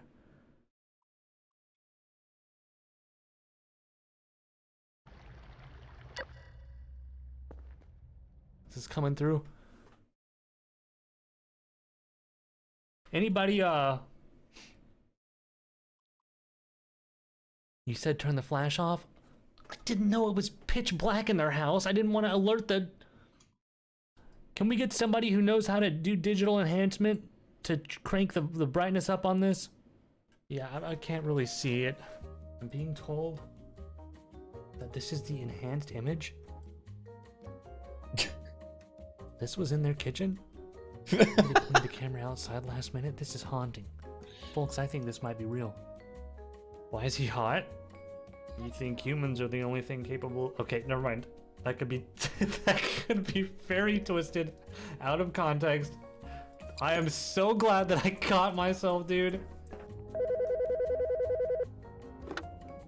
You've got Randy. Who am I speaking with? Hey, Randy. Hey, Shark. What can I help you with today? Got a cryptid question? Maybe you just want to send $5 to my PayPal account? You know, we've got... I've been hearing rumors about a weird cryptid. Oh, yeah? What kind of descripting words would you say that this cryptid has relating to it? It seems to be attracted to radio waves emitted by satellites. Well, this is dangerous news to me, seeing as I've got... I don't know if you know this, I've got about 13 different satellites, all within close proximity to my home. How would you describe its attributes other than that? Is it kind of freaky, or is it one of the tame ones? Like, I know a like a gnome. Gnomes are pretty just average, I think. I haven't seen it myself, but I think it's pretty freaky. Well, I'll keep an eye out. You know, I do have a little bit of a bodyguard here with me, so I don't think anything's gonna be approaching. I think I'm safe if that's what you're worried about. But if you've got any satellites or radio waves near you that might be drawing this cryptid's power, I do pray for you. All right, thank you, thank you, dude. Hope you have a good rest of your day. Because I don't know how to pronounce the name. Randy speaking. What calls you in this evening? Hey, Randy! My ex-wife loved your show. Well, that's good to hear. A lot of people love my show, and you know what? And it tickles me to my core. What caused the breakup? That's too personal. I shouldn't ask that. You got any cryptid, I don't know why I asked that. I'm sorry. Guys, I'm not great at small talk. I just sit up here in my radio tower by myself all the time. I might be maybe cryptid-themed advice I can give. Maybe I could give you some relationship advice since you maybe blew it. That is personal, but I've got a scary one for you, Randy. What is it? Let's hear it. In Delta. When I was a small child, I watched the chupacabra suck the blood out of my little brother. Oh, man. AJ, I'm just so torn up about that for you. You get a pic of it? That's insensitive. AJ, my condolences. I'm probably gonna shed a silent tear tonight whenever I remember that you told me this. Dragged him away into the woods. Oh, AJ. I bet that's gonna haunt you for a while, huh? I'm real sorry. I'm not laughing at you. I just saw a funny meme. Cameras weren't invented yet. When was this, the 1800s? How old are you, AJ? That's personal, Randy. AJ, I'm sorry. I really feel like I'm blowing this phone call here. What, anything else you want to share about your dead brother who was torn to shreds and died a very painful and slow death in the woods? I did it again, didn't I? Do you think you can find my brother? Well, I can give it a shot. Is he somewhere in space right now? Because I'm real good at finding things out there. He may still be alive. We're about to do Metal Gear Rising Revengeance. I'll keep a lookout. Did you happen to live in next thing on the list. Near my property? I live in New Mexico. Is that close? Well, not quite. This is I live pretty far from there. But maybe, who knows? Maybe the little chupacabra dragged his little ugly body all the way up into my woods. And if he did, well, I will keep an eye out. You know, I'll call you right back if I happen to see him. There I go again. Man, I'm sorry, guys. I'm not trying to be insensitive here. I just... Thank you, Randy. You're a kind soul. Thank you, AJ. Have a good one. Guys, I just blown it. I gotta read some books about how to be nicer. Let's listen to this cool signal I found just now.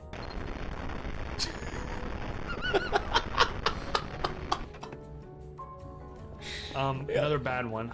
I love the fucking look of like, man, I just hit a fucking big ass doink. It's like, you've got Randy. God, that's strong. Do you have any cryptid sightings or questions you might want answered? You're in the queue for pirates? Hell yeah, Tyler. Best ride. Well, second best ride. Haunted Mansion's best ride. That's second best ride. This is not... you want to drink with that? Did you know, in the Pirates of the Caribbean ride, there's actual human skeletons that were dedicated to the park?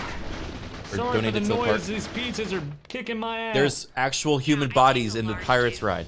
Large dew. Real. And a pepperoni pie. Anything else? Yeah, I got this coupon for a few dew. A few dew or a free dew? Free, sorry. No, it's fine. Yeah, you will cash that in. You know what? We'll send the dew for free. And, we have a offer right now. You buy a 1 large pepperoni pie, And they we'll replace them? include medium Not all of cheese them. for free. If you want to take that on. Sounds good. Do you take Ethereum? No, we delve mostly into the cash denomination. Denomination? Is that religion? Currency. Yeah, I'll take $30 for all the pies, and you can send it my way if that sounds like a good deal. But nowadays cash is trash. You know, I have heard that being said.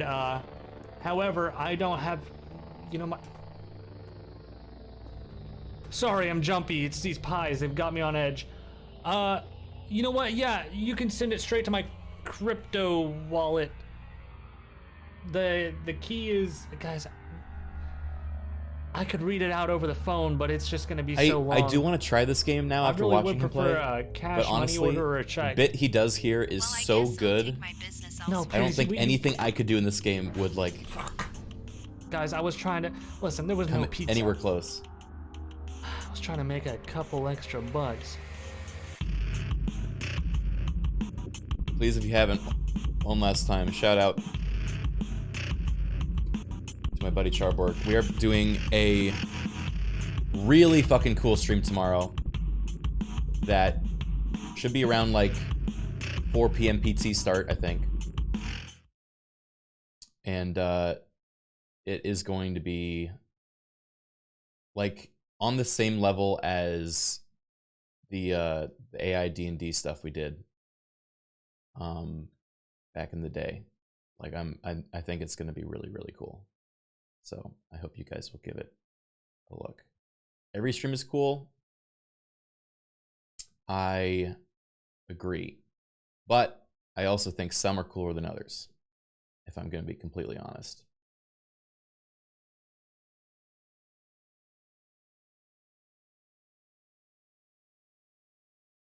Have fun, Tyler.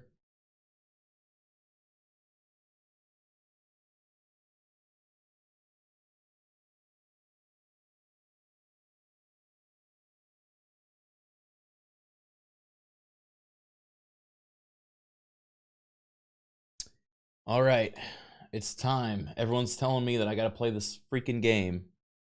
Metal Gear Rising. Vengeance. This time it's personal.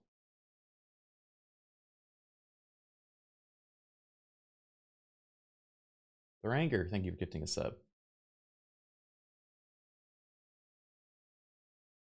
We want an AI.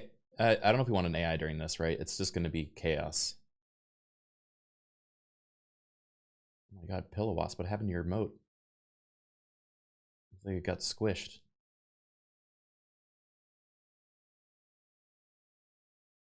All right, I'm turning off the AIs for now.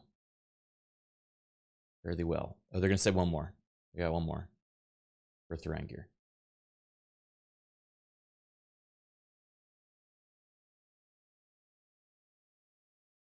Is this a controller game? Yes, right? Well, congratulations, Mimu, on receiving a tier 1 sub from Thorangar. Your username reminds me of the time I visited the rare and elusive Mimu diamond mine in Antarctica.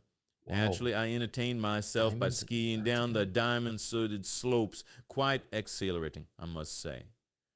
Enjoy your subscription, and remember, if you happen to have any connections with the Coast Guard or a private navy, I could really use a rescue from my watch chi predicament.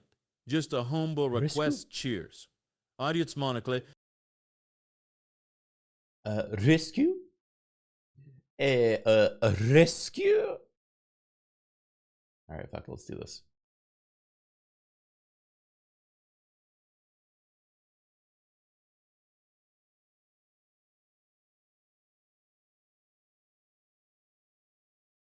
Can you imagine if we time out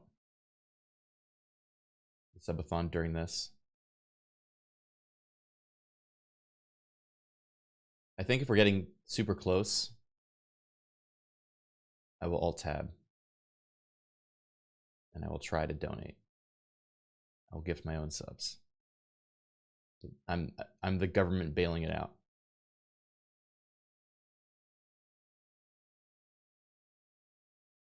Because I want to finish tonight.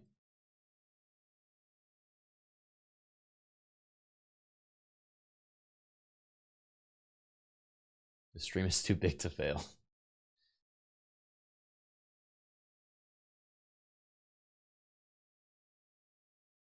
I launched it and it says not responding. Is this intentional?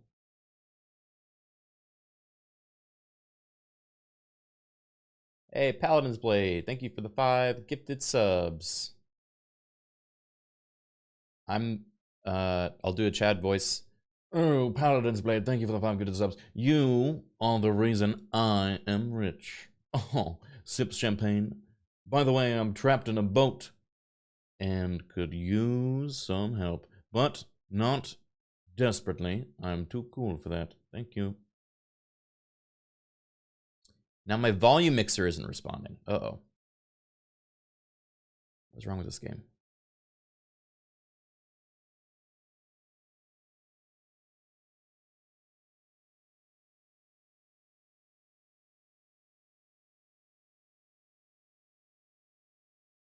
I'm a little concerned. I launch it and it's just a big, like, blank box that's immediately not responding.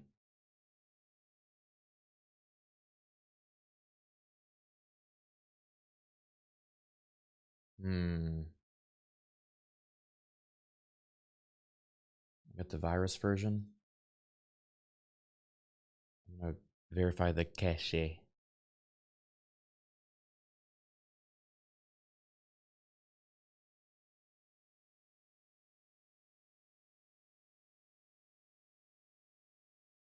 Well, now we're just kind of here in a dark void. How's it going with you guys?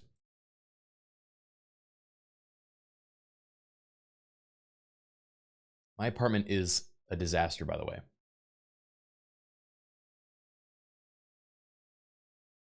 I just have stuff everywhere.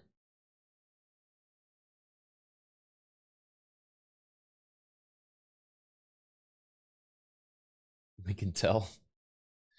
Well, I wake up, I rub my little sleepy eyes, and I come over and I stream. And then I don't stop until I climb back into bed. So I've had no time to do anything else. All my chores are by the wayside.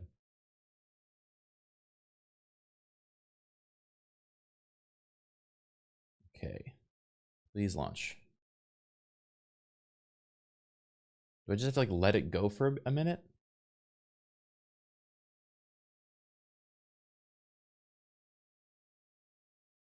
Are you okay? I haven't even touched your Fall Guys battle pass in a while. That's a crazy first message from someone.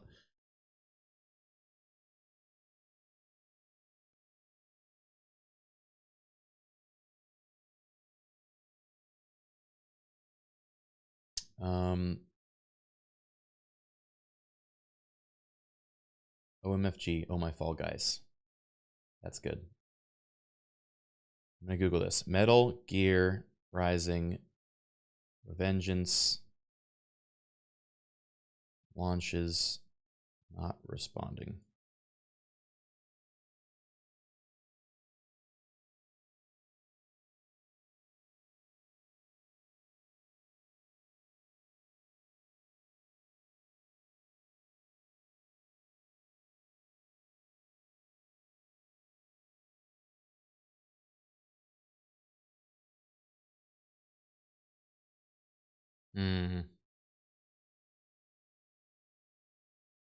Eric for socks, thank you for 91 months.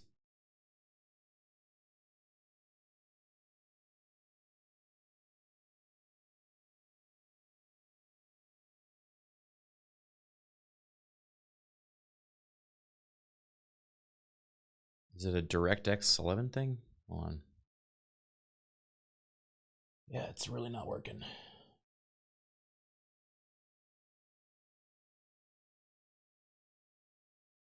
Metal Gear.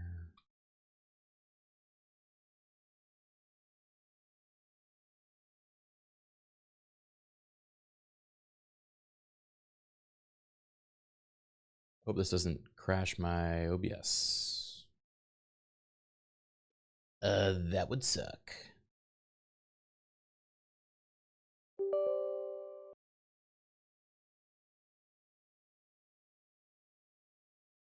Install the Bing bar. No.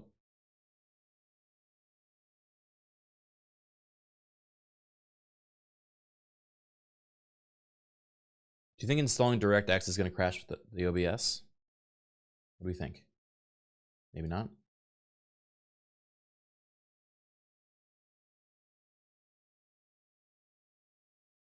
Does this help?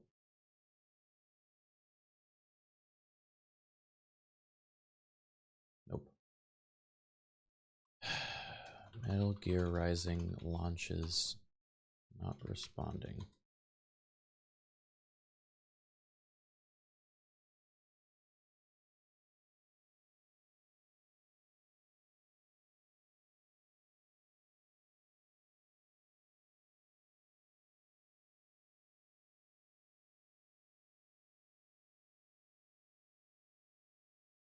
I literally just used this link.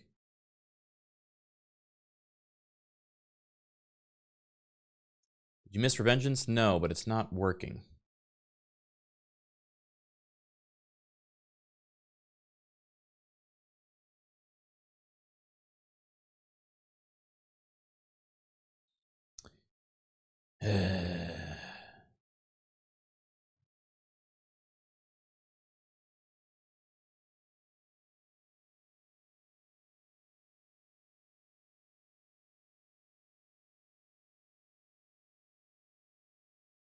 Is it like a launch with admin thing I can do?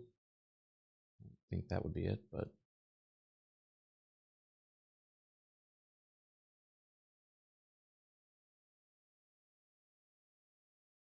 it's not even a matter of running it in windowed mode. It launches a window, and that window is already not responding, and then it never starts responding. That's the problem.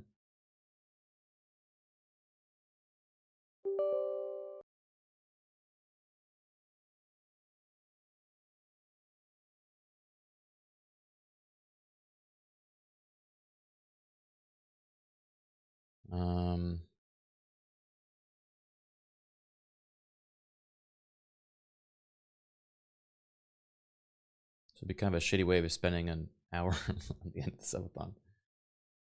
I'm using Windows 10, not Windows 11. I think.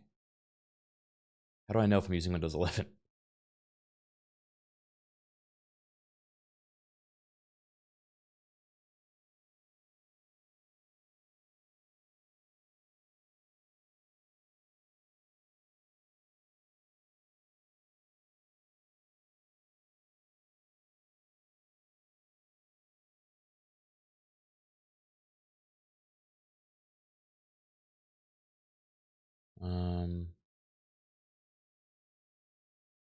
Looking at other, there's like a lot of threads on this apparently.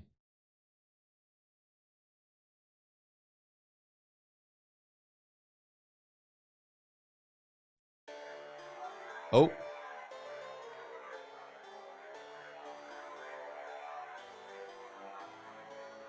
Is that they playing video? That's you? Carly, don't. Ugh.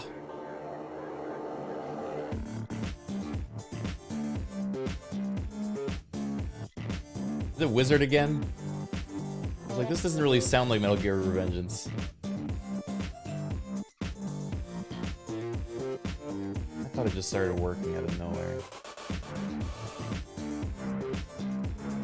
Where even is the...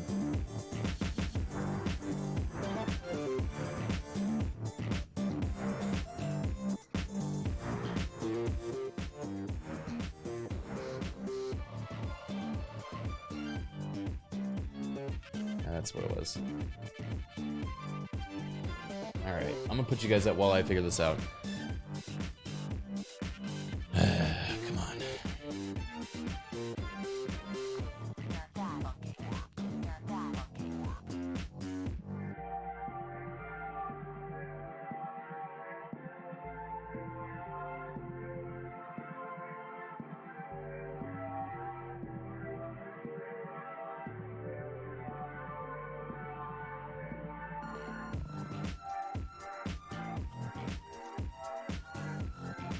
Will crash if you're mirroring a screen that's not the same resolution as the monitor. No, I don't think that's it.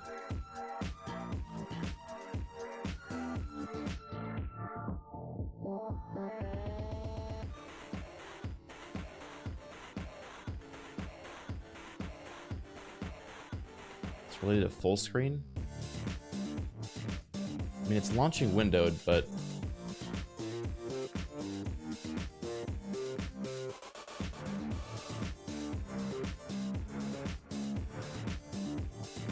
it's putting dash windowed in the launch options, right?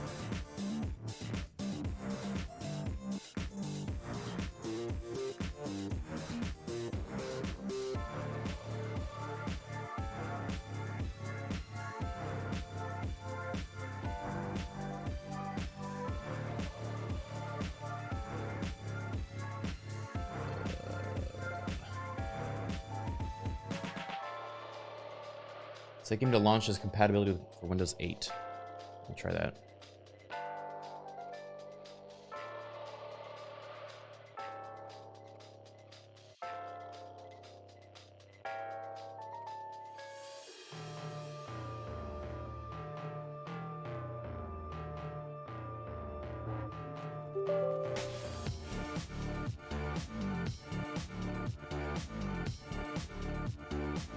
Nope.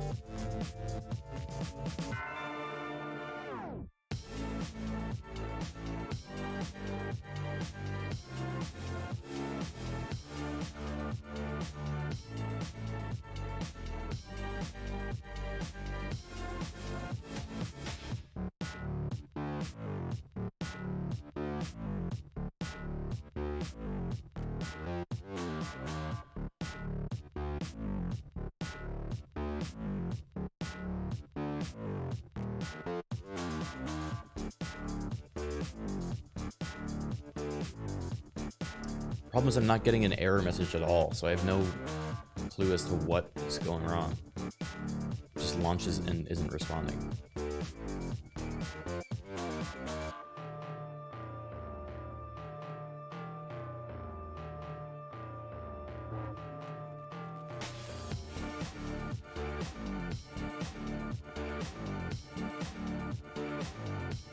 Okay, here we go. Uses the start.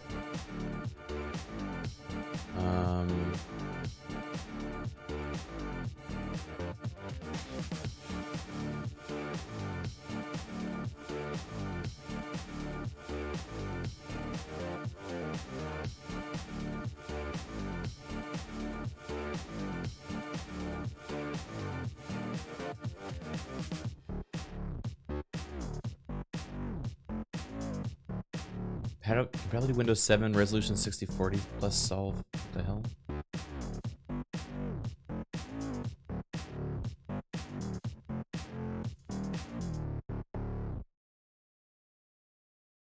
Hey Criken, it's Charborg. I just wanted to say a big happy birthday to you and your loved ones. Oh, well, it's okay. Listen, this is not actually a happy birthday message. I'm actually doing something a little bit different. I'm going to expose Criken for the nasty freak that he is. He's been lying to you. There's something wrong with Criken. He's a freak. He's got hair on the bottom of his feet.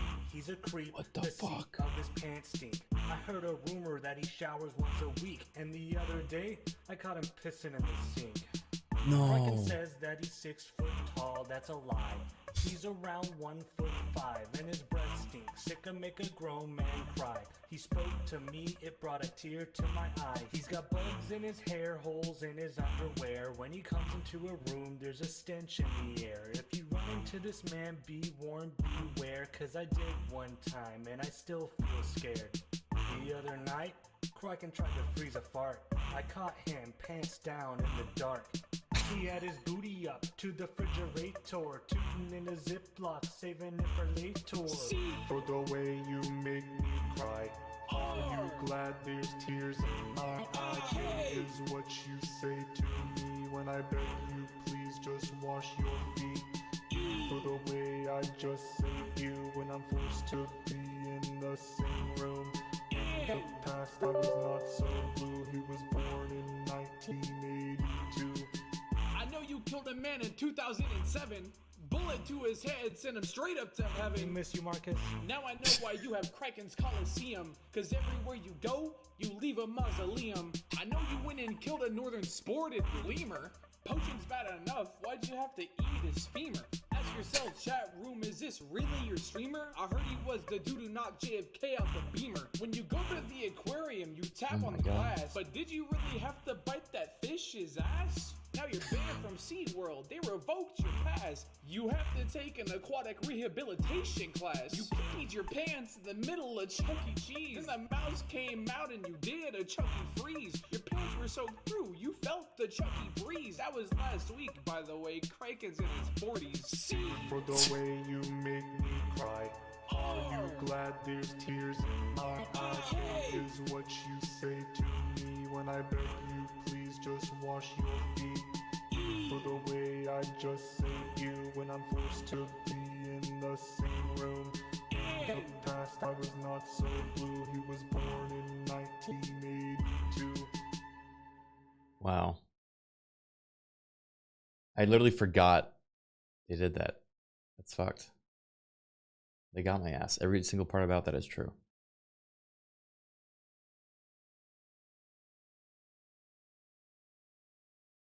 All right. I don't know what to say, guys. I have tried every of the fixes that I've seen, and none of them have worked so far. I'm gonna try reinstalling.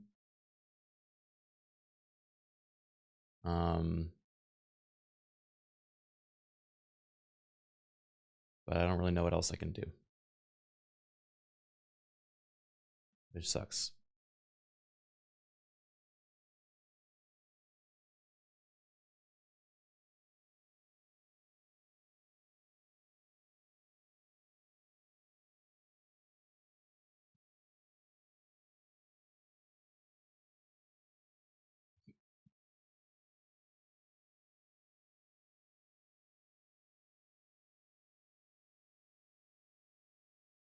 All right, I'm reinstalling. We'll see what happens.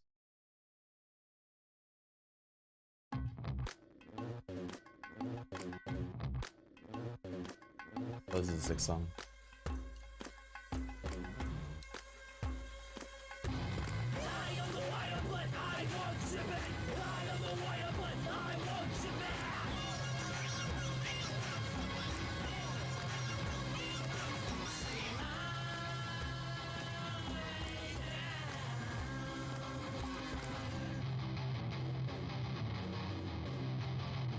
Yeah, we're these so talented.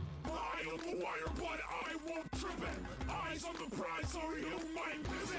Keep it in the eating dice, circle, don't spill it. News of the car, crew on the Pacific. Lives in the wind like death from above, like death, like the glove, no rips in the street.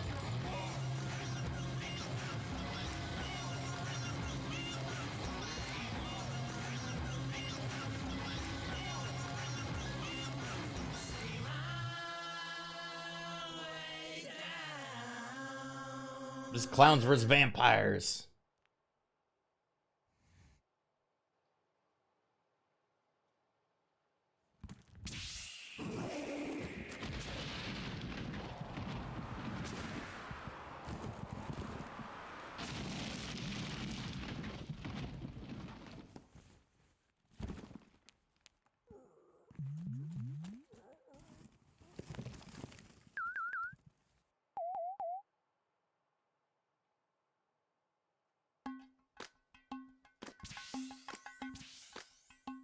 Vampires suck. Yeah, they do.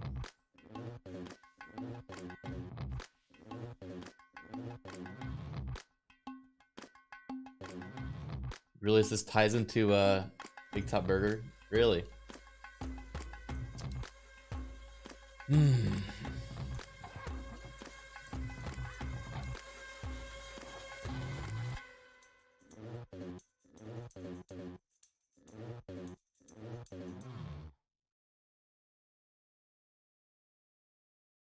right, well, it's at 12%. Let's think of backup options. If Metal Gear Rising doesn't work, for whatever reason, what's a backup option? Battle Brothers?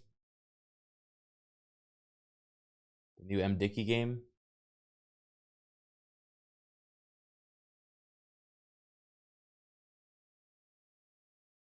What is the new M. Dickey game?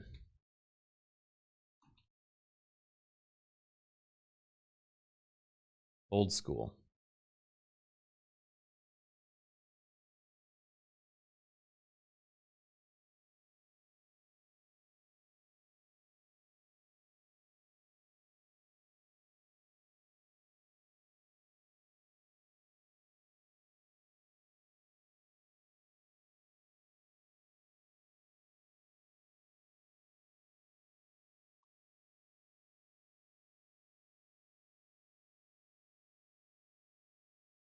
Okay, I get it.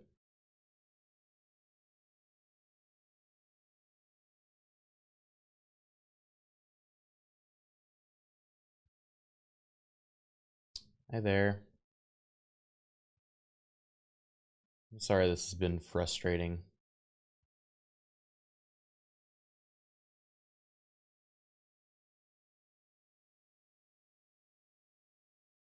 Would it cheer you guys up if I gifted 50 subs?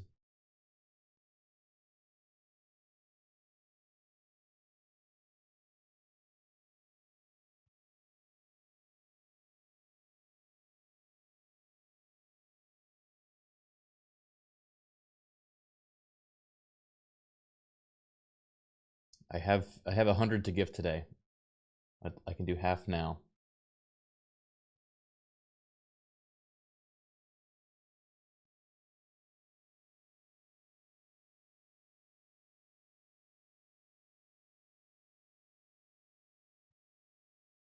There you go.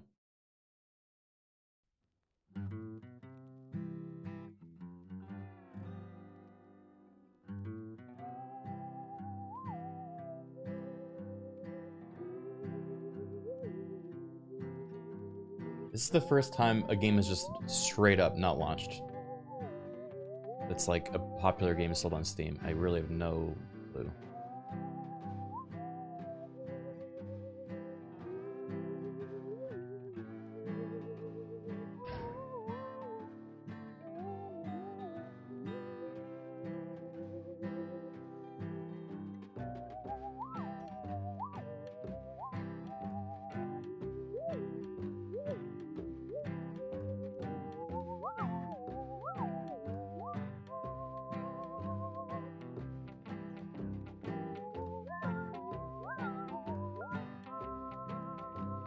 All right, we're 170 now away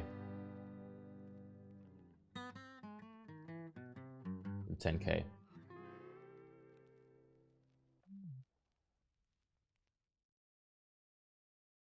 They're both being cautious. There it is, kinesis. Sparks are flying. Kapow! It heated. What's next? What's the point of splashing? Blood is boiling. Wow! It's thrashing. Bowl club it down. Double slap it around. This is pretty good, actually. I never heard this one before. Each other down. A massive explosion. A psychic blast. What's the matter, trainer? Ooh, what a slash! Oh, what a lovely kick! Oh, another failure. That's a miss. Sparks are flying in this heated match. Give it a licking. Vigorous attack. Will it live up to its expectations? Will it erase the humiliation? We might be in for a one-sided affair. This battle is still up in the air.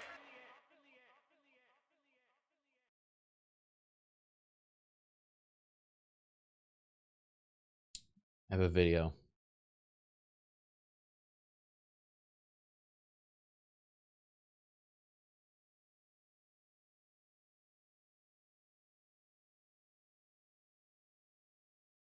what to do in order to fix this kind of issue. Before we start right into the video, I just want to let you guys know that I would really appreciate it if you would just leave a like, a comment, or a subscription right into my YouTube channel. It would really help me out as a little YouTuber as I am. So the first step I would recommend doing for everybody is going to be to navigate to the very bottom of your screen, where you're going to right click your taskbar and open up your task manager. Next step is going to be to navigate to the top left corner of your screen, clicking onto processes. And once you click processes, I want you to click one of those random processes. And once you clicked it, you're going to type in, using your keyboard, the name of your game. If nothing pops up, it's good for you. If something pops up, simply right click and hit end task. Once you're finished with that, I want you to enter task manager again. Next step is going to be to take your launcher shortcut on your desktop or your in-game shortcut on your desktop, take it, right click it, and hit run as an administrator. Once you click run as an administrator, your game will pop up or your launcher will pop up, and I want you to launch your game over the launcher. And if it crashes again, return back to your shortcut, right click it, go to the very bottom where it says properties, click into compatibility, and simply copy my settings. So let's quickly run through it. Enable run as program compatibility mode 4, select Windows 8, disable full screen optimizations, as well as enable run this program as an administrator. Why do you say this is the Metal Gear Rising? I would recommend to reset fix? your PC afterwards, and once it is restored, you should be able to see this little administrator symbol right into your shortcut. What I want you to do next is going to be to launch your game over the launcher, launching game instantly, and this will probably fix your issue. It didn't. What? What is this? This auto-played. Cozy winter season ambience.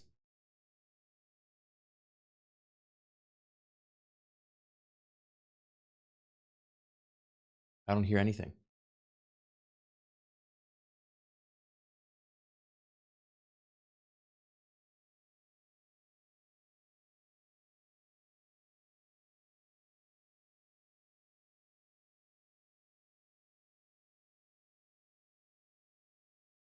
What the fuck?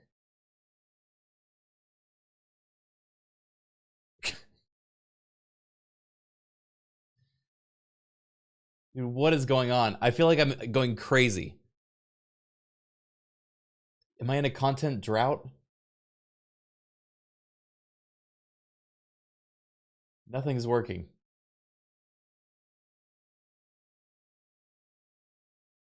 The game is 50% done downloaded.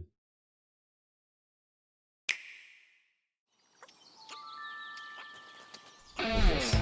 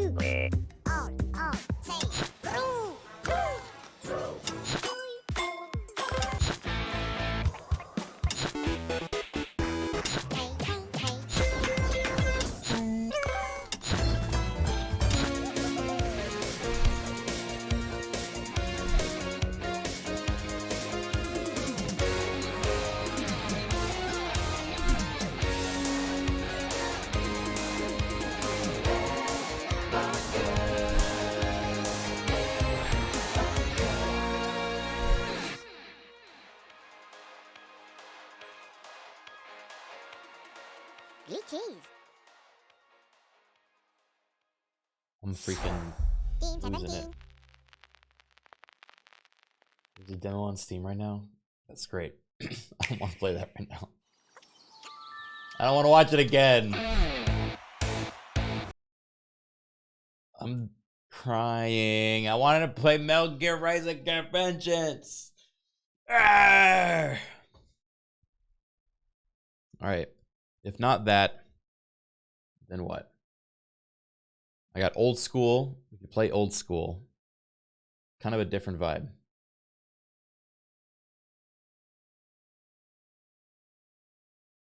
Battle Brothers, incredibly different vibe. Probably not the vibe we're looking for right now. Old school has your approval. Okay.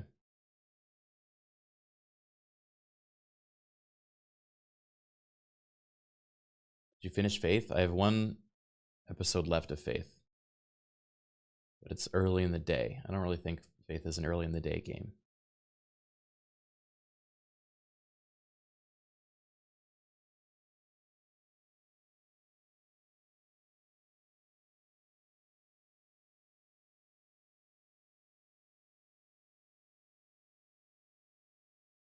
It's the afternoon now? Yeah. Quick 20-minute New Vegas adventure. It's like almost done downloading. I figure I'll just give it a little bit more. Give it one more shot. But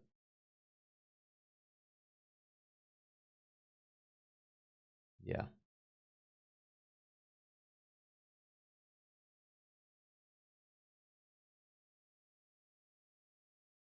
What was the game you played a while ago where you're the king and chat was broken into 3 different factions? Long Live the King, I think that was called. King of the Castle. That game was fun, yeah. Although it just kind of felt like being bullied by a bunch of people. All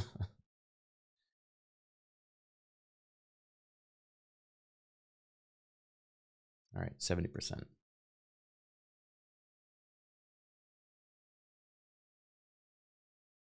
Yes, and it also made chat fight each other. That's true. You guys went at each other very fast. You updated it to make kings better? Now you're talking.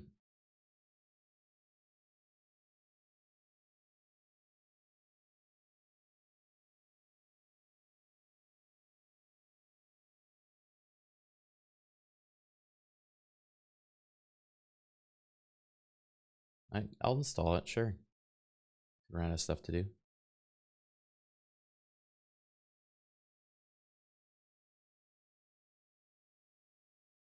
He wants Tyrant RP. You know it, man.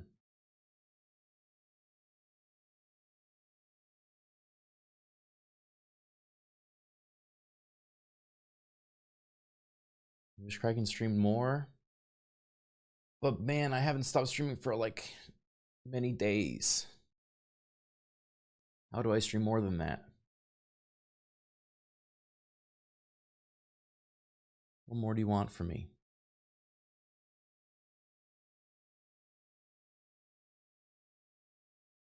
I've given everything.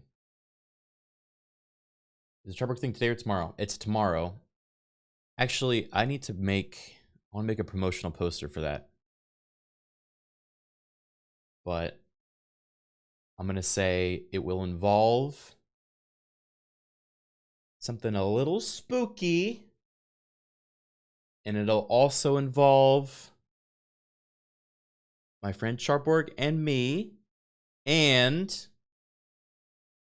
it'll involve us trying.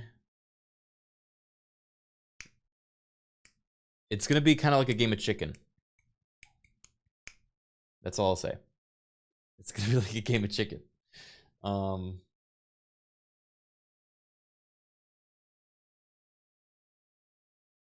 get banned.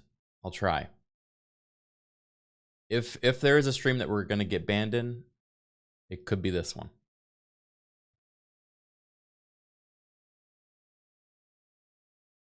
Gay chicken. No. I mean, that's currently not the plan. It's very freeform. We don't really know where it can go.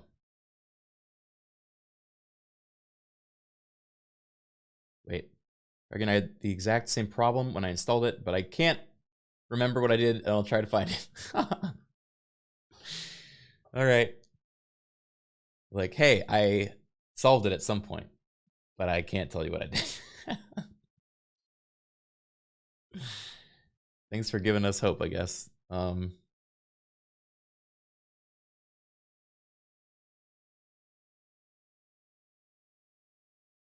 The thing I'm doing with Charberg tomorrow, though, will also involve a video game. It won't be just us talking and looking at pictures. a lot of things. Good morning, Sput. Sput, I'm trying to get Metal Gear Rising Revengeance to work, but it's crashing on startup. Do you know how to fix that?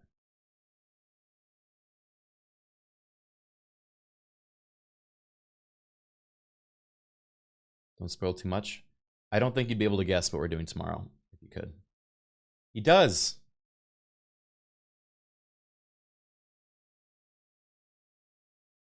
You install the PC fix for it.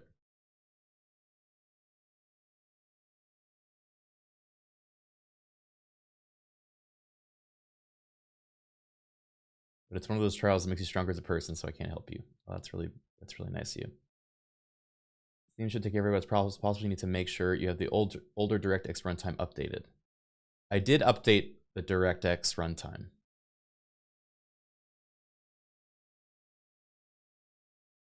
This one. Wait a second. Quick and simple guide to fix several issues with Metal Gear Rise's resolution stuttering and FPS. Well, the problem is this, it's crashing on startup. I can't even get into the game.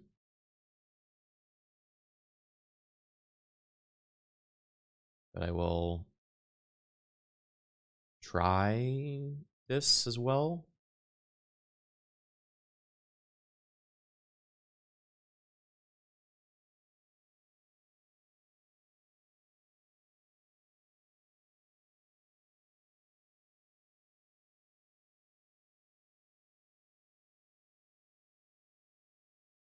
Full screenizer. No, it doesn't let me get in the game first before I can do that.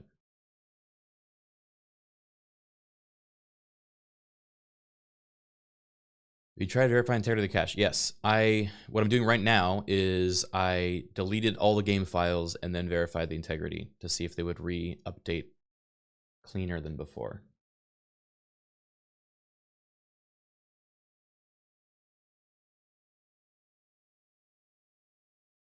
All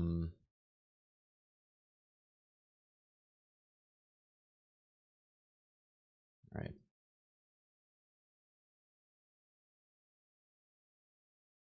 I think it just finished updating. Game window stays open, but it's a blank screen and not responding, right? Yes, that's what's happening. Just a big white blank screen says not responding and never starts responding. Might have to play old school RuneScape instead.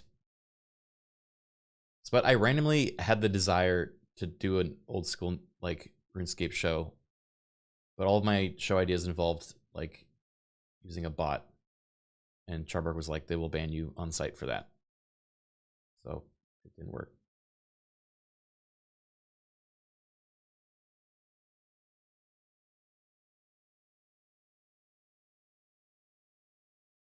Yeah, they really don't like bots.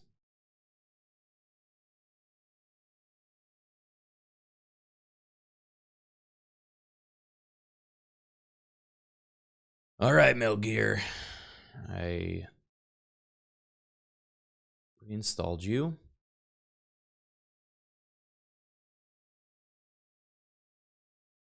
I'm checking that it is running as admin and with compatibility with Windows 8. Running it on Steam. It is doing the same thing.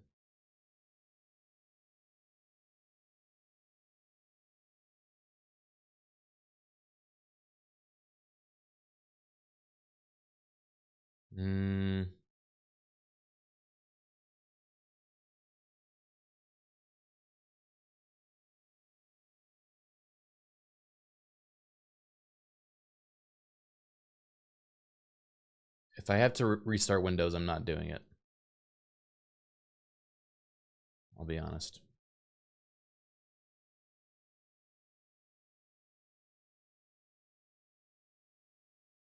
Yeah, it's Metal Gear Rising Revengeance.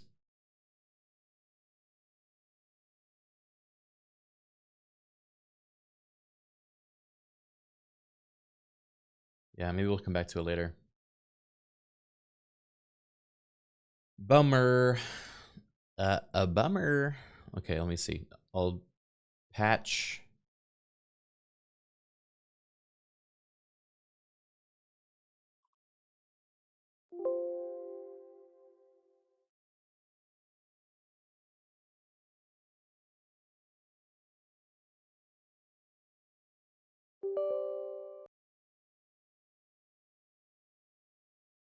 Nope.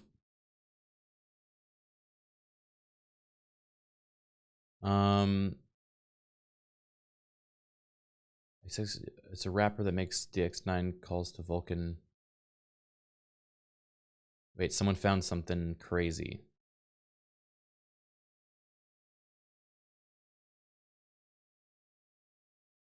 Party Animals time? Maybe.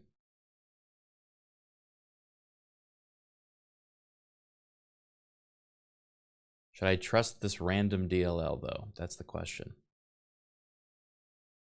Someone gave him a slow clap.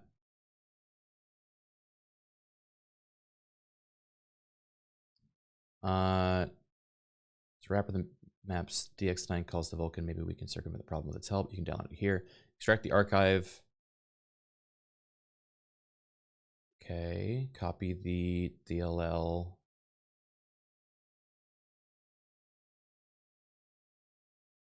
Into your games directory.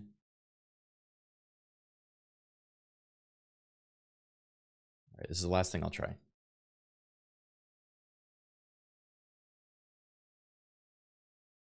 My computer gets hacked now. It was nice streaming with you guys.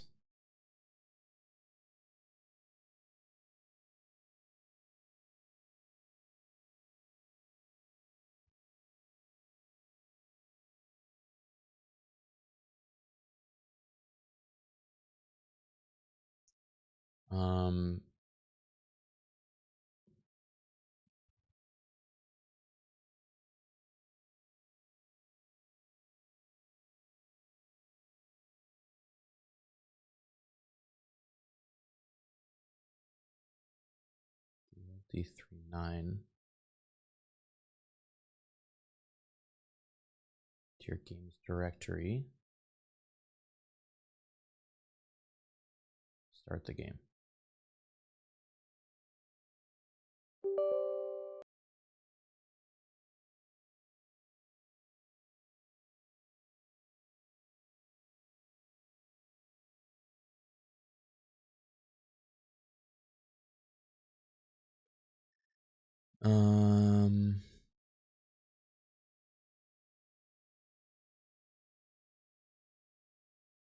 Not looking great, guys.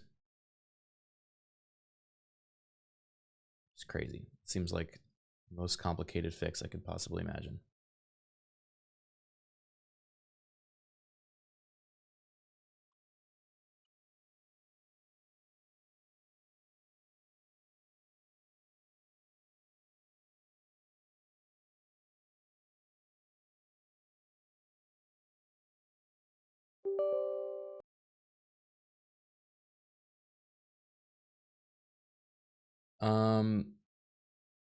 All right. Yeah, I'm switching to something else. I'm not paying any more time on it.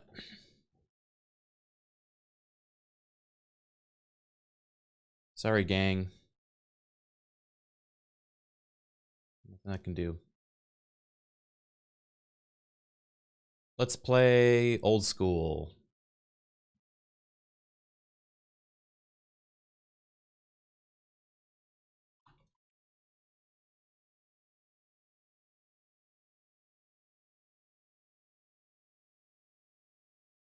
I'm gonna go to school.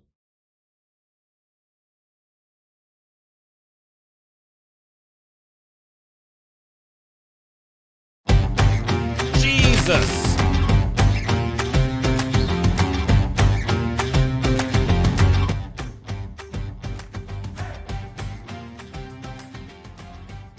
That is the loudest opening I've ever heard in a game.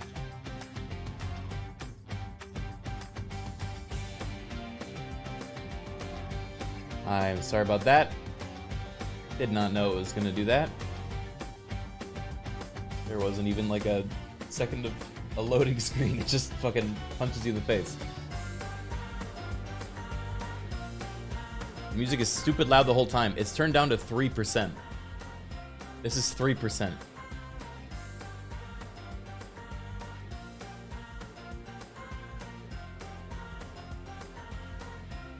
You made me delete half an hour of work by accident? Did I? Or did you?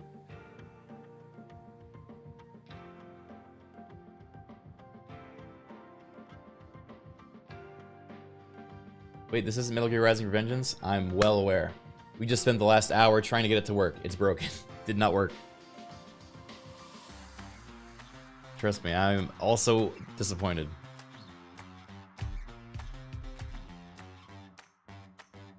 Do we want American culture or British culture?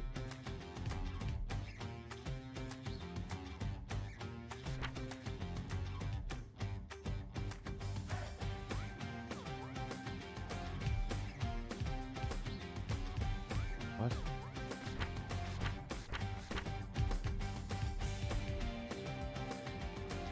Lord Nar, thank you for the 2-year resub, man. Body scars. Universe.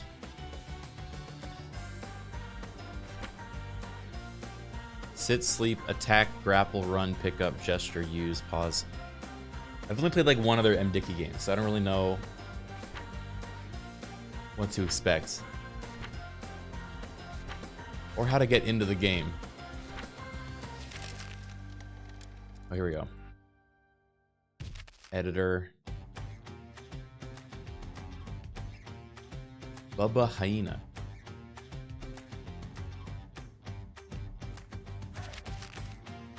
All right.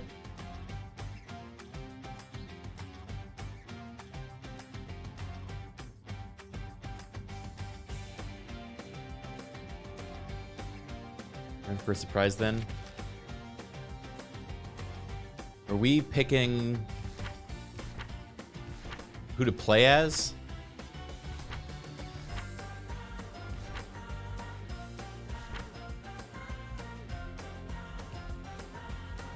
Henry Clay.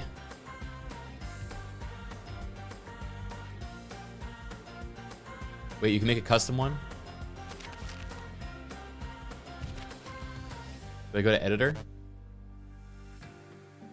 Henry Clay was Charborgs? Okay. Everyone picks Henry. I mean, look at him. This was me in middle school.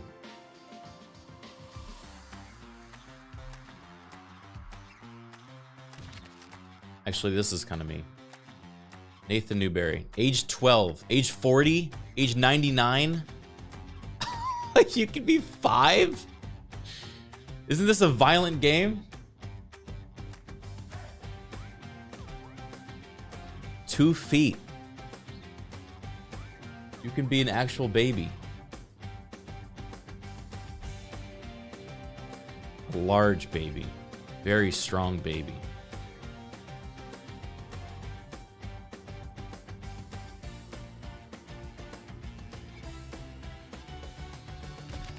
Civilian. I'm a student. I'm a kindergartner. If I'm a kindergartner, no one's gonna mess with me, right? Habitat. Toilet. Gang. Degenerates. True Blood. I'm part of my own gang. Nathan Newberry's gang.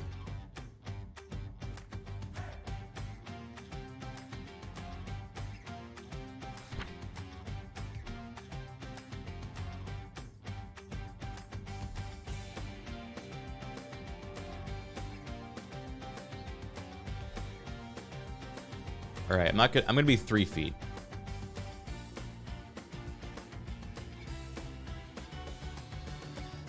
A 6'5" 5-year-old. 233 pounds. All right, I'm about 180, and it's all muscle mass, so that checks out. Don't be 5, please. Okay. Well, what age do you want me to be?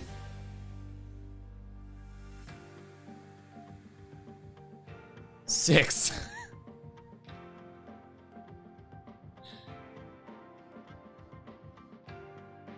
All right, everyone said 6. All right, I'll be 2'11", you know? It's like the 2'11" versus the 3 foot. We're so close, but not quite.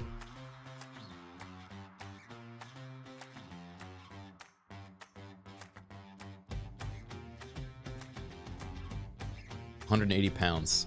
Dense.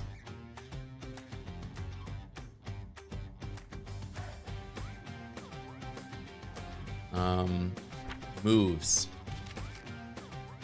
What the fuck? What are they doing?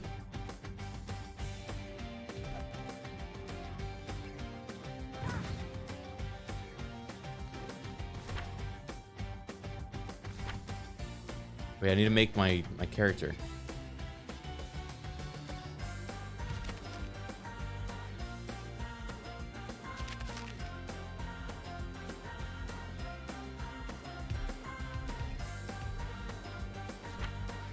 Costume, here we go.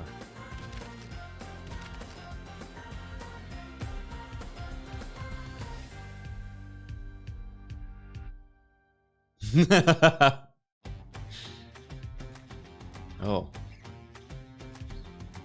Whoa. Baby.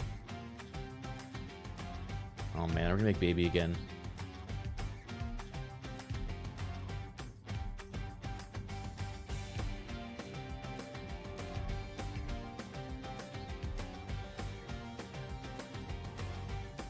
Oh, that's freaky.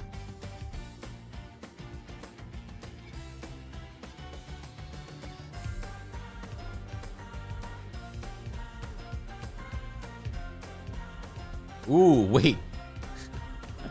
I kind of like the fade. Baby with a fade.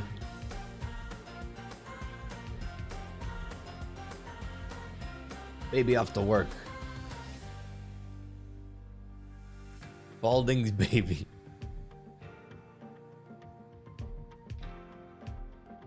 Oh shit.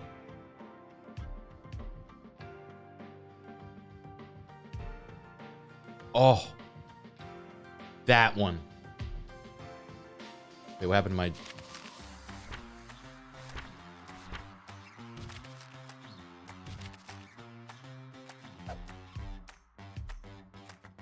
Baby with a 5 o'clock shadow.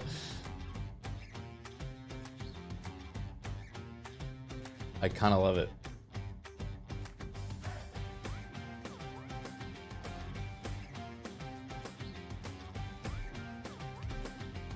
What do you think? Do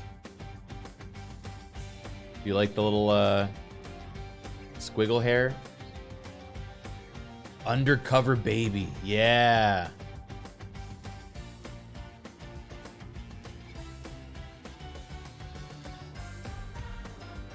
Kind of like undercover baby.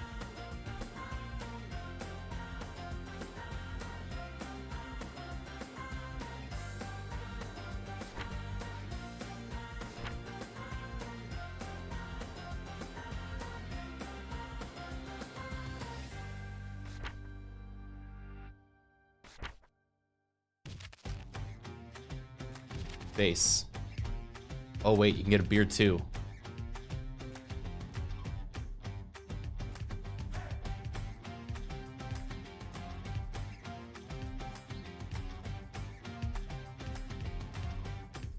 Oh my god.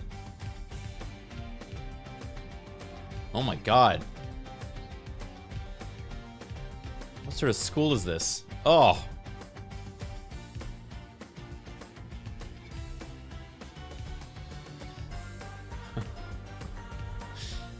This is crazy. Like a vampire. Can we turn baby on? Yeah, I'll turn baby on. We're not playing Metal Gear. This seems like a game baby would enjoy. We'll write up a new script for baby, so he's a undercover toddler. You like the eye patch?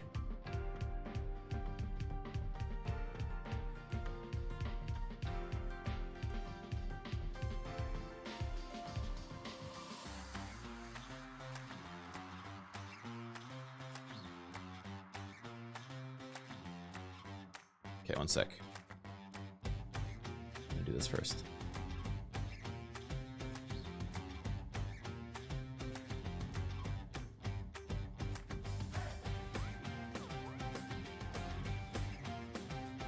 All right, you will act like an undercover toddler cop named Baby.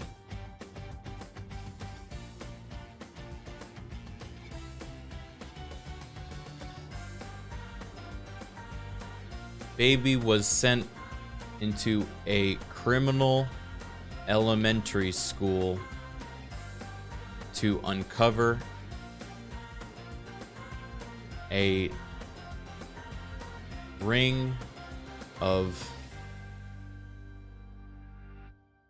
violent to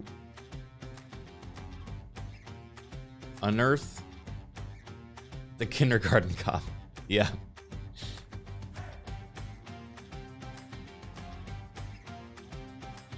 And the criminal kindergarten school run by gangs of violent children.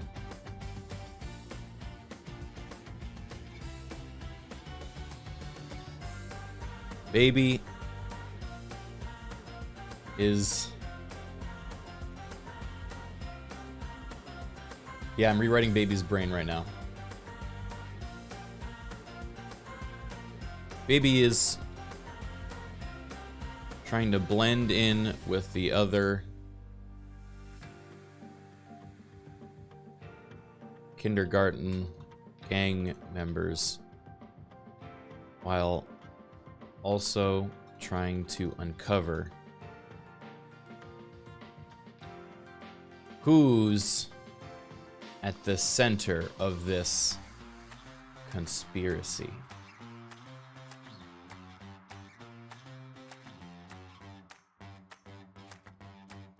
Noir type monologue? You like that? Okay.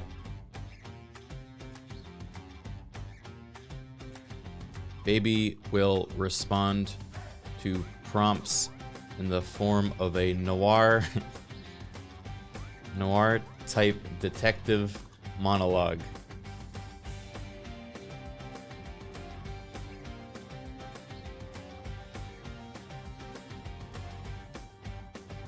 In an attempt to solve the mystery of this criminal kindergarten.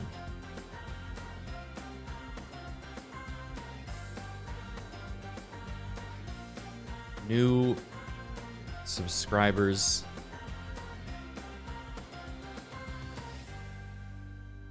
viewers will be subscribing to the channel. Baby will respond to them by theorizing how the new subscriber and their gifter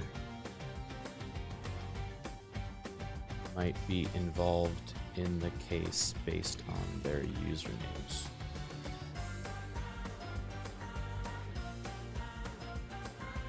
Alright, we'll try this.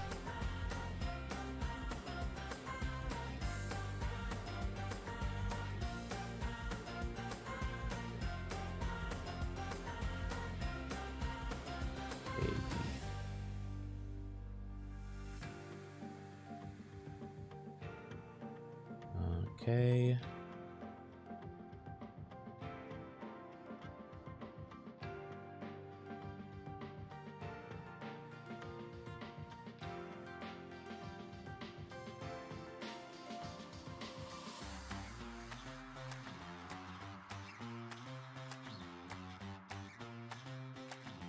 All right.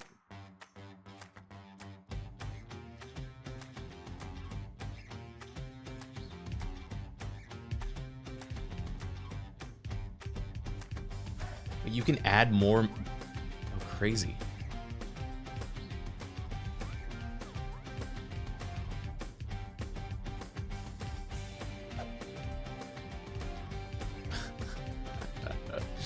God, he's so cool.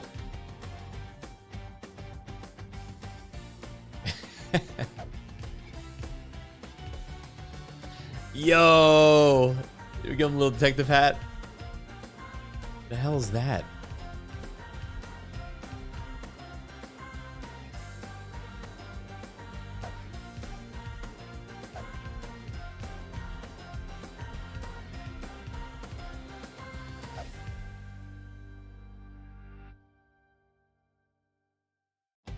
Detective Baby, are you ready to go undercover in the kindergarten?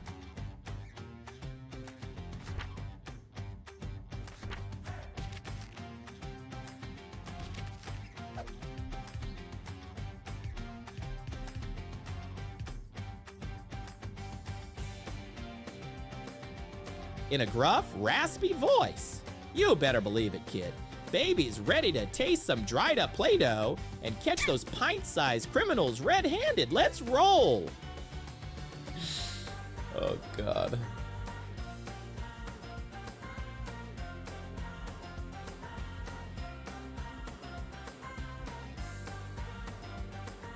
In a gruff voice.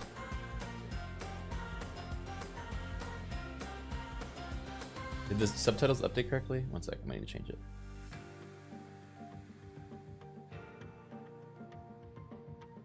Okay.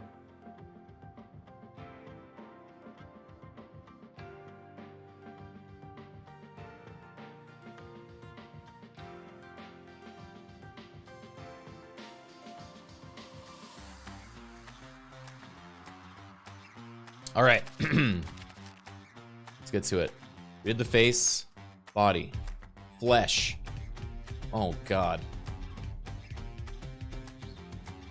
This might be the most depraved one yet.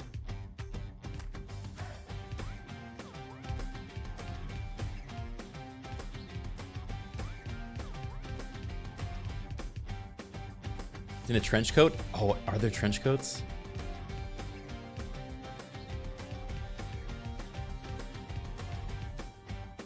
Flesh none.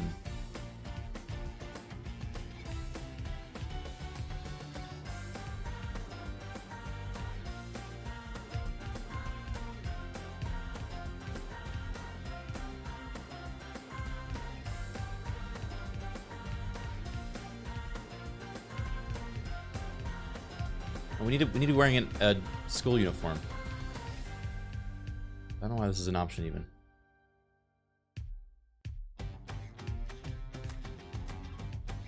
Oh, here we go. Okay. Look at this.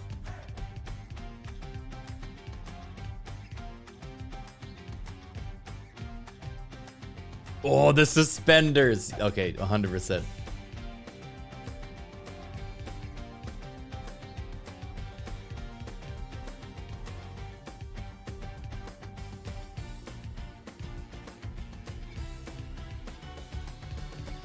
I think the tie was good too.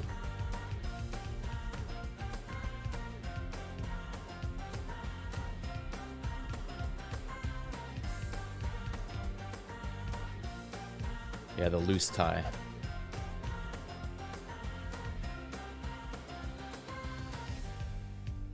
No collar.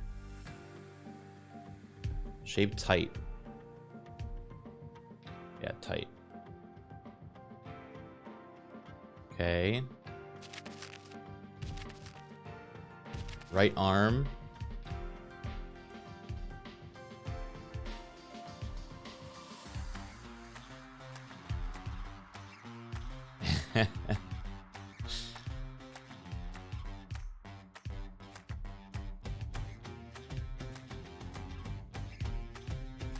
Elbow pads.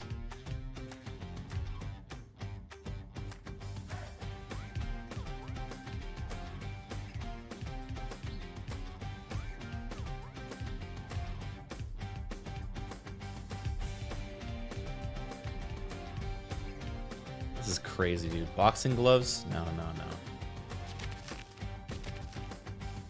Legs.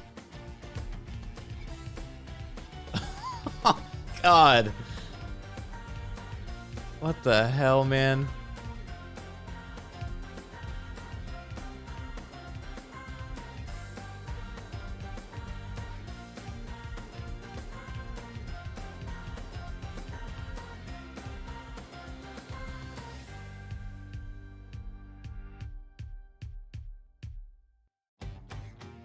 Okay. Oh, God, the fucking meat socks.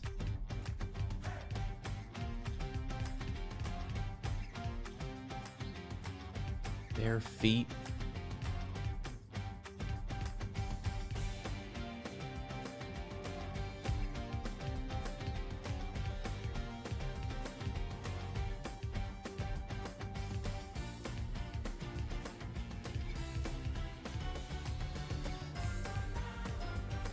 I like how all the assets from his previous games just make it into the next one. Even if the theming is completely different.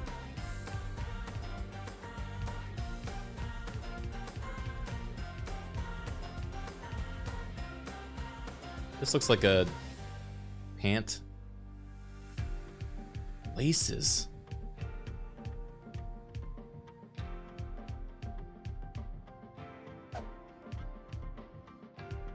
How do we give him shoes? I guess that. He's still got meat. Whatever.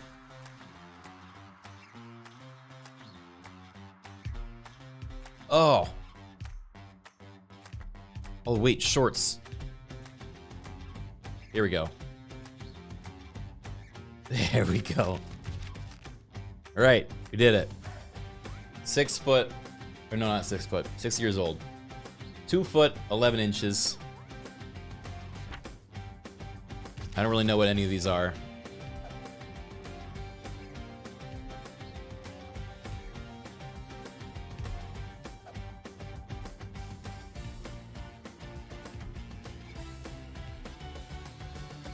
Why does he have an intro? Is this for class?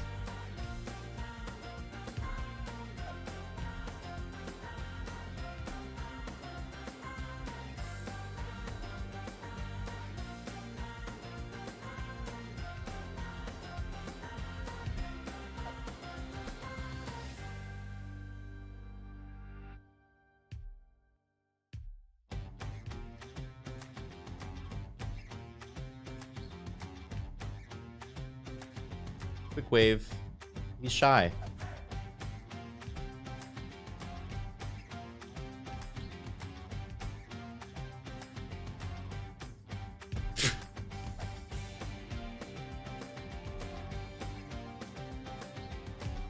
Cry.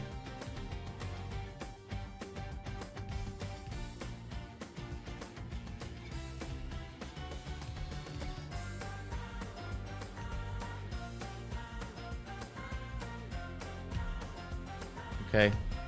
Stance. Powerful. Alright, I like powerful. Yeah. Grades. F. Strength. A. Skill. D. Agility. B. Stamina. B. Attitude. D. Math. D minus. Science. D English. D languages. C plus.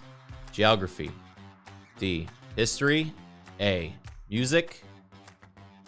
D A sports. A crafts. A plus.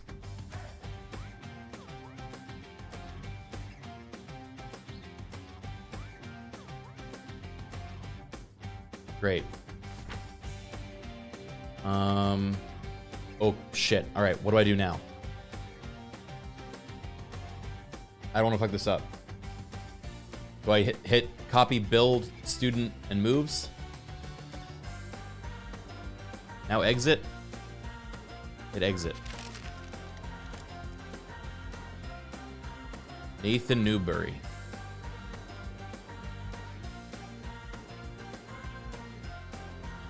All right. See what happens.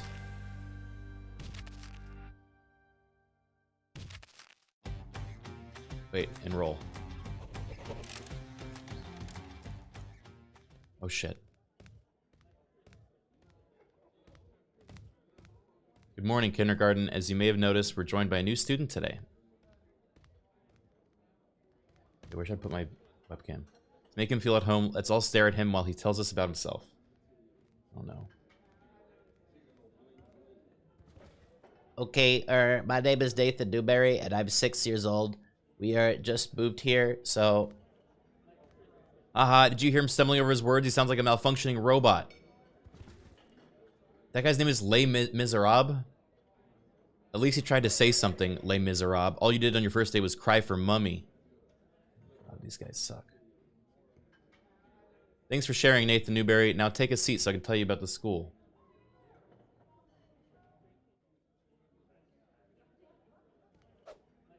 Oh, sorry, sir. Is this a controller or a... So my name is Principal White, and I meet with the students in here every morning. Your teachers will tell me what you've been up to, and then I'll keep you on course to graduate. If you pause the clock, you'll see you have a timetable of classes and a map to help you get where you need to be. You may not always be on time, but at least try to get there within the first 30 minutes or you'll be late. The sooner you settle down in a class, the more knowledge you'll pick up about each subject. That gives you every chance of answering questions correctly so that you can improve your grades. Although there's still a lot to learn, I'm sure you'll pick it up along the way.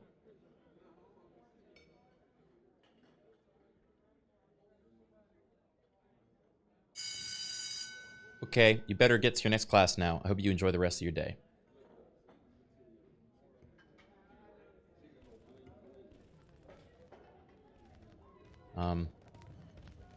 Wait, controller isn't working.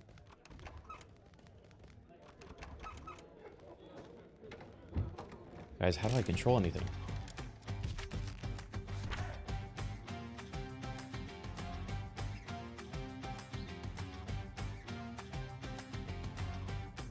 Is there a way to switch to controller? Because it thinks I'm on mouse and keyboard.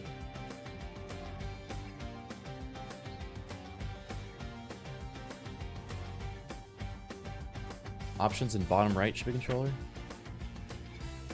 Nope, that's era. Hit C at the menu.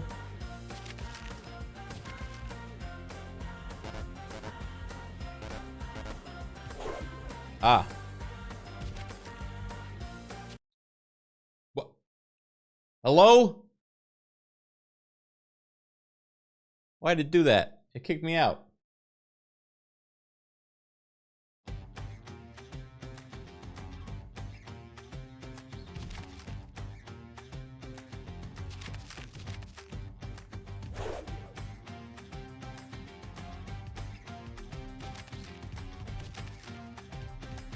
Okay. We're okay. All right. Hello, friend. Oh, look at the big kids.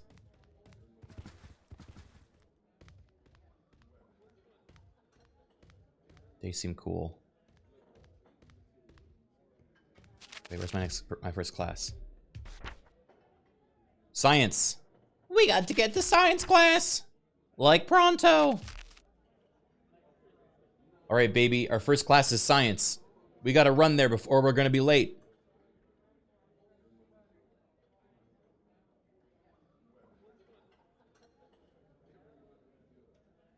Make sure the subtitles are in a good spot. Put the toast in your mouth.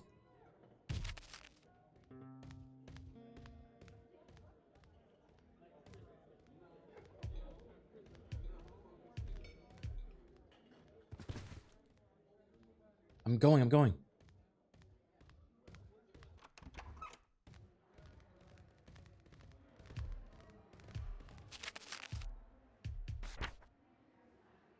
La Persai.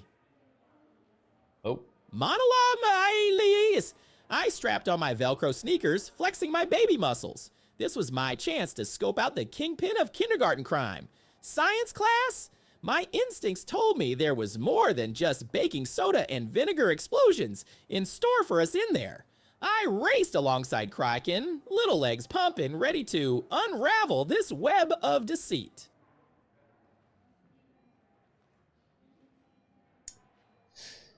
I guess I'm also in kindergarten with him. Is there a way to move faster?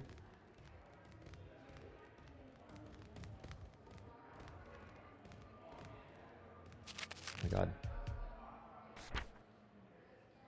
Toilet, pool, languages. Science at the end of the hall. Hold X to run. I'm Brock Buster. I really. Okay. I'm not right now, Brock. Brock, I'm about to be late. Brock! Science. I'm here. Oh. We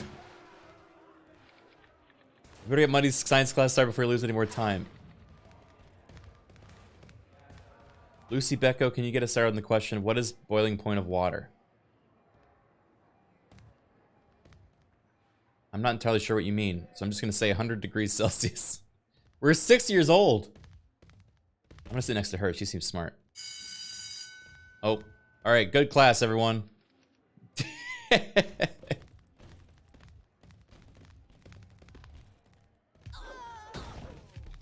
Please stop beating me up. I'm just trying to get out. I'm really short. Okay. Now I gotta go to music. Music is,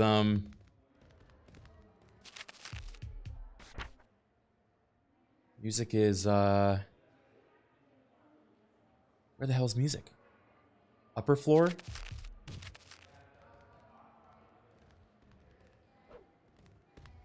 I got it. Okay, A to run.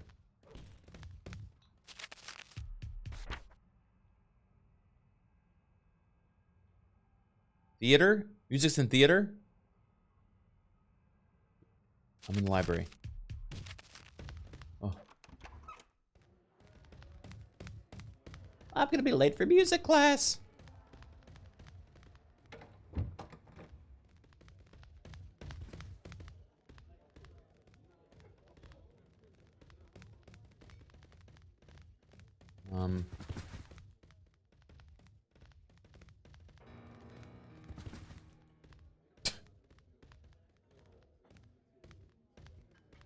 Now what?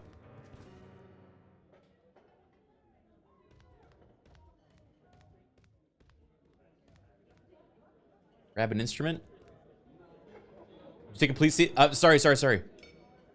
I was seated, sir. I'm seated again. Good morning and welcome to Monday's music class. I hope you remember to bring an instrument. Can I get one of the ones on the... Who's that behind the table? So you turned up empty-handed? You have to put those fingers to use on the piano. Pull up a chair to piano. You can hold taunt command to play it. Behind you, Mr. Pang! Playing music is one of life's pleasures, and I hope to improve your mental state. Okay. Why don't you come to the stage and let us hear a few notes? Oh, God. On our first day?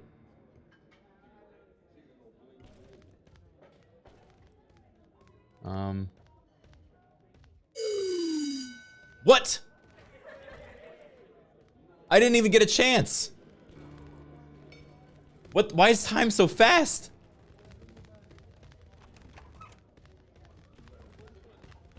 I gotta get to lunch. This is so rough.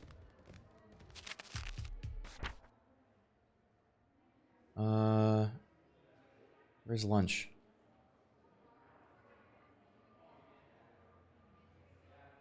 Oh, cafe in the middle. Oh my God. What's going on here? I need something. Please, I need sustenance. Oh! Help, how do I pick things up?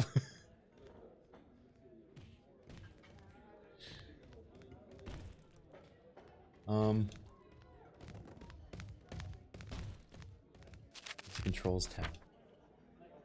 Pick up. Please, my tiny arms.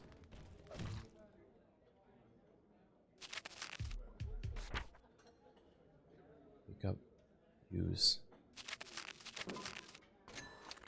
Oh. I gotta pay for this? Hey, swords. Monologue. Ishmael and Tiny Pianist, huh? Names like that make me wonder what kind of games they're playing. Ishmael, an exotic name, perhaps connected to a secret organization. and tiny pianists eyes innocent or a mastermind hiding in plain sight. They could hold valuable information about the Kindy Gang conspiracy. Gotta keep an eye on them both. Kindy Gang conspiracy.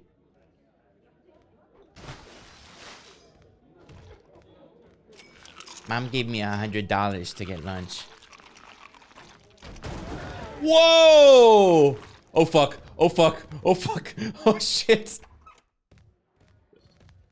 That was badass. Hey, you okay, man? How do I talk to someone? I need to make a friend. I need allies here. Focus. Harry Horn. Science! Again? Oh.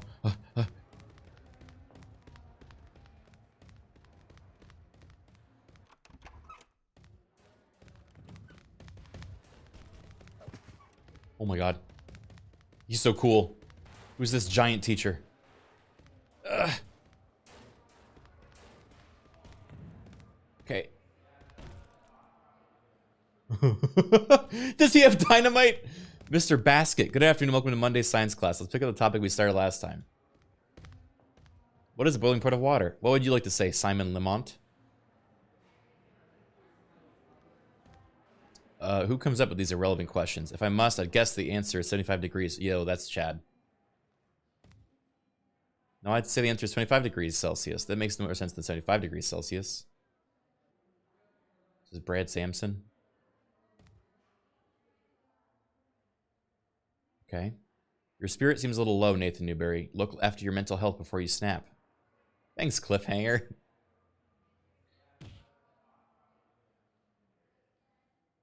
That's nice of you to think of my mental health.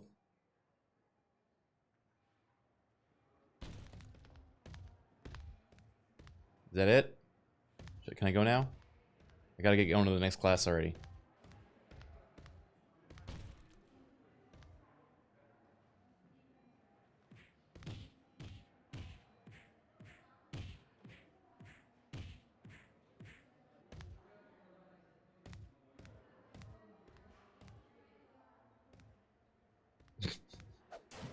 Oh!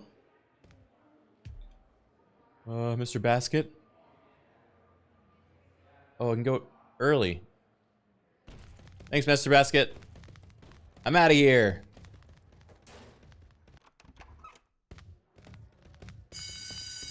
Geography.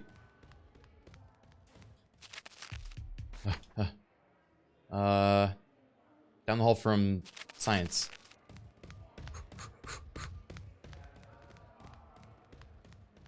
This is hard work for a little 6-year-old. Oh my god. What is she doing with that?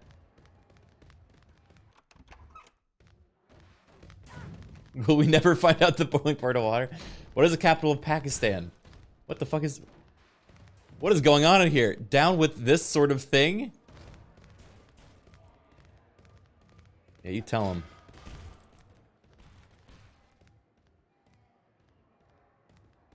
Good afternoon. Welcome to Monday's geography class. We're going to be starting a new topic today. Mindy Jardin. The topic we'll be exploring is, what is the capital of Pakistan? I'm not entirely sure what you mean, so I'm just going to say New Delhi. Down with this sort of thing! Rise up!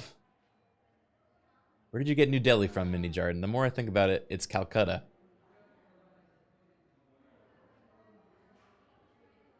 Uh-oh.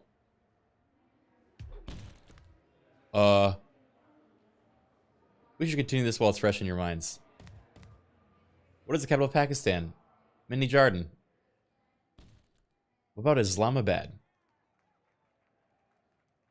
Islamabad is an interesting idea. Thank you for giving food for thought.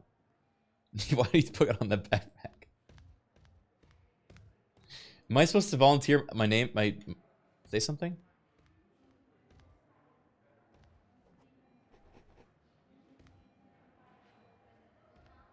I'm trying to get his attention.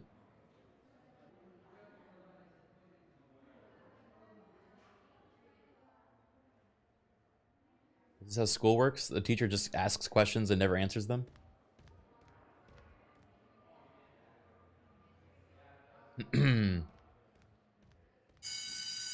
Well, that's it for today. Try to go home in time for a good night's sleep. Oh. Are we off? School's out for today. Woo!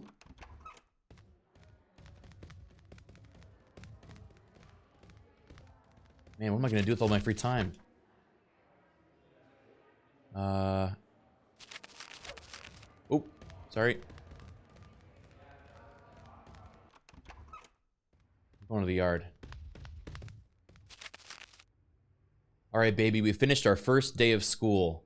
We didn't learn very much, but maybe now we can go outside and find out some clues. What do you say?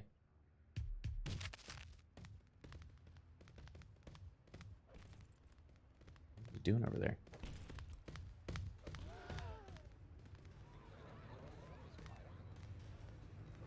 Mrs. Newberry, as your mother, I thought I'd better pick you up from school in case you forgot where we live. Thanks, I am 6 after all. Should always remember that we live behind door number 4 of the suburbs. Thanks, Mom. You think you can make your own way home, or would you like me to take you there now? Don't worry. Monologue. I'll Criken find seemed oblivious to the secrets lurking beneath the sandbox, but not Baby. As we ventured into the playground, I scanned the jungle gym and swing set, searching for any clues to crack this case wide open. Every trail led to more questions, but I'd persevere. No crime too big for this undercover tot. Wait, is that Mr. T? Original G.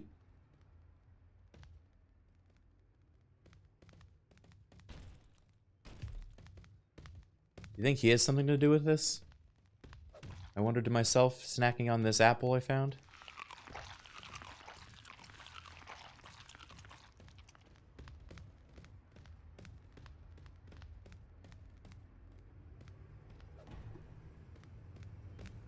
Oh, cannot eat that. That's a tennis ball.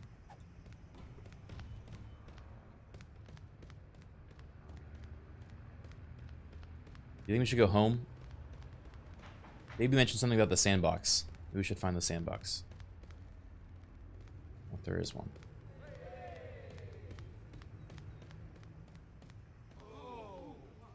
Oh, Sheen, thank you for the gift. It's up to Nap Time Warrior.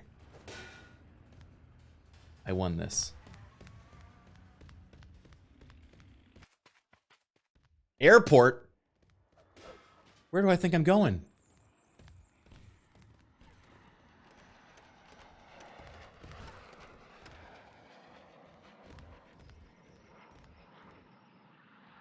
Oh my god.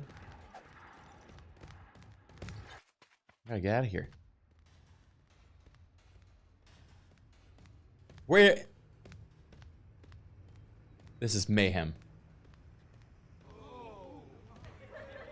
Monologue. Boschian and Naptime Warrior, huh?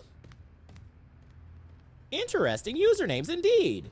Boschian suggests strength, and Naptime Warrior implies a facade of innocence. Could they be involved in the criminal kindergarten syndicate, orchestrating their moves from behind the scenes? Bobby will keep a close watch on them, sniffing out any hints of their involvement. Thank you for the gifted sub.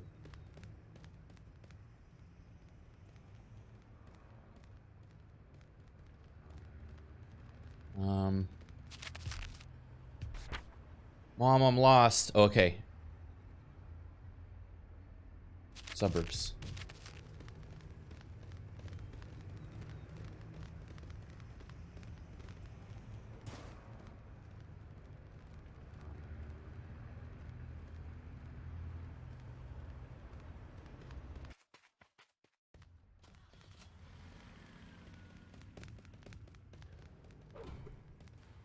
Hey, catch.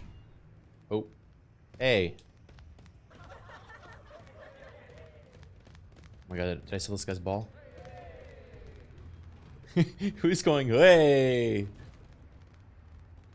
Alright, number 4. This is my... Oh my god, what's going on?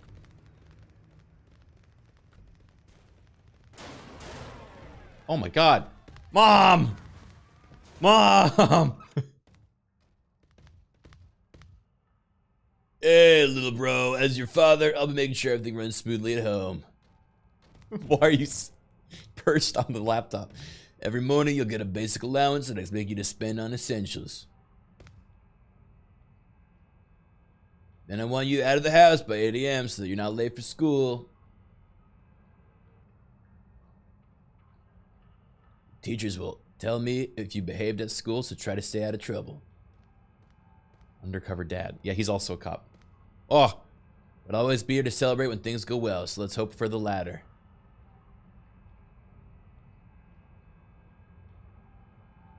Thanks, family. What are you gonna do, Dad? What do you do for work, by the way?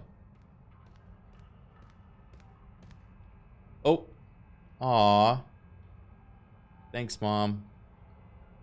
Are we shaking hands? What's going on? Aw. Thanks, Dad. Hugs you with baseball bat. Guys, I need to get sleep. I have school in the morning, please. What are you gonna do with that?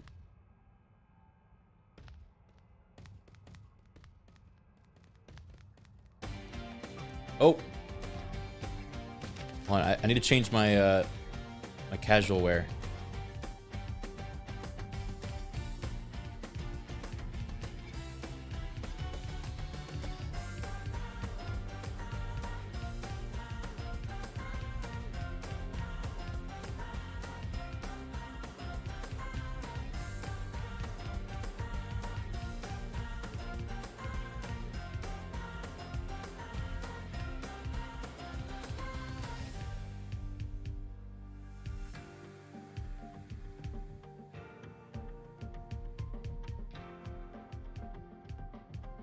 Okay.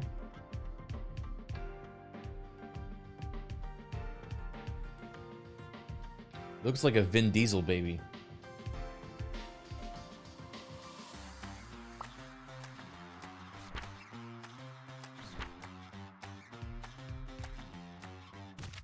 I think he shaves apparently.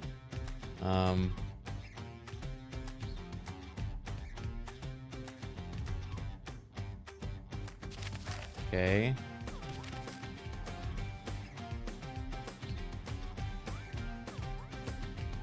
He's so cool.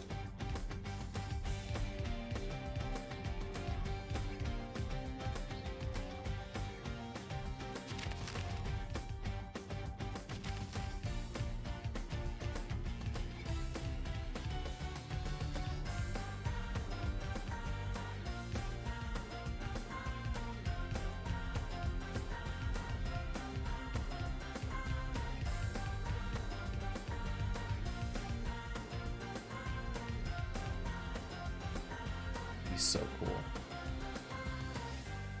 Did you miss Metal Gear? No, it didn't work. We're gonna try to get it to work later.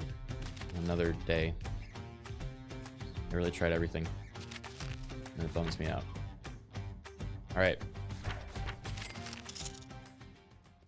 Wait, that spent money? Oh, hell. Sorry, Dad.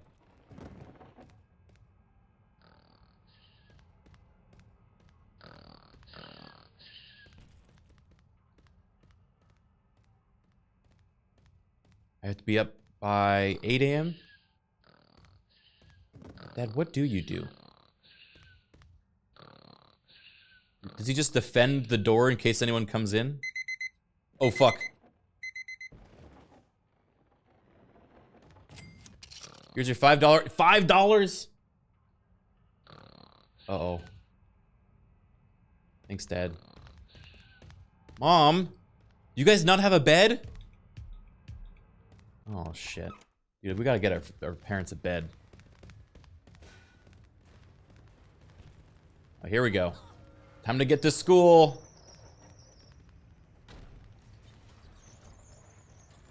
Out of my way. Learning's afoot. They're not your parents, they're just a plant. Oh, yeah.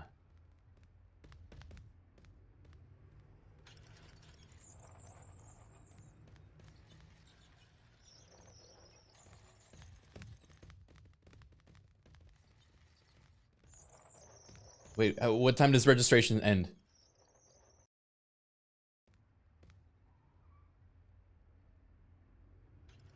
god, oh my god, oh my god. I'm gonna make it. 10 o'clock? I'm gonna make it.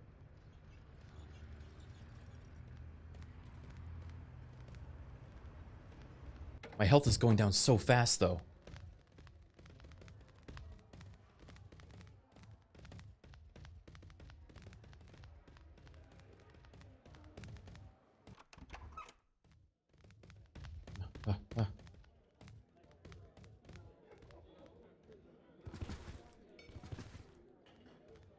Now what?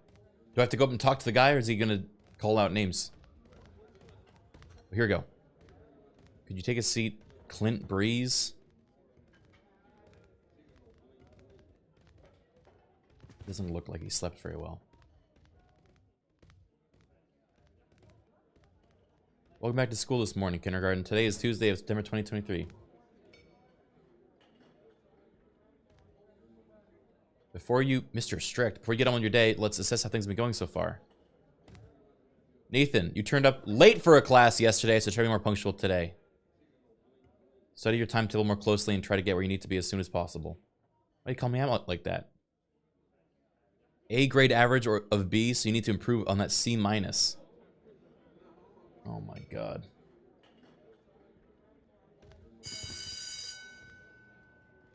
Better get to your next class.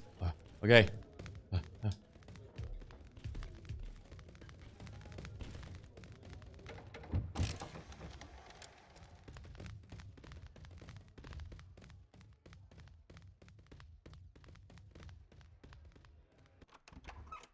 All right. Oh my god. Oh my god. Language is crazy. I'm ready to learn. What does the Latin phrase Ave Maria mean? Does anyone know? We're 6. I need help. Good morning. Welcome to Tuesday's language class. We're going to be starting a new topic today. Cliffhanger, can you get us started with the question, what does Ave Maria mean? There is a question with many possible answers, but I think the one they want is Young Mary. No, I'd say the answer is Old Mary. That makes more sense than Young Mary. Any other controllers that are connected, press start to take control of a character. What? Just breaks immersion, looks directly at the camera. They're gonna do themselves by holding one trigger, then press the other trigger to change characters. Whether they choose to help or hinder is up to them. So be careful with who you welcome into your life. This is freaky. Allies will follow you from one place to the next, whereas potential enemies will be kept at a distance. You can revert back to solo play if they disconnect their controller or you exit to the title screen. But what does Ave Maria mean?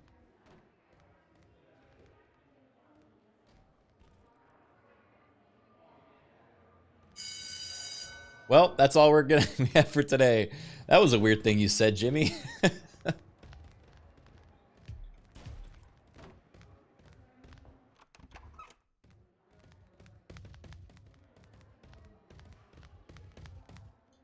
History. Geography. Bathroom.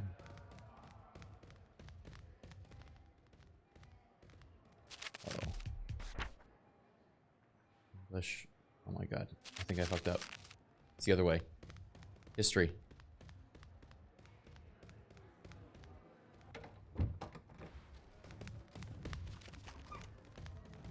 Hi, everyone. Whose phone is ringing during class? We can't continue this until that noise stops.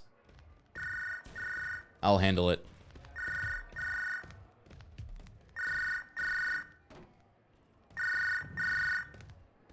It's over here. Oh, she got a big pipe. Oh, it's this! Whoa, whoa, whoa. Excuse me. Here it is, ma'am.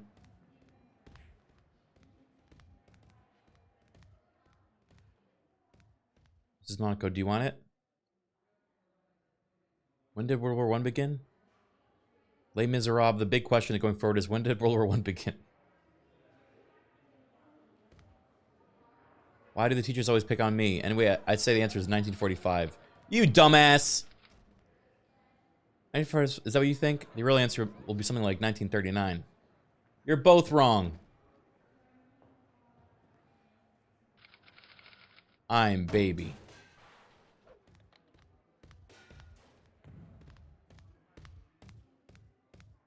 Wait, I have a D plus now? Why did I lose a grade? You shouldn't be carrying an explosive in school. Anyway, that's all we have time for. Have a good lunch.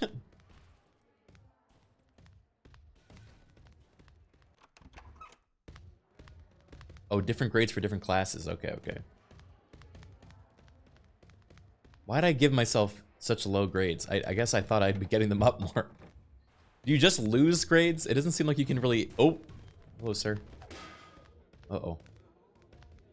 Could really use that banana.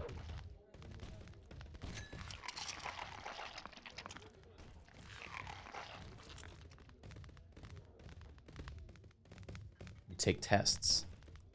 Oh, I want that hot dog. Climbs up on stove. Yum, yum. Ooh, and a hamburger? Baby hungry. Yum, yum, yum, yum. Ah! Oh, baby did an oopsie.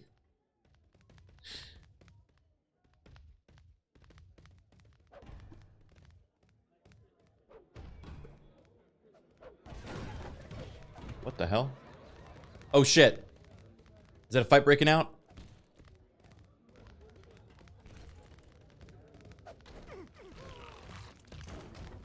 Did she just reassemble that thing?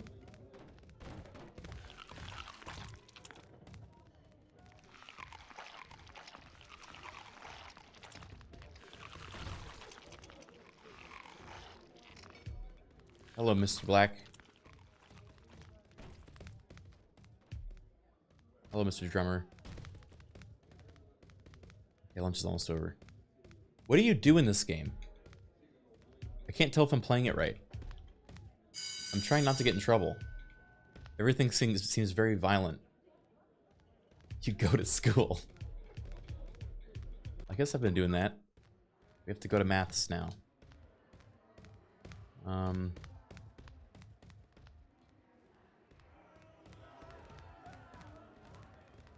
What happened over here? Mrs. Newberry? My mom! Hey, Mom! What are you doing, Mom? Why are you on the lockers? Aw, it's good to see you too, Mom. I gotta get to class. Have a good day. What? I'm trying to get to class. My mom was here. Theater. Mathematics.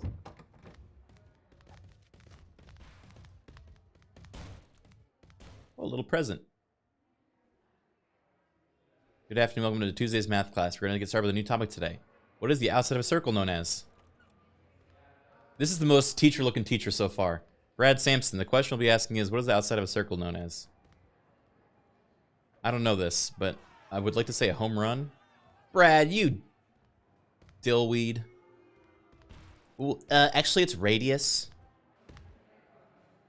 Debate doesn't have to be debasing, Mindy Jardin. Fascinating.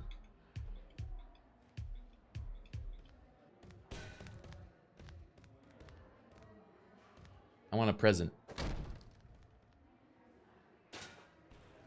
Ooh, it's a flute. I can do music today.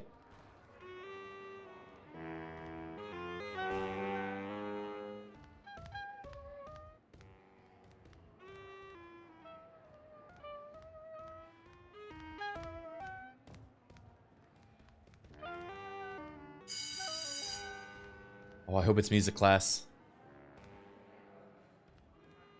Crafts. Okay.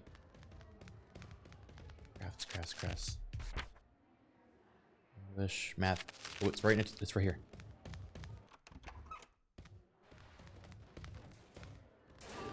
Whoa! Oh my god! Coach Emerson! Good evening, class! Does a fucking front flip. If you hold the taunt command near a canvas, you can turn your attention to painting it.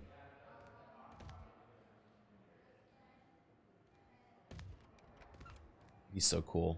Show me what you paint before I end the session so I can grade you. the same. Oh no. I'm so sorry. Monologue. Minidore's Envoy, a curious username for someone entering the world of criminal candy. Are they connected to the hidden passages and secret entrances I've heard whispers about?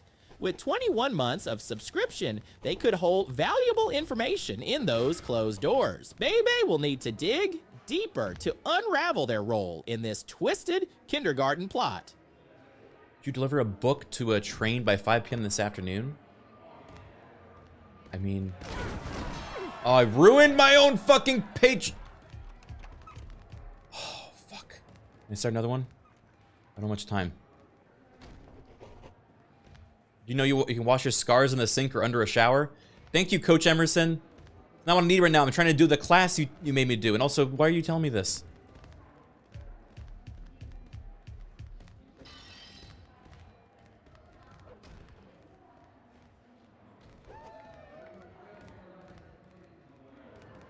Right now, Coach. Coach. Coach! Did I do it? Coach! Coach, grade me. Grade me. Remember, you're on a mission to deliver a book to the train by 5 p.m. What about my grade? Any book?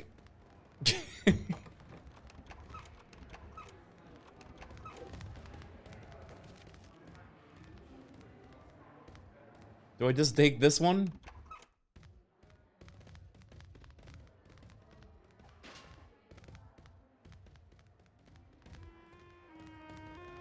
Alright, I gotta go deliver a book to the train. I don't know which book you wanted me to deliver.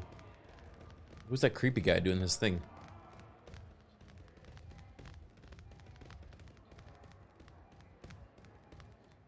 It's 3:30 right now. We gotta run. Oh my god.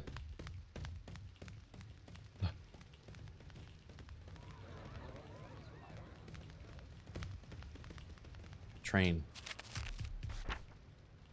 Train. Where the hell's the train? Oh, train, school, bus. Bus is on the... Bus is there, so train's over here. Underground.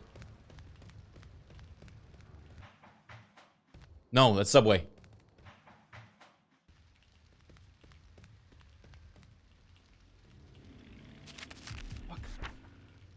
Subway, train. No, I need that. Are you the train? The train is in the subway?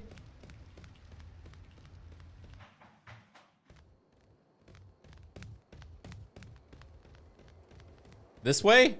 This is the train. Yes! But now I'm on a train. Mom! Yay! Mom's on the train! I love Mom! Hi, Mom. Whose book am I giving this to? Who wants the book?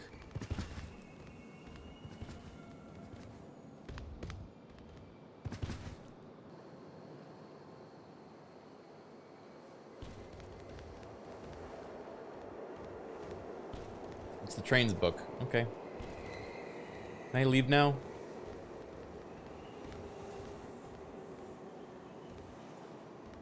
Are you the person that wants the book, Mr. Hyena?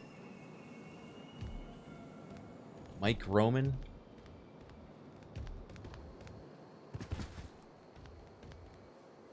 Mom, can we get off the train now? Okay. Thanks, Nathan. I can always count on you. I hope I can return the favor sometime. You got it, Coach. Ow! What the fuck? Oh! Help! Help! I'm only 6! What the hell? Someone help me. Mom. Oh, oh God.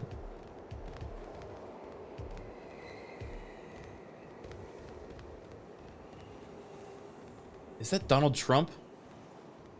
Wally Sachs.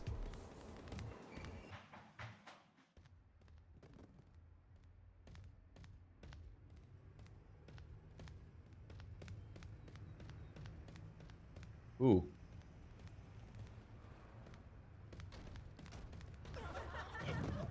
Hey! Are you okay? Any Spencer? No one wants to talk to me. Try and make a friend around here. Arnold Stevens? What about you?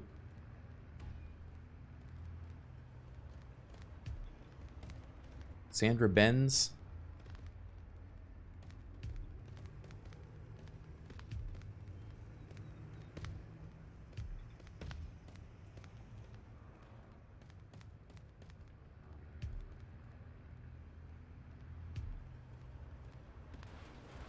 Oh my God. I just scaled that thing. That was terrifying.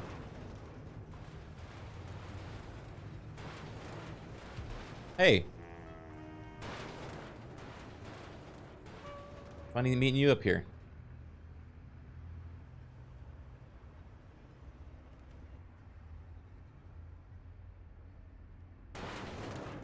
Is something you want to say to me? Yes, I have a proposal for you. I'd love to hear more about that, but there's nothing to do right now.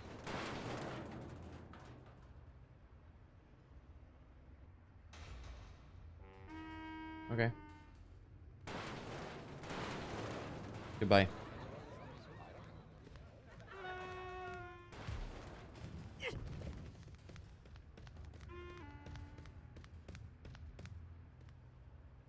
Oh my God, it's late. We gotta go. Shit.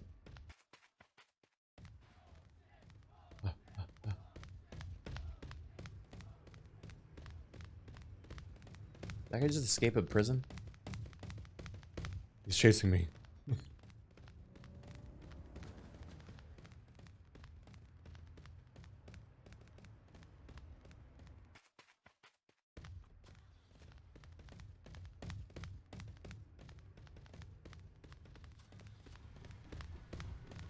Excuse me. Oh! Mom! Ma, help! Did you know that Igor Obelisk is the strongest student in the whole school? Is that fucking, who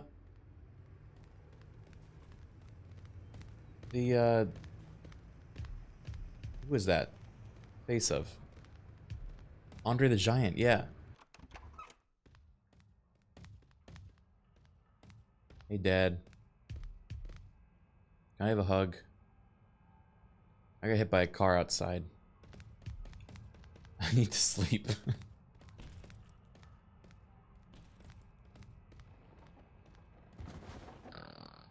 Does Dad have a job? We're not sure. I'm suspecting he doesn't.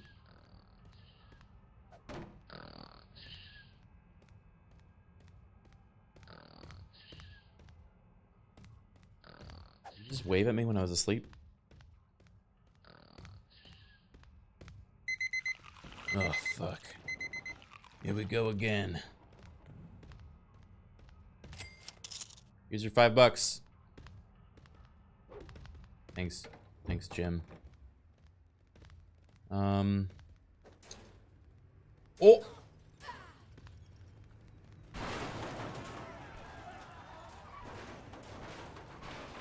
Oh, boy.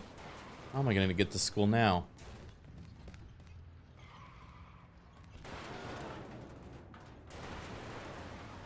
Ugh. No! Oh, fuck!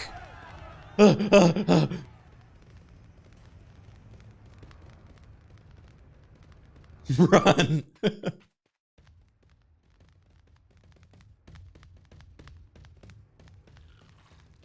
Hey, Dad. Good to see ya. Hey, can I have that apple? Can I have that apple? Hey. Can I have that apple? Give me that back. I'll show you what it's for. Oh, shit. Sorry, you can have it back. I'm sorry. I didn't mean to take your cane, Dad. Get back to work. I mean school. I'm gonna be late.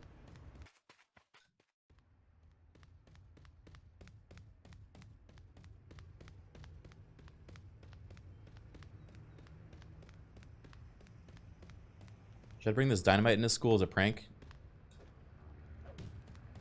Please don't take that out of context. This is strictly within the digital confines of this video game.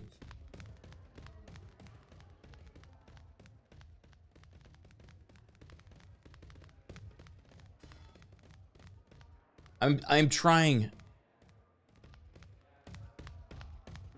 Where is it? Right here. Registration. Oh. Woof. Just made it. 5 minutes to spare.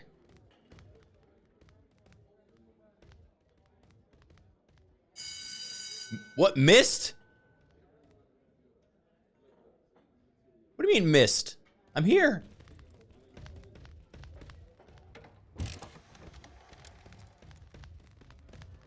English. English.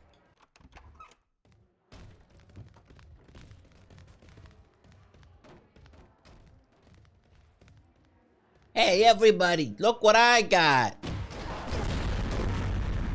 I'm so sorry. I'm so sorry. I thought it was gonna be funny. I thought it would be a prank. Simon. I'd appreciate if you'd help me answer a question.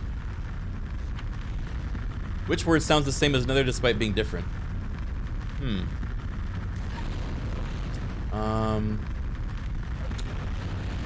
Homograph. Palindrome.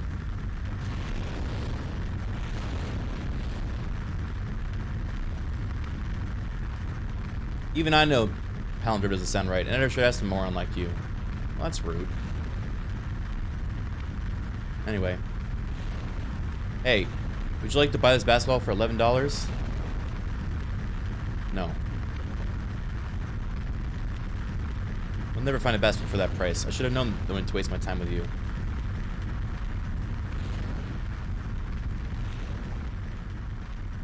Oh, there's no table. There's no chairs left. There's one. Okay. Hey, where'd the teacher go?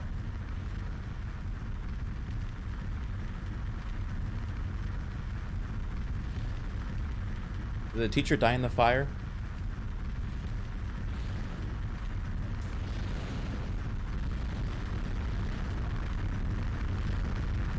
That child is on fire. Woo! Oh my god! Things have gotten worse! Ah! Quick! We have to go! Help! Don't leave me in the flames! I'm gonna be late to music class!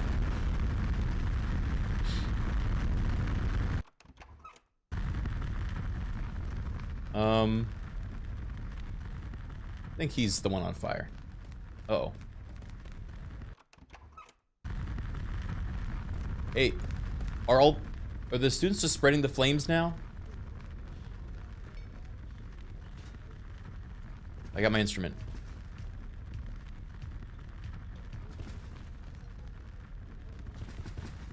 Good morning, welcome to Wednesday's music class. Are we going to bring an instrument? Nathan, it's good that you brought a recorder. I'll teach you how to play it. If you hold the taunt command while holding an instrument in either hand, you can try to play it. Playing music is one of life's pleasures. Why don't you come up to the stage and let us hear a few notes? Okay.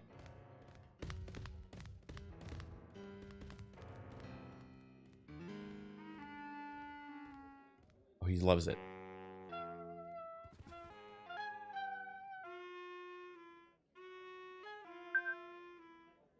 Impressive. That'll take your grade up to a C. Yippee!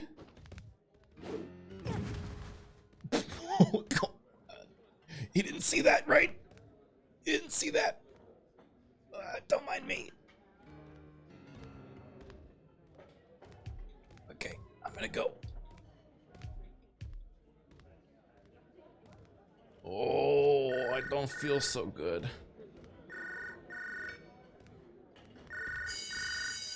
Okay, go eat your lunch. I need lunch badly. Please.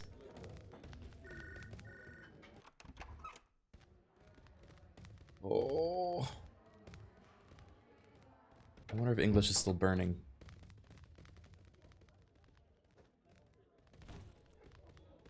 No, Coach Emerson, not now.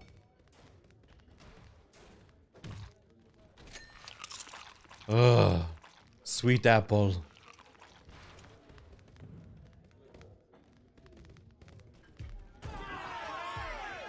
No, I don't want any trouble.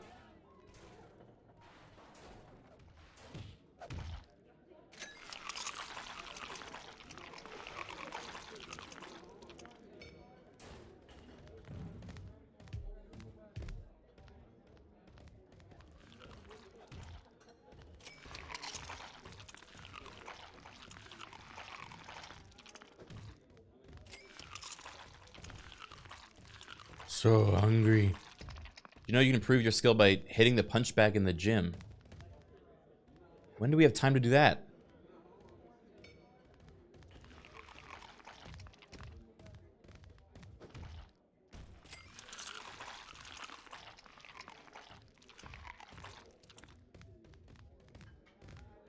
Okay.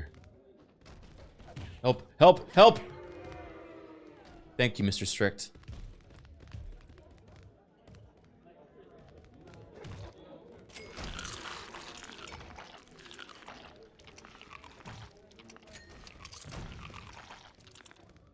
Sure. Oh, I might survive today after all. What? Coach! Help! What is he doing? I hate this guy. This guy's a freak. Alright, I gotta get to crafts. Puts the toast in my mouth and runs.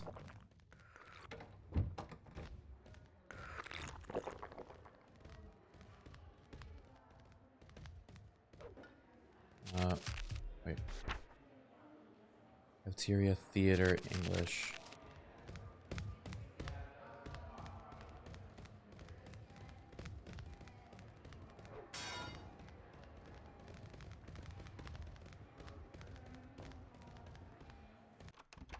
Okay. Oof. Oh, this is the coach's class, isn't it? Wait, Mr. Monaco. Oh, we were going to bring your materials. What? What materials? Last time we didn't need materials. No one told me I needed materials.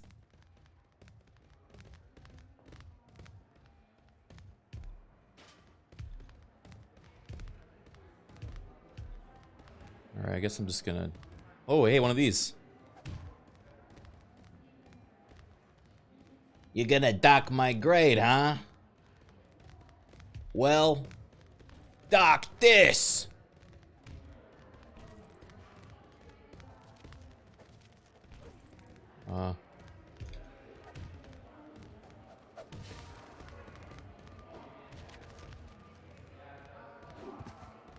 Oh, he caught it!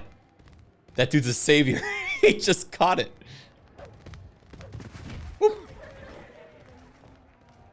Uh-oh. I ran into Brad. Uh-oh. Uh-oh.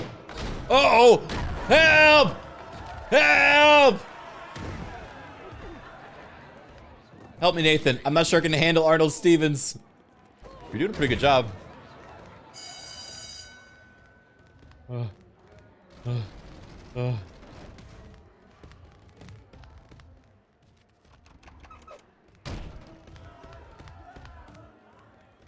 bringing this just in case.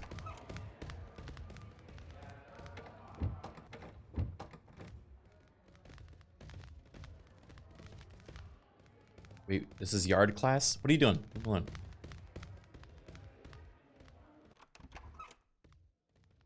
I think we can get to the yard from here. Stupid theater nerds! Yeah!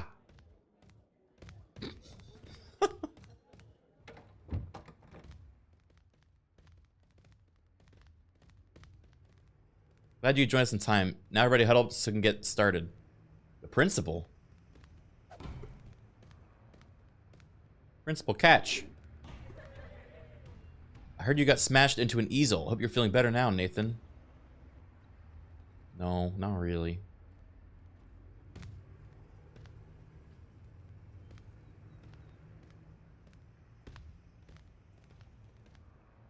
Good afternoon. Welcome to Wednesday's sports class. Oh, you're going to bring... Pick it up, pick it up, pick it up, pick it up. No! It's right here, though, sir. I didn't know we needed this.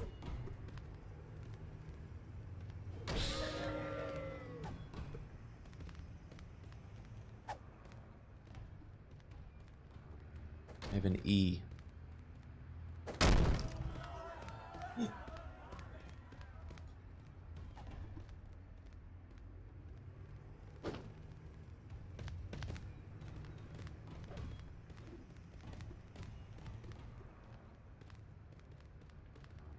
This game is terrifying. Are we free? That's it for today. We're free! Can't believe I survived it. Today was a rough one. I did bomb English. Literally. What the? Oh. I guess that's my way to get home.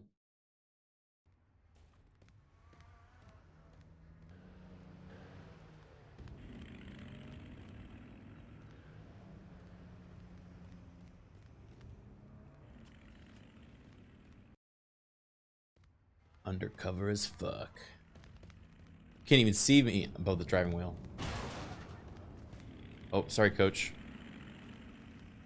Cressine, thank you for the gifted sub.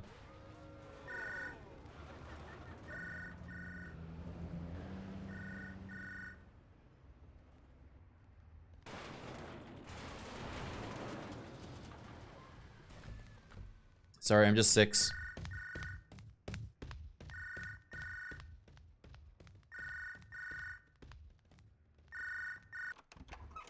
Why was Mr. Pang right up? What? What are you doing here? Unhand me. Get out of my house. Monologue. Cressiane and Magic Ferret, a mysterious duo in this web of kindy chaos. The whimsical username of Cressiane paired with the mystical aura of Magic Ferret raises suspicion. Are they the masterminds behind the magical misdeeds plaguing this criminal kindergarten? Baby must keep an eye on them, for there is more to their subscriptions than meets the eye. Le Bon Tutu, thank you for the gifted sub as well. Is this Criken AI? Yes. I voiced Baby. Mom, can you please get rid of the guy in our house? I got school in like 3 hours.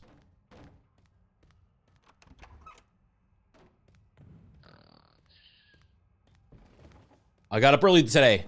Oh, today's gonna be big. I'm gonna make a huge difference today.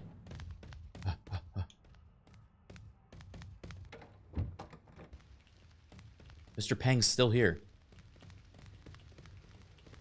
Monologue. Ah, Le Bon Tutu. A French twist in this puzzling case. Yo, and it's your guitar, a combination of music and identity. Are they the key players in orchestrating this criminal kindergarten symphony? Perhaps their subscriptions hold the strings to unravel this web of deceit. Baby will investigate nose twitching with anticipation. Yeah. Oh, thanks for the allowance, Mom.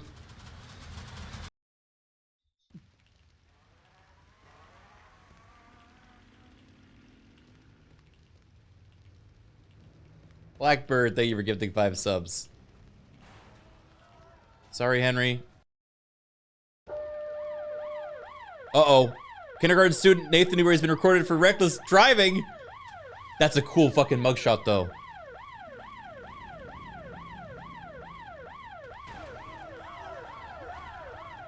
I'm gonna be late for class.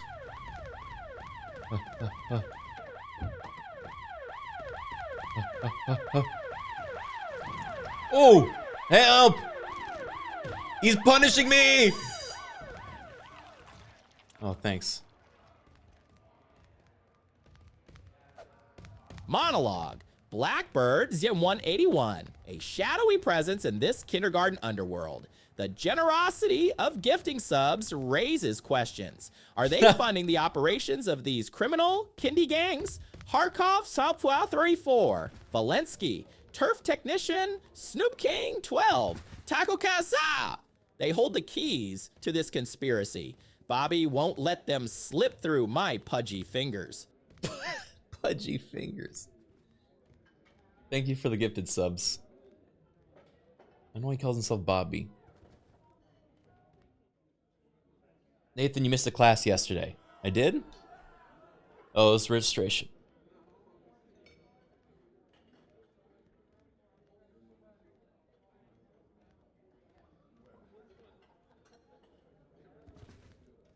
I'll try, sir. Uh-oh. What's he gonna do with that?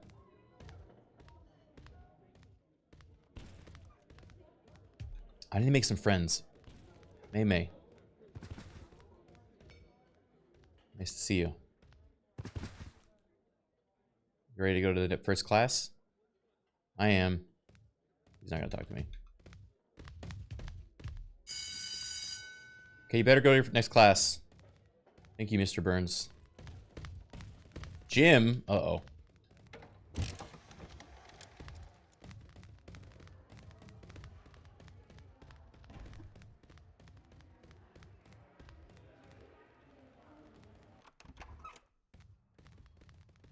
Oh. Everybody huddle up so we can get started. I'm ready. Good morning. We should try lifting some weights today. I have weights. If you gesture while holding a weight, you can pour your energy into getting bigger and stronger. Bust out a few reps by the end of the lesson so I can grade you. Yeah!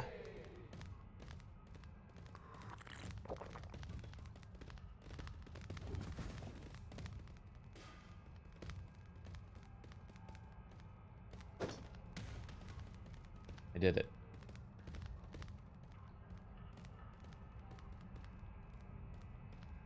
Are you too cool for gym class, Mindy Jarden? Oh, that's her phone. Sorry.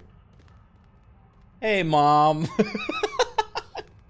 I love that at any moment, Mom could just slide into the frame and hug me. Thanks, Mom. I gotta get back to class now, okay? Bye. Just like real life, you know? That's great. Oh, nice to see you, Sumo Ray.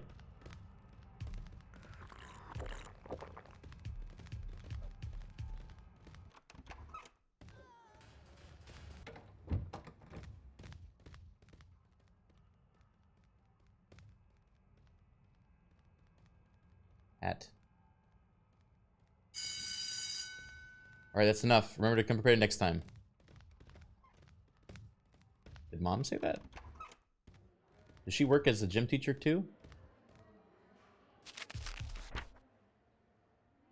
Oh, it's on the other side of the freaking...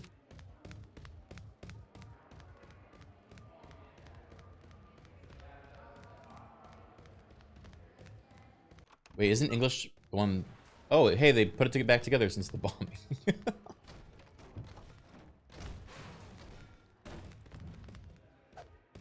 Who wants this seat? Not gonna happen. Play with your iPad somewhere else. Yeah, that's right.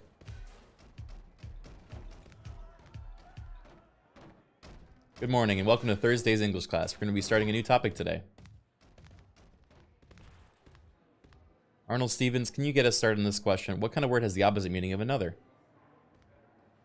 Sounds like a trick question. I assume the answer is verb. Fucking idiot.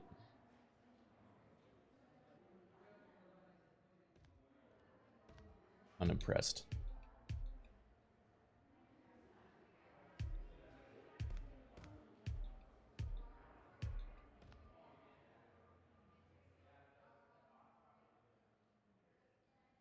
Wait, money?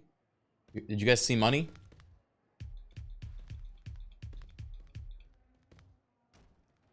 Oh. Oh, shit. Sorry. Come back. Come back. I'm coming back. I'm here. I'm here. God, he got mad. He threw a book. Well, we're good for time, so let's see what else we can come up with. It's like, fuck, I don't know. What do you think? Antonym? Wait, isn't that correct? The intelligent answer is synonym. Alright, we'll never know. Lunch. Where's the money? Money! Cha-ching! Guess I'm eating today. Ow! Help! Help! Oh, what the fuck? Help! Mr. Hyena! Mr. Hyena! There was another bomb in English class.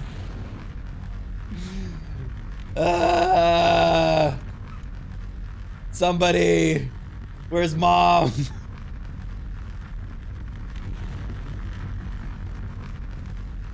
Ugh.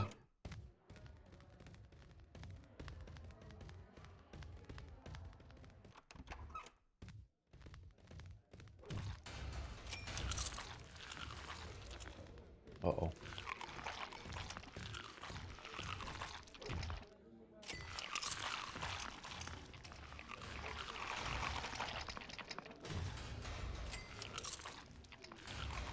Eating everything I can.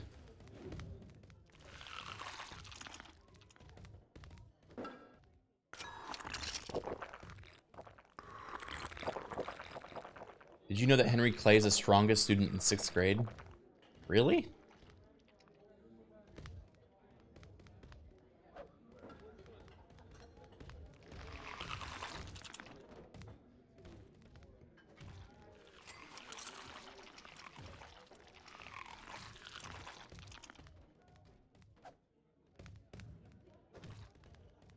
I will have every floor hot dog I can find. Oh no.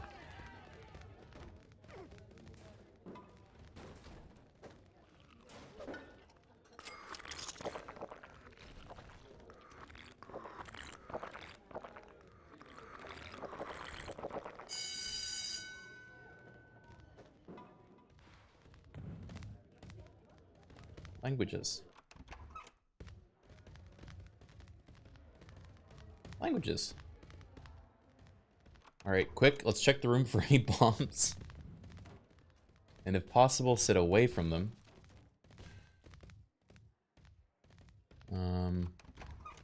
Alright.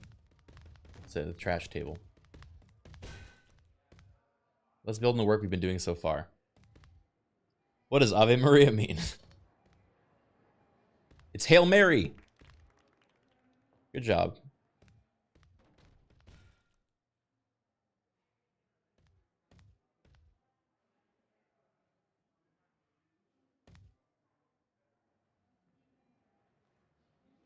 We got nothing better to do, so let's explore topic a little more. What do you think Ave Maria means?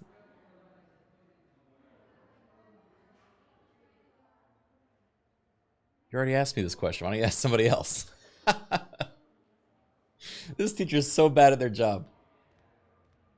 Don't act like there's nothing to do. If you had a language book, you could be studying.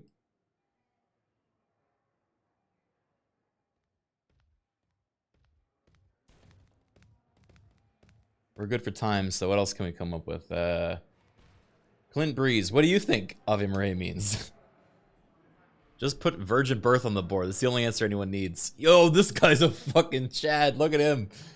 Yeah, the answer is virgin birth.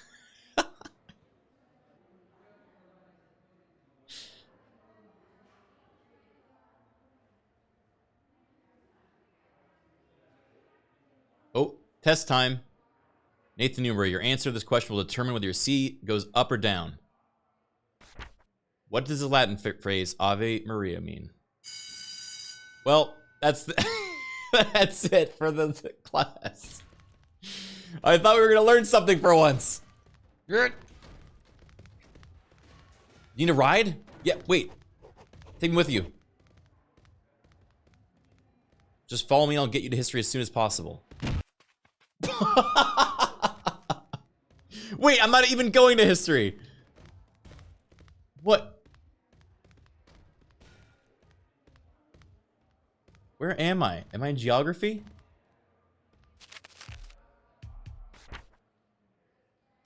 Wrong class. Let me out.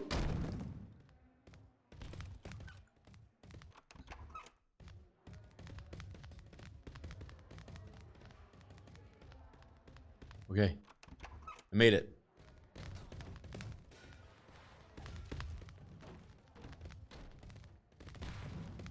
Mine. My seat. Oh, she's pissed. Look at her. She was gonna sit there.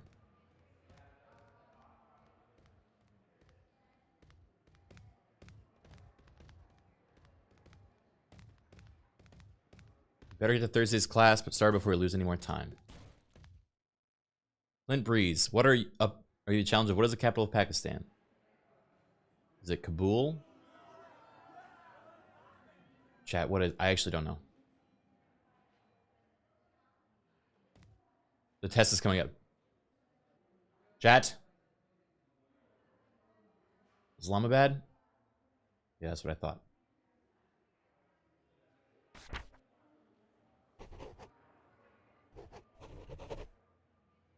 Come on, come on, come on. Yes! Mom's gonna be so proud.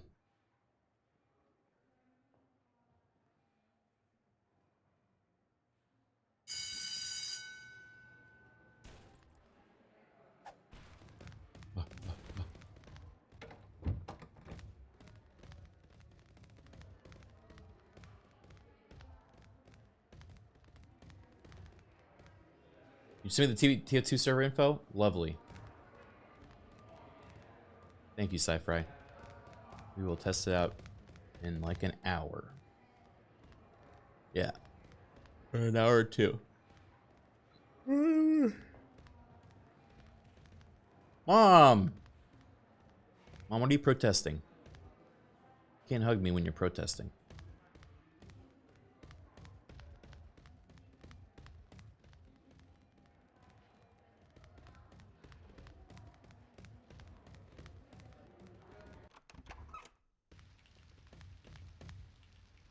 What is this?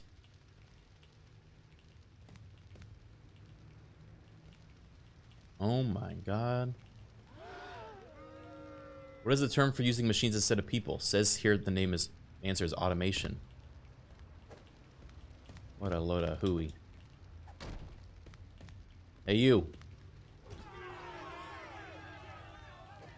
Urgh. You're tougher than me. I don't want any trouble with you.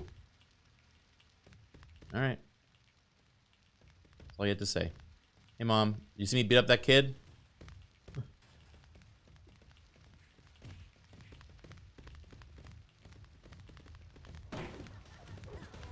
Uh-oh, uh-oh. Don't worry, Nathan. I'll take care of Whack Oz for you. Thanks, Mom. Mom, help!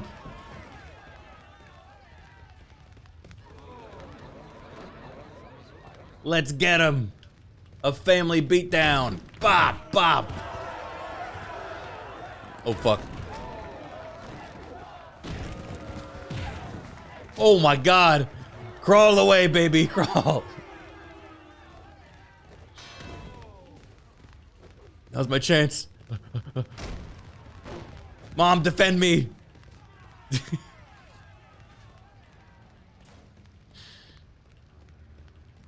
Ooh, a little tune on the way home.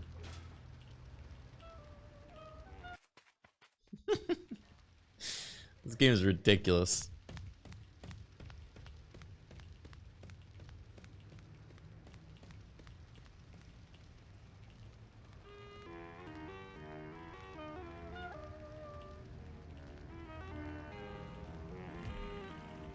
Infinite best. Is this an Infinite Jest reference? Help me, Nathan. I'm not sure I can handle Sergeant Acer. Uh-oh. I'll take care of him. I knew I could count on you, Nathan. Let's teach Sergeant Acer a lesson.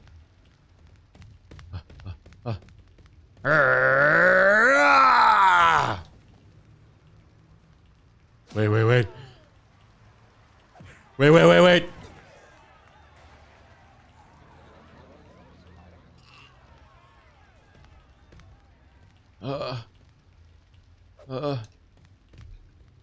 I gotta get out of here.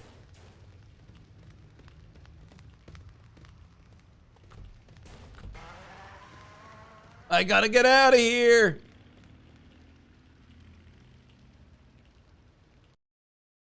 Who is that guy?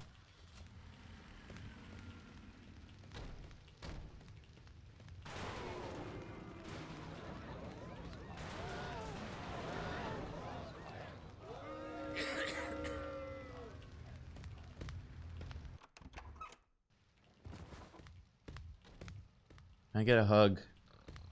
Wait, what the?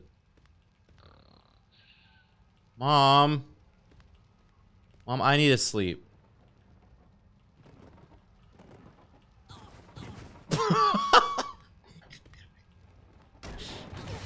Mom, I broke the bed! Mom, can we get a new bed?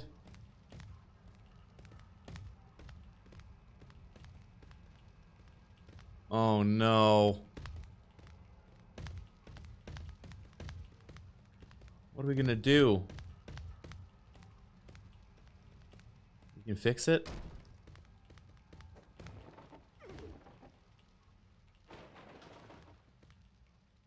Would you like this sign? It seems like you need it more than I do. Thanks, I'll take it. You're welcome to it, Nathan. That's what friends are for. Well, I would say family, but I guess it's nice you consider me your friend as well, Mom. Aww. Thank you. Down with this sort of thing. That's her favorite sign. She always carries it with her.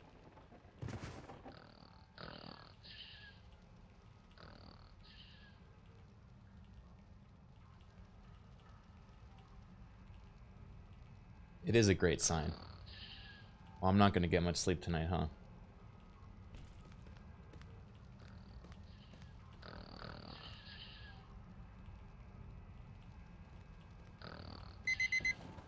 Oh, beans.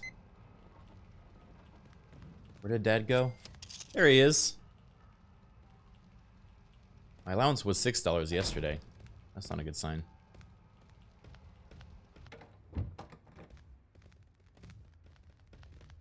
Hi, everyone. Did you know I'm down with this sort of thing?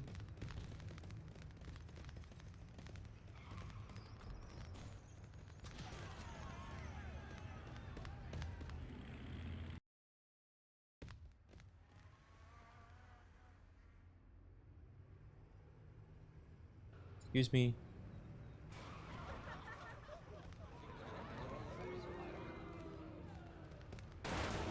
Excuse me. Monologue. Apathy spike. A name that invokes indifference and sharp edges. With 17 months of subscription under their belt, is their lack of participation a guise for something more sinister? Could they be the jaded puppeteer pulling the strings in this criminal kindergarten drama? Bebe won't rest until I uncover the truth behind their apathetic facade. Damn, I think he's onto something. Done with this sort of thing! Ah!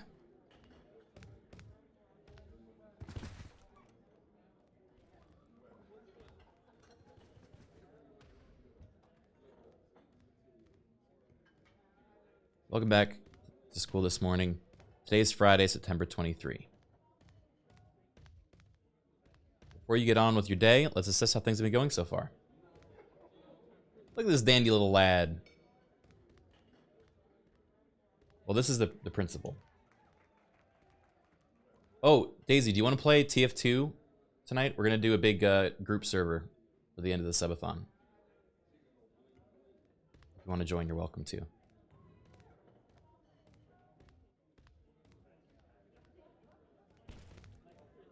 Dream Fortress. We're gonna do like Halloween maps. You've never played or seen TF2. Well, it'll be a hell of a first experience. And randoms join? Yeah, we're gonna make it open to viewers.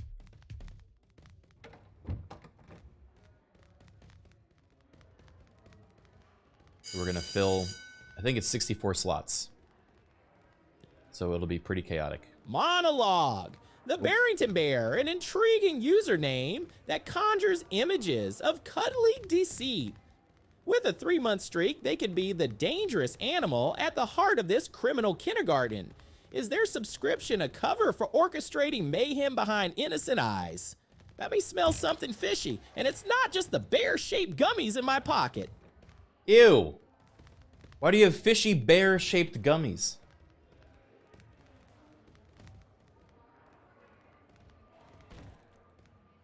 How many hours from now? Should be about 2 hours from now. 2 to 3. Monologue. Mr. Mazer, a formidable force in this clandestine world. By gifting a subscription to a criminal heist terror undercover, they reveal their intentions. Are they part of the criminal underworld, aiding and abetting the little rascals? Baby must tread carefully and keep this enigmatic subscriber under close surveillance, for their actions could hold vital clues to this criminal kindergarten conspiracy. Oh, DSJ with 20 gifted subs. Thank you so much. You're still in bed? No worries. Yeah, no rush.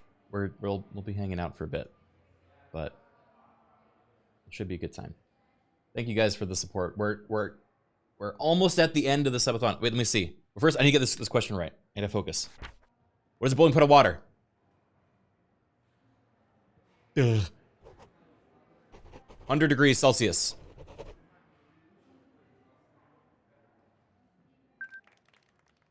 Yippee! I'm so smart. Monologue.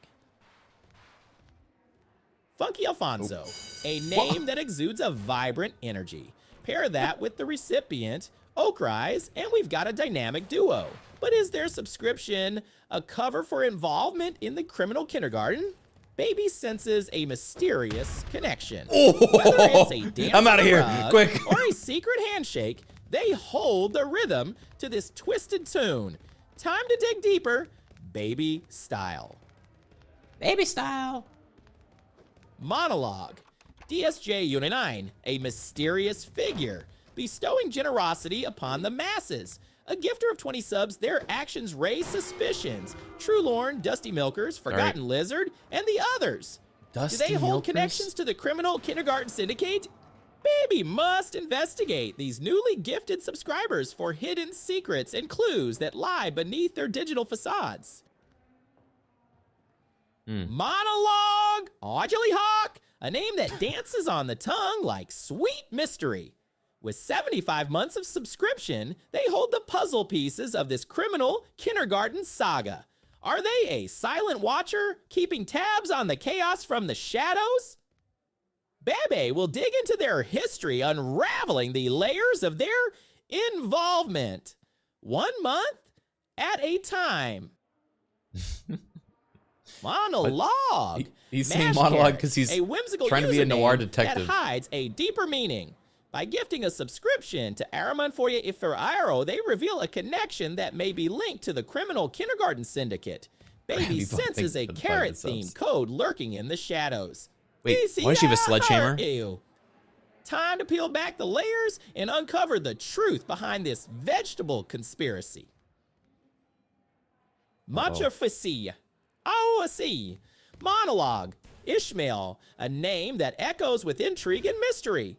By gifting a subscription to someone named Criminal Mastermind, they expose a potentially complex relationship within the criminal kindergarten world. Babe suspects this might be an inside job, fostering a connection between the minds behind the chaos. Time for a closer look at Ishmael and the true extent of their involvement in this criminal conspiracy. What are you up to? What are you up to, Ishmael? Monologue. Master Mazer strikes again, this time gifting a subscription to He Criminal fell Kids. into frame for that one. The plot thickens. Are they the mastermind behind the criminal kindergarten syndicate, or merely a rogue player? Baby must keep a close eye on this connection, for answers to our investigation may lie in the depths of their subscription history. The pieces are coming together, slowly but surely. I ain't saying nothing. Monologue. I need to turn off this monologue A force thing. to be reckoned with, spreading their generosity to slow pros. Tyler Graves, 0-1, Tiff 92, Dominations, and the Lorian. But beneath their cute exterior lies the potential for darkness. Cute exterior. Are they just a fluffy facade, hiding a woven network within the criminal kindergarten? Baby won't jump to conclusions. I just This gained bunny weight. Might Oh, no. have some secrets to reveal. He's 185 pounds now, and 3 feet tall.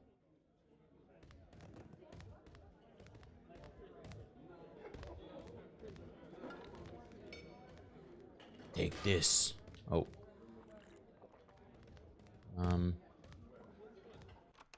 Baby is growing up really fast. You know what? I'm gonna get to class first this time. Teacher's pet moment. Where are we? Lunch on Friday. Swimming. Where's swimming? Pool. Gym. Pool. Gym. Pool. Gym. Other way.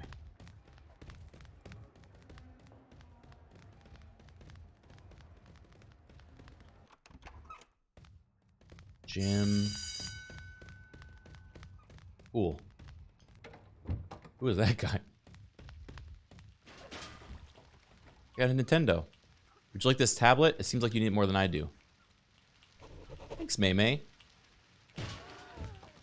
You're welcome to it, Nathan. That's what friends are for. I made a friend! This is my first friend. How do I offer her something?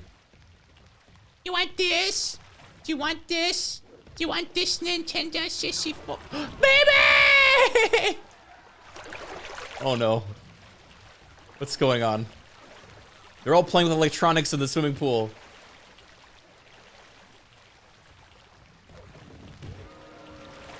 Oh shit. Oh my god. Was that a bomb? May! My only friend. Are you okay? Glad you could join us on time. He was just drowning. Now get in the pool so we can get started. Alright. Yeah, I think the N64 exploded. Good afternoon, welcome to Friday's sports class. We're going to practice our swimming today. Oh yeah? As you may already know, you can step in the pool by repeatedly walking against the edge. Okay, once you're deep enough and have enough space, you'll swim instead of waiting. Swimming may be tiring, but it's a great form of exercise for every part of your body. Is he gonna drown in here? If you stay still and tread enough, you can find you can do any other action. Just remember to keep your head above water as often as possible so you don't drown. As often as possible. Give me a few lengths of the pool by the end of this lesson, I can grade you. Okay. Here I go. Wait. Oh my god, that was close. Almost missed it. Alright, that's enough for this lesson. Hit the shower, says the principal.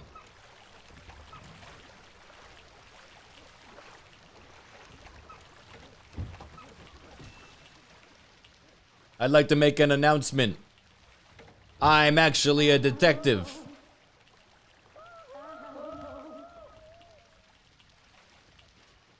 Just kidding. Oh, he's singing.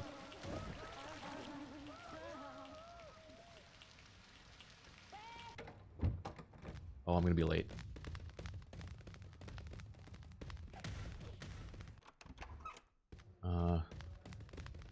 Math. What are you doing? You're supposed to be in mathematics? I'm trying infinite best. Guess who's here?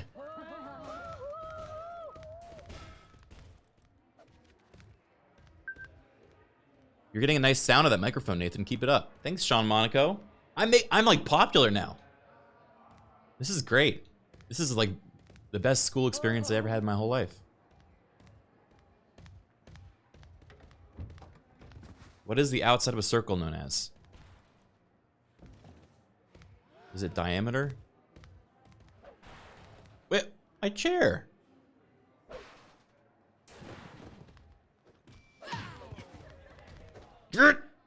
Oh!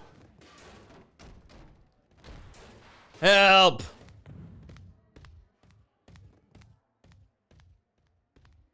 Mr. Beema.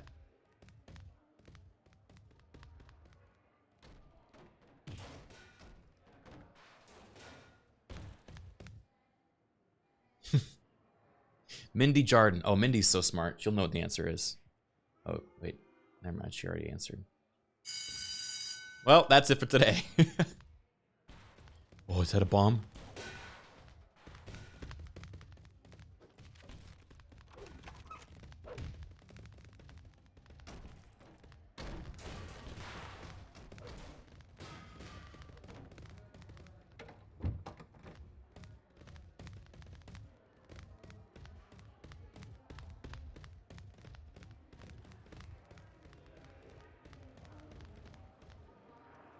May, would you like this?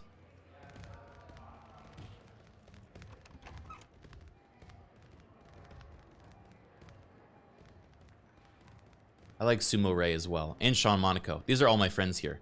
And I don't really like Wally Stacks, though. Since we're such good friends, do you mind if I have that explosive? No, get your own explosive. I knew if it's too much to ask, but I couldn't resist. I'll just have to find my own explosive.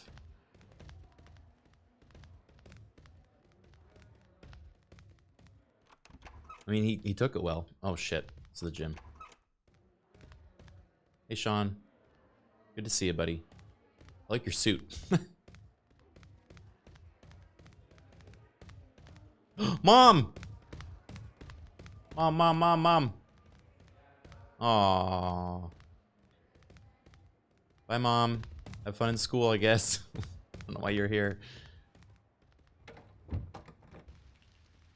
Oh, my car's here.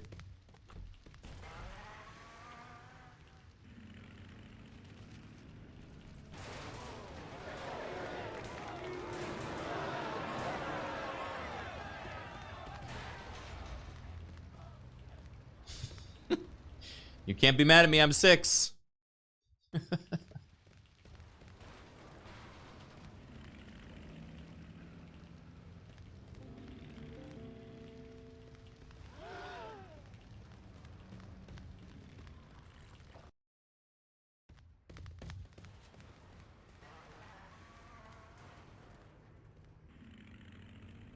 He's learning how to drive. All right, who's our least favorite neighbor, chat?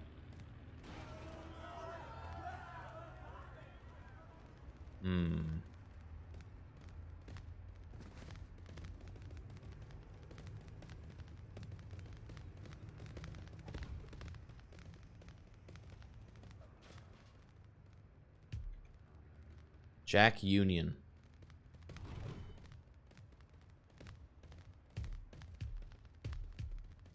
Oh, Sumo. I love Sumo Ray.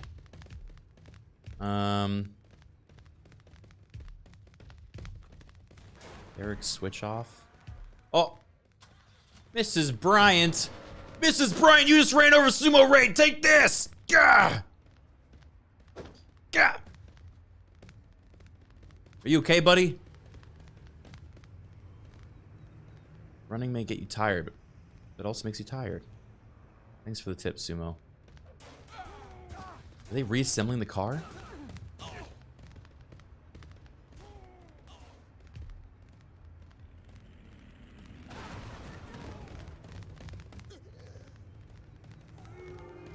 No. Oh my god, is he dying? How do I help him? How do I help him? My friend is dying.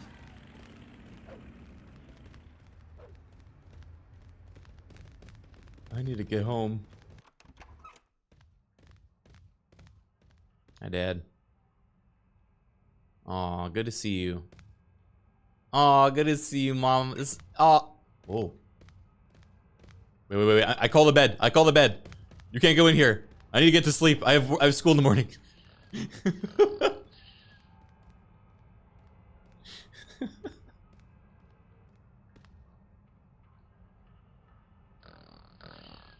Wait, tomorrow's Saturday? Oh, I could have let them bone. I didn't realize. My bad. I'm sleeping in. Screw it.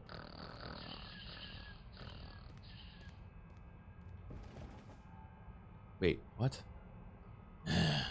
7 a.m. on a Saturday.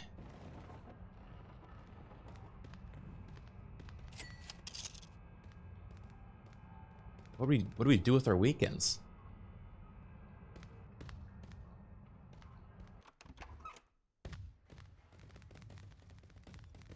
Hey, Sumo. Sumo, do you wanna like hang out today? Yo, who's that cool kid? Frederico Fisher. That guy was cool looking.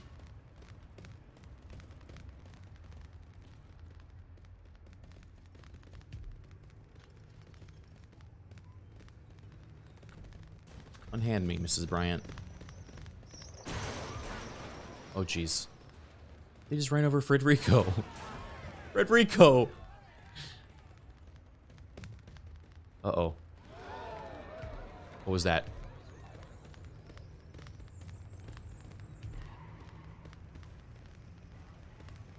Oh my god, they put Sumo in a wheelchair.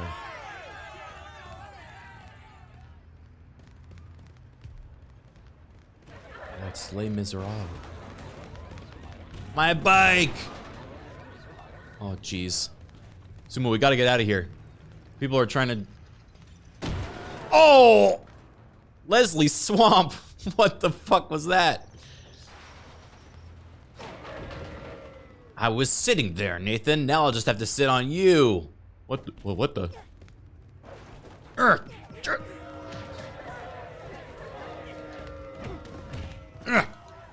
I'm more popular than you. Get her! Watch who you mess with. Leslie Swamp is a friend of mine. Whoa. Oh, I dodged it! You see that?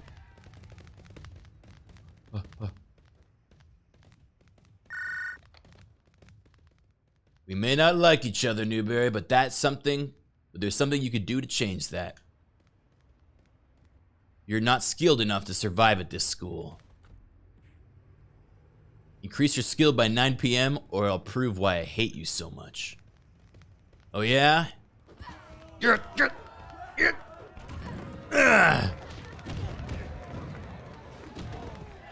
him!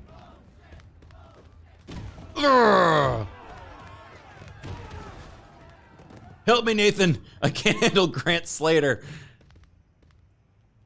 You got it. I knew I could count on you, Nathan. Ow! Help! He's running over my face. Oh! Help! Oh, oh.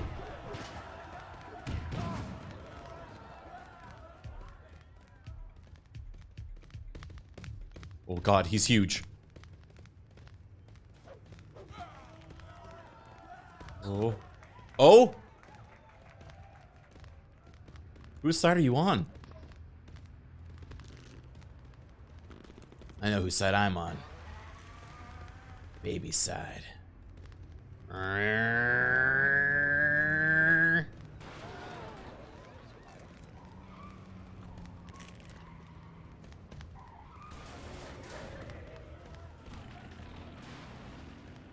Show yourself. That guy's got a bomb. Oh my god, what happened to her face? Leslie Swamp. Oh! Bet you're regretting that. Oh, she's been just brutalized.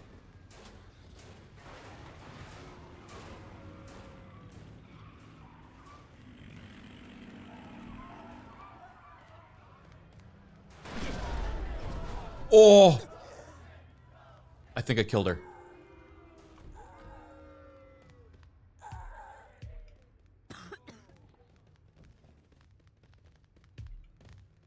Gene Bane, help me. Help me, I'm just a little baby. Mrs. Bryant, help. Mrs. Bryant, help. Anybody?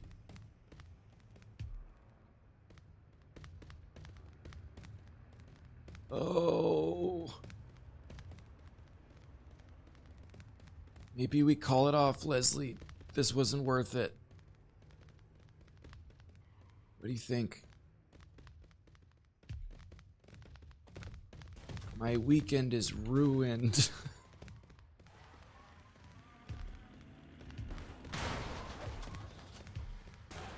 Uh-oh.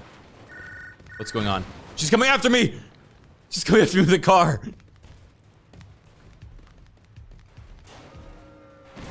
Oh! Cowboy Colt, no! Grr.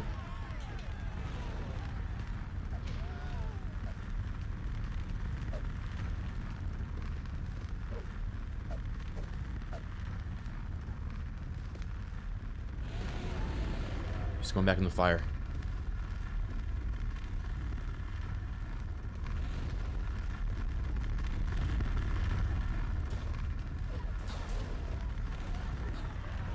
Yeah, get her. Oh, oh my God. Help! Oh. Grant Slater.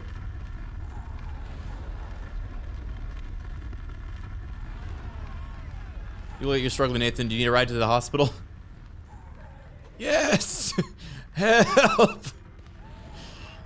Make sure it doesn't cost more than $5. That's my allowance for the weekend.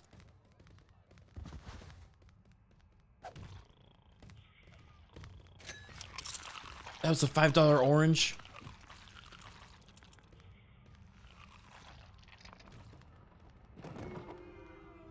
Oh no.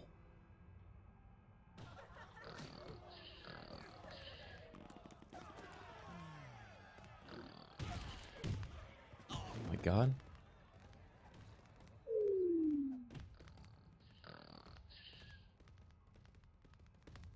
My parents are probably worried sick about me.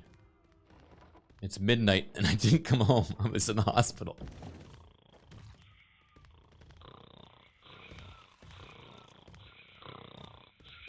Cemetery.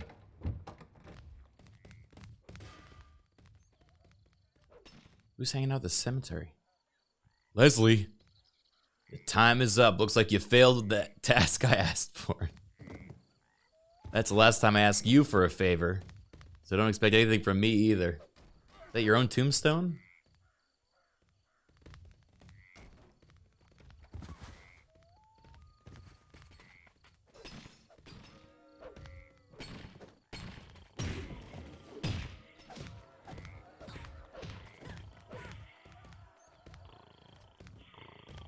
She gave up.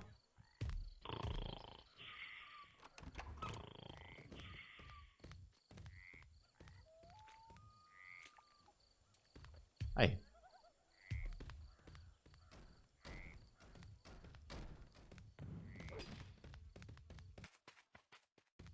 The forest?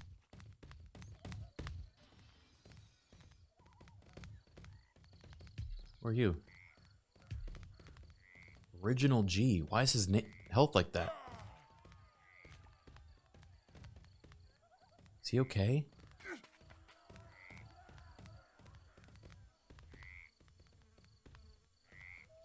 He's dying?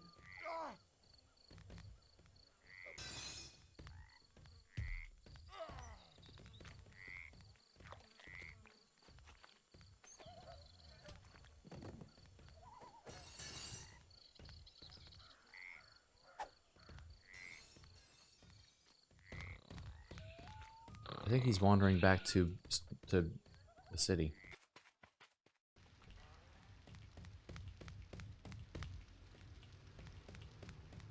Are we on time? Let me see. Oh, let me see how many subs we have left till 10K. Wait, who is this? Oh, it's Sumo. Hey, buddy.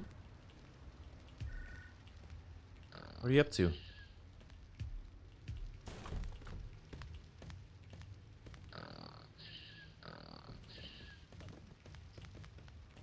Do I gotta pee? What is this? Why am I doing this?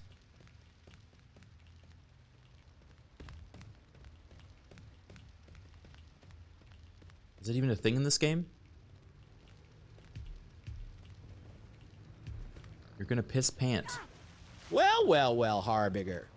Thanks for joining the party. Your name suggests you harbor something big. Are you part of this criminal kindergarten conspiracy? Hiding secrets that could blow the case wide open. Time will tell.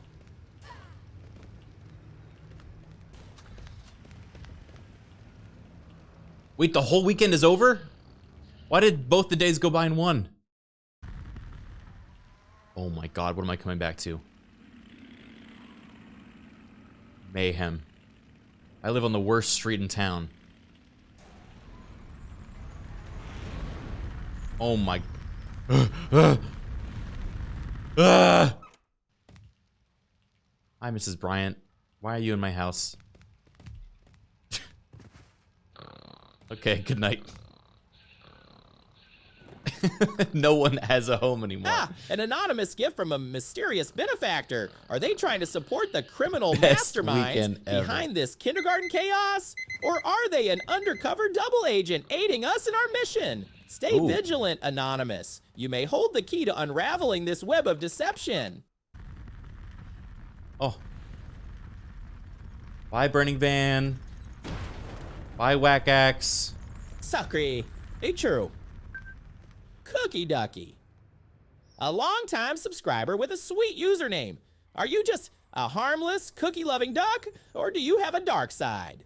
36 months of subscription and yet a 0-month streak. Intriguing. Are you an informant playing the long game or a cunning member of the criminal kindergarten syndicate? I'll be keeping an eye on you, Cookie Ducky. Lindsay Peacock will no longer be pursuing education at the school. Welcome, Jason Sessa. We thank her for her time wish for the best of luck in her future endeavors. Hints at She's a child. What generic happened? nature, but appearances can be deceiving. Are you just a casual observer or a hidden mastermind behind the kindergarten criminal enterprise? 2 months of subscription and a 0-month streak make you an intriguing suspect. Is there more to your story? Jason Thires.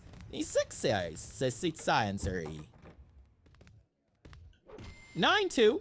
The truth awaits.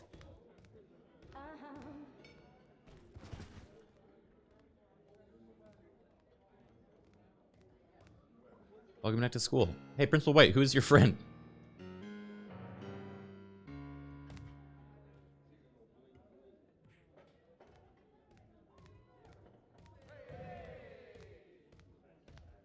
I made it to all my classes. Agent M, a fitting username for someone involved in this covert operation.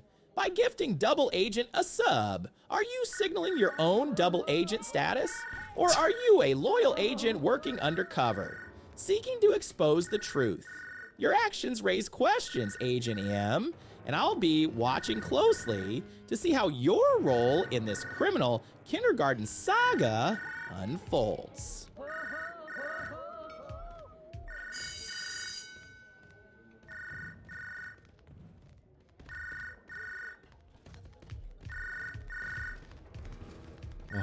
An anonymous gift of epic proportions, intriguing yet enigmatic. 53464534563456346. A username seemingly straight out of a secret code. Is this a signal from a clandestine mastermind? I heard you pissed yourself. A numerical quirk. Anonymous. All right, your Stephen actions Gash. are impenetrable, leaving me with more questions than answers. Why does everyone know this? What secrets lie behind this subscription gift? The truth eludes me for now. Piss baby, piss baby. Wispy King, a regal name adorned with a streak that speaks volumes. 9 months of subscription experience and an 8-month streak suggest dedication. But does your royalty extend beyond the realm of subscribers? Are you a cunning ruler manipulating the criminal kindergarten from the shadows? Or could you be an undercover agent, the Kingpin's greatest adversary? Work as a teacher your after you allegiance graduate. remains uncertain, Quispy King, and I will be keeping a watchful eye on your every move. I am taking a seat. I was taking a seat. What is the pH scale solution considered acidic?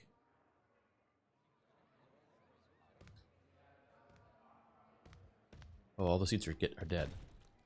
Cookie Ducky! Thank you for 5 more gifted subs. Uh-oh. Can we trust the Cookie Ducky? I don't know.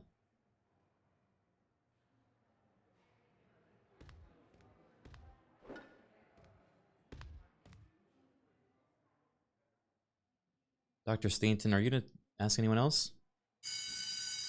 Alright. Oh, music! My favorite.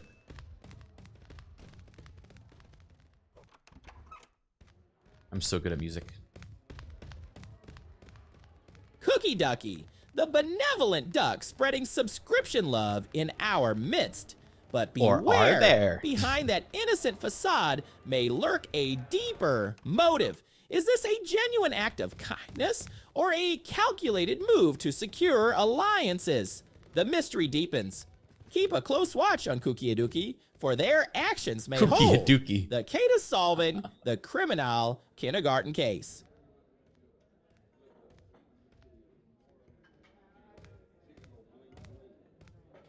Mr. Pang, please let me perform. I'm really good at music now.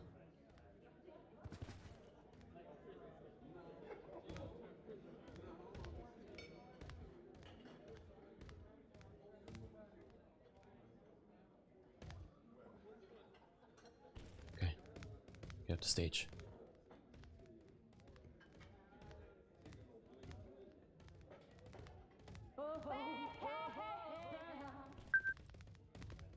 Yeah, B minus.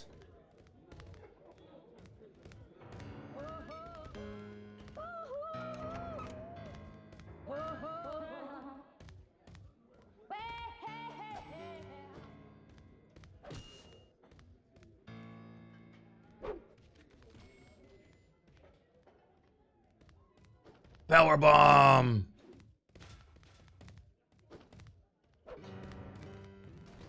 I don't know how to power bomb.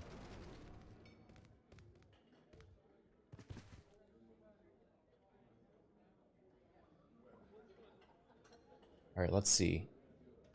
Ooh, we are 108 subscribers away from 10,000. I've got 50 more to gift. So we are only like fit. Hey, Sumo Ray, good to see you, buddy. Hey, May May, good to see you. 57. Yep. Final march.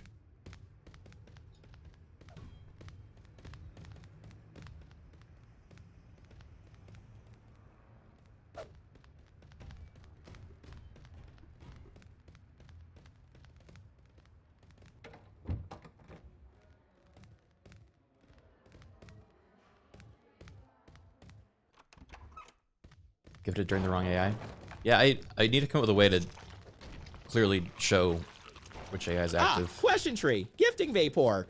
On a subscription amidst this tangled investigation, your name hints at an inquisitive nature, seeking answers within the intricate branches of this case. Are you a relentless detective uncovering secrets or a formidable accomplice aiding the criminal kindergarten syndicate? Your gift adds another layer of intrigue. Question tree, will your actions lead to the truth or further complicate this already perplexing conspiracy? Only time will reveal your true role. All right, I'm gonna change his prompt. Now he's gonna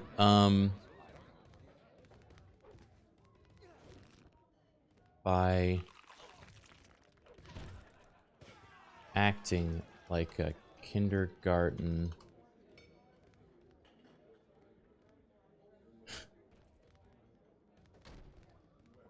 thug.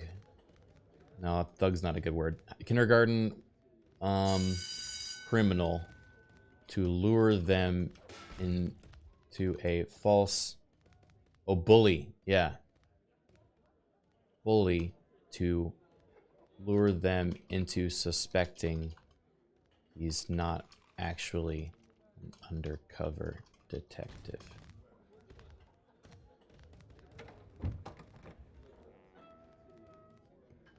There we go. Now you guys are gonna get bullied by Baby. Hope you're ready for that. Science. I love science class. Where are the Completing tables? the spreading the gift of subs like a generous kindergarten gangster.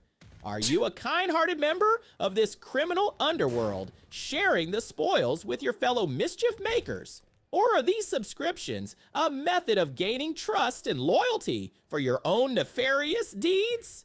Your intentions remain Dig a tunnel in the shrouded junction in by 4 mystery, a.m.? Suppletan. I'll be keeping a close eye It's on crazy. you and your cohorts. Keep rolling the dice, but remember, I'm here watching. Scary. Ah, Cosmic Official, a newcomer with a name that carries a cosmic energy.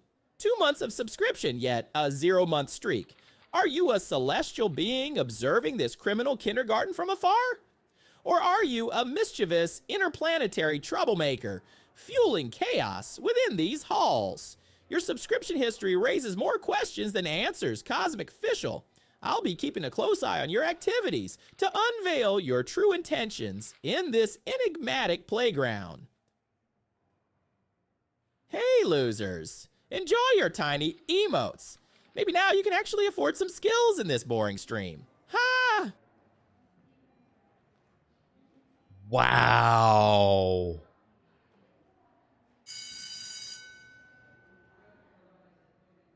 We'll respond to them by name. Act like a kindergarten bully. Alright, I'll make sure he calls them by name.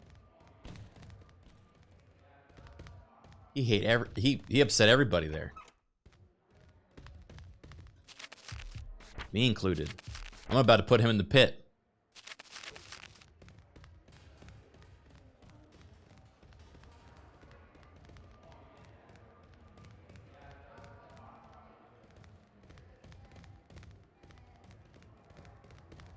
Time out. Hey, Soapbot Cordis. Give 015. Incorporeality, Hellrock, and Ironholmes. Congratulations on the subs. Don't think being subscribers will save you from being the prime suspects in our diaper crime. Stay alert. Our diaper crime.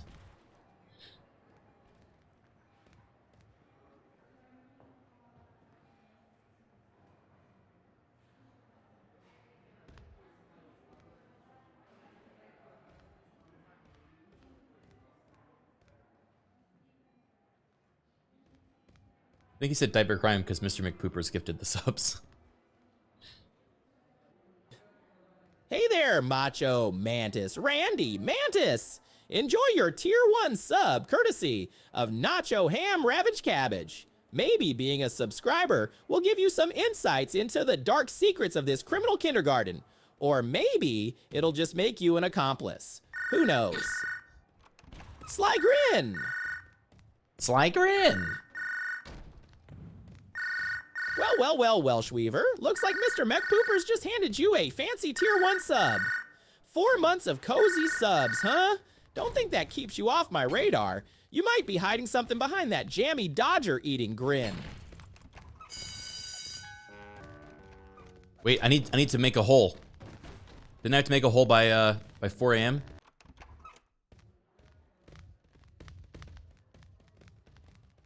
What's a Jamie Dodger eating grim? At the junction. It's over here, right?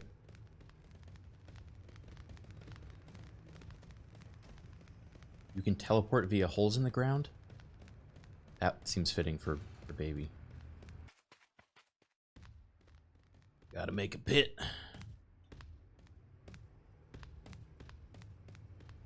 How do I dig a hole?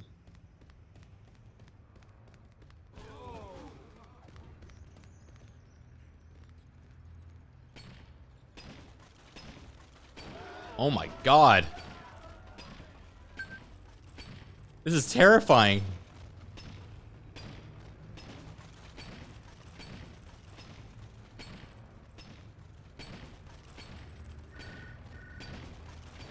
Now go in. What? English class? What is going on? This game is fucking insane. What the actual fuck?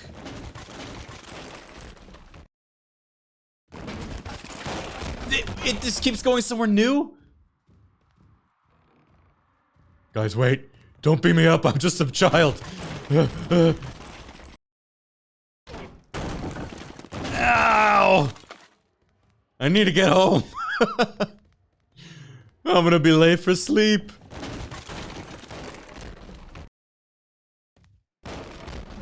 The plane? You're not as bad as I thought, Nathan. Please accept $22 for your efforts. This kid's a Chad. What the fuck?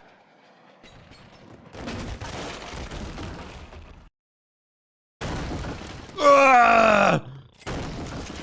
Here's $5 for month. Mom, why are you sleeping with some other man in a hotel?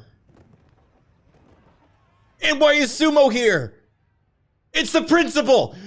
I need to get back in the hole.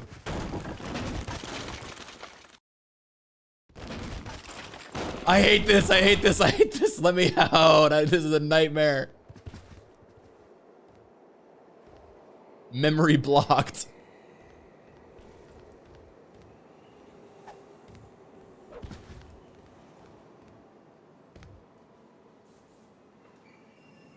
No, it's mine now.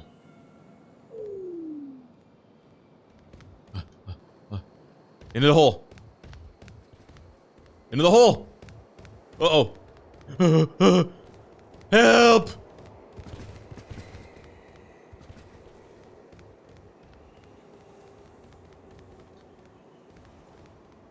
Here. Ah!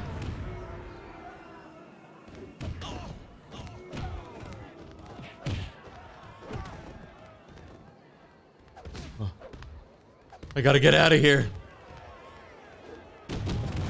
Oh my god. What have I done?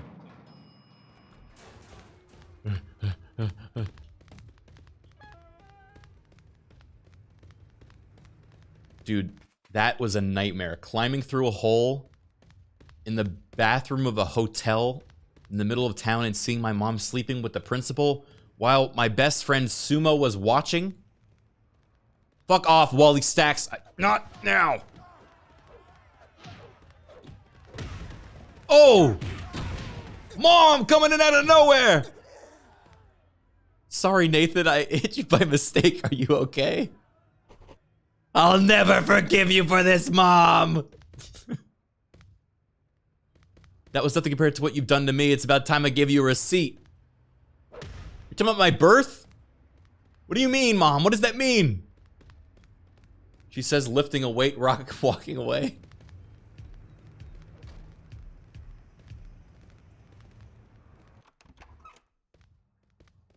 Hi, Dad. Mei and Sumo in my bedroom? How could you?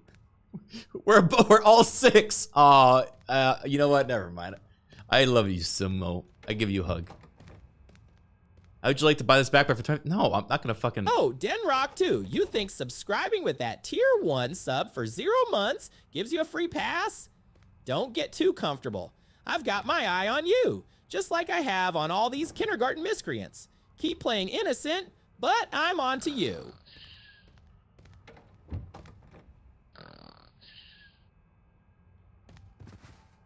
Oh, it's a sleepover. This is wholesome again. I just didn't give him a pillow or anything. He just slept on the floor.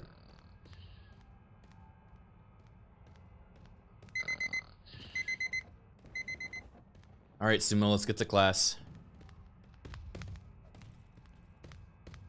Look, I gotta get good grades somehow, you know? Mom's, you know, she's doing what she's gotta do. She's making the real sacrifices out there. May, you okay? You riding that for fun, or? See you in class. Oh! Ow! Oh! Mr. Principal, help! Aw, thanks for the hug, I guess? I didn't know we were that close.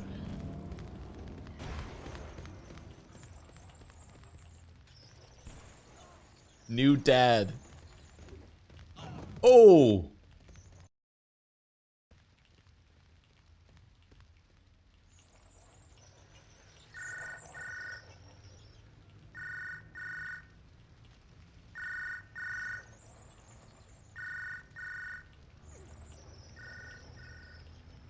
Who needs Bully 2, honestly? Yeah, this is surprisingly feature complete, you know?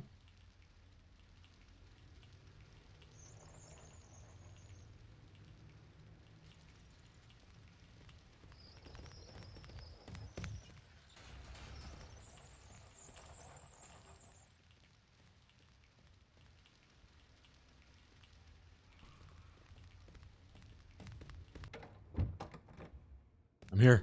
I'm here. I'm not late.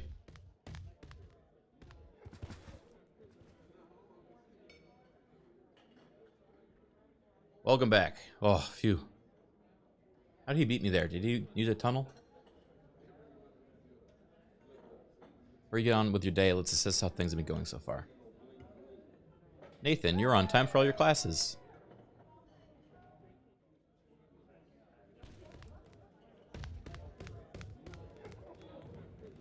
Check DM? Okay.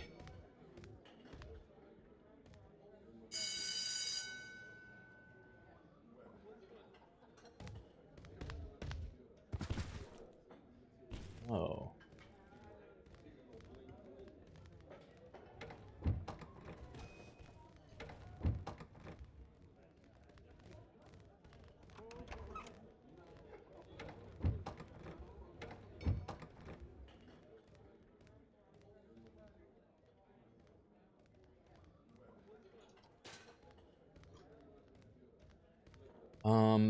Does anyone chat know? Oh my god, I'm gonna be late.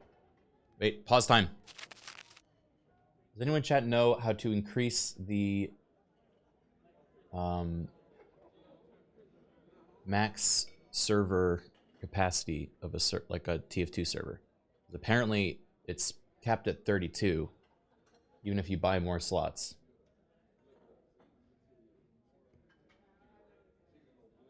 Come on, you guys know stuff, right?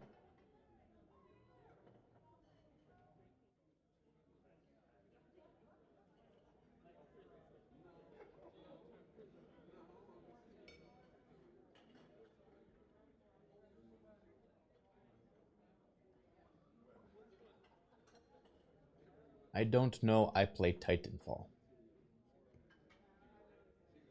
Very well.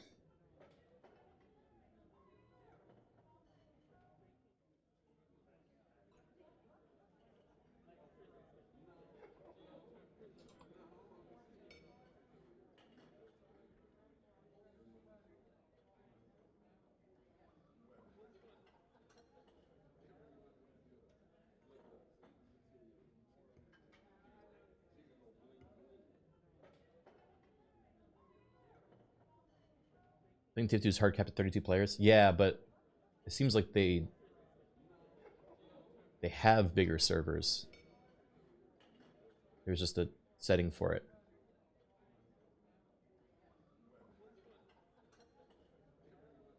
Apparently it's hard-coded. They increased it?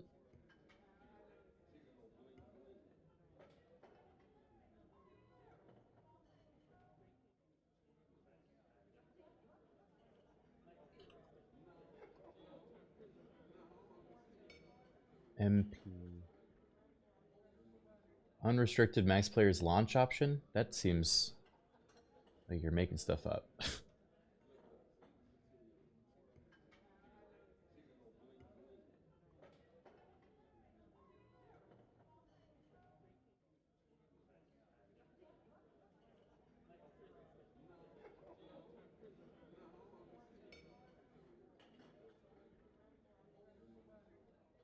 Oh, you can make a command to unrestrict it, but it will hard crash if it reaches the object limit.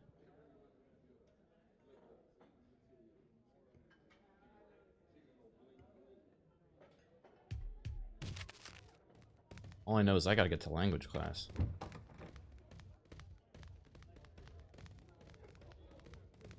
Would you like this bell? No. Thanks, I guess. You're welcome. That's what friends are for. I've made so many friends. I am gonna relate to languages though.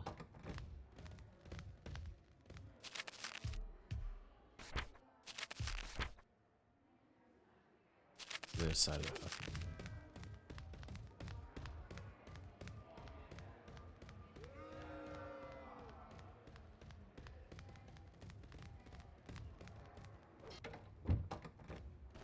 I'm here.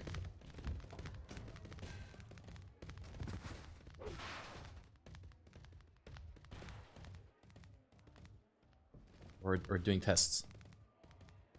Well, well, K1NG0F7 RZO, look who's been lurking around this criminal kindergarten for 46 months now. You may have fooled others with that long subscription, but I see through your act.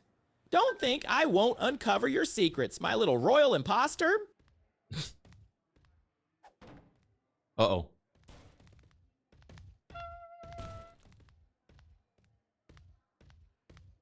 My little royal imposter.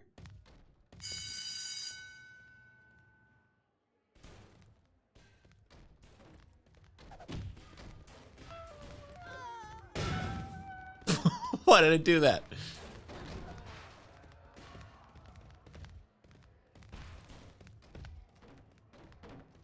Added unrestricted max players to raise the max players count to 100. Features unsupported and not recommended. Yeah, we're not going to go up to 100, but we would do like up to 64 if we could. Apparently, it reaches if it reaches an object limit, it hard crashes, and there's plugins you can put on the server that disables like hats and particles and stuff, which would make it able to support more. But I don't know if we have those plugins, basically.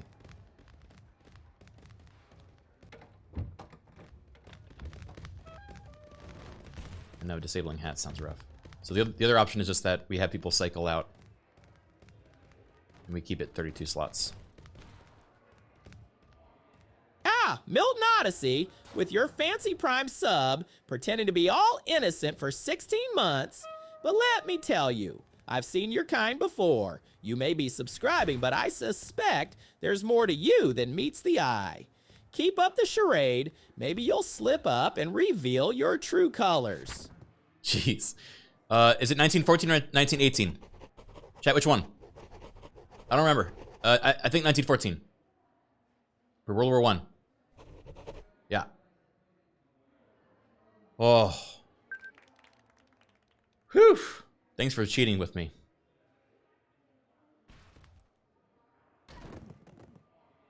Baby roll.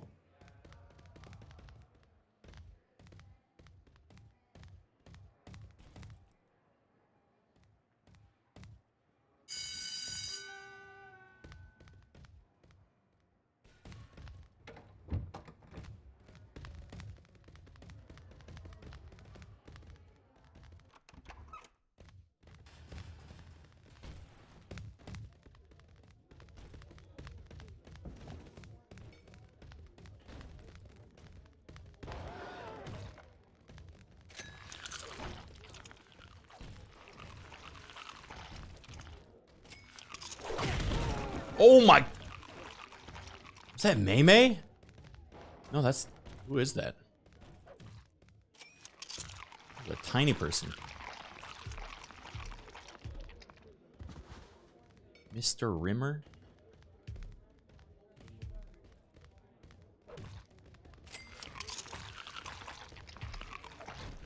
Susan Shine.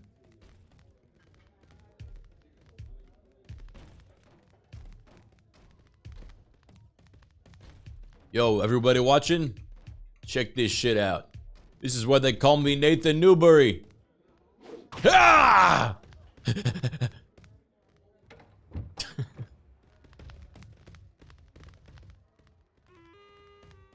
Oh, the bathroom.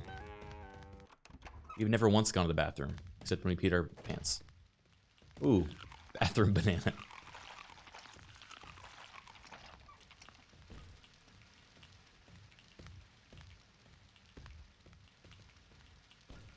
I don't know how to use the bathroom.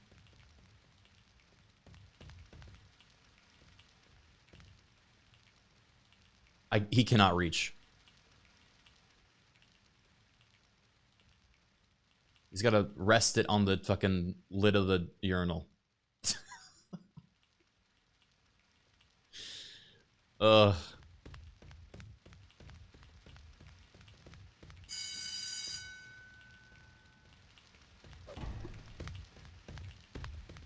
That's how I go.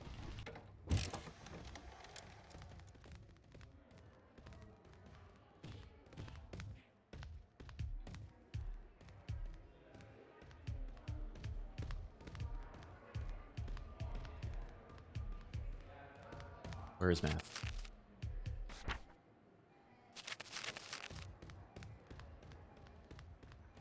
Uh-oh.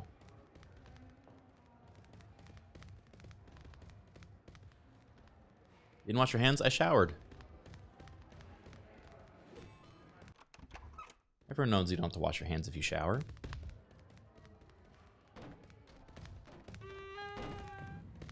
Showering is like big washing hands.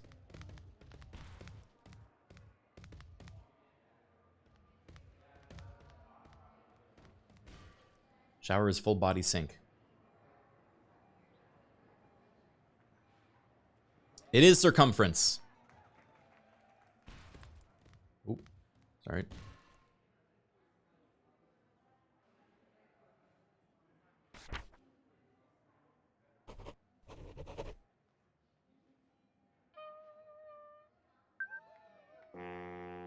All right. I think we've improved our grades quite a bit.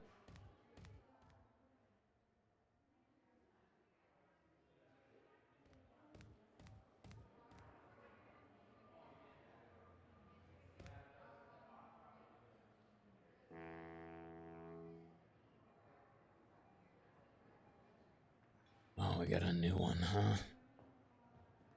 Ugh, I think I'm done with this game in a minute. Like the 5 more minutes. How many meters are there in the yard?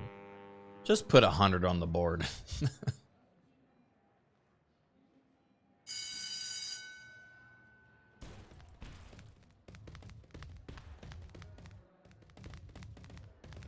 Oh, I love crafts. Workshop, workshop, workshop. Oh, bring this bell.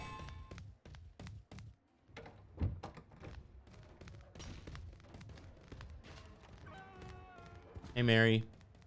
Nice sledgehammer. Oh, good stick figure. Hi, May May. I'm so popular. Look at all these people. Hey, Nathan, how'd you like to buy this hammer for $17? All right, sure. It was a pleasure doing business with you.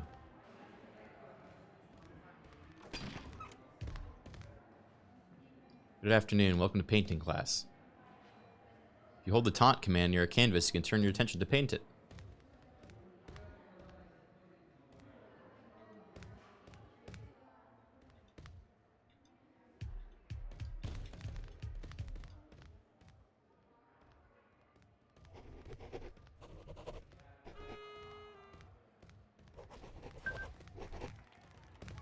What?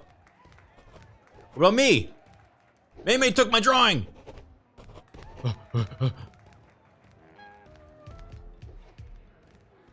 Look what I did! Look what I did! Look what I did! Look what I did! Coach! Coach! Coach! Coach, I painted Jesus!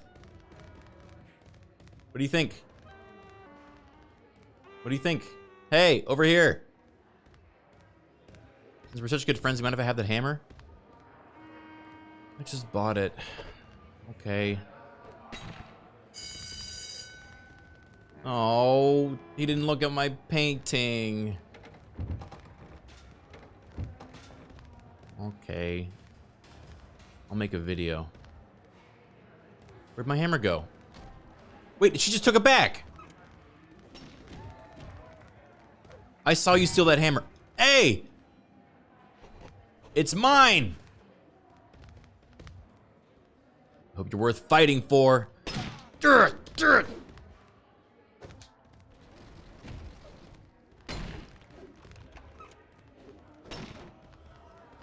You're tougher than me.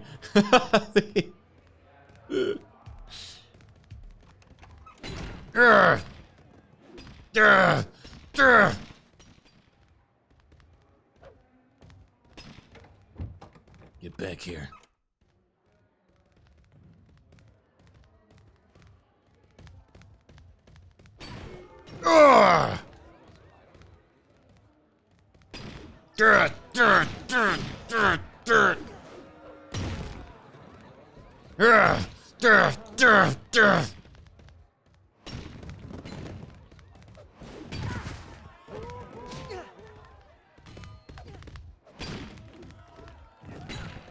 Oh!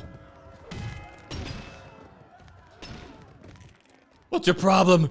You can't put your hands on a teacher? Gah! Try me! Watch who you mess with.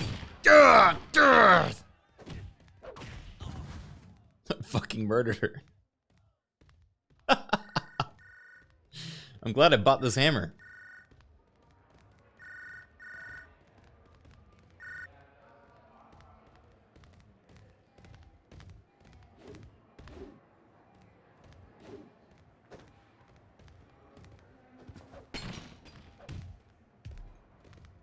Hey, coach.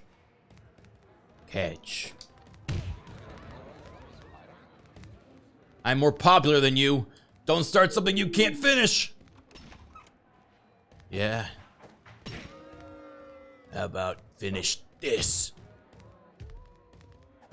What determines when this goes off?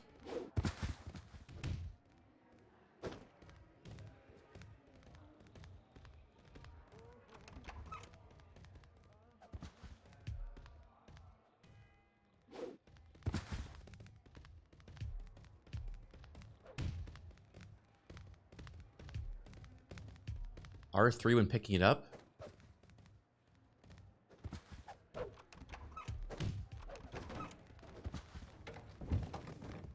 Oh, sleepy little guy.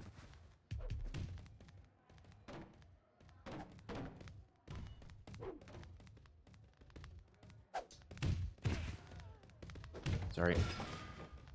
Uh-oh. Uh-oh.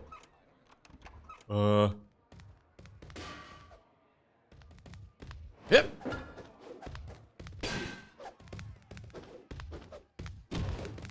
Whoa! Oh!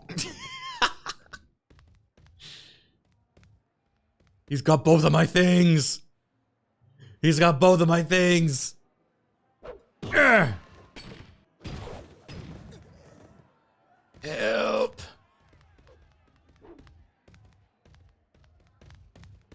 You son of a bitch. Urgh. Give me my things back. Yeah, sure.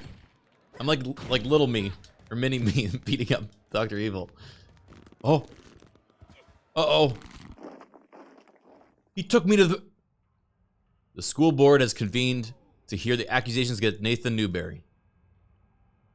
Coach Emerson, you were the member of staff in charge, so you could explain we're here?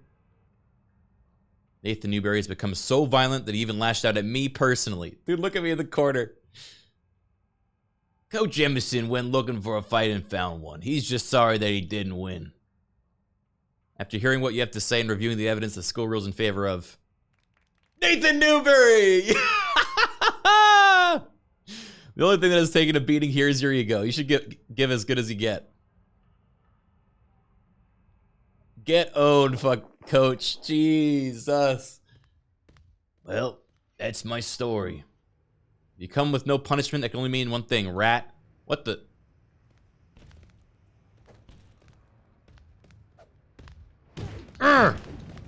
What you call?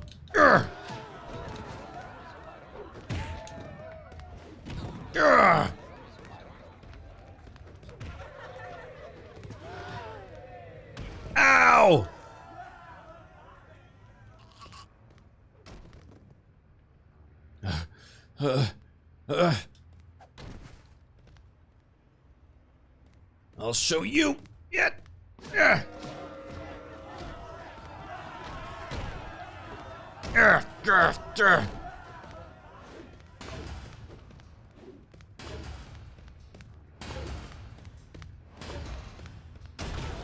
Oh!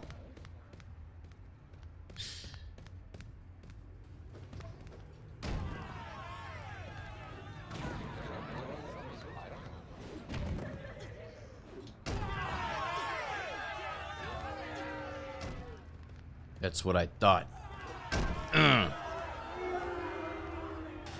Phases through. Oh, climbs the wall.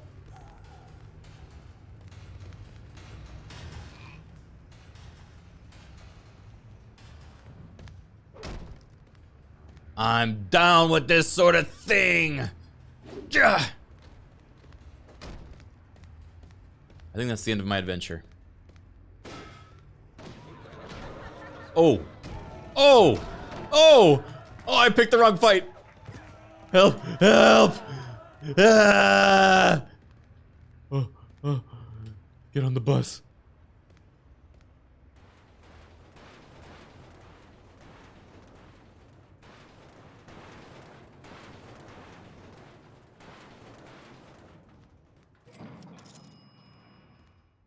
Oh. Where are we going? Who's driving this bus? Who are these weird men? Hey, Sumo! Did you know Wrestling Empire is the most overwhelmingly positive reviews on Steam? Sumo! I didn't know you were a shill. What the hell? My world is a lie.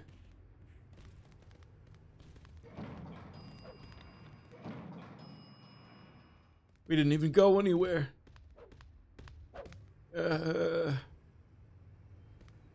You shouldn't exert yourself that much before school. Only spend time... Yeah. Don't tell me what to do. Oh! Oh! Help!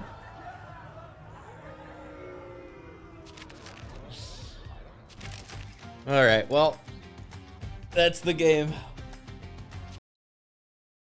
Whew. That was a goofy ass game.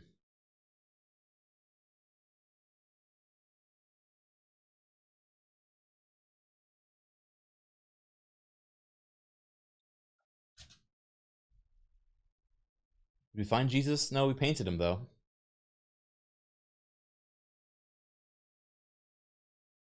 Alright, we're 90 subs away from 10K. The last 90. If I give 50, then we're 40 left.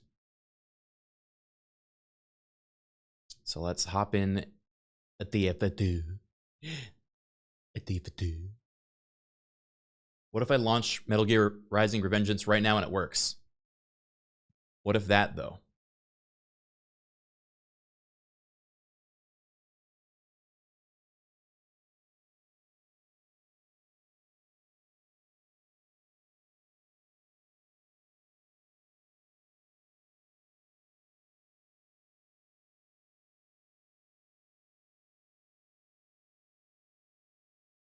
Well, well, well, Spookaleles. Spreading your generosity with that tier 1 sub, huh? Don't think I don't see your little game. Trying to win some trust and divert attention, eh? But mark my words, I'm on to you like crayon markings on a wall. No escape from my detective gaze. You tell him, baby. Server IP, please. Once we're in, I will share it. And not a moment before.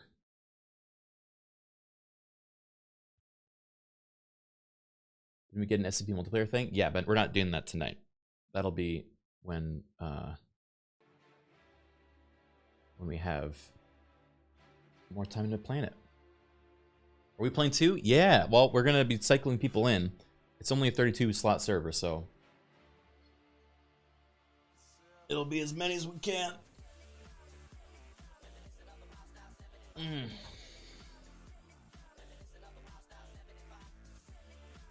What happened to 64? The game has a hard cap of 32. And I asked like 30 minutes ago if anyone knew how we could edit the server files to make it 64. We're gonna try, but it seems like it might just crash if we exceed that number.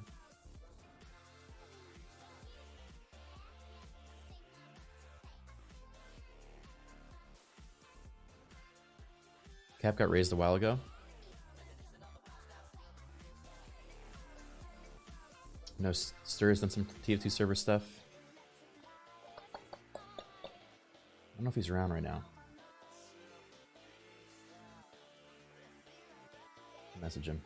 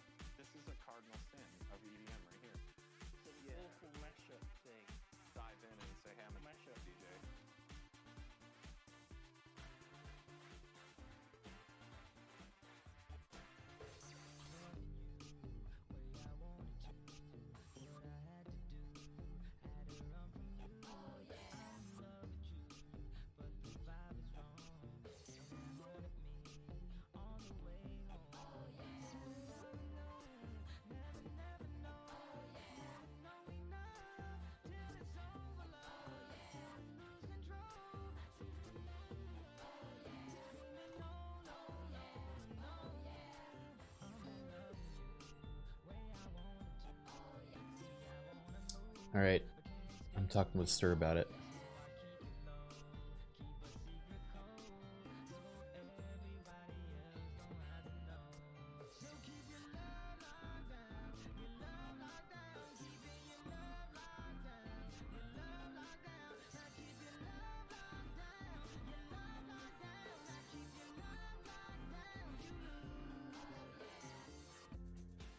Alright, I'm going to turn off the AS for now. This TF2 is probably going to be pretty wacky. How many subs? We need 90 subs or 40 subs. If you're counting mine or not.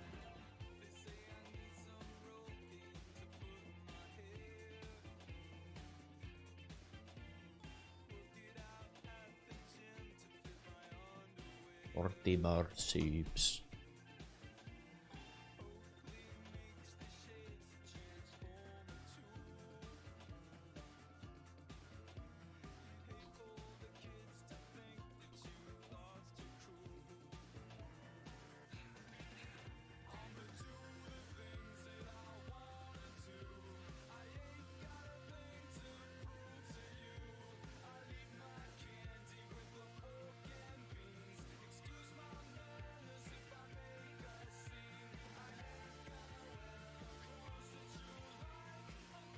Alright, let me get TF2 running.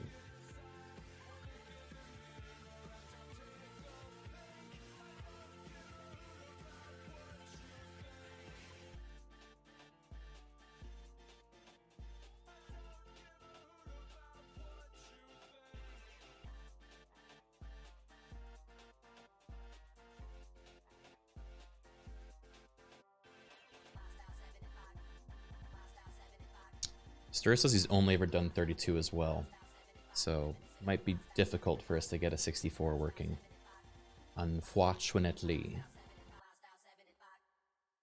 But I'm gonna try Lords of the Fallen. Probably at some point. don't really know when.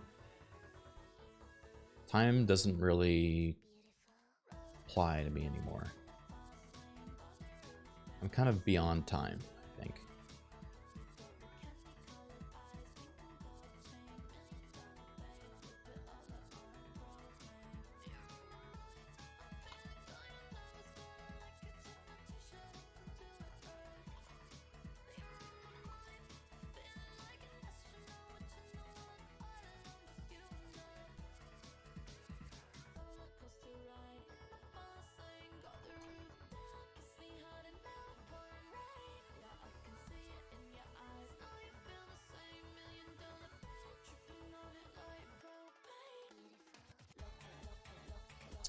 Why is my Steam not closing properly?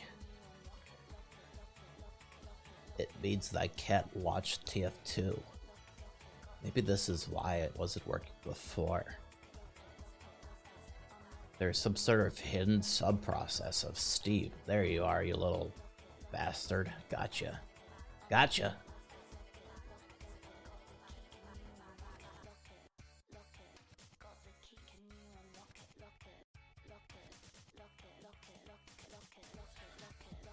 Are you gonna discover the fourth dimension and free us from our mortal shells? Yeah, but that's like not for another year or two. I'm getting there. Are we sharing the IP? Great question. I think we're gonna get a few of my friends in, and then once they're in, we will share the server IP. And then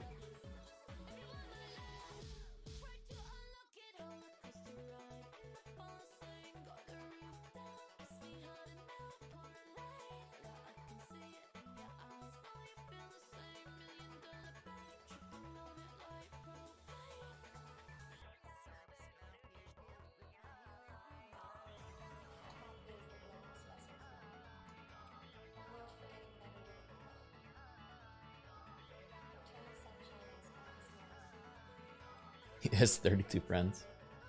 Don't worry. I don't have that many friends. I'm a very lonely person. You guys will definitely have room. This is Paprika? Yeah, Paprika was using that mix.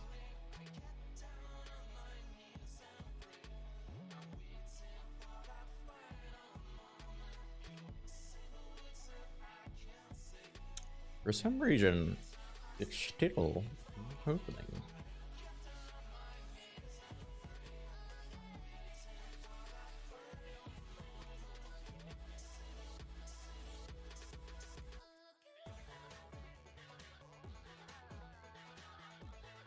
I love the Paprika soundtrack.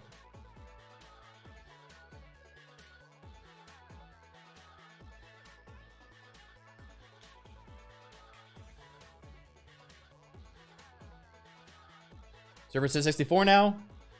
Oh!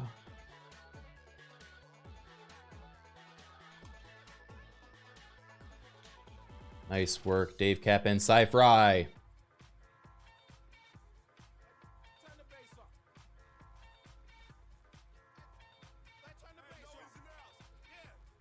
There better not be more than 64 of you guys, though, or I swear I'm turning this car around.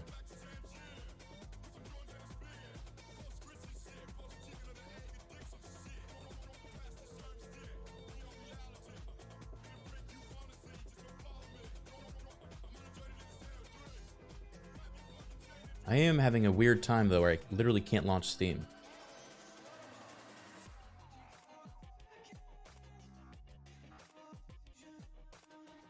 Is it hidden somewhere? Restart PC? Nope. I cannot do that without crashing the stream.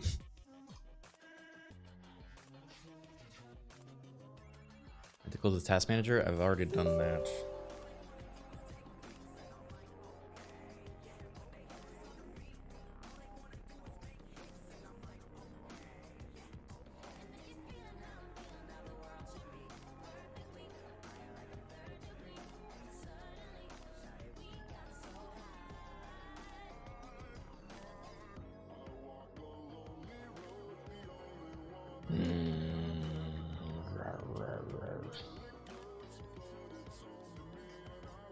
feel like Task Manager is less effective than it was before. So, like, how do I make sure that I get all the Steam sub-processes? Details? Here we go.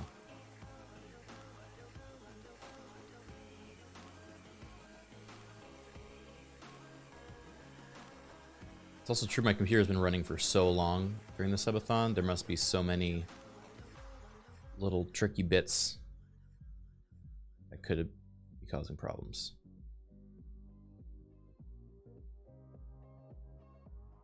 Type?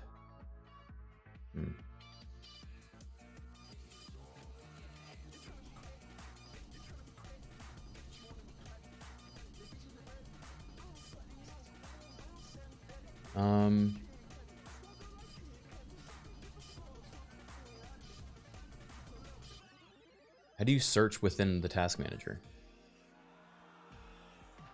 There's no search window or anything.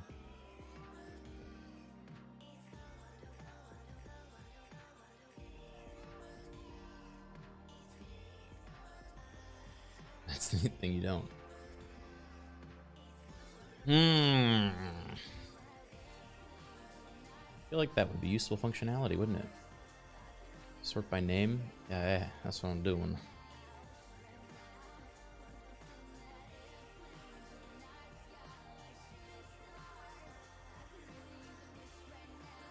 There's nothing by Steam running.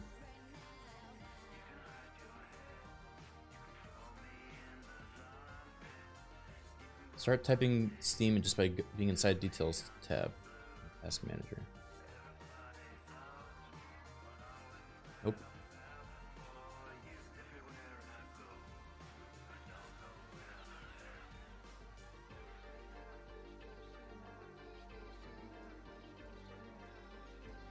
I just launched TF2.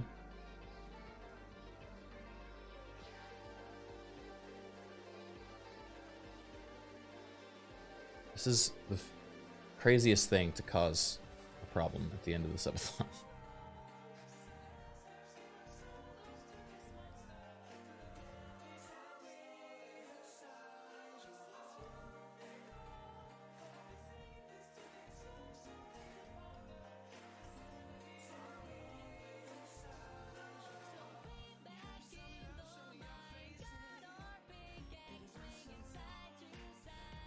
Try running Steam through command prompt.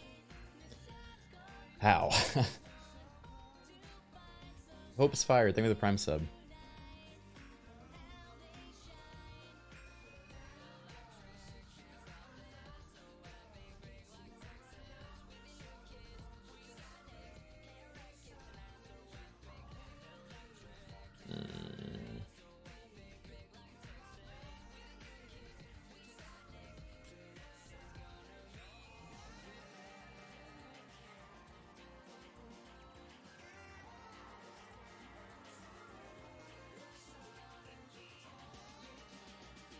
Yep, I ended the whole process tree. I go to Team Fortress 2.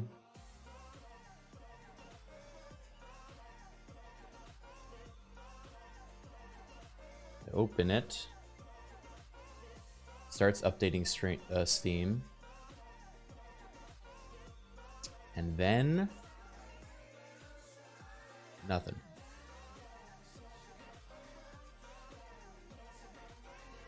Very frustrating.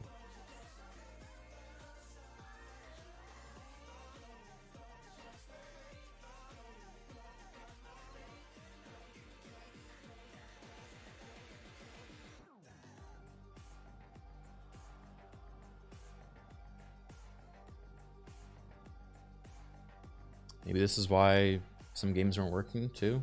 Who knows? I mean, I know it's going to work if I restart my computer. I'm just trying not to do that because then we're restarting for the final thing of the subathon, which is a fucking waste.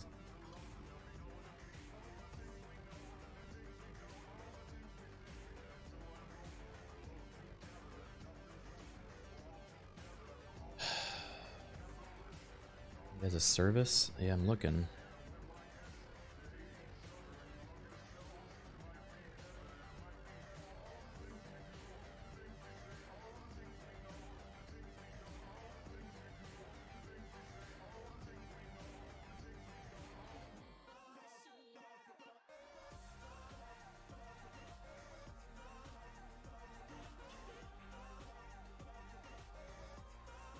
Hi, Joe. Joe, we're about to do the final thing of the Subathon.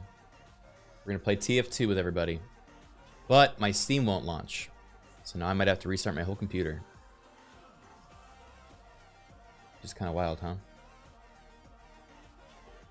Win tab, new desktop, top of screen might help.